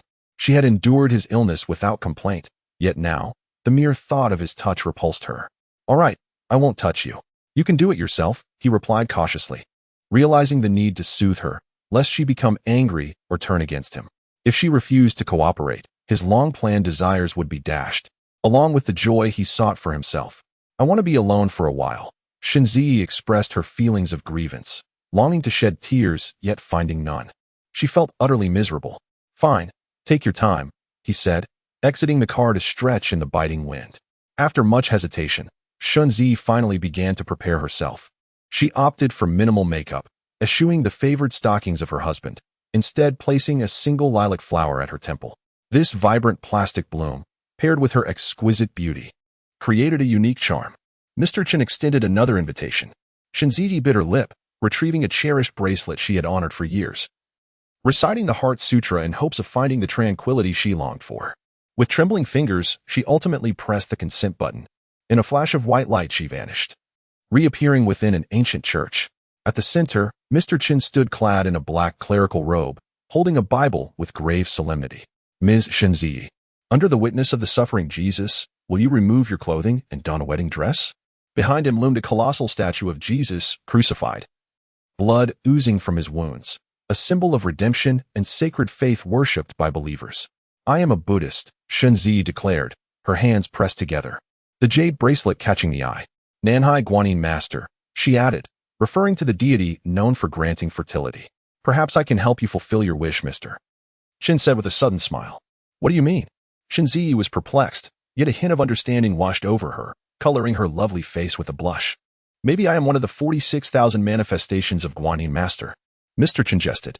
"Mr. Chen, one should possess reverence," Chen Ye replied gravely. "Revere the divine and the heavens." "Change your clothes," Mr. Chen insisted, equally serious, unwilling to engage in a theological debate. Reluctantly, Chen Ye gazed at the white wedding dress, her heart heavy with reluctance. The very notion of changing attire before a man, especially in a wedding gown, left her questioning his intentions. She was no fool. It was clear that he sought to humiliate her, satisfying some twisted desire. This was not the first time, nor would it likely be the last. "Mr. Chen, I fear I cannot comply," she responded, maintaining her dignity. "Do you think I am negotiating with you? This is an order."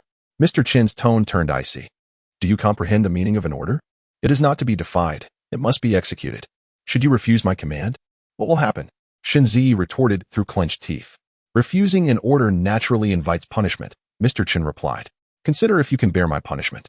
Chen Ye furrowed her brow, rendered speechless. The mere thought of punishment, or even the slightest disturbance, was unbearable for her and her family. "Can you turn away?" Chen Ye implored. "I have never changed clothes in front of a man, not even before my husband. This is highly uncomfortable for me. I hope you can understand." It was evident she lacked the authority to make demands. Mr. Chen did not turn away. Instead, he scrutinized her, admiring her graceful figure. Clothed, she displayed such exquisite lines. Without the fabric, she would surely be even more perfect. He wanted to relish this sight, determined not to turn his back. Chen Ye attempted several times to overcome her psychological barrier, but found herself helpless. Tears streamed down her cheeks, drop by drop, shattering upon the ground like pearls, shattering her pride along with them. "You could choose the simpler option and avoid such humiliation," Mr. Chen suggested politely. "Join me as a teammate. All your troubles would vanish." By becoming Mr. Chen's teammate, all her issues would resolve. He was desperate for a partner. Acquiring one would exponentially increase his resources and offer invaluable daily synthesis opportunities, precisely what he craved. To level up and obtain superior weaponry, Mr. Chen was willing to pay the price, which included ceasing to humiliate Chen Ye, even refraining from touching her. "No," Chen Ye resolutely shook her head. "I cannot abandon him."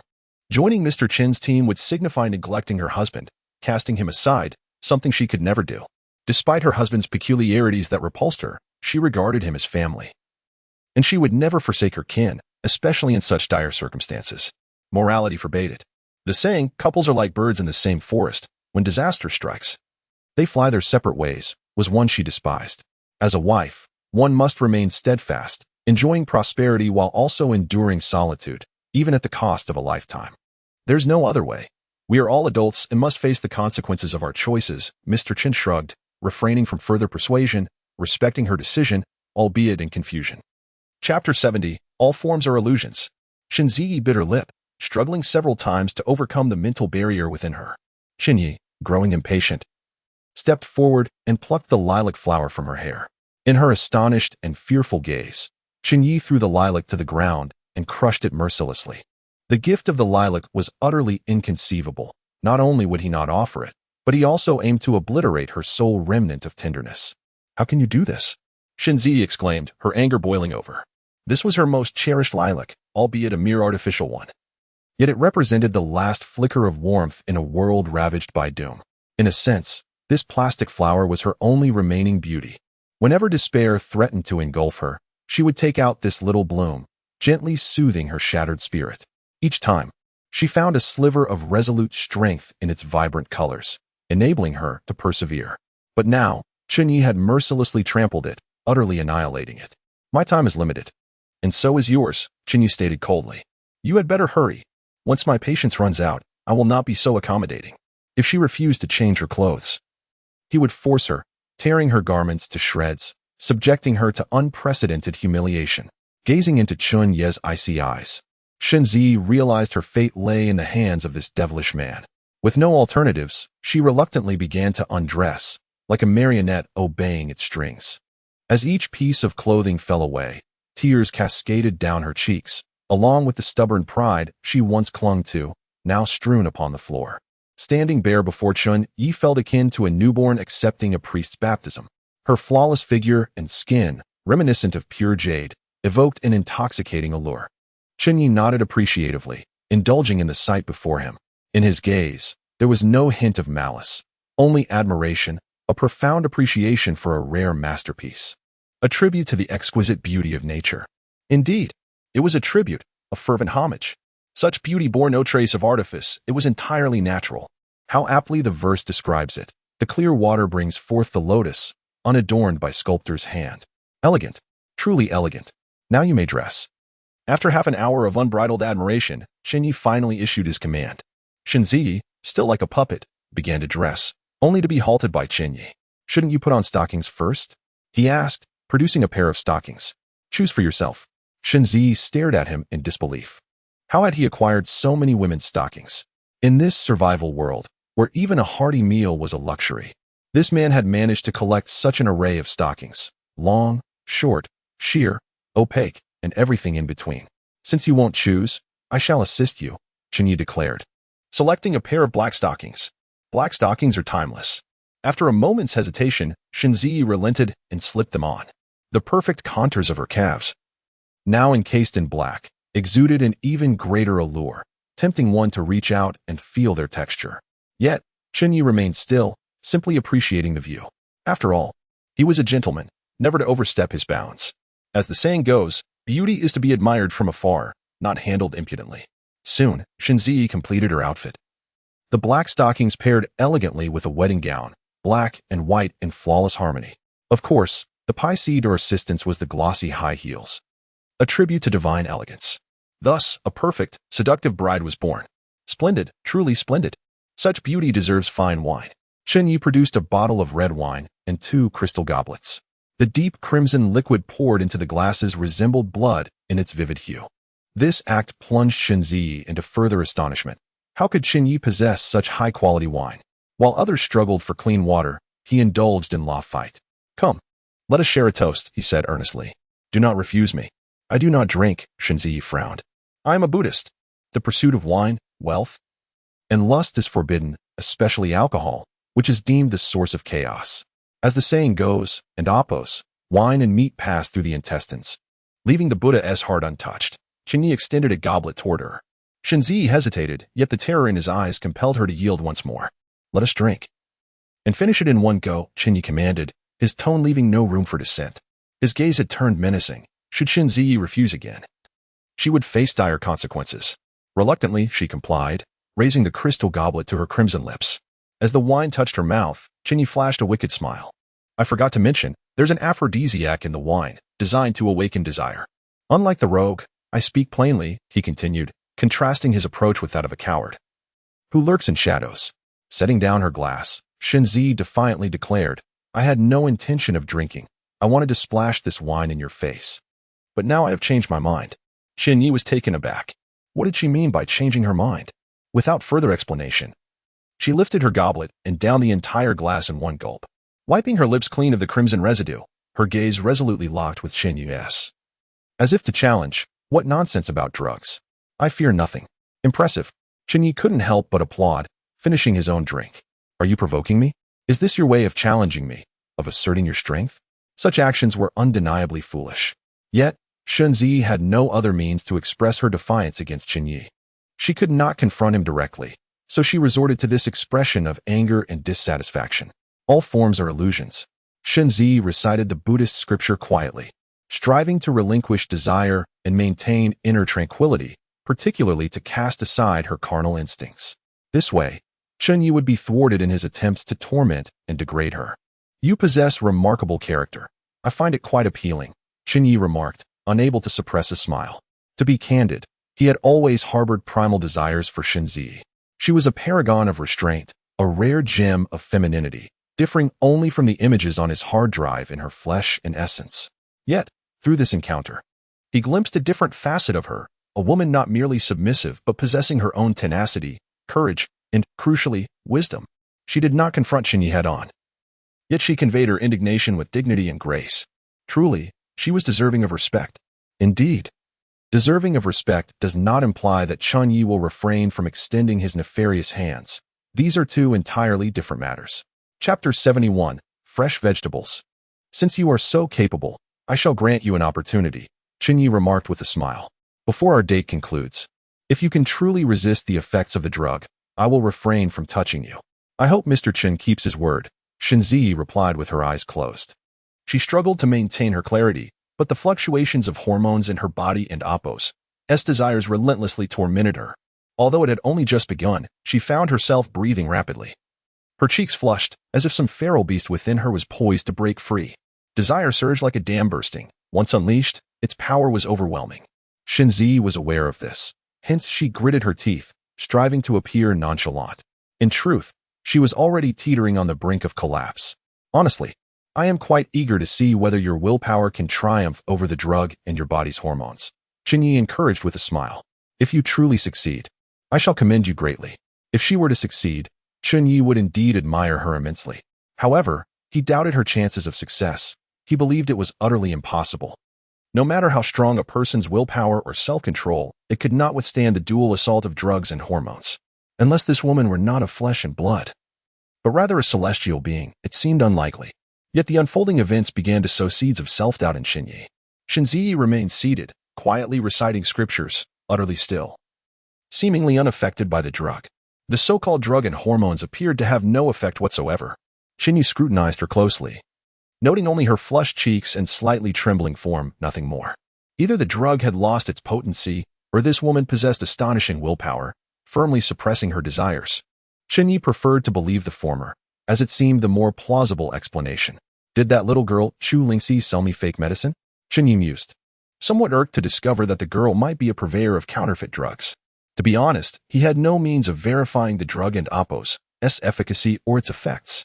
After all, this was a substance that only impacted women. It would be of no use to men. Had he known, he might have had Zuolanlan or De Huang try a dose to test its potency, rather than finding himself in such a passive position. An hour passed, and Chen Ye showed no reaction. 2 hours elapsed, and still, she remained unresponsive. Then came 3 hours, 4 hours, and 4.5 hours. Soon their date would conclude. Yet Chen Ye continued her recitation, undisturbed, as if nothing in the world mattered to her anymore. The lust and obsessions of humanity had vanished completely. You truly can resist. Ken and Apos, to you? Chen Ye exclaimed in surprise. Is this for real? Mr. Chen, all manifestations are but illusions. Chen Ye raised her head, her eyes shining brightly.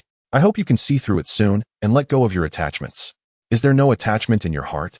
If there were none, why do you steadfastly guard your husband? Chen Ye challenged. Regardless of the cost, you refuse to let him go. Is that not the greatest obsession and delusion? Let us not engage in verbal sparring. Chen Ye lowered her head and resumed her chanting.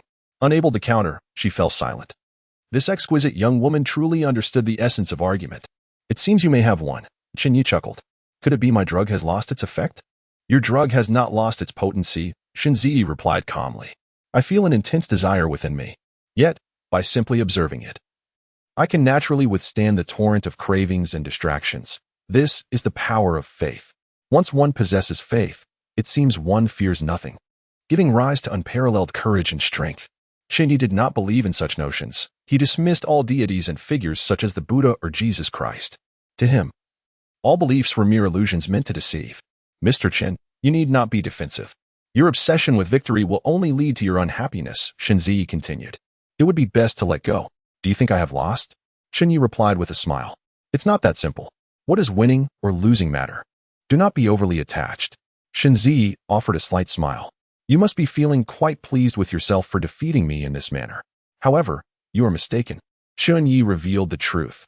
You will completely lose your ability to resist the effects of the drug. You will succumb entirely to its influence. Mr. Chen, why are you so confident? Chen Ye laughed again, seemingly mocking Chen Ye's self-satisfaction. Because I doubled the dosage, Chen Ye candidly confessed. Not only is it in the wine, but I have also infused the incense with the drug. 2 hours prior, he had lit the incense, which was laced with a high concentration of the substance, nearly saturating it. With every breath she took, the drug infiltrated her body, unleashing its terrifying effects. With each inhale and exhale, the 2-hour accumulation was nearing its explosive moment. She would be utterly unable to resist with mere willpower. You despicable wretch. Chen Ye suddenly stood, her complexion darkening. Just a few minor tactics. Chen Ye replied without a shred of moral burden, grinning. To win the heart of a beauty, one must naturally employ some audacious methods. As the saying goes, a benevolent heart requires audacity. He had sought true teachings from the deity of her faith, and indeed, the teachings proved effective, leaving the Buddha's followers bewildered. You were merely pretending. You feigned defeat to lower my guard, only to let me drop my defenses. Chen Ye suddenly understood the man's cunning and shamelessness. You could say that, Chen Ye replied with a smile. Do you not feel a feral beast within you yearning to break free? Chen Ye closed her eyes, took a deep breath, and continued her recitation, seeking strength from her faith, hoping to call upon the Buddha to help her through this ordeal. Yet, a flood of thoughts surged through her mind like a torrent. I am also a woman. I have basic physiological needs. Why must I suppress them? I have suffered for so many years, caring for a husband as impotent as a eunuch, never having experienced the joys of intimacy. Should I not indulge myself for once? Though I am a follower of the Buddha, I am not a celibate nun. I am merely a disciple of Buddhism. I may enjoy life, partake in the sweetness of marital relations, and even bear children. I should not mistreat myself in this manner. Heaven has already imposed enough suffering upon me. I cannot continue to torture myself. The reasons to surrender were plentiful, and Chen Ye now sought to abandon her steadfastness, disregarding all else, including the stakes of their wager. To her, what did winning or losing matter? It was merely an obsession, a delusion. All manifestations were but illusions. Mr. Chen, may I borrow something from you? Chen Ye, now in a state of confusion, blurted out, perhaps a cucumber or an eggplant? Fresh vegetables? Chapter 72. I have become impure. She could no longer contain herself, her gaze becoming profoundly dazed. The effects of the substance suddenly surged at that moment, overwhelming like a torrent that obliterates everything in its path. I have no fresh vegetables. Chen Ye shook his head. Indeed, he lacked fresh vegetables, which were exceedingly rare in such an icy and desolate environment. Even if a treasure chest were to yield fresh produce, it would be consumed almost instantly, leaving him with little chance of acquiring any. Surely, you must have some ham sausages? A larger, thicker variety would be preferable, and, more importantly, they should be longer, Chen Ye continued breathlessly. I certainly have ham sausages, of all shapes and sizes, absolutely capable of satisfying your desires, Chen Ye replied with a smile. However, I feel that ham sausages are not worthy of you. After all, she is an exquisite woman. How could she settle for mere sausages? She deserves something of quality. Mr. Chen, I do not wish to engage in relations with you. Chen Ye misunderstood, thinking Chen Ye was about to present his long-preserved sausages. Yet, Chen Ye merely smiled and said, you know, treasure chests can yield a myriad of bizarre items, some of which are utterly useless, such as certain intimate women's products. He believed these items bore no shameful connotation, but rather represented a remarkable scientific invention. Many women lack husbands or boyfriends, yet they possess physiological needs that must be respected and fulfilled. That is the most fundamental aspect of human dignity. This is also the highest form of respect for women. And Chen Ye is a man who deeply values and respects women's needs. With that, Chen Ye produced a large pink item. This. Chen Zi's face displayed a look of sheer terror. Such a device was beyond her confidence to handle. Fear not. Chen Ye reassured her like a caring elder brother. I will take care of everything. I am no novice. On the contrary, I possess a wealth of experience, whether from instructional videos or practical application. Thank you, Mr. Chen. Chen Zi said. Her cheeks flushed as she lifted her wedding dress, slightly bending her knees. Please be gentle. What does gentleness mean? He only understood the destruction of delicate flowers. The day concluded, and Chen Zi reappeared atop her vehicle. She had changed out of her wedding dress, discarding the black stockings and red high heels. Now, she donned simple attire, still wearing the jade bracelet, softly reciting Buddhist scriptures. However, her cheeks were now rosy, and her previously dull eyes sparkled with life, akin to parched land rejoicing in the long-awaited rain. It dawned on her that a woman could experience such joy. This was her most profound realization. Though the madness had passed, Chen Zi found herself lingering in the aftertaste of the experience, even developing a peculiar yearning and sensation. Biting her lip, her throat parched. Yet, the moment she remembered her husband was nearby, an inexplicable sense of shame jolted her back to reality. She even felt an urge to slap herself. How could she, a Buddhist, demean herself in such a manner?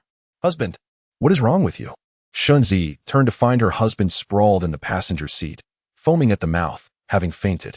More absurdly, he was not wearing pants. The warmth of the car ensured he had not succumbed to the cold. Husband, please wake up. Chen Zi hurriedly checked her husband's condition.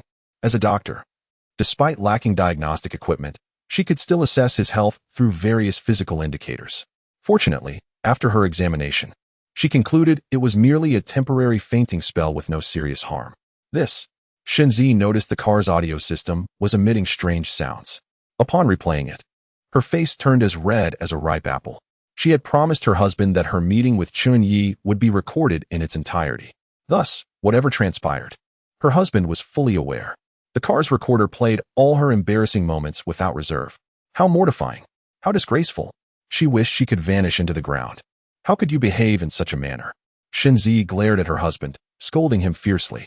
It was likely that he had listened to the recording, becoming overly agitated, leading to his fainting spell. His health was already fragile, and intense emotions could easily cause him to black out, let alone the vigorous activities that had occurred. After a considerable wait, the man finally regained consciousness. Seeing his disheveled appearance, he hastily explained, "Wife, I am fine. Do not worry." Chen Zi coldly retorted, "What were you thinking? Are you not aware of your own health condition?" "I apologize," the man replied sheepishly. I could not hold back. It was too exhilarating. My scalp tingled, and I simply lost control. Upon hearing this, Chen Zi contemplated chastising him. Yet considering her own disgraceful behavior, she felt too embarrassed to say anything further. "I have caught a cold and keep blowing my nose." The man threw a wad of tissue, seemingly stained with mucus, out of the car window. Initially, Chen Zi had not noticed, but now, with his action, she caught sight of it, her cheeks flushing. "Do you have anything to say?" Once she regained her composure, Chen Zi slowly began to speak. "Wife," the man excitedly grasped Chen Zi's hand. "You are amazing." This was his sole intention to convey, the deepest sentiment he wished to express. "Oh." Chen Zi abruptly withdrew her hand. She was now reluctant to allow her husband to touch her. "What is wrong?" the man asked, perplexed, furrowing his brow.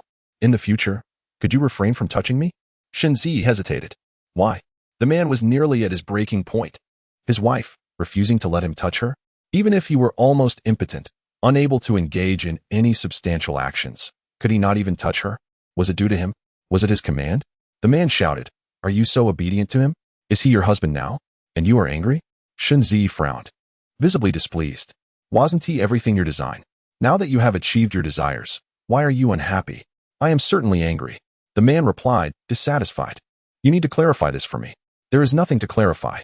Chen Zi sighed. "I merely feel dirty. My hands are dirty. My mouth is dirty. My body is dirty." "Dirty?" The man replied foolishly. "I don't see it. I think you are quite clean." "I am dirty." Chen Zi wept silently. "My hands have done things they should not have, thus they are tainted. My mouth has spoken words it should not have, and thus it is sullied. Other places are no longer pure, no longer pristine." Chapter 73. Oh, my system loan. A flash of white light illuminated the scene as Chen Ye materialized within the vehicle.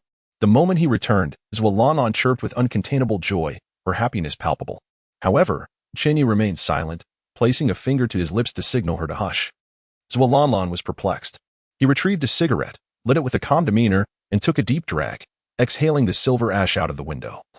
Finally allowing himself a long sigh of relief. Ah, the comfort. This was what one might call a post-event cigarette, joy akin to that experienced by celestial beings. Once he finished the cigarette, he finally inquired, "Has there been any change with Tang Xuero?" "No, she has been sleeping and has yet to awaken," Zhualanlan replied. "What if she just sleeps forever?" "That one and oppose, T happen," Chen Ye affirmed with unwavering certainty. As her teammate and host, he could monitor her physical condition in real time. Tang Xuero and Oppo's health status was stable. Although he couldn't and Oppo's T explain why she remained in a coma, one thing was certain, she would not perish. "Let us commence the synthesis," Chen Ye commanded. "Synthesize all resources in the system warehouse." Ding. "Congratulations, host. You have acquired 100 bottles of legendary-grade mineral water." Ding. "Congratulations, host. You have received 100 legendary-grade sausages." Ding. Legendary-grade resources represent the highest tier available in this version and cannot be upgraded further. Ding. "Congratulations, host. You have obtained 250 liters of super fuel." Ding.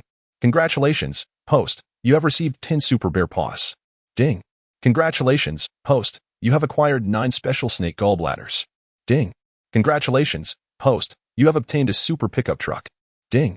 "Congratulations, host. You have received 10 super nameless fruits." A series of notifications flooded in. For reasons unknown, Chen Ye felt an exhilarating rush. This sensation of ascension was second only to the relief of relieving oneself and succumbing to slumber beside a partner. As for which of the latter two was more pleasurable, he couldn't quite decide. Each had its merits.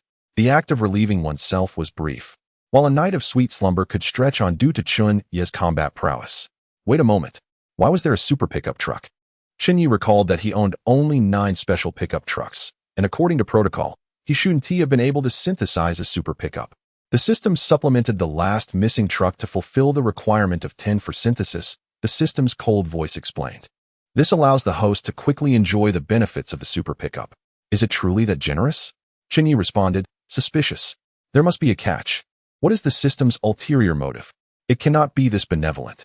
There is no catch, the system replied, its tone devoid of warmth. It is merely a legal and compliant system loan. Wait a minute. Chen Ye's hair stood on end. A loan? System loan? That's a terrifying capitalist exploitation tool. More dreadful than naked loans, usury, or housing loans. Do not worry, host. You merely need to return 2 special pickup trucks within 7 days. After 7 days, the repayment will increase by 1 truck each day, making it quite economical.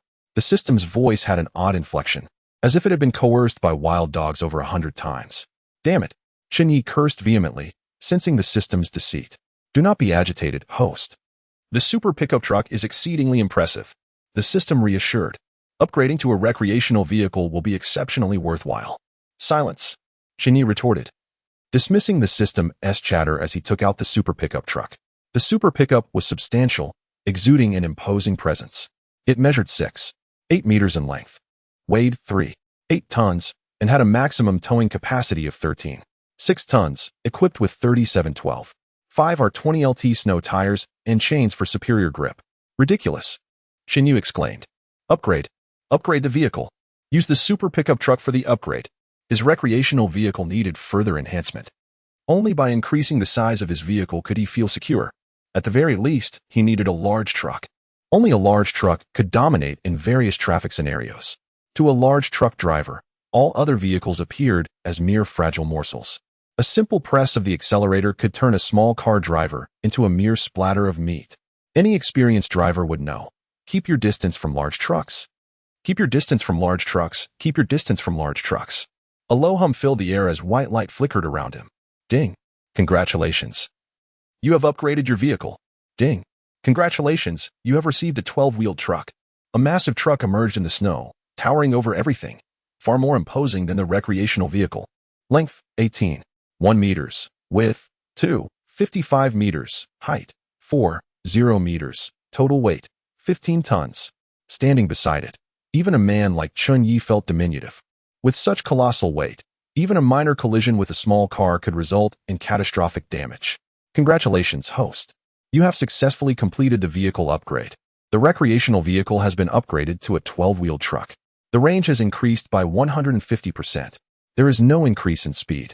But the vehicle and Oppo's S armor has improved by 50%. The vehicle and Oppo's S lifespan has been extended by 30%. A barrage of upgrades flashed before him, each more astonishing than the last. Open the vehicle panel. Vehicle type, 12-wheeled truck. Vehicle name, Bumblebee. Vehicle color, yellow. Maximum range, 1,000 kilometers. Maximum speed, 120. Armor value, 500. Note, if armor value falls below 25, driving speed will be affected. If it falls below 10, the vehicle will be inoperable. Vehicle lifespan, 20 years. Every aspect had seen remarkable growth, save for speed, which remained capped at 120 due to the immense weight. Not too shabby. Chen Ye climbed into the driver's seat, which was significantly larger and more comfortable than before. The cockpit boasted an array of high-tech electronic equipment, making for a pleasant driving experience. The cargo area had been fully enclosed, resembling a grand recreational vehicle, equipped with all necessary living amenities. Wow, Zhuolanlan exclaimed, her eyes wide with admiration. It and amp, Oppo's S so big, so long, so tall. Is it really that exaggerated? Chen Ye mused, somewhat speechless. Boss, you don and amp, Oppo's, Tino. I love it big and long. Zhuolanlan giggled mischievously. Chen Ye sensed something was amiss with her demeanor. Zhuolanlan, here are the resources. Continue the synthesis. Chen Ye transferred the materials to her. All right. Zhuolanlan saluted, her expression earnest. I promised to complete the task. Following their previous arrangement, another round of synthesis commenced. Once completed, she directly transferred the resources back to Chen Ye. Ding. Congratulations, host. You have received 25 liters of superfuel. Ding. Congratulations, host. You have obtained a legendary bear paw. Ding. Congratulations, host. You have acquired 10 super nameless fruits. Excellent items. Chen Ye rubbed his hands together, pleased with the haul. What effects do these possess? He was eager to find out. Not yet, Chen Ye decided. We must continue the synthesis. We need to ensure Tang Xuero can continue synthesizing. It is fortunate that Tang Xuero has been embraced, as she is now proving to be immensely valuable. Chapter 74, The Power. The Serpent and Amp, Oppo's S Gull. It and Amp, Oppo's S Explosive. Zhuolanlan, I entrust you with a task. Chen Ye said, within a minute, awaken Tang Xuero for me. Understood, Zhuolanlan assured, vowing to accomplish the mission. With that, she began to call out Tang Xuero and Oppo's S name, even coaxing De Huang to lick her face.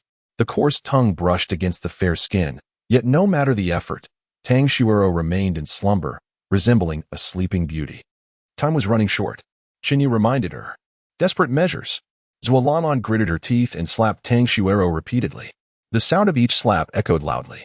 Before long, Tang Xuero stirred awake, rubbing her swollen eyes and complaining. What happened? It hurts. Did I have a nightmare? Zhuolanlan, concerned, inquired. What did you dream about? I dreamt that someone was slapping me. Tang Xuero cursed. It was that wretched Li Dan. Li Dan had stripped her of everything, and her fury towards Li Dan was at its peak. Li Dan is truly wicked, Zhuolanlan remarked. Next time you see her, slap her hard. Indeed. Tang Xuero nodded in agreement. Slap her hard. All right, I will provide you with supplies, and you shall follow my orders. Chen Ye interjected. Yes. Tang Xuero quickly straightened up, awaiting Chen Ye and Amp, Oppo's S command. The task was simple, and the synthesis was swiftly completed, with the supplies successfully in Chen Ye and Amp, Oppo's S possession. Ding. Congratulations, host. You have obtained 5 liters of legendary fuel. Ding. Congratulations, host. You have acquired a legendary bear paw. Ding. Congratulations, host. You have received a legendary flame fruit. Once again, 3 legendary items. How delightful. Chen Ye was eager to observe the effects of these 3 legendary materials. What use does the legendary bear paw have? Chen Ye took it out, but it appeared unchanged. Ding. Effect of the legendary bear paw. Upon consumption, one can go a month without food, with the side effect of releasing 3 loud and odorous flatulence daily at scheduled times. Damn. Chen Ye cursed. There are side effects? To be fair, going a month without food in a post-apocalyptic survival world is practically a game-changing existence. A single bear paw could utterly eradicate hunger. However, for Chen Ye, who had an abundance of supplies, it was of little use. Moreover, The absurd side effects made it even less appealing. Wait a moment. Chen Ye suddenly had an idea. He could sell it to Zhang Xiaoquan. How splendid. Yes, sell it to him at a high price. Hold on. Chen Ye abruptly realized something was amiss. Why was there a function introduction now? Previously, there had been none. For instance, with the legendary mineral water, he had to drink it himself to discover its effects. Yet now there was a direct textual explanation. Ding. As the host is a system loan user, this is one of the benefits. The system and amp, Oppo's, cold voice echoed. System loan users enjoy free benefits, the ultimate form of exploitation. So that is how it is? Chen Ye nodded, finding it quite reasonable. System loan users are merely tools of the system, and having some perks is acceptable. However, he had no desire to engage in any system loans. It needed to end immediately. Otherwise, the compounding interest would be terrifying. Can others see the function introduction of the legendary bear paw? Chen Ye inquired. No. The system responded. The textual introduction is an exclusive benefit for system loan users, a symbol of status. Extremely prestigious.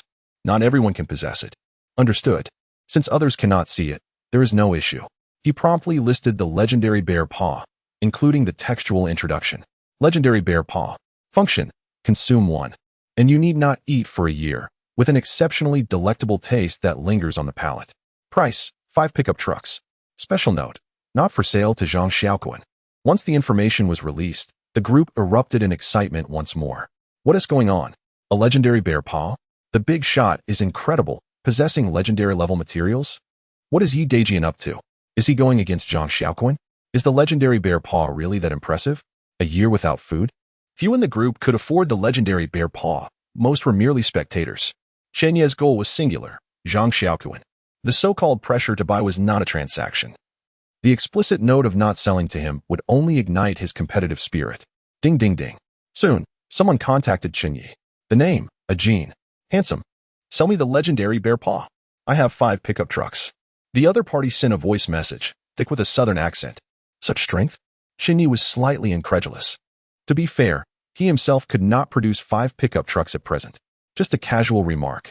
Ajin and Oppo's tone was nonchalant, indicating he truly had the means and was proactively initiating a trade with Chen Ye. However, Chen Ye did not accept. He was waiting for a fated person. And Ajin was clearly not it. Moreover, the opportunity for synthesis had already been lost today. The entire team had no synthesis chances left. If he traded now for pickup trucks, after Zhualanon and Oppo's, as consumption, it would return 100 trucks. At that point, unable to synthesize, he would face a warehouse overflow. After an overflow, the system would devour him at midnight, which was exceedingly unwise. Waiting for tomorrow as synthesis opportunity would be ideal. Allowing everything to flow smoothly in one go. You don't want to drive up the price, do you? Are you trying to play games? Ajin was somewhat irritated. As a Cantonese, he had eaten everything from snakes to insects, but never had he tasted a bear paw, let alone a legendary one. To satisfy his culinary cravings and be a proper Cantonese, he was willing to offer 5 pickup trucks without hesitation. Yet the other party refused to sell? It's not about inflating the price, it's simply selling to those fated. Chen Ye did not explain. You're not actually going to sell it to that scoundrel Zhang Xiaoquan, are you? Ajin cursed. The term scoundrel essentially means may his whole family perish. Haven't I noted that I want to sell to him? Chen Ye feigned ignorance. Kiki. Ajin laughed. You're quite the clever one. As a southerner, he naturally knew how to conduct business, adept in various entrepreneurial tactics. The phrase you're quite the clever one means you're good at making money and conducting business. After a moment of thought, he realized Chen Ye was trying to trick Zhang Xiaoquan. He had his own grievances with Zhang Xiaoquan, so he was more than happy to see this unfold. Handsome, if you have the goods, just send them my way, I'll snatch them up immediately. Ajin laughed. Especially if it's something delicious enough to lick your lips, remember to call me. He had a particular fondness for delectable goods. What about the serpent gall? Chen Ye had 9 special serpent galls. Serpent gall? Incredible. Ajin exclaimed with excitement. That and amp. Oppo's. Absolutely explosive. The Cantonese adore snake dishes. And serpent gall is considered a delicacy among delicacies. Especially when consumed raw, it has been a tradition since ancient times. However, the younger generation views eating it raw as a bad habit. Yet true Cantonese gourmets are the masters of preparing serpent gall, ensuring it is not only safe but transformed into a delightful dish. Just as Ajin said, incredible. The serpent gall. It's absolutely explosive. Chapter 75. Unfazed by the Guangdong gourmet. Chen Ye was rather taken aback by his fervor. Being a northerner, he found it difficult to comprehend the obsession a Guangdong connoisseur had for culinary delights. Nevertheless, he refrained from initiating a transaction immediately. Instead, he produced a special-grade snake gallbladder to assess its effects, hoping there would not be any severe side effects. He bore no ill towards Ajin. If there were any adverse effects, he would inform him in advance. Should Ajin still wish to proceed with the purchase, it would not be his fault if things went awry. Special-grade snake gallbladder. Function, upon consumption, provides immunity against any snake venom for 1 month. Characteristics, exceptionally delicious. Side effect, daily diarrhea. The side effects were rather significant. Chen Ye frowned. Were he in Ajin and Oppo's position, he would undoubtedly refrain from purchasing or consuming it. Immunity to snake venom was essentially a superfluous benefit, and as for its deliciousness, that was utterly inconsequential. The daily diarrhea was a considerable drawback. In the bitter cold, even the act of defecation was a torment, let alone dealing with diarrhea. Brother, the special-grade snake gallbladder has considerable side effects, Chen Ye explained candidly, without any concealment. Energetic. Ajin exclaimed excitedly, I'll buy it. I'll buy it. Upon hearing of the gallbladder and Oppo's delectable nature, his eyes sparkled. As for the so-called daily diarrhea side effect, to a Guangdong native, it hardly registered as a drawback. Having consumed raw marinated dishes and other delicacies daily, diarrhea was merely a part of their routine. Really going to buy it? Chen Ye was greatly surprised, not expecting Ajin to hesitate not even for a moment. How about a special-grade snake gallbladder for a pickup truck? He ventured a price. This offer was not exorbitant, but rather reasonable. All right, I'll buy. Ajin promptly initiated the transaction, and a pickup truck was already prepared. Given the circumstances, as the seller, Chen Ye felt it inappropriate to say anything further. Soon, the transaction was completed. A pickup truck appeared in Chen Ye's system warehouse. Handsome. Come on. Ajin continued. I still have 4 pickup trucks. How many snake gallbladders do you have left? For snake gallbladders, Chen Ye told a little fib. In truth, he possessed 7, but he could not sell them all. After all, they were treats for De Huang. Wait, speaking of which, will De Huang have diarrhea after consuming the special-grade snake gallbladder? I want it. Ajin was overjoyed, initiating another transaction. This was a windfall for Chen Ye, who naturally did not decline, acquiring 4 more pickup trucks. However, he could not combine them just yet. If he could, allowing Zualanlan to consume one would easily repay the system loan. Energetic. On a large truck, Ajin gazed at the 5 fragrant snake gallbladders, excitedly rubbing his hands together. He could hardly wait, immediately beginning to prepare the most authentic Chashan-style raw marinated dish. First, he added soy sauce, fish sauce, and salt. Next came garlic, ginger, and chili. Then, he incorporated white wine, sugar, and vinegar, along with some scallions and coriander. Everything was ready, all that remained was to wait. Time would endow the ingredients with enticing flavors. As a seasoned gourmet, Ajin understood the significance of patience. He knew he must bide his time. After soaking for a while, he could finally indulge in the culinary delight. Ajin sliced open the snake gallbladder, savoring it with small bites, but it was so delicious that he soon devoured it heartily. Just right. So tasty. What a delight. Ajin was utterly enraptured. It was simply too delectable. He finished off a large snake gallbladder in just over 10 minutes, and that was with considerable restraint, savoring every morsel. Such exquisite flavors deserve to be relished, not devoured ravenously. Feeling it now, gotta go? Ajin's stomach grumbled, clearly on the verge of transformation into a jet-propelled warrior. Nonetheless, he felt no regret. He continued to consume the snake gallbladder. The notion of becoming a jet-propelled warrior was merely a daily occurrence. Brother, are you targeting me? Zhang Xiaoquan remarked discontentedly. Why won't you sell me the legendary bear paw? It's my possession. I can sell it to whomever I choose. Chen Ye replied with a smile. What if I insist on buying it? Zhang Xiaoquan retorted defiantly. It's my money. I can buy whatever I want. If I refuse, how will you purchase it? Chen Ye chuckled. Zhang Xiaoquan was indeed rather simple-minded. If you want to sell 5 pickup trucks, how about 6? Zhang Xiaoquan waved his hand, his temper flaring. Not for sale. Chen Ye promptly declined. What about 7? Zhang Xiaoquan pressed on. The more Chen Ye refused, the more Zhang Xiaoquan desired to buy. Not for sale. Chen Ye's response remained steadfast. What about 8? Zhang Xiaoquan nearly shouted, though he felt a pang of regret at the thought of parting with 8 pickup trucks. Still, One must uphold their dignity. Stop wasting your breath. How about 9 pickup trucks? Zhang Xiaoquan returned to the matter at hand. His goal was the legendary bear paw, not to engage in a quarrel about family matters. No deal. 10. Deal. Huh. Zhang Xiaoquan was momentarily stunned. How had they reached an agreement? He had anticipated that 10 would also be met with refusal. Yet, the immediate acceptance caught him off guard. The deal was struck. Chen Ye initiated the transaction, and in addition to the legendary bear paw, he had a gift for him. Humph. Zhang Xiaoquan snorted coldly, "You've got a conscience." After a moment's hesitation, he accepted the trade. Ding. Congratulations, you have acquired 10 pickup trucks. The 10 pickup trucks were stored in Chen Ye's system warehouse. With the previous 5, that made a total of 15 pickup trucks. With a 100-fold return, that equated to 1,500 pickup trucks, an overwhelming number.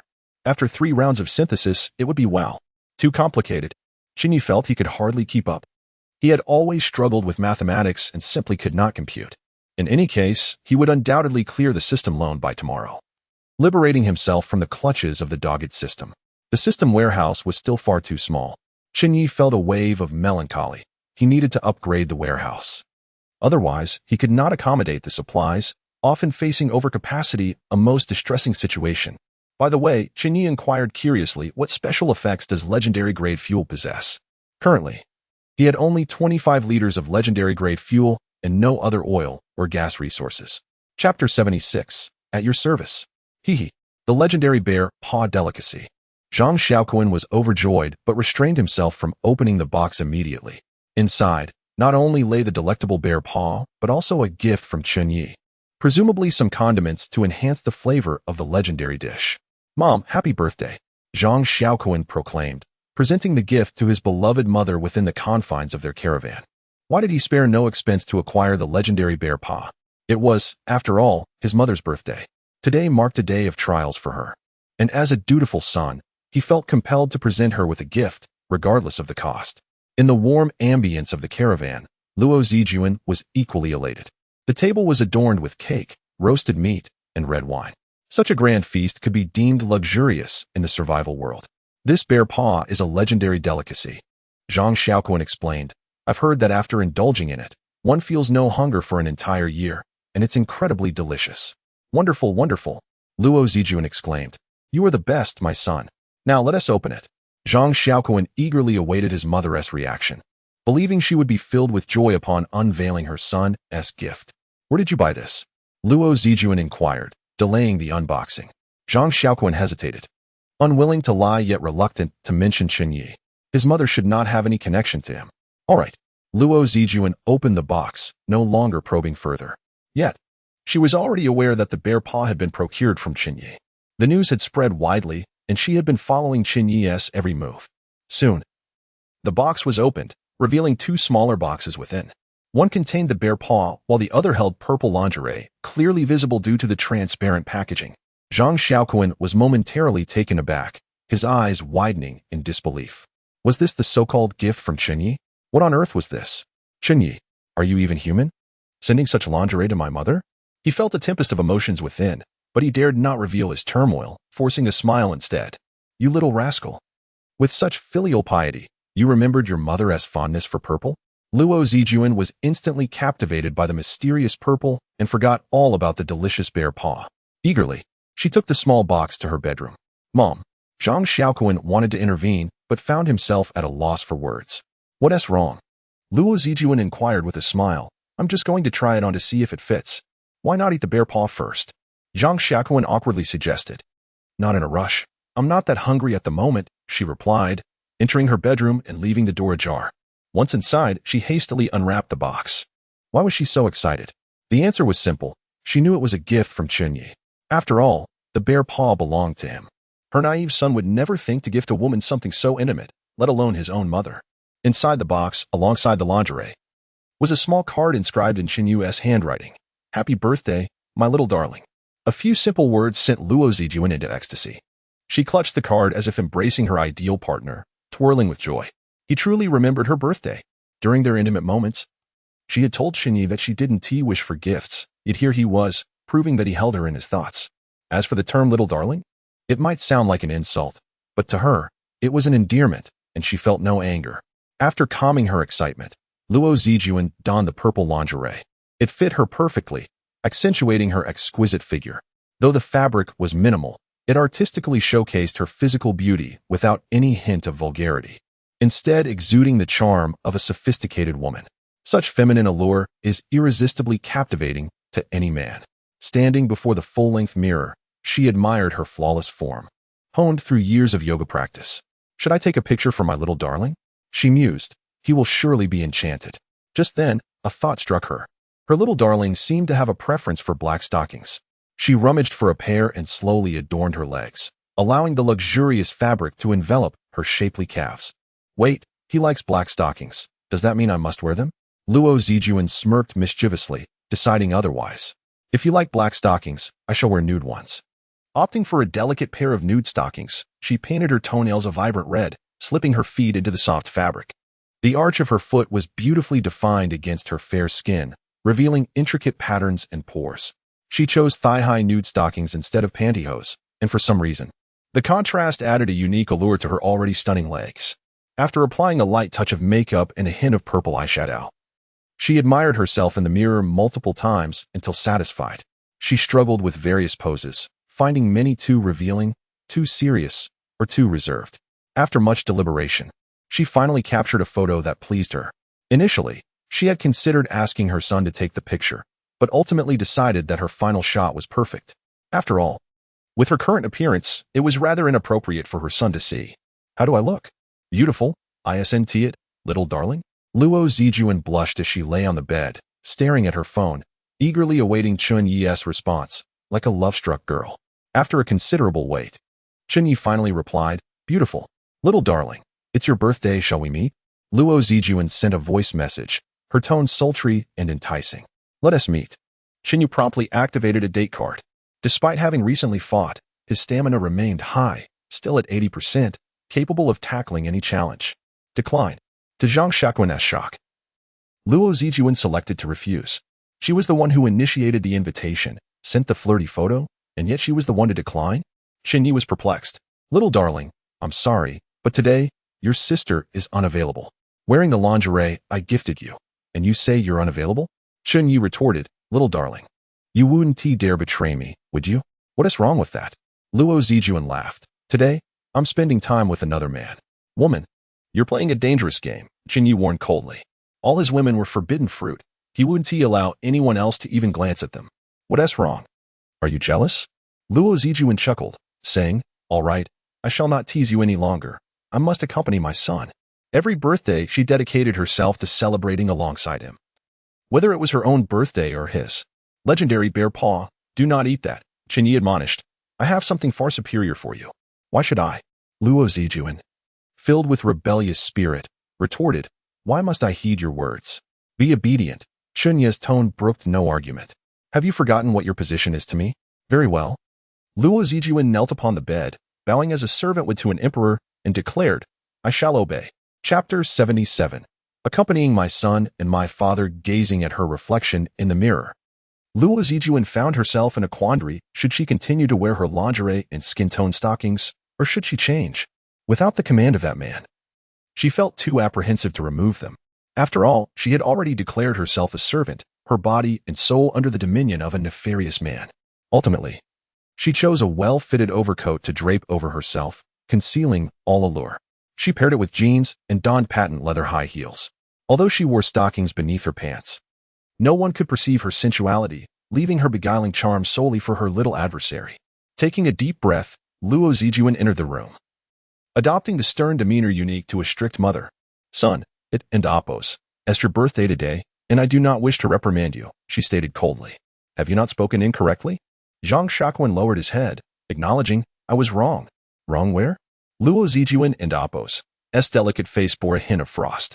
I, Zhang Shaquan stammered, unable to articulate his thoughts. Where did you err? Luo Zijuan crossed her legs, her fair ankles visible beneath the exquisitely textured stockings, exuding undeniable elegance. I, Zhang Shaquan, feeling the pressure, could not utter a word. Humph. With a sharp exhale, Luo Zijuan raised her hand and struck her son across the face. The sound echoed crisply, leaving Zhang Shaquan momentarily dazed. Kneel. Luo Zijuan commanded, her eyes radiating an unassailable queenly authority. Mom, Zhang Xiaoquan protested, feeling deeply aggrieved. I am the leader of the convoy.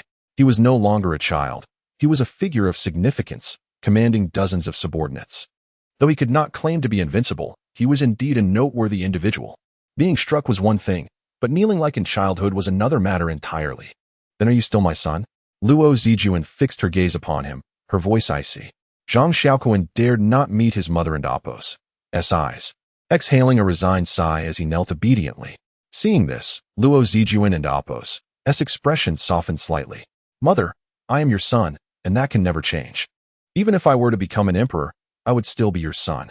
Kneeling, Zhang Xiaoquan bowed his head, saying, Mom, I wish you a happy birthday. Observing her son and Apos' heartfelt wishes, Luo Zijuan finally relented. All right, stand and speak. No. Zhang Xiaoquan shook his head resolutely. I shall kneel to hear your teachings. Humph.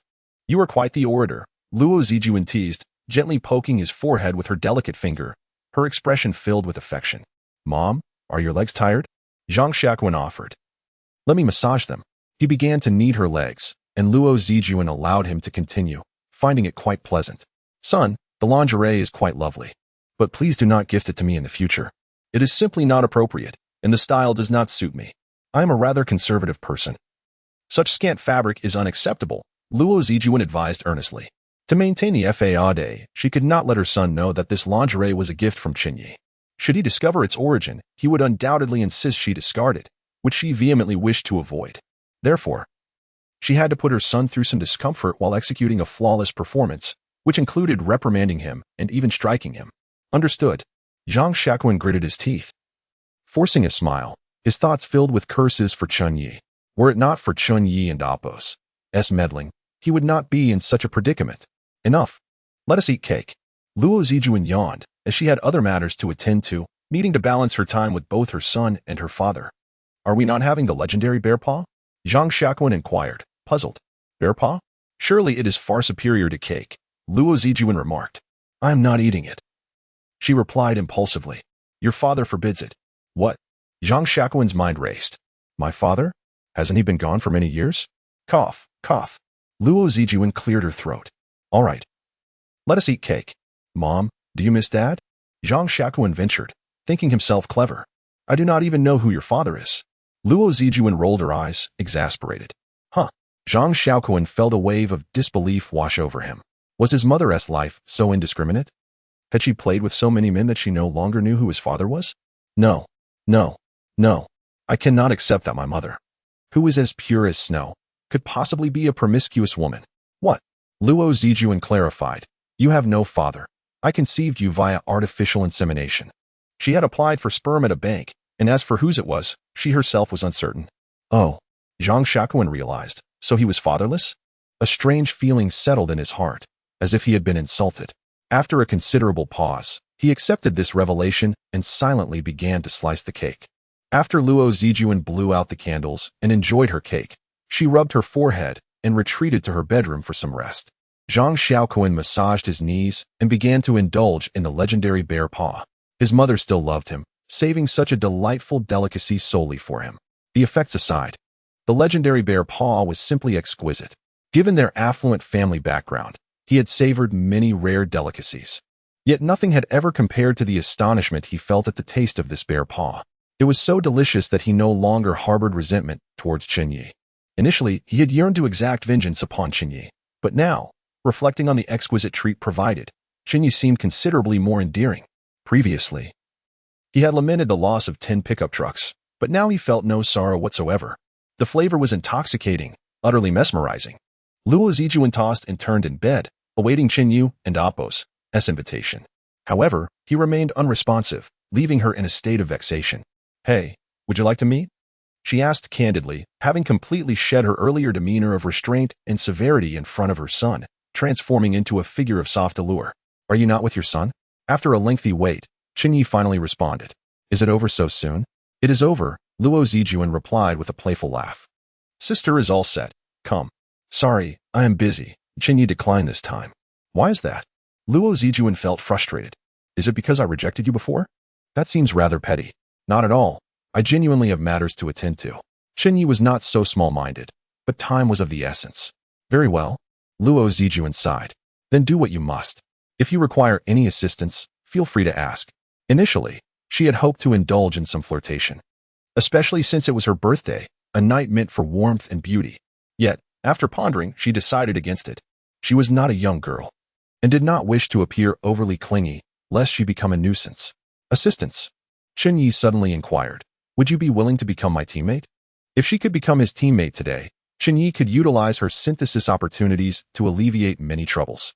In short, he desired more female teammates. Many, many more. Not at this moment. Luo Zijuan hesitated briefly, at least not today.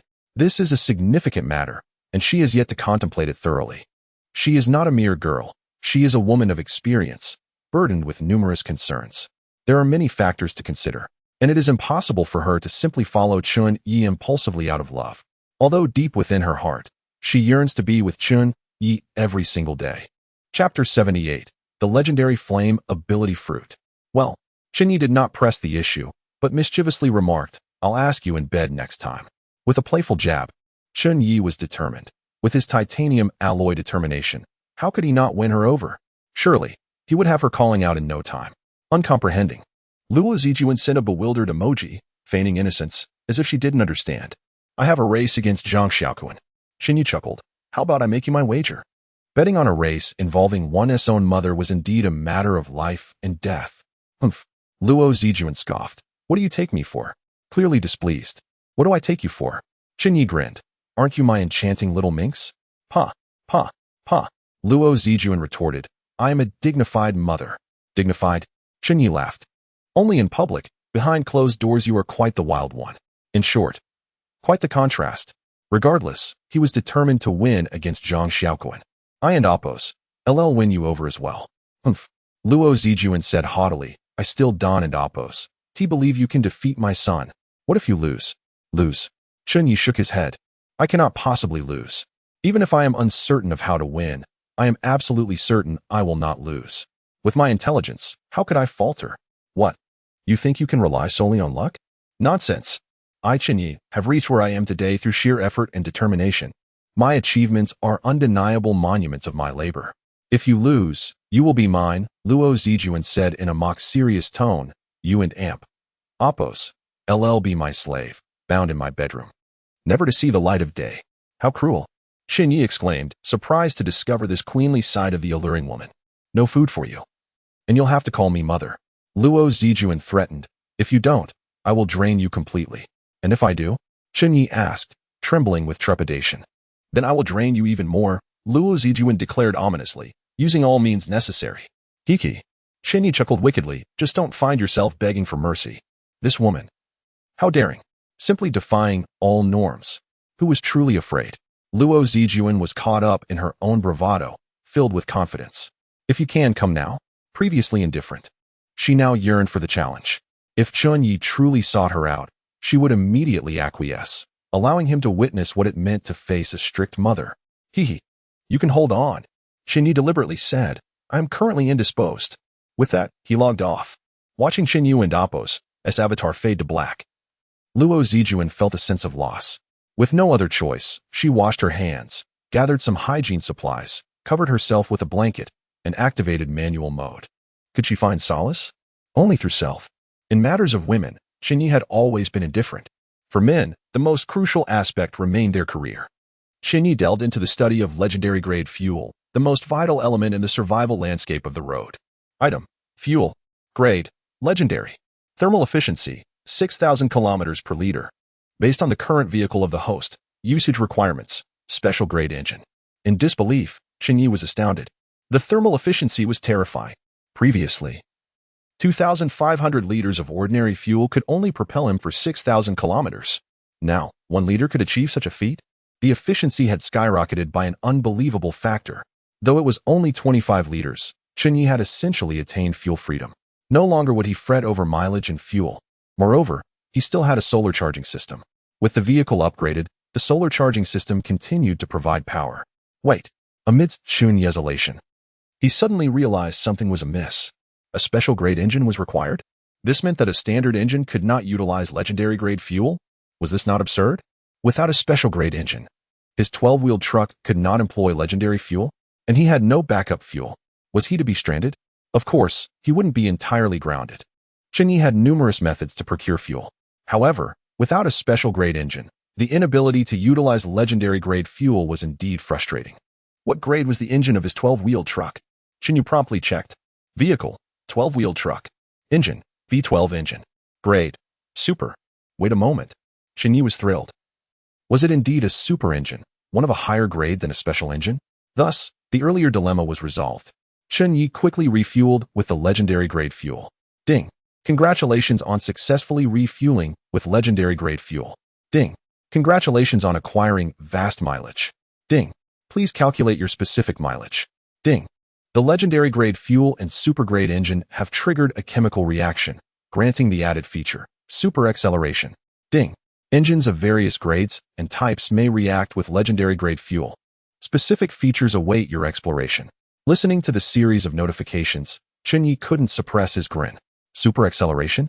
Did this mean his 12-wheeled truck could join the race? Perhaps even play the part of a cunning underdog? Feature, super acceleration. Description, gain half an hour of super acceleration, breaking the vehicle's speed limit by 5 times. Excellent. Chen Ye was thoroughly satisfied. Legendary grade fuel was indeed extraordinary, a delightful boon. Initially, he had harbored doubts about winning the race, wondering if he should let Xiao Huang, the racer, take his place. However, it now seemed unnecessary. Armed with cutting-edge technology, he could easily outpace Zhang Xiaoquan. Zhang Xiaoquan, are you prepared to wager your mother in this contest?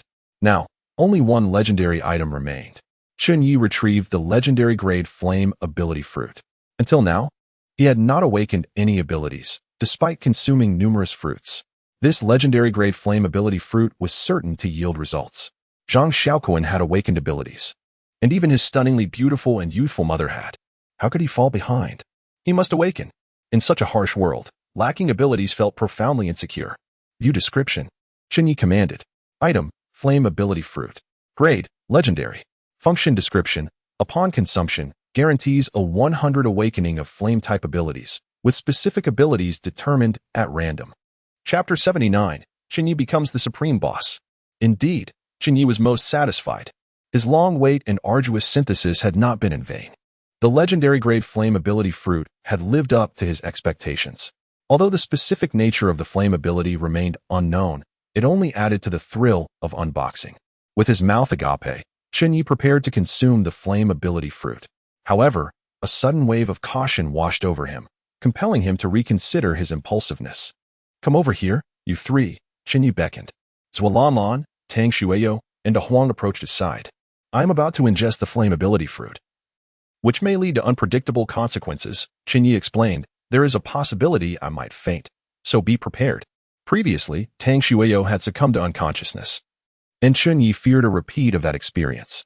Rest assured, boss, Zualanlan promptly replied. If you lose consciousness, we will protect you without hesitation. Fleeing or causing harm is inconceivable. They had fully bound themselves as Chen Ye's allies, unwavering in their loyalty, even if he were to faint. If I happen to encounter an emergency while unconscious, you must find a way to awaken me, Chen Ye instructed. Understood, Zualanlan affirmed boldly. I am adept at such matters. No slapping me, Chen Ye retorted coldly. That is absolutely out of the question. Fear not, Zualanlan chuckled. I would never slap you. You are my esteemed leader, my idol. Her admiration for Chen Ye was profound. She would never entertain such an idea, even if he requested it. Tang Shueyo, what ability have you awakened? Chen Ye inquired, noting the deep crimson hue of her hair, reminiscent of flames, which had transformed during her unconsciousness. I do not know. Tang Shueyo replied, shaking her head. Only my hair has changed. If anything else happens, I shall inform you immediately. Chen Ye chose not to press further, realizing that awakening abilities was not a simple matter. Only De Huang had exhibited extraordinary talent, awakening his ability to breathe fire effortlessly, while the others struggled. Very well. Tang Shueyo pondered her words. Boss. She hesitated, unsure how to address Chen Ye. Do not call me boss, he snapped coldly. Refer to me as master. Ah? Tang Shueyo stammered, taken aback. Why? Slap. Chen Ye struck her without hesitation, his voice icy. You do not possess the privilege to question why. Do you understand? Yes. Tang Shueyo covered her face, stinging with pain. Yet, Chen Ye seized her hair and delivered another resounding slap. My apologies, Tang Shuiyo quickly knelt, tears brimming in her eyes. Master, you hold the lowest status in our group. Do you comprehend? Chen Ye admonished. You are inferior even to De Huang. You are merely a slave. One and Oppo's status as a person must be earned through effort. And now, Tang Shuiyo, you have yet to earn that privilege. Yes, Tang Shuiyo nodded, Master. She had thought that joining Chen Ye's team would grant her the same treatment as Zuolanlan or even De Huang, but that was not the case. Your responsibility is to drive, Chen Ye commanded. Is that clear? Yes. Tang Shuiyo bit her lip, Master. With her driving, Chen Ye could enjoy more of life's pleasures. All right, Chen Ye declared, let us advance the convoy. We are nearing 50 kilometers, where we can open the treasure chests. At the 50-kilometer mark, 5 iron treasure chests awaited them. Originally, there were 3, but Tang Shuiyo and Oppo's presence had added 2 more. Each new ally increased their treasure count, significantly enhancing their value. The convoy set off slowly. Chen Ye reclined on the sofa, holding the flame ability fruit, while De Huang lay beside him, tilting his head in curiosity. Truth be told, Chen Ye felt a twinge of anxiety. Yet, soon he overcame this unease, mustering false bravado as he proclaimed, let us do this, brothers. With that, he devoured the flame ability fruit in one swift motion. The fruit was as delectable as ever. After consuming it, Chen Ye eagerly awaited the outcome. Yet, nothing transpired. Glancing at his watch, he noted that 5 minutes had elapsed. What ability have I awakened? Chen Ye pondered, scanning his body for any changes. There seemed to be none. It appeared he would not faint. Although the nature of his ability remained uncertain, he was assured he would not lose consciousness. However, just as he concluded this thought, his head tilted, and he collapsed into unconsciousness. Simultaneously, his hair transformed at a visible rate, turning snow white. Silver strands cascaded down. Husband! De Huang panicked, calling out as he frantically licked Chen Ye.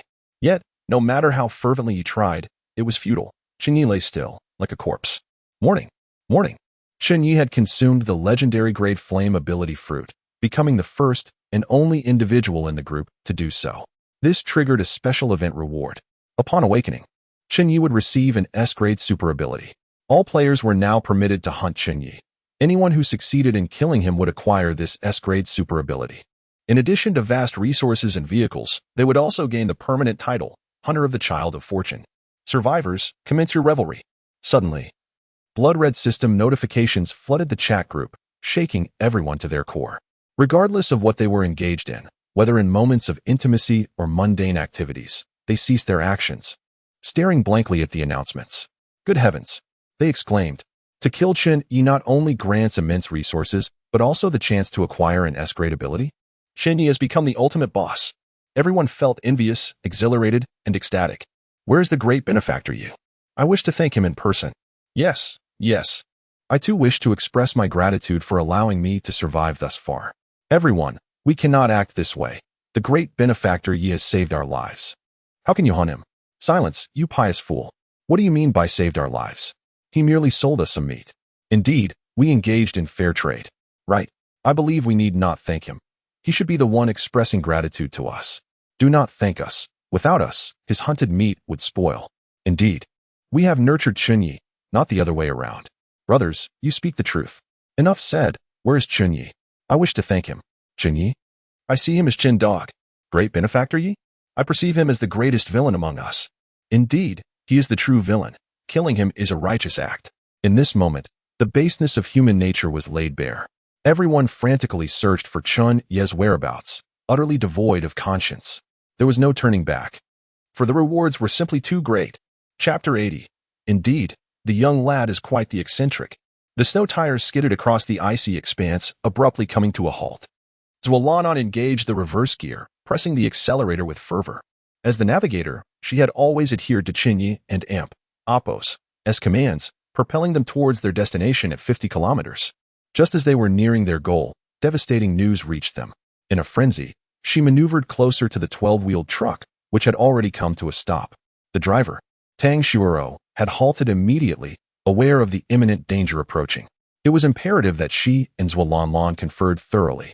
Where's the boss? Zuolanlan swiftly stored her vehicle in the system's warehouse and hurried onto the 12-wheeled truck. Inside the RV, Chen Ye lay peacefully asleep, his breathing steady. His hair now turned silver. Da Huang, in a state of confusion, paced anxiously, calling out for her husband in an attempt to rouse him. Boss, why have you turned white overnight? Zualanlan cried. Is it because the mortgage cannot be repaid? Is this why you are so distressed? Surely, the master does not have a mortgage, Tang Shuero remarked, her expression one of bewilderment. She had never encountered such a situation and was at a loss for how to proceed. What to do? Zualanlan spun in place, pondering how to awaken their leader. We can't just slap him awake, can we? That wouldn't be appropriate. Tang Shuero furrowed her brow and inquired, Did you not slap me last time? Indeed, Zualanlan replied. Slapping can be quite effective. Should we try it? I know a more effective method, Tang Shuero said, her cheeks flushing suddenly. What? Zualanlan asked, her face a mask of confusion. It can be stimulating. Tang Shuero cautiously articulated, Little master, such matters can be quite invigorating for a man. Perhaps with the right approach, he may awaken, and all our problems will be resolved. Zualanlan raised her delicate hand. With a hand? Or the mouth? Tang Shuero indicated above and below, implying any mouth could do the trick. Zualanlan hesitated. Da Huang barked, beginning to tug at Chen Ye's trousers. Since the others were indecisive, it seemed the responsibility fell to her. As a female dog, she was well aware of how to deal with male animals. Absolutely not. Zualanlan exclaimed, embracing Da Huang. I will handle it. How could I allow Da Huang to take advantage of my revered boss? That simply will not do. Zualanlan brushed her teeth and rinsed her mouth, preparing to take matters into her own hands. Why not you? Zualanlan proposed. Do you have any experience? I do not. Tang Shuero shook her head. I have merely perused instructional material, and besides, my status comes after Da Huang and Appo's. Only after Da Huang is done. Can it be my turn? She was quite clear about the hierarchy. Well then, I shall go, Zualanlan conceded, ready to make a personal sacrifice. Suddenly, Chen Ye's phone rang. The contact read, Ma Shi Xiao Hua. Who is this? Zualanlan answered the call, and on the other end was Luo Zijuan.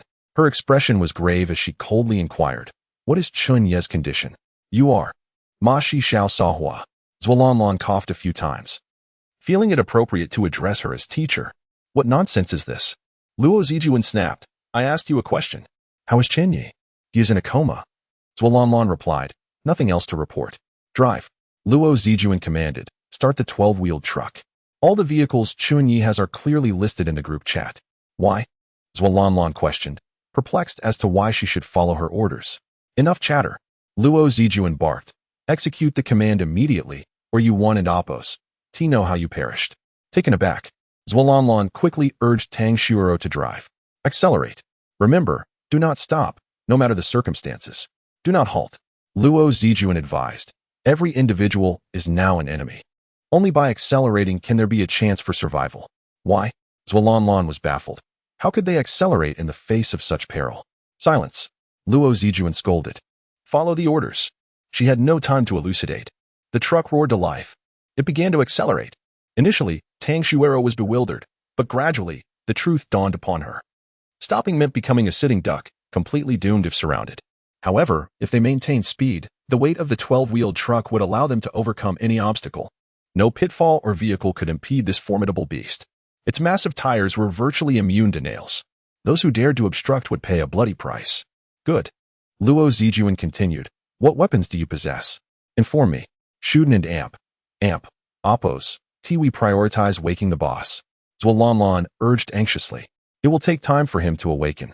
Luo Zijuan assessed. The system's hunting game has only just begun. There's no way he will awaken easily. Oh, Zualanlan nodded, beginning to understand. That seems somewhat logical. Weapons list. Luo Zijuan demanded impatiently. Tell me immediately. Why should I tell you? Zualanlan retorted cautiously. I still do not know who you are. I am his wife. Luo Zijuan asserted angrily. I am his next female teammate. I would never harm him, she added. How can you prove that? Zualanlan remained skeptical, unwilling to divulge core secrets based on mere words. You. Luo Zijuan was infuriated, but Zualanlan and Appo's caution was not unfounded. He is quite large, measuring 20 centimeters. What? Zualanlan looked utterly bewildered. 20 centimeters? His arm? Are you foolish? Luo Zijuan scolded. He usually boasts a magnificent 18 centimeters. Do you not comprehend? Have you lost your mind? Oh. Zualanlan was truly ignorant. She quickly realized and hastily removed Chen Ye's trousers for a thorough examination. Indeed, the measurements were accurate. Zualanan pressed further. Are there any other distinguishing features? After all, size alone does not suffice. It could be mere conjecture. Scars, Luo Zijuan recalled vividly, having faced them directly in the past. There is a triangular scar, the size of a fingernail, which looks rather mysterious, even eerie. Indeed, Zualanlan confirmed. Little Chen Ye has a triangular scar. It is a badge of honor from a notorious contest of who could urinate the highest. Only the victor is entitled to brandish a glowing cigarette, but to leave behind a mark of pride. The vanquished have no opportunity to claim such a trophy. Indeed, the young lad is quite the eccentric. Chapter 81. Tang Xuero and Apos. S. Extraordinary Powers. It appears your identity is indeed extraordinary. Zualanlan felt a twinge of jealousy, realizing that her superior had a wife. Initially, she had aspired to be the first woman in his life, only to discover that someone had already claimed that position. In truth, during Chen Ye's previous use of a dating card, the two had a chance to meet. Even when Chen Ye was engaged in an intimate encounter with Luo Zijuan, she had the opportunity to lend her support, even to participate. However, she had been foolishly timid, hiding away in the innermost room, dismissing the alluring sounds as mere noise without giving them further thought. Hence, she remained unfamiliar with Luo Zijuan until now. What weapons do we have? Luo Zijuan inquired urgently. Speak quickly. The situation is dire. As far as I know, there are over a dozen powerful convoys searching for Chen Ye. It is no trivial matter to locate someone with perceptive abilities. Bows and crossbows, 3 crossbows. Zualanlan scratched her head. The most formidable weapon is De Huang. We truly lack any significant armaments. De Huang is the strongest. She meticulously explained De Huang and Apos as combat skills to her companion. The weapons are far too few. Luo Zijuan expressed her concern. Can you operate firearms? I can use handguns. Zualanlan replied. I have practiced abroad, with a record of around 1,000 rounds. In foreign lands, firearms and ammunition were more readily available, and she had engaged in shooting numerous times. It seems Tang Xuero can handle firearms too. Zualanlan continued. She had a gun before, but it was stolen. All right. Luo Zijuan said, I will trade you 2 handguns and 200 rounds of ammunition. 1 gun comes with 100 rounds. That should suffice for the moment. Thank you. Zualanlan Kuden and Apos help but exclaim, you are truly kind. Enough. Luo Zijuan disregarded her praise and proceeded with the transaction, holding the dark, sleek handguns. Zualanlan inexplicably felt a sense of security. Such straightforward and brute instruments felt more reliable than crossbows. After all, crossbows were relics of the cold weapon era. A far cry from modern firearms. Sit in the passenger seat and let Chen Ye rest in the back row, Luo Zijuan commanded. This arrangement would allow them to monitor the situation outside while also caring for Chen Ye. Understood. Zualanlan promptly complied, with De Huang's assistance. Placing Chen Ye in the driver's compartment. Find the launch button for the 3 crossbows, Luo Zijuan instructed. Your primary role in the passenger seat, aside from observing the road conditions, is to fire the crossbows. Any audacious individuals who dare to obstruct our path, regardless of age or gender, are to be eliminated without hesitation. In this apocalyptic world, many exploit kindness for malevolent purposes. To be lenient with strangers is to be cruel to oneself. Agreed. Zualanlan searched for the launch button of the crossbows, taking some time before finally locating it. While the crossbows were cold weapons, they were remarkably intelligent, capable of automatic reloading and delivering immense power. Allow De Huang to move freely and remain vigilant against any approaching vehicles, Luo Zijuan continued. Anyone who dares to draw parallel must be met with De Huang's attack through the window, reduced to ashes. Understood. Zualanlan communicated with De Huang. Without needing her instruction, De Huang had already stationed itself by the second-row window. The 12-wheeled truck maintained Chen Ye's previous design. One half of the truck's windows were electric, while the other half operated manually. The manual windows were exceedingly reliable, entirely mechanical and unaffected by external factors. Conversely, the electric windows offered convenience and intelligence, but lacked the robustness of mechanical transmission. De Huang placed one paw on the electric button, ready to strike at a moment, and Apos notice. There and Apos, as someone ahead. Zualanlan focused intently on the road. The blizzard continued its relentless assault, severely limiting visibility. Thanks to the headlights, they finally spotted figures not far off. Honk, honk. Tang Xuero blared the horn, The sound of the truck's horn was thunderous, shaking even the wind and snow. Yet, the individuals frantically digging a pit remained unmoved, seemingly deranged in their efforts. Initially, they had intended to flee, but armed men flanked both sides of the road, wielding handguns. To escape would mean a bullet to the head. Being caught beneath the wheels would likely lead to death, but there was still a slim chance of survival. A shot to the head, however, offered no hope. What shall we do? Tang Shuoro shouted. They won't yield. Should we slow down? Do not slow down. Luo Zijuan shouted back. If you slow down, you will die. Think carefully. Tang Shuoro hesitated, her foot hovering over the brake. Previously, her mercy had cost her their RV and a substantial amount of supplies, nearly costing her life. She closed her eyes and pressed the accelerator. Crash. The 5 individuals digging the pit were sent flying. 3 were instantly obliterated, while another was crushed beneath the truck, dead beyond recovery. Only one was thrown into the air, landing on the ground with a broken spine, paralyzed and reduced to a state where only his head could move. He was better off dead. The pit they had dug was trivial compared to the 12-wheeled truck. The high-intensity shock absorbers and massive tires merely caused Zhuolanlan and the others to feel a slight jolt. I've killed someone. Tang Shuoro wept. I killed 5 people. 5 innocent lives. Slap. Zhuolanlan raised her hand and struck her sharply, the sound ringing clear. Why did you hit me? Tang Shuoro retorted angrily. Initially, she was sorrowful, but now her grief had morphed into rage. Having been struck previously, she was infuriated once more. Watch the road. Zhuolanlan delivered another slap. Focus on the road. Don't flip the vehicle. If we flip, it will be disastrous. Right. Tang Shuoro took a deep breath, determined not to overturn the vehicle. The 2 slaps had effectively dispelled her feelings of guilt. Aran and Apos. They also not good people? Zhuolanlan reasoned. They dug the pit intending to trap us. Indeed. Tang Shuoro regained her composure, realizing they were not virtuous individuals. You honked the horn. They refused to yield, clearly reckless. Such people waste the air they breathe. Zhuolanlan continued. Their demise would be a contribution to the world. Prepare yourselves, Luo Zijuan interjected suddenly. They will pursue us. They won't simply let this go. Yes.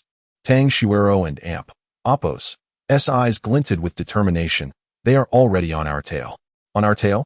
Zhuolanlan exclaimed in terror, glancing around. But I Don and Apos. See anyone? You can't see them? Tang Shuoro was taken aback. Isn't it obvious? The heads-up display on the glass. In high-end vehicles, there was generally a heads-up display on the driver's side glass, showing mileage, speed, and other information. Zhuolanlan was bewildered. How can one see the heads-up display on the glass? She was utterly perplexed. Chapter 82. My great truck driver and Apos' sacred body. Can you not see the red dots? Tang Shuoro pointed at the windshield, indicating 5 red dots, 5 vehicles tailing them. 5 red dots. Zhuolanlan squinted for a long time. But not only could she not see 5, she couldn't and Apos to even spot a single red dot. They accelerated. Tang Shuoro hastily followed suit, observing the red dots moving rapidly. Why can't I see them at all? Zhuolanlan pondered in confusion. I don't know, Tang Shuoro replied, focusing intently on driving. Is it possible only the driver can see them? That can't be right. Zhuolanlan suddenly realized. Is this your special ability? Special ability? Tang Shuoro was taken aback. Is such a thing possible? It's your special ability. Your eyes are flickering with a fiery glow. Zhuolanlan fixed her gaze upon Tang Shuoro's eyes. Is this the fire of insight? Can it detect nearby dangers? The fire of insight? Tang Shuoro was bewildered. Is there really such a special ability? That's incredible. Zhuolanlan exclaimed. You possess the ability of the Big Dipper navigation. As a long-distance driver, you need to buy a navigation system, saving a considerable sum. Navigation? Tang Shuoro replied, somewhat speechless. Is that really so impressive? I thought I might awaken a combat flame ability, but it turns out it's entirely supportive. The fire of insight? It sounds powerful, yet it lacks any combat efficacy. Isn't that just absurd? With this ability, we can foresee danger and navigate through challenges, Zhuolanlan asserted. The visibility around them was low, and numerous hazards lurked in the darkness. With the fire of insight, their safety would be significantly enhanced. They're catching up, Tang Shuoro exclaimed. We are a truck. Speed is not on our side. Trucks are inherently heavy, while they are smaller vehicles. How far behind are they? Luo Zijuan inquired. 1 vehicle is right behind us, Tang Shuoro shouted, seemingly preparing for a confrontation. Brake! Luo Zijuan commanded loudly. What? Tang Shuoro momentarily failed to comprehend. Brake! Run them over. Luo Zijuan shouted again. At that moment, Tang Xuero understood. She hesitated but did not hit the brakes. Instead, she remained still, waiting. What are you waiting for? Luo Zijuan snapped. Brake now. What if? What if they are just passing by? Tang Xuero protested. She did not wish to harm the innocent. Are you out of your mind? Luo Zijuan couldn't help but curse. They're already tailing us. How could they be just passing by? Especially at such a sensitive moment. Wait. Tang Xuero gripped the steering wheel tightly. Meanwhile, inside the small car, four individuals were laughing maniacally. Haha. We've caught up. The truck is slow. Driver, maintain speed. We'll charge in. Just cut open the cargo area with a chainsaw, and we'll rush in.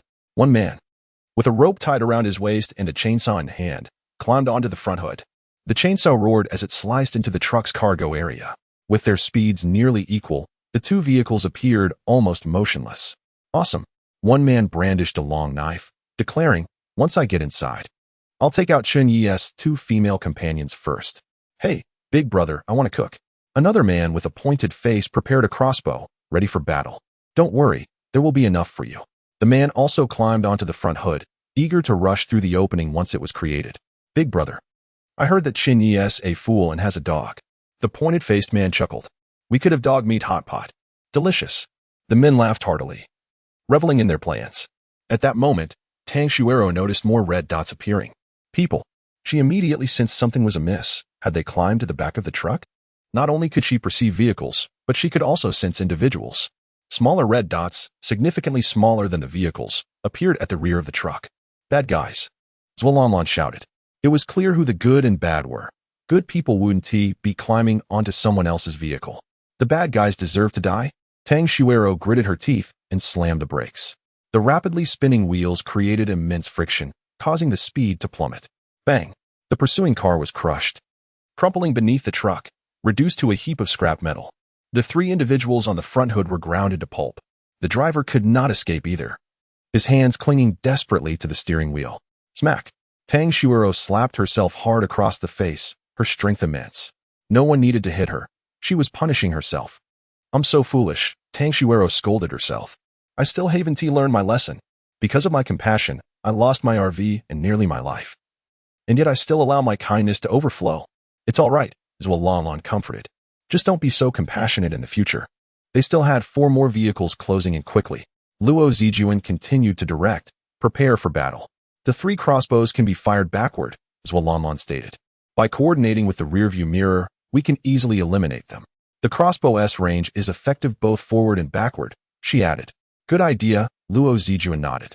You keep an eye on the electronic rearview mirror, and the moment you spot a vehicle approaching, shoot to kill. Remember, shoot as soon as you see them. Don't hesitate over whether you can hit. As long as the massive arrows are fired, they pose a threat. If you hit, that's excellent. If not, it could still significantly reduce their speed. They might even flip over while trying to dodge the arrows. I understand, Zhuolanlan nodded nervously, fully aware that their lives depended on this moment. Another vehicle approached. Tang Xuero shouted a warning. The rearview monitor showed no one, but she sensed them. I can't see anyone. Zhuolanlan stared at the monitor, ready to fire arrows. Do we have enough arrows? Luo Zijuan suddenly asked. Plenty, Zhuolanlan replied. Fire. Shoot 10 arrows first. Luo Zijuan exclaimed suddenly. Aim for the road. Right. Zhuolanlan instantly understood. Shooting arrows onto the road would create obstacles. Traveling at high speeds. Even a small stone could cause a vehicle to flip, let alone an arrow as thick as a thumb. Teacher, you're so clever. Zhuolanlan couldn't help but praise. What teacher? Luo Zijuan had heard that title for the second time. It has nothing to do with me, Zhuolanlan quickly clarified. It's the nickname given by the boss. Good old Chen Ye. Luo Zijuan gritted her teeth. Wait until he wakes up. I'll show him how to deal with such an embarrassing nickname. While she herself had indeed been rather audacious in bed, that did not give him the right to say so. She could be bold, but he could not speak of it. Chapter 83. 5 iron treasure chests. Swish, swish, swish. Zhuolanlan unleashed a flurry of arrows, each thick shaft embedding itself into the pristine, snow-covered ground. The deep snow provided an excellent camouflage for the hefty projectiles. The speeding cars were entirely oblivious to the arrow's presence. The 4 vehicles trailing behind did not hastily pursue. Instead, they maintained a cautious distance, akin to patient hunters awaiting the perfect moment to strike. This was their true menace. Share the location with the entire chat group. A rotund, bald man bellowed, laughter spilling from his lips. Let everyone know where Chen's car crew is. Brother, that may not be wise, one of his scar-faced subordinates said. Isn't it better to hunt alone? Why share the spoils with others? Everyone was seeking Chen Ye's location, and with their stroke of luck, they had found it. How could they possibly share it with others? Fool, the bald man rebuked. Do you think you can handle it? Do you possess the fortitude? Chen Ye is no ordinary individual. We cannot act recklessly. If we share the position, everyone will swarm, ensuring our victory. Then we can swoop in to seize it effortlessly. Isn't that perfect? Indeed, the scar-faced man agreed, giving a thumbs up. You are as cunning as a fox, brother. The previously disgruntled second-in-command was easily swayed by a few of his words.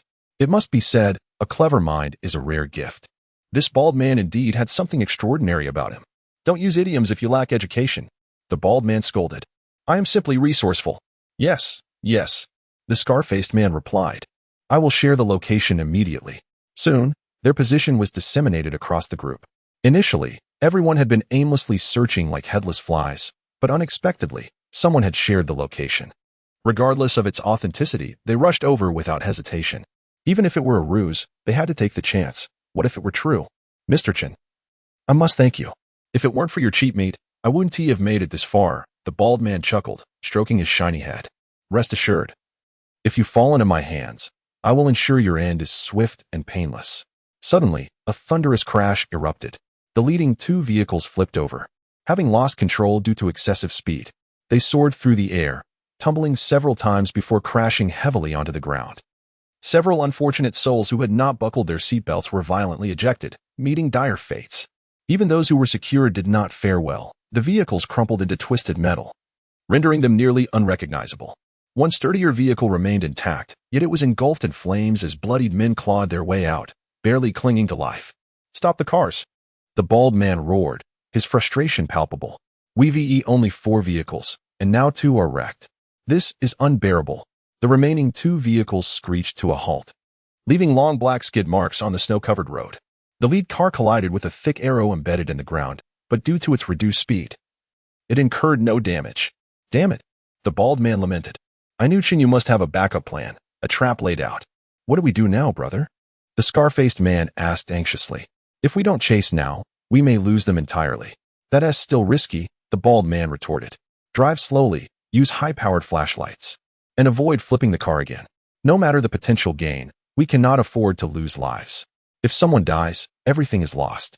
One by one, the powerful flashlights flickered to life, illuminating the snow-laden road. They meticulously searched, revealing the imposing arrows scattered about. What a nightmare! The bald man cursed. This is worse than those scoundrels who toss nails on the road for tire repairs. The tire repairmen profit from their deceit, while those who hurl nails on the road care only for money, disregarding life. These monstrous arrows are clearly lethal. No worries, brother. We can take a detour and proceed slowly, the scar-faced man suggested, driving cautiously to avoid flipping their vehicle. However, this slowed them significantly, allowing Chen Ye's convoy to pull further ahead. There is no danger now, Tang Xuero sighed in relief. There is nothing in front and nothing behind. Her heightened senses had detected no threats despite her numerous encounters with perilous flames. Well, Zualanon exclaimed in surprise. 5 iron treasure chests? Could it be? Tang Xuero echoed, her excitement palpable. The 5 iron treasure chests were neatly arranged within their RV. Should we open them? Why are there iron treasure chests? It must mean we've reached the 50-kilometer mark, Zualanon speculated. They had been racing wildly, clearly surpassing the distance, and the chests' rewards for reaching 50 kilometers had indeed arrived. They had simply been too preoccupied to notice. The treasure chests cannot be opened, Zualanon shook her head. We should wait for the boss to wake up. These chests belong to him. We cannot just open them at will. Some rules must be upheld. Suddenly, Tang Xuero gasped in alarm. A pickup truck sped towards them, racing alongside their vehicle. The truck was covered in tinted windows, obscuring the number of occupants within. How could you not sense them? Zualanon gripped her handgun, her tension palpable. I don't know, Tang Xuero lamented. I feel utterly useless for not detecting them. Don't be too hard on yourself, Luo Zijuan consoled her. It may very well be their tactic. Tang Xuero was not the only one with abilities. She was neither the first nor the last. Inside the pickup truck, a bespectacled woman pressed her fingers to her forehead, her eyes bloodshot. The rest of her companions were also female, many sporting short hair and masculine attire, adorned with tattoos and various metallic piercings, ear, tongue, nose, lip, and intimate piercings. Darling, your electromagnetic abilities are too powerful, shielding them from our detection until now. The short-haired woman with a nose ring laughed. What is our next move? Prepare your weapons. I will open the truck window. The bespectacled woman said, her bloodshot eyes revealing her strain. Exactly. The nose-ringed woman giggled. You're brilliant. The window operates on electromagnetic control. Open. Open. Open. The bespectacled woman gritted her teeth, striving to maintain control. However, despite her efforts, the truck and Oppo's window remained securely shut. Why won't it open? The bespectacled woman nearly shrieked in frustration. It has worked countless times before. We've used this ability to commandeer vehicle after vehicle. Yet the answer was straightforward. The driver's side window was a manual crank, the simplest and most reliable mechanism. Chapter 84. Sisterly Bonds, Hand in Hand to Ascend. Why? The electromagnetic girl with glasses was in a state of heightened agitation, blood streaming from her nostrils. Control the door, commanded the short-haired girl with a nose ring, her voice ringing out. The car door is also electromagnetic. Idon and Oppos, possess such formidable powers. The glasses-clad girl cursed vehemently. What now? The short-haired girl, suppressing her anger, suggested. Shall we consult Li Dan? Perhaps she has a solution. They were subordinates of Li Dan, who had meticulously orchestrated this sudden assault by supernatural beings, all in a quest for vengeance against Chen Ye. However, Li Dan was astute, wary of any powerful means Chen Ye might wield. She remained hidden, like a serpent lurking in the shadows, directing her underlings to take the risks. Then hurry and ask, the electromagnetic girl urged, her overuse of abilities causing her to bleed further. Li Dan. The short-haired girl promptly reached out. The windows of the 12-wheeled truck cannot be opened. It might not be an electromagnetic device. What should we do? At that moment, Li Dan was diligently working within a cozy RV, the large bed strewn with disarray. A man, sipping wine, caressed her long hair, reveling in her wild, feline bites. Upon receiving the message, Li Dan wiped her mouth and smiled. I shall handle this. No. The man, known as Long Yi, forcefully restrained her, causing her breath to quicken. He was not finished enjoying her yet. How could he allow her to leave? Long Yi commanded a fleet of over 30 vehicles, reigning as the top leader of a prestigious convoy. Initially, Li Dan had been traveling alone when she encountered Long Yi's entourage. To survive, she had to compromise, becoming one of his many consorts. Her ruthless nature, combined with her remarkably useful supernatural abilities, endeared her to Long Yi. During this time, they had spent most nights entangled together. Even upon hearing of the extraordinary events triggering a hunt for Chen Ye, Long Yi had shown little concern, allowing Li Dan to take charge entirely. I'm ready, Long Yi declared, taking another swig of strong liquor, quenching his thirst. As for Li Dan, she savored her meal with a fierce appetite. Despite the simmering anger and hatred hidden in her eyes, she managed to muster a sweet smile. Delicious. I don't need to eat anything else today. You truly are a little glutton, Long Yi teased, squeezing her cheek, his emotional gratification evident. Long Yi, the team hunting Chen Ye seems to be encountering some issues. Li Dan said, wiping her mouth with a napkin. May I handle it? Chen Ye is still alive? Long Yi scoffed. Is that little brat really that formidable? Indeed. He possesses some skills, though he pales in comparison to your prowess, Li Dan flattered. Did he not kill your brother? Long Yi vaguely recalled her previous remarks. Yes. Li Dan gritted her teeth. He cruelly murdered my brother. It is a blood feud that I must avenge in this lifetime. Although she had a hand in her brother and Oppos' demise, she felt no remorse in placing the blame elsewhere. Go ahead. If you need any resources, don't hesitate to ask. Long Yi gestured grandly. If you cannot manage, I shall assist you. All right. Li Dan nodded. I will try first. If it fails, Long Yi would intervene. Go forth.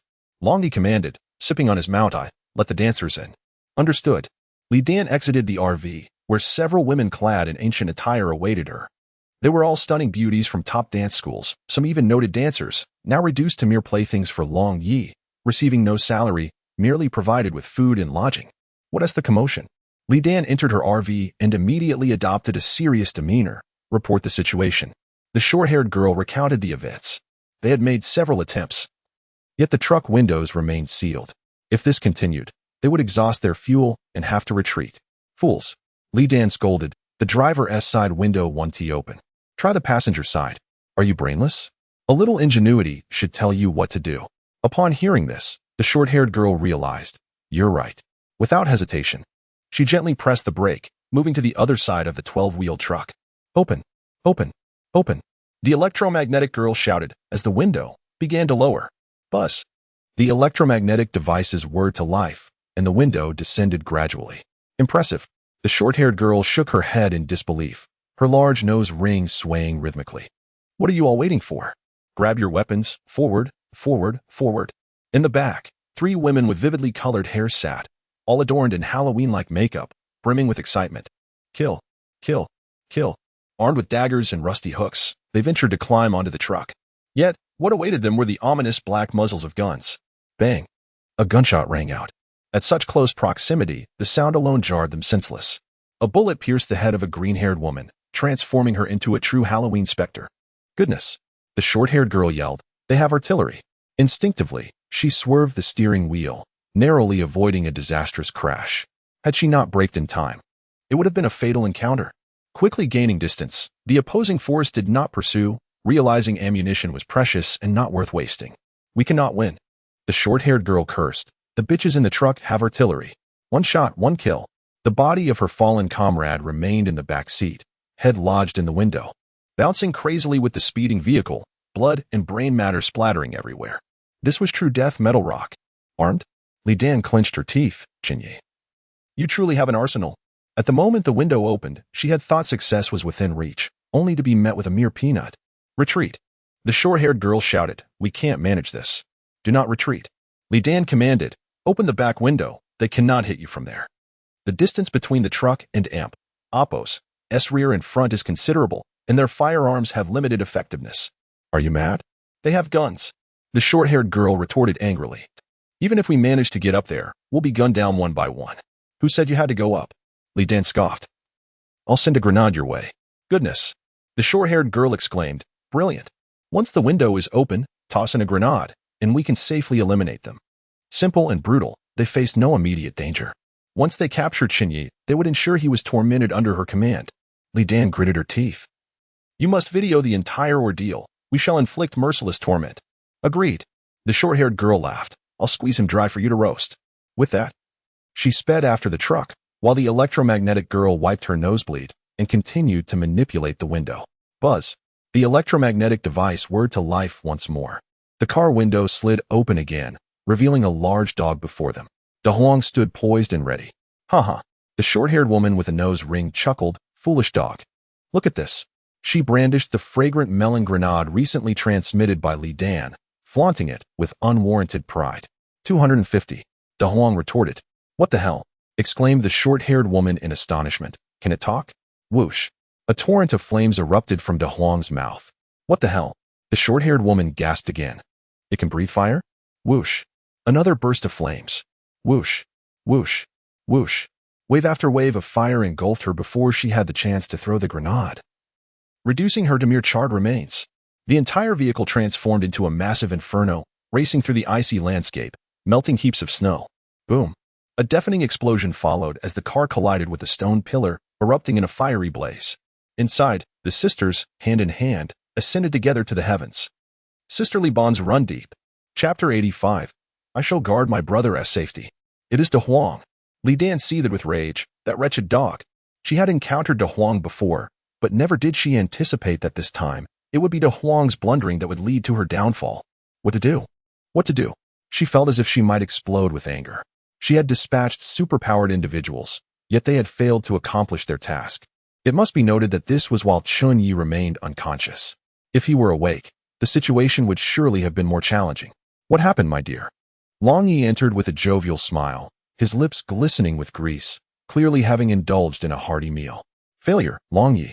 Li Dan immediately shifted her demeanor, adopting a tone of feigned innocence. Those fools I sent were utterly inept, defeated by a mere foolish dog. That dog is nothing but a bit larger than average. She deliberately concealed De Huang's abilities, fearing that Long Yi might hesitate to assist her. It was only to be expected. Long Yi appeared remarkably unperturbed. The imbeciles you dispatched were lacking in competence from the start. Although one among them possessed abilities, in my eyes, he was merely a tad brighter than a cockroach. Their actions and speech exuded an air of sheer idiocy. Long brother, what shall we do now? Li Dan continued to whine. You must help me. I have little interest in hunting down Chen Ye. Long Ye scoffed, his disdain palpable.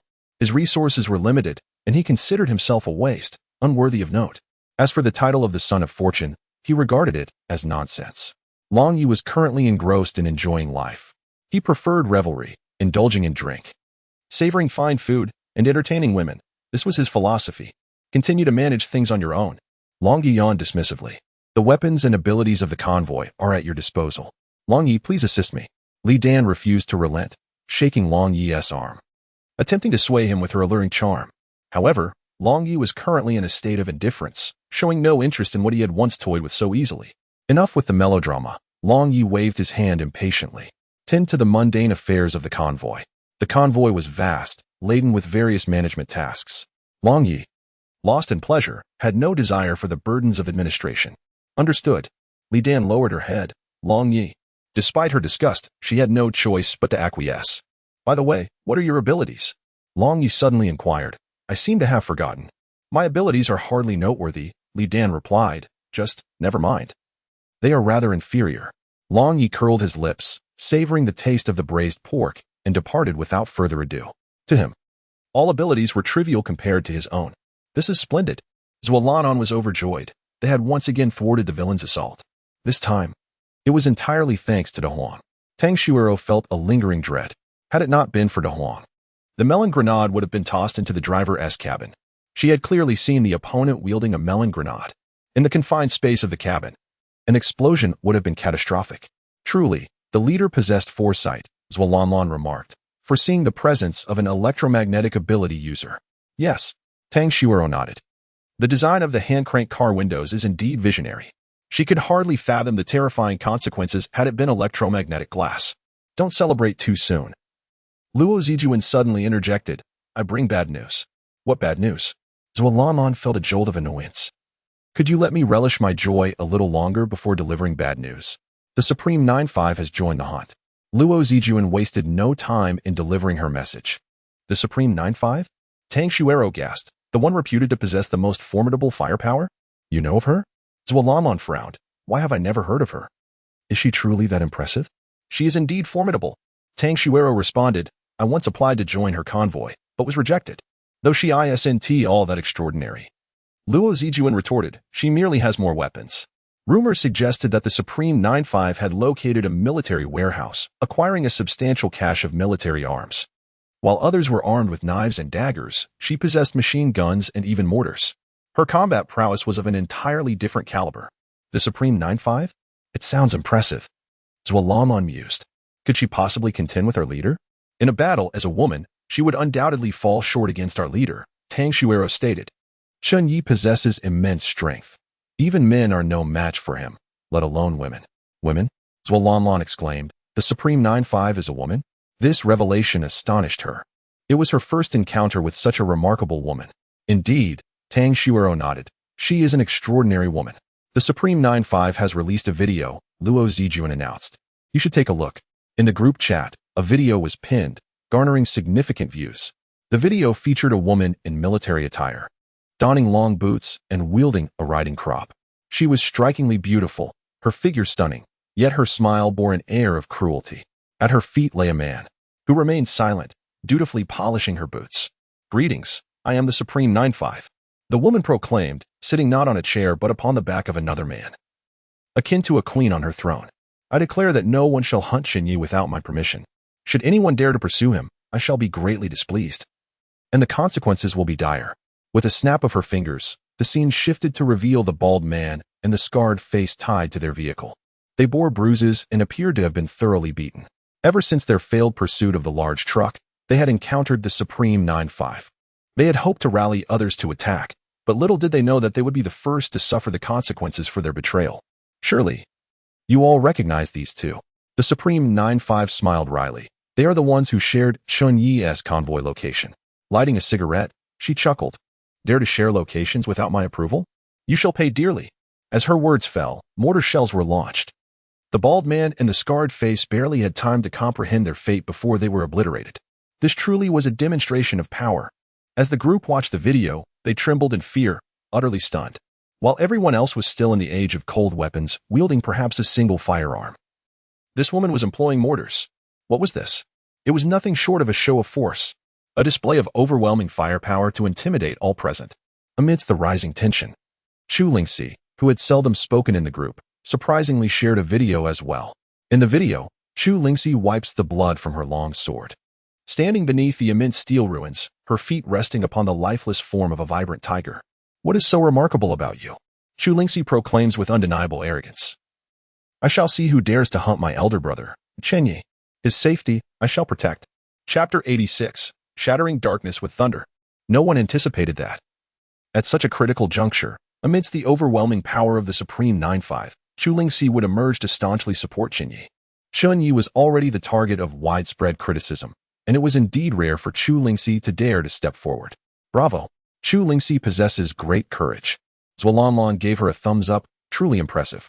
Luo Zijuan also offered her commendation. I must share a video too. Zualanlan had an idea and began recording.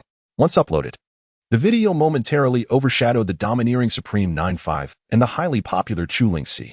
In the video, Zualanlan enthusiastically declared, "Shatter the darkness with thunder. Who dares to touch my brother? Fight! Fight! Charge! Charge! The darkness envelopes all.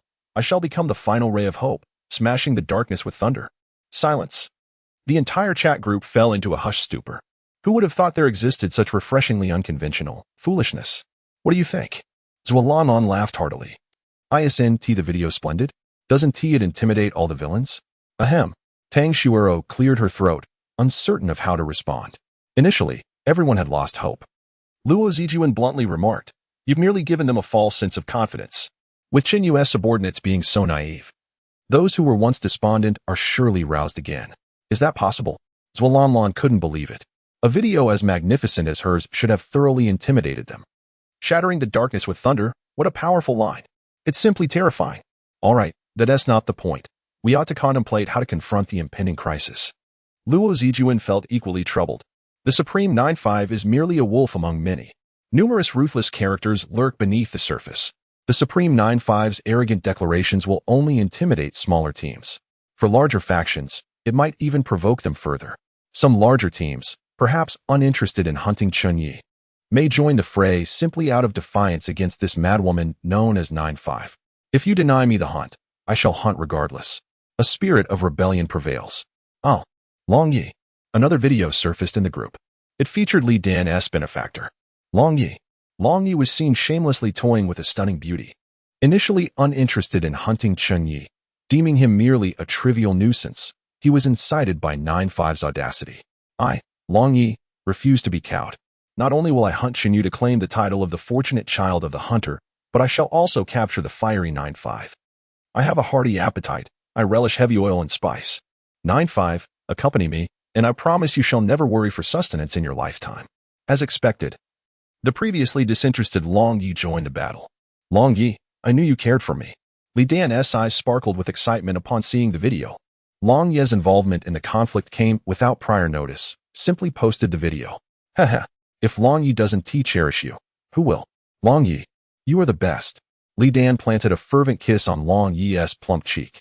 Come, let me show you my big toy. Long Yi led her to a massive oil tanker. Darling, do you see it? This oil tanker, once it blocks the road, Chen Ye's 12-wheeled truck will be rendered worthless. If the 12-wheeled truck attempts to crash through, it will undoubtedly explode. If it remains stationary, they can encircle it. Marvelous.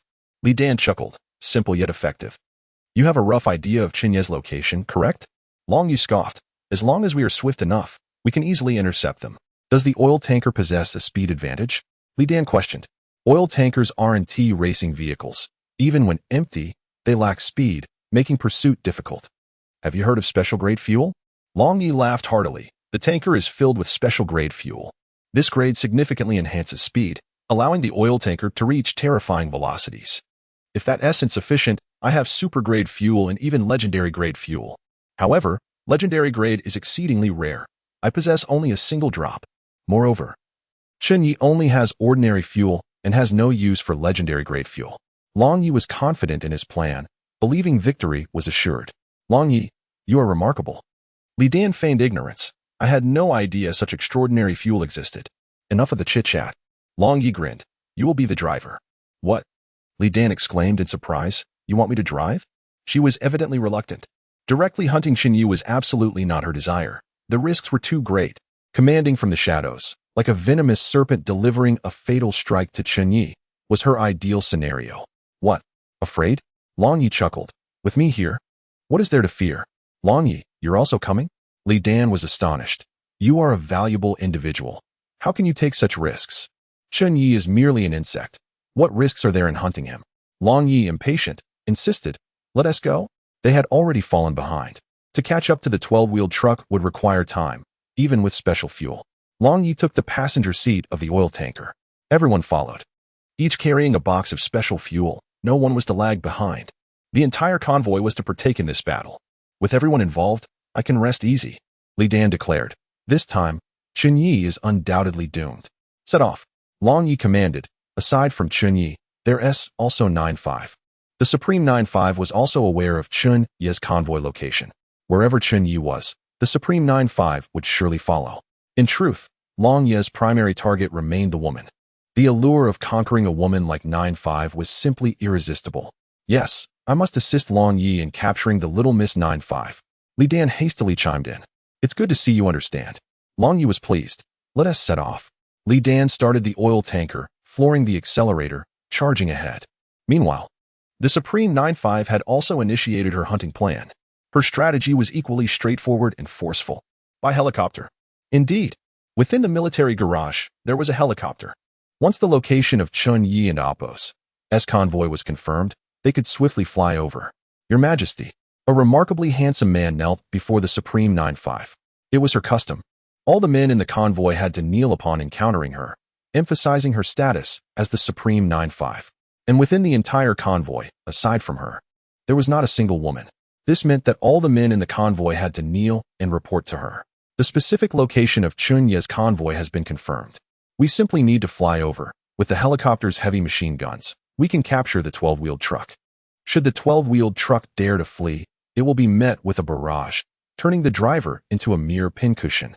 Lacking imagination, the Supreme 9-5 shook his head. Suspending a tank from a helicopter, it lay across the path of 12-wheeled trucks. If they refused to yield, a single shot would suffice.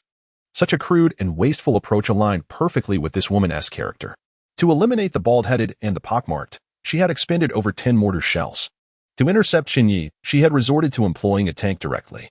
Chapter 87. Devouring legendary bear paws, farts of extraordinary proportions. Your Majesty, this seems rather extravagant. A man suggested. The helicopter's special fuel is running low. If we bring in the tank, even if we manage to catch up with Chen Ye and his group, the fuel will be entirely depleted. The fuel for helicopters is unlike that for automobiles. We have little reserve. Moreover, the tank is our trump card, our secret weapon.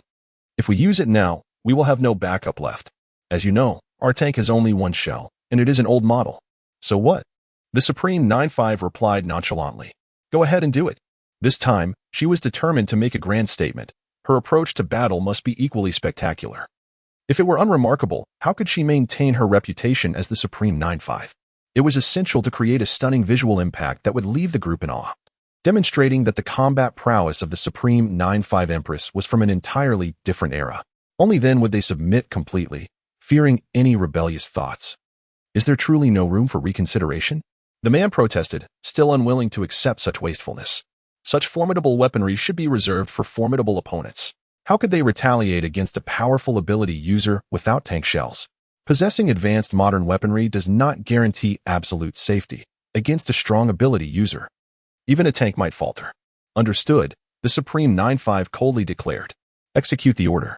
But, the man exclaimed, urgency creeping into his voice. But what? She retorted icily. Speak another word, and I shall have you castrated. As Empress, she naturally required eunuchs at her side, although she had yet to castrate anyone. Should this man continue to babble, she would not mind making him the first.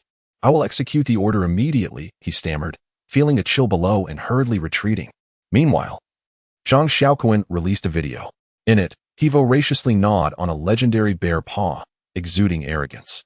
What Supreme 9-5? What Dragon Lord? Mere trifles, he declared. Today, I lay it all on the line. Chen, you can only be at my mercy. Anyone who dares to contest with me is doomed to regret it. I possess nothing but an abundance of resources and treasure chests. Behold, a legendary bear paw, traded for 10 pickup trucks. Do you possess such strength?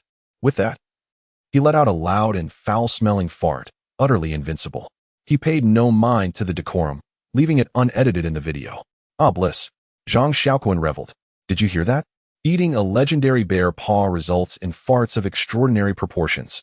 A display of prowess. To be fair, he was not exaggerating. He truly was the one with the most treasure chests due to his abilities. As time passed, he would undoubtedly amass the most resources. See that? Dragon Lord observed the video with disdain, scoffing at the antics of lesser beings. I know this man, Li Dan remarked. He has always had a feud with Chen Ye. Little Karami. Is he catching up? Dragon Lord inquired, unimpressed. Almost there, Li Dan replied. Their special grade fuel is incredibly potent. They were initially far away. But with the use of special grade fuel, their speed is remarkable, and they are closing in. Excellent. Dragon Lord lit a cigarette, his hand wandering over Li Dan's thigh. I wonder what Chen Ye's female companion looks like. Is there a chance to engage with her?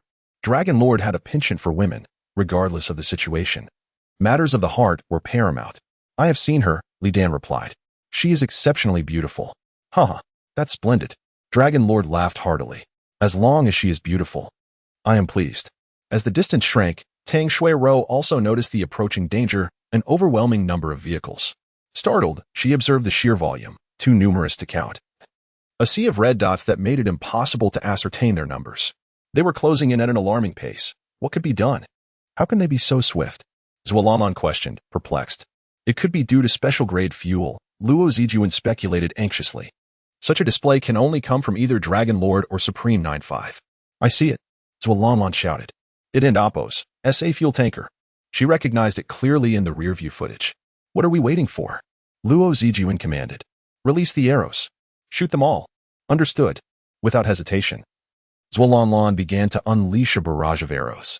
She did not concern herself with precision. She fired one arrow after another, their heavy shafts mostly striking the ground. Yet, these arrows were utterly ineffective against the fuel tanker. The light weight of a sedan could not withstand the assault, while the fuel tanker's immense weight crushed the arrows beneath its colossal tires. This won't do. Zualanlan grit her teeth. I must aim for the driver's cabin. Hitting such a target would undoubtedly prove exceedingly challenging, requiring exceptional accuracy. Hit, hit, hit. Zualanlan, filled with anxiety, awaited the moment to release her shot. Bang! The hefty arrow was launched. It struck true, piercing the tanker's glass. Regrettably, it did not hit the driver. Had it done so, the fuel tanker would undoubtedly have lost control. The thick arrow penetrated the glass, embedding itself in the armrest, mere centimeters from Dragon Lord's hand. Dragon Lord, are you all right? Li Dan trembled with fright. Thankfully, he maintained his composure. Otherwise, the tanker would have overturned. What an Appos, that's the fuss. Dragon Lord scoffed. An arrow that could hit me has yet to be devised. Should we slow down? Li Dan expressed her fear. Their crossbows are formidable. Fear not. Dragon Lord and Appos' fingers twitched, and a swirl of dark energy emanated from them. The temperature around them plummeted instantly. Li Dan shivered uncontrollably, feeling as though she might wet herself. What is happening? She was utterly bewildered. Just drive, Dragon Lord reassured her without elaboration. Their arrows can no longer pierce our glass. This? Li Dan exclaimed in astonishment. Is your ability ice-based? She felt an intense chill. Ice-based? Huh. Dragon Lord snorted. What a pitiful ability. Ice capabilities are far inferior to mine. If it were truly ice-based, it could not fortify the glass. What then is your ability? Li Dan inquired, curiosity piqued by the dark energy emanating from his fingers. Puzzling her, as black energy typically did not signify ice. Do not pry, Dragon Lord admonished, his eyes still closed, offering no further response. An ability is an ability user's greatest secret. Li Dan frowned, deterred from pressing further.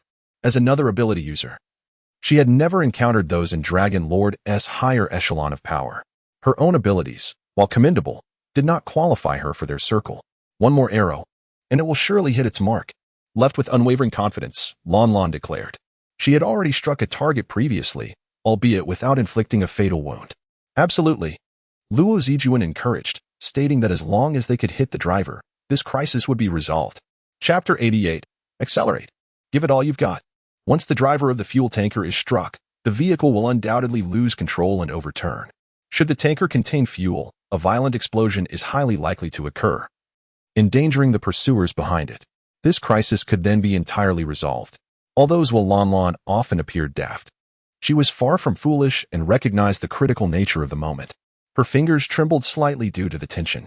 Nevertheless, she ultimately withstood the pressure and released an arrow with unwavering steadiness. The hefty arrow traced a perfect arc in the air. Success. Zhuo felt she had achieved her aim. The arrow indeed struck the windshield, but it did not penetrate. Instead, it left a small white mark. And then it was as if nothing had happened. The arrow fell to the ground, crushed beneath the wheels. Why? Zhuo was dumbfounded.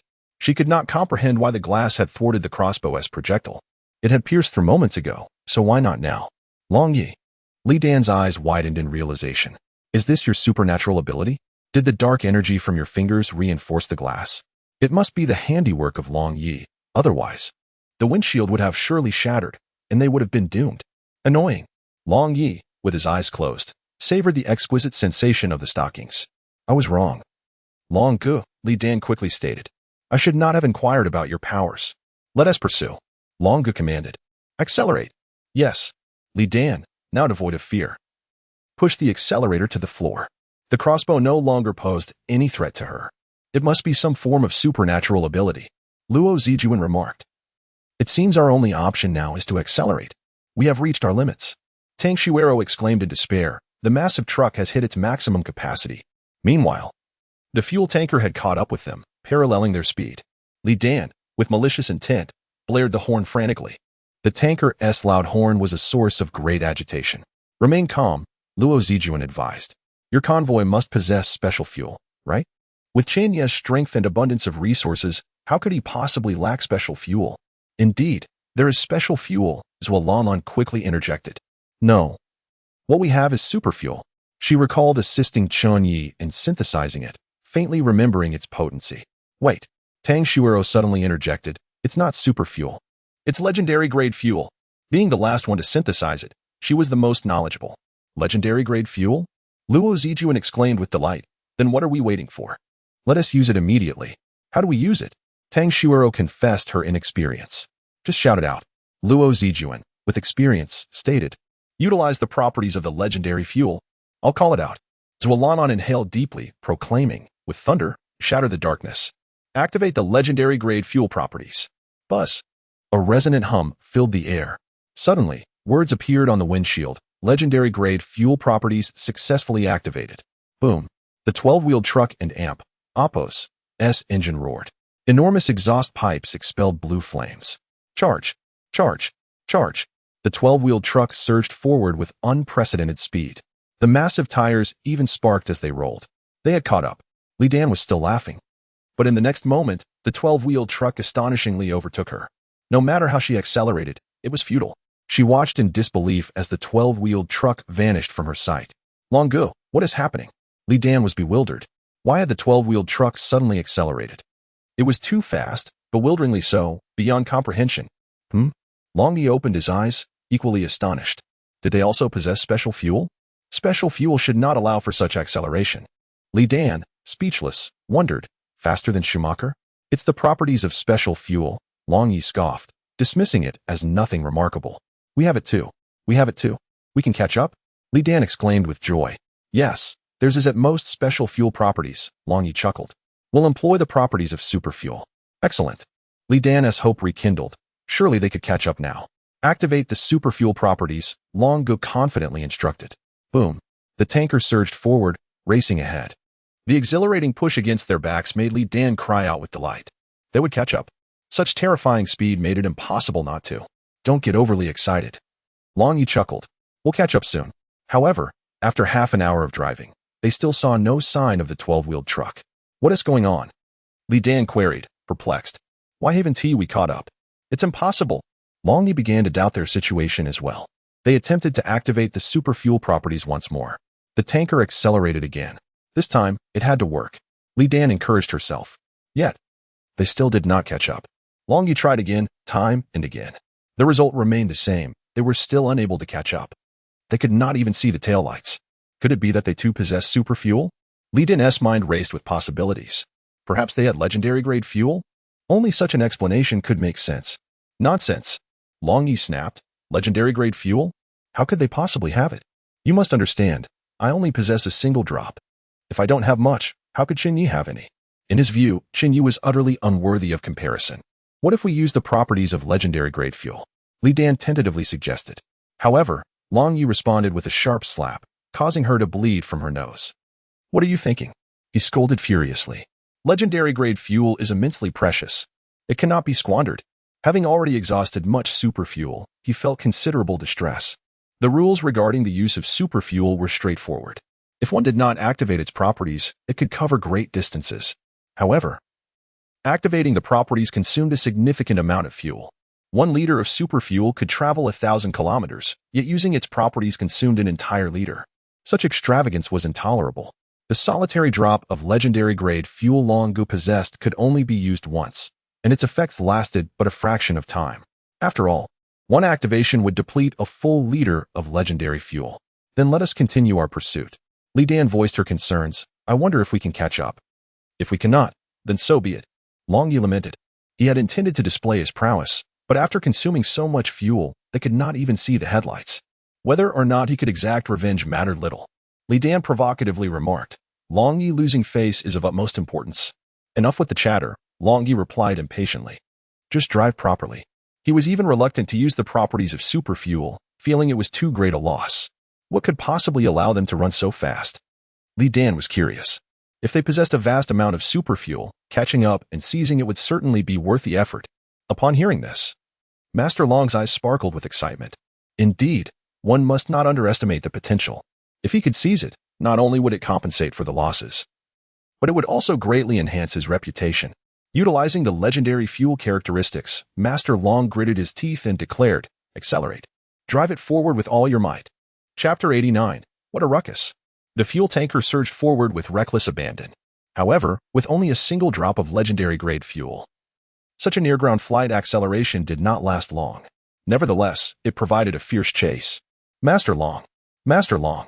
Li Dan shouted, her gaze fixed ahead. What are you shouting for? Master Long, eyes closed in confident repose, replied, we ve caught up. No. Li Dan lamented, we still haven't caught up. Why did she shout? The reason was simple, sheer astonishment. How could they not catch up after using legendary grade fuel? Absurd, utterly ridiculous. Nonsense. Master Long retorted, unable to believe. How could we not catch up? Look. Li Dan replied helplessly, we still can end oppos. See their headlights. Not even the lights, let alone catching up. Impossible. Master Long opened his eyes, glaring at the road ahead, fiercely declaring, it cannot be. To be honest, he felt somewhat defeated. What a joke. He had used his most precious fuel, and yet they hadn't caught up? That was the very characteristic of legendary grade fuel. What is legendary grade fuel? It is, at this stage, the most formidable fuel available. Could it be that they also possessed legendary grade fuel? Li Dan speculated. Ridiculous. Master Long's frustration deepened. That is simply impossible. What is my status? What is my strength? I have only 1 drop of legendary grade fuel. How could Chen Ye's convoy possibly have any? After all, his convoy boasted over 40 vehicles. And Chen Ye? They had merely 2 or 3. In comparison, they were hardly worth mentioning. Perhaps they were merely lucky? Li Dan quickly offered reassurance. Perhaps they opened a treasure chest and found a drop or 2 of legendary grade fuel. Oh, Master Long's mood began to stabilize. That is quite possible. Then what shall we do now? Li Dan inquired. We have no legendary grade fuel left. Should we continue to utilize our characteristics? To catch up, they needed to sustain their fuel usage and increase their investment. No more. Master Long resolutely decided. Let us keep moving. They are just ahead. Why are you so certain? Li Dan countered. What if they are fleeing with no regard for the cost? If they escape without restraint, we cannot possibly catch up to their speed. At that point, your so-called straightforward and brilliant plan will become a mere joke. Use your brain for once. Do they possess such formidable strength? Master Long scolded, just keep driving. We will catch up soon. Yes. Li Dan dutifully complied, her respect evident in her words, as Master Long and Oppos, as commands were never wrong, although she maintained a facade of respect. Internally, she was cursing. Lacking strength. Why pretend? Even using a bit of special grade fuel was met with reluctance. Yet, one couldn't and Oppos, to entirely blame Master Long. The consumption was indeed immense. If it were regular fuel, he could accept the expenditure. But this was special fuel, let alone legendary fuel. Regardless of strength, It felt like a painful sacrifice. Moreover, Master Long had many subordinates. Over 40 vehicles indeed held significant power but also represented a tremendous burden. Master Long. You are truly remarkable, Li Dan suddenly exclaimed. We've caught up. We have truly caught up. Amidst the falling snowflakes appeared a 12-wheeled truck. Its bright yellow paint was striking, resembling a massive piece of yellow cheese resting atop a blanket of white cream. Caught up? Master Long's eyes widened in disbelief. In truth, he had already given up hope. Who would have thought they would find a glimmer of hope amidst despair? Master Long, your foresight is unparalleled, Li Dan lauded. I had lost all hope, yet you accurately predicted the situation. You must have foreseen that they did not possess much high-grade fuel, right? It's so simple. A child could deduce the answer, Master Long mused, feeling a sense of pride. This is intuition, the instinct of a leader akin to a killer. That is something I cannot learn, Li Dan remarked. Intuition. It is a gift. It is your innate talent. Aha. Master Long laughed heartily, perhaps. Wait, Li Dan suddenly said. No, they have stopped. This statement doused Master Long's elation with a cold splash of reality. It was not his foresight at play. They had simply broken down. All his prior boasts became a farcical joke. Why had they stopped? Li Dan hesitated to approach, wary of a potential trap. Perhaps it was merely a fuel outage. They have run out of fuel, Master Long stated coldly. That makes sense. Li Dan gradually brought the vehicle to a halt, positioning it beside the 12-wheeled truck, cautious not to stop behind in case the other party suddenly reversed. She avoided parallel parking, fearful of the formidable assault from the yellow truck. Those in the vehicle, including Lon, also noticed the fuel tanker.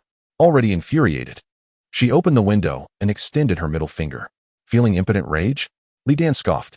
The gesture in the biting wind only struck her as amusing. To her, it marked the beginning of her victory. Bang, bang, bang. Just as the middle finger was raised, a series of gunshots erupted. Dark gun barrels spat out red tongues of flame. Li Dan was startled, prepared to leap from the vehicle. What if a bullet shattered the glass? Yet, the bullets merely left small dents on the glass, causing no harm. What are you panicking for? Master Long boasted. Master Long is indomitable. Li Dan couldn't help but exclaim. She had never anticipated that Master Long's enhancements could withstand bullets. No wonder he strutted about, believing all other superpowered individuals were inferior to him. Now it seemed, there were indeed few who could rival his formidable powers. Calm yourself, Master Long said coldly. Look at what is in front of the 12-wheeled truck. He astutely recognized the crux of the situation. Li Dan scrutinized closely. In the blizzard, she spotted a dark mass ahead. After careful observation, she finally discerned the outline. It was a tank. No wonder the 12-wheeled truck stopped. Li Dan exclaimed, the tank is blocking the road. They cannot pass. Whose tank is it? Li Dan wondered aloud. Who possesses such resources? This is a tank. One shot can take out a small child. Despite the size and weight of the tanker and 12-wheeled truck, they are merely movable targets, easily destroyed before a tank. Need I say more? They must have discovered the military weapon depot of the Supreme Type 95. Master Long snorted. What a ruckus. There was no need for a tank. This ruckus maker insists on using one. At that moment, the ruckus maker, the Supreme Type 95, was perched atop the tank. To be precise, she was seated on the back of a man, who was sprawled across the tank while she sat upon him, a riding crop in hand, lightly tapping her black military boots. Tap, tap, tap, as if the Grim Reaper were rapping at the door.